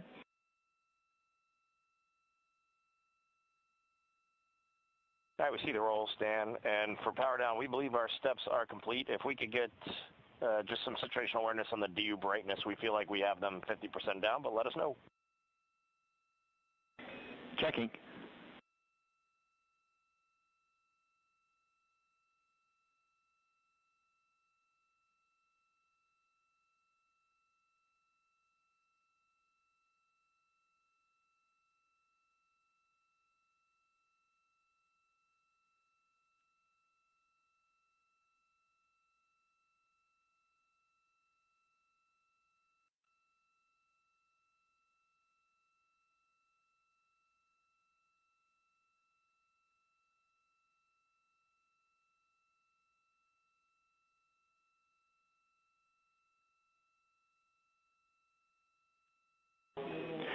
Integrity, we see DU3 right at center. We see DUs 1 and 2, a couple of clicks above center. We're checking power draw now.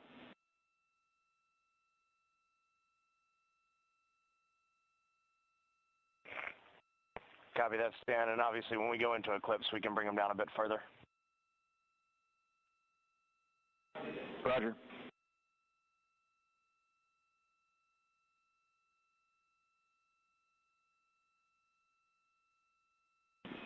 And Reed, when we get into eclipse, we would like those extra clicks on DUs 1 and 2.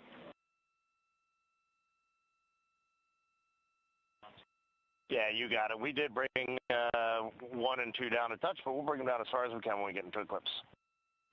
That's perfect. Thank you.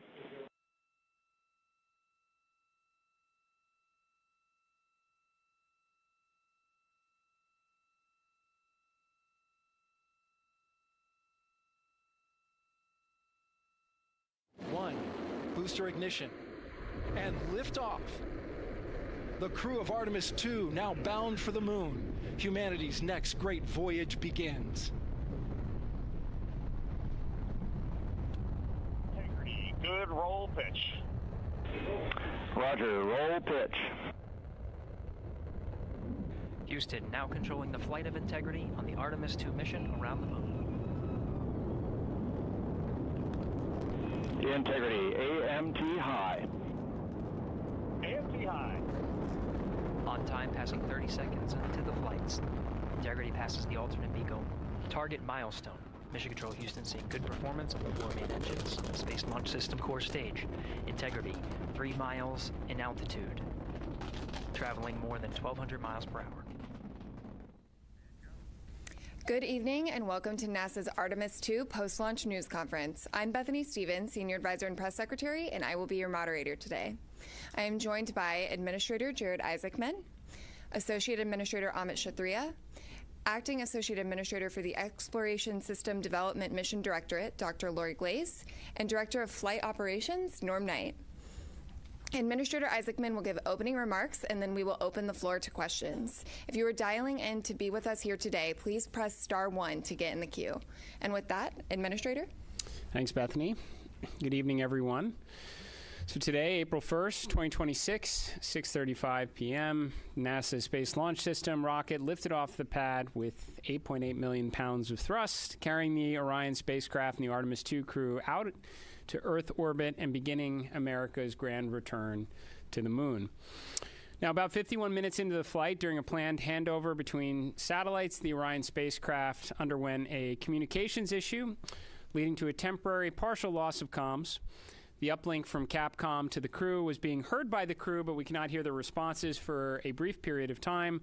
There were no issues with the vehicle itself. Comms with the crew have been restored. We're actively working the issue, and we'll keep you informed. The Orion spacecraft has successfully separated from the core stage, and its solar arrays have been deployed as planned. Soon, the crew will execute the apogee raise burn, placing the spacecraft into a stable, high Earth orbit as we prepare for the translunar injection and the journey into cislunar space. NASA astronauts Commander Reed Wiseman, pilot Victor Glover, mission specialist Christina Koch, and Canadian Space Agency mission specialist Jeremy Hansen are safe, they're secure, and they're in great spirits. We will continue to monitor their health and the status as we move into the next phase of the Artemis II mission. So after a brief 54-year intermission, NASA is back in the business of sending astronauts to the moon. We have arrived at this point through a sustained effort, a national commitment, and the work of thousands across the agency, our industry partners, and our international allies. I want to personally thank the ground crews, pad controllers, the entire workforce here at Kennedy Space Center. This mission belongs as much to you as it does to the crew. The crew is now in the capable hands of Mission Control Houston, the Johnson Space Center, where teams will guide Orion through each phase of the mission with the same discipline and precision that has brought us to this moment. We have certainly been here before. We know the challenges ahead. We have a lot of checkouts to get through before TLI. And when, if all goes well, everything is go, Artemis II will be moonbound. You have our commitment to keep the public as informed as possible on this historic mission. And we will celebrate when we will hold our celebration until this crew is under parachutes and splashes down off the west coast of the United States. Thank you. So with that, we will open this up to questions, and we will start here in the room if we have any takers. We'll start right up here. Congratulations to all of you on a successful launch so far. My name is Jim Siegel. I'm with Florida Media Now.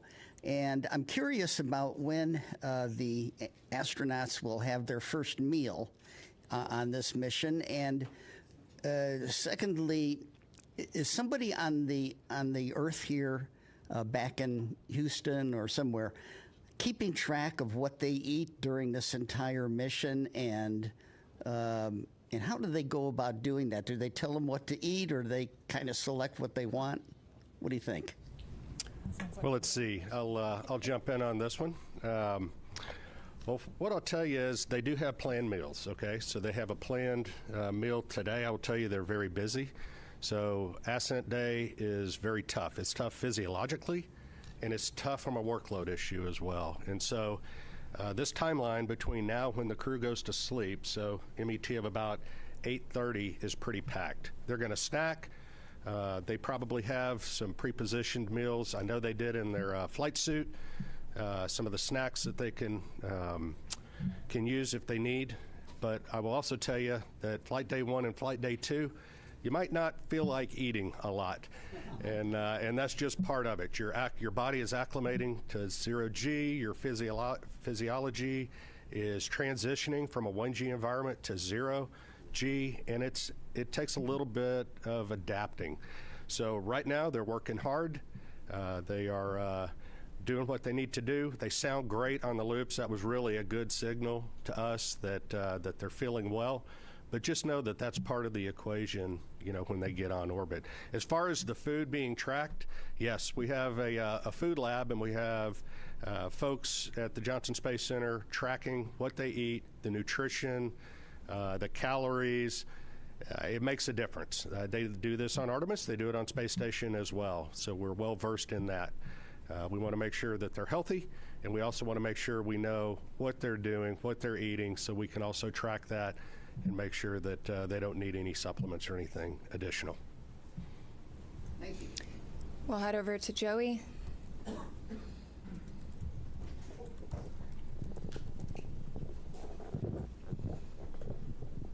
Thanks, guys, and congrats on a clean launch so far.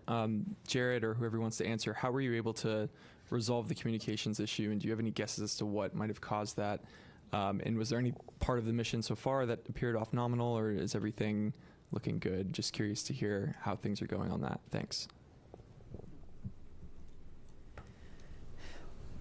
Well, on the comms issue, and I don't know, there may be someone here that has a little more detail than I do of having to run around quite a bit, but I think they're still looking into trying to really understand exactly what was going on there. But it's restored, which is important. I think it just... It was during handover to Tejas West. Sometimes that's squirrely ground configuration. You gotta get that right. So hopefully that's what it is. But we'll chase it down. But they were able to recover. They had intermittent forward and return links, so the burns that they needed on board it was never an issue. It was unusual for it to be dropped out for a couple minutes. So that's what we're telling you. We had a controller issue with the toilet when they spun it up, so we got to work through that. That's going to take maybe a few hours to troubleshoot. So there was also a water tank valve. There's 4 water tanks on Orion. There's a crossover valve that connects the 2 gangs of tanks. It's supposed to be open to ensure maximum flow. It was closed during Ascent. You know, when you shake the thing, things like that happen. So they're going to reset the valve. And then they had a recurrence of on Artemis I, we had a latching current limiter failure on a piece of electronics, a transient failure when it gets exposed to radiation. They took 1 hit of those. We took about 24, 25 of those during Artemis I. Again, normal, the onboard fault detection cleans that up, but we're just getting started, Joey. Just to be clear, right, this is a flight test, and a lot of what we're doing here is exactly this, trying to test out all of the things that require the crew interaction, right? And so we anticipate to have a lot of these. Well, that's what we're here for, work through them. Sawyer? Importantly, apogee rays burn. We're go. So they're going to stay in space. Sawyer. Thank you, Sawyer Rosenstein, NSF. I noticed that the slide wire baskets happened to deploy during launch. Is that something that was expected? And can you give any initial reports, at least what you've seen from the cameras, of how the mobile launcher is doing, given the hope to be able to quickly turn it around? Yeah, you have something on the baskets. I can talk about the turnaround. The baskets they're supposed to get out of the way. That's part of the plan. So otherwise they take plume loads, and we don't like that. So I can tell you on the mobile launcher, our team has already been looking at a lot of the imagery that we have that was taken both during and after and assessing that, trying to get the condition. We've got teams, I believe, going out there. They might already be out on their way to take a real look.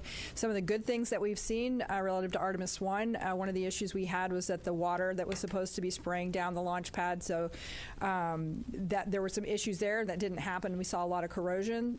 The water was working, so things were getting washed down. We're still also going to remove some of the parts so that we can do some of that cleaning to make sure we don't have those corrosion issues. We haven't seen evidence of things like after Artemis I, like the elevator doors were blown off. We haven't seen that.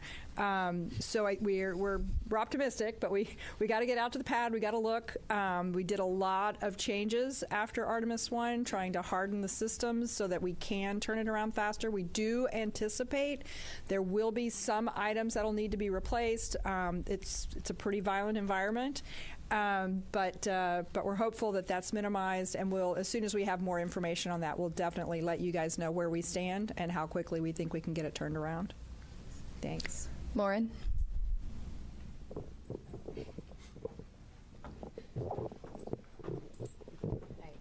Lauren Gresh with Bloomberg. I just wanted to get a gut check on how we're feeling about the upcoming proximity and ops operation.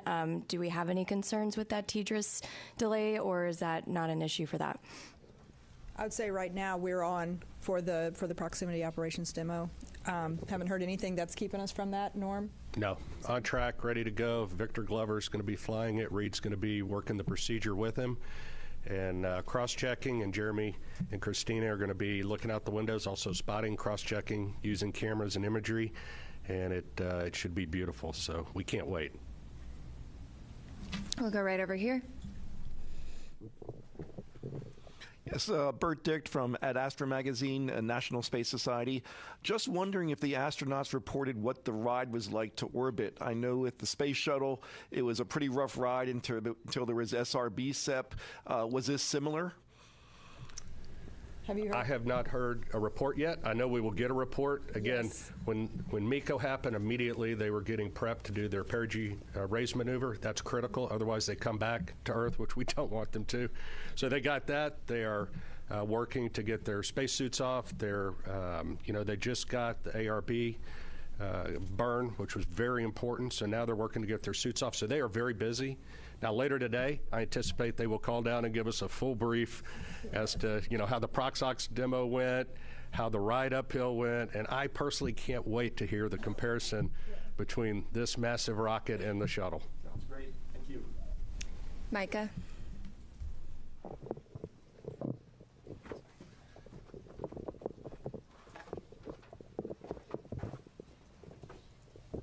Thanks, Bethany. Micah Maidenberg, Wall Street Journal. Maybe for the administrator, I'd like to ask you, I know we're early on here, how you're thinking about success for this mission, defining success, a lot of tests ahead, and just what happens if you don't kind of meet that standard as the flight unfolds? Thanks so much. Well, I mean, to me, success is undershoots and in the water safely after a 10-day mission duration. So no early off ramps there. I think we're, right now we're already getting good ECLIS data. We've never flown Orion with crew on board, so that's pretty important. I mean, understanding the Orion spacecraft is, is paramount in this one to progress on to integrated operations of Orion with a lander. Every day we're getting data. It says, it was mentioned from the get-go, this is a test mission for sure. No crew have ever ridden this before.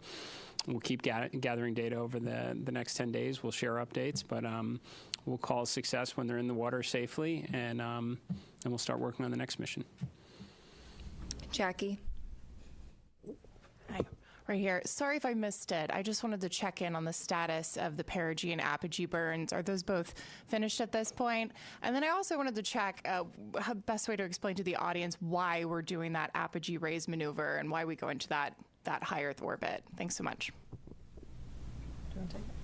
Oh, I mean, I can certainly say we've completed the Perigee raise maneuver. That was done pretty quickly, as you heard, and the Apogee raise burn should have already happened. That should have been happening while we sat here. They were getting ready as we were walking in. And then if you want to talk maybe about the rest. So we go into a high Earth orbit. Roughly, the Perigee is about 1,000 nautical miles, rough, give or take, of the Earth, 25,000. So it's pretty elliptical. That's getting us, everything we do is getting us set up for the translunar injection burn. And so it's getting these burns, it's all converging down to what we call TLI. So we got to get the ECLIS system checked out.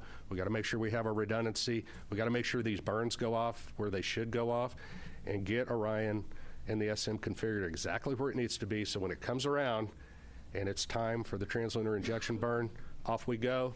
And that takes us really, that puts us outbound to the moon. That's a real big commit point. And so you'll be hearing more about that tomorrow.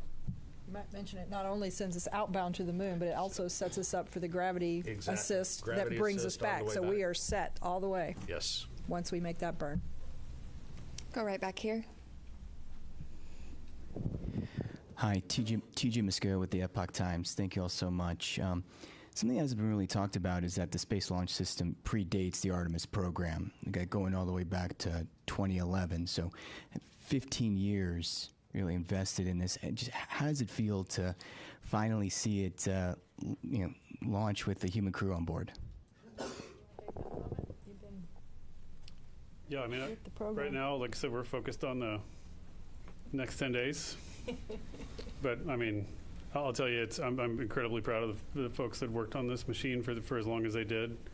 And one thing we didn't talk about earlier was, one of the big objectives is getting the organization and getting our qualification standards and getting our certification rigor up to the standard for crewed flight. That's a big, even though the mission is a complicated mission, moving the entire organization to a mindset of thinking about risk in the right way to fly crew is a big deal.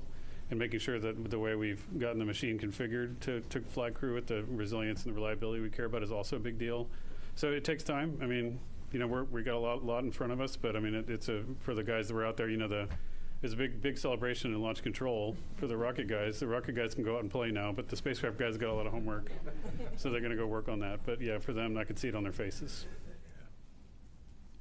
Jeff.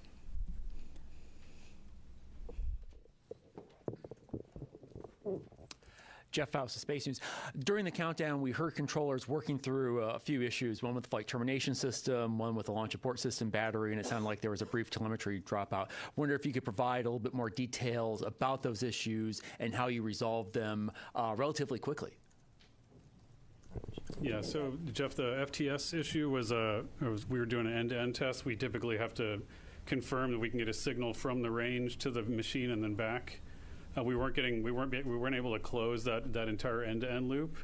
But the guys at the range, they were really quick on their feet. They swapped to a different range receiver, which is a slightly different heritage, but has the same fundamental algorithms on it. And they were able to switch over to that and able to confirm a good end-to-end signal, which is really clever.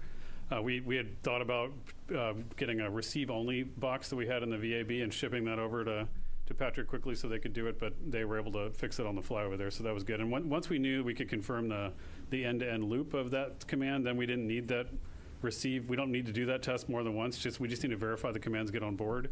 And so once we confirmed that command was there, then that we met all of our public safety risk. For the launch abort system, we had a battery, so 2 batteries, several temperature sensors on both batteries. We had one poke out of family. We want to make sure all of them are tracking within certain limits, but we could confirm, given the locations of the temperature sensors, where they are on the battery itself, that the reading was instrumentation, because there wasn't a credible physics-based explanation for why that sensor would be that far high. It was an order of magnitude off scale high from the rest, and so we were able to quickly vote that sensor out. So that was two of the major issues. But again, the team, this is what the training is for. This is what the practice is for, is to go into those things and knock them out quickly. So they did really well. We'll go right over here. I noticed there was a lack of public address announcing outside, and there was a lot of going back and forth when we realized there were some issues, and we had to go back inside to find out, or we had to have our phones. Why was there no public address system available with loudspeakers outside? I'm not sure what you're referring to. We're not sure what issue you're talking about the public address. Okay. Available to people outdoors, and I thought that was a lacking.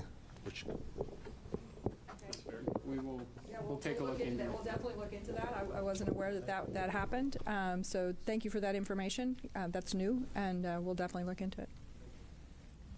We'll go right back here.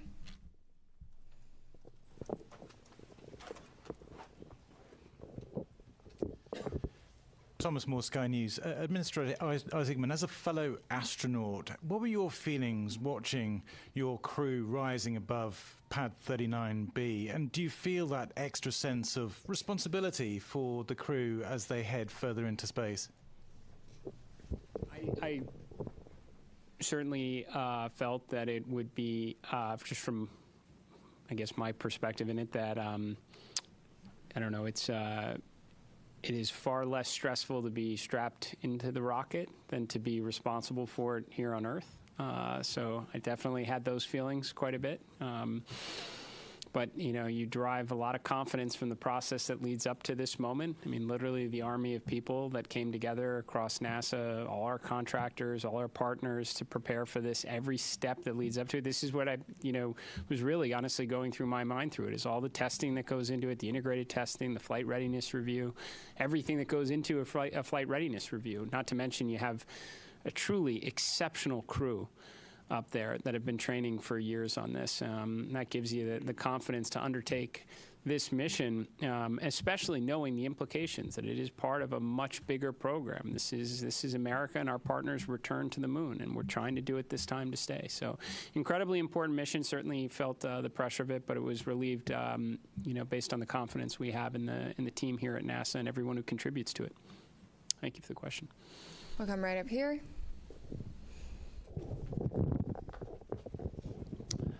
Frédéric Castel with France 24. First, of course, congratulations to NASA for the grand return to the moon.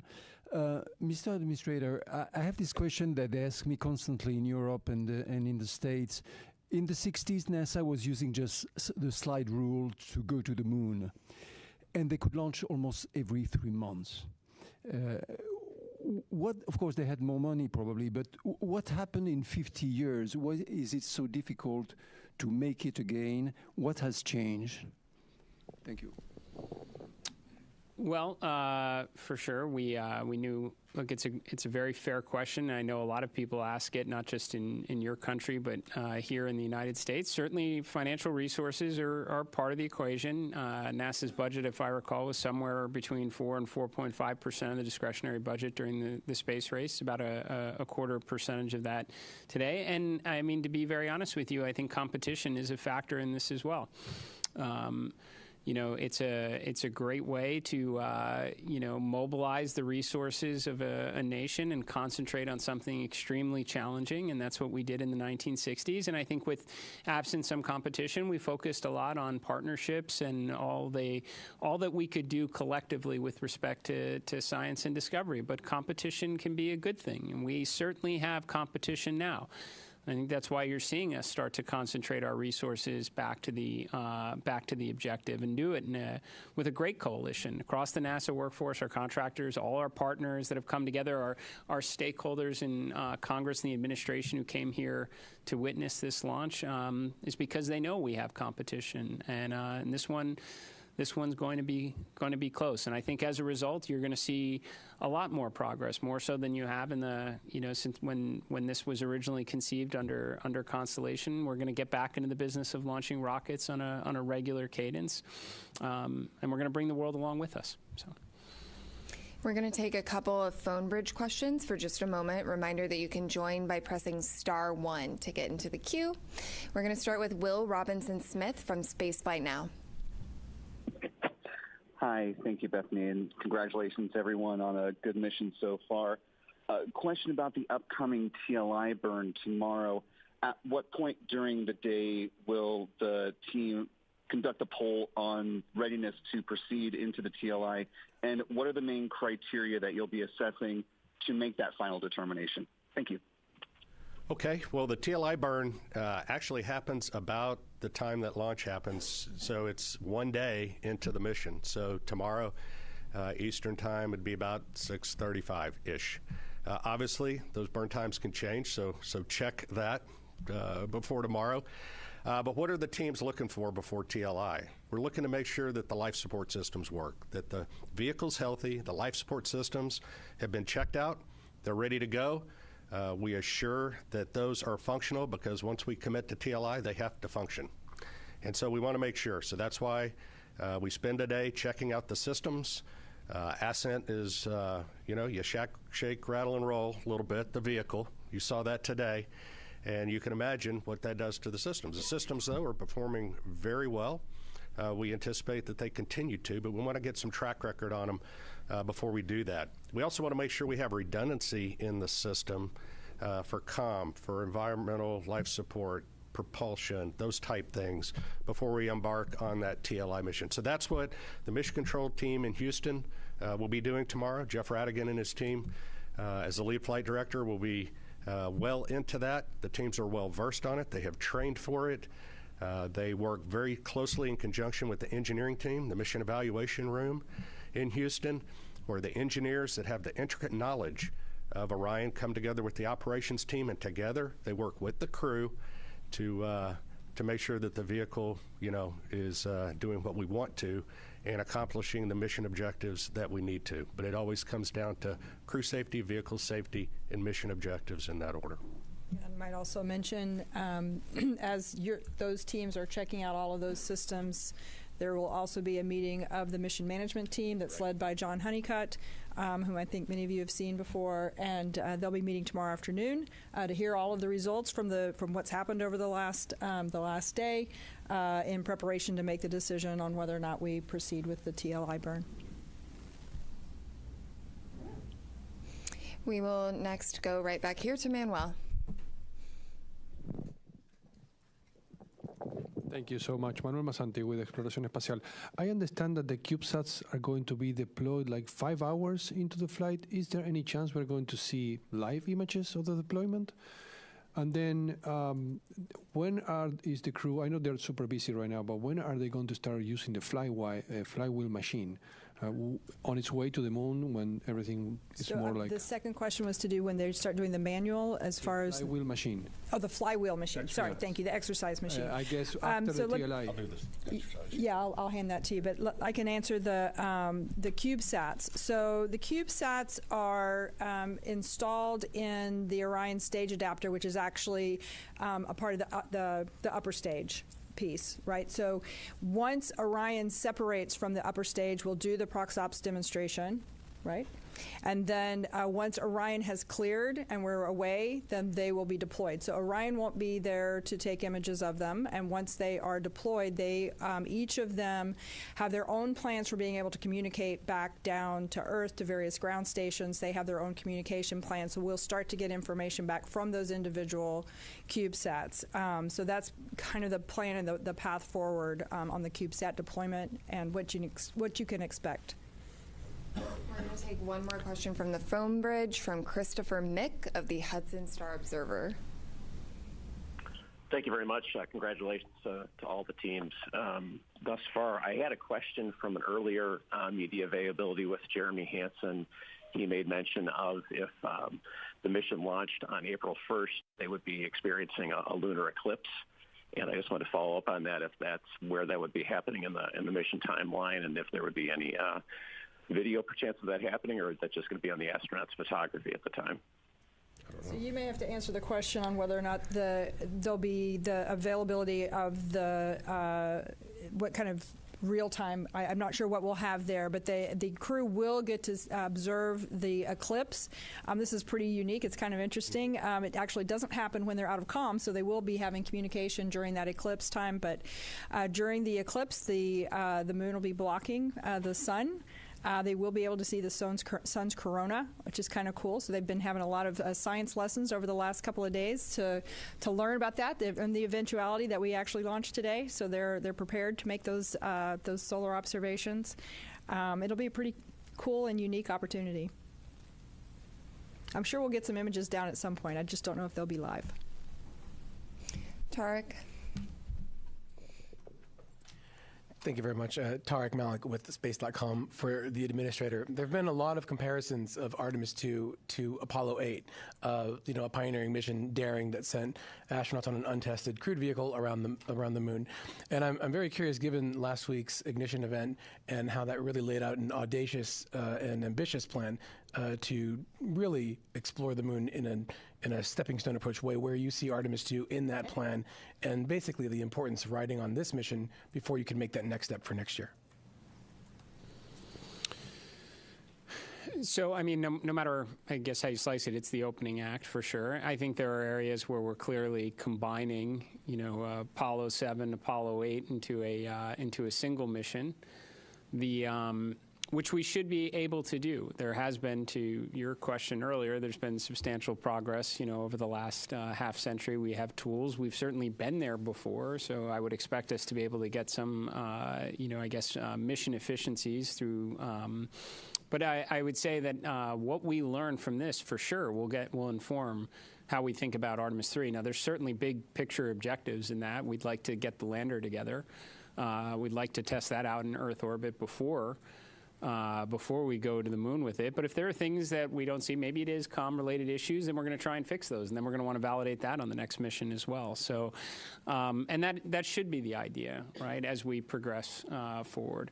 I suspect when Artemis III comes around, we're going to learn a lot about the integrated operations that we'll want to validate and ensure is rolled into the subsequent missions. But yes, this should be a philosophy that we take across all of the grand efforts that we are pursuing right now, to not necessarily jump to the ultimate desired state, but to build up to it.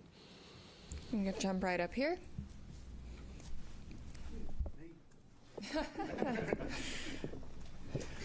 Hi, Richard Hollingham, BBC Future. Related to Apollo 8 in a way, really. I just wondered what plans had gone into a new Earthrise image. A lot has gone into the aspirational nature of this mission. Have you a plan? I assume you have a plan. What is the plan? Oh, go ahead. I do know that the teams have been looking at what the opportunities might look like. They've looked at the different launch dates, and so I know that they're really going to try to make that happen. I can't give you a confirmation on that yet, but stay tuned. My understanding is they have been equipped with additional camera imagery capturing, equipment. So we're going to do everything we can to try and make that happen. It'd be awesome. We're going to go right back here.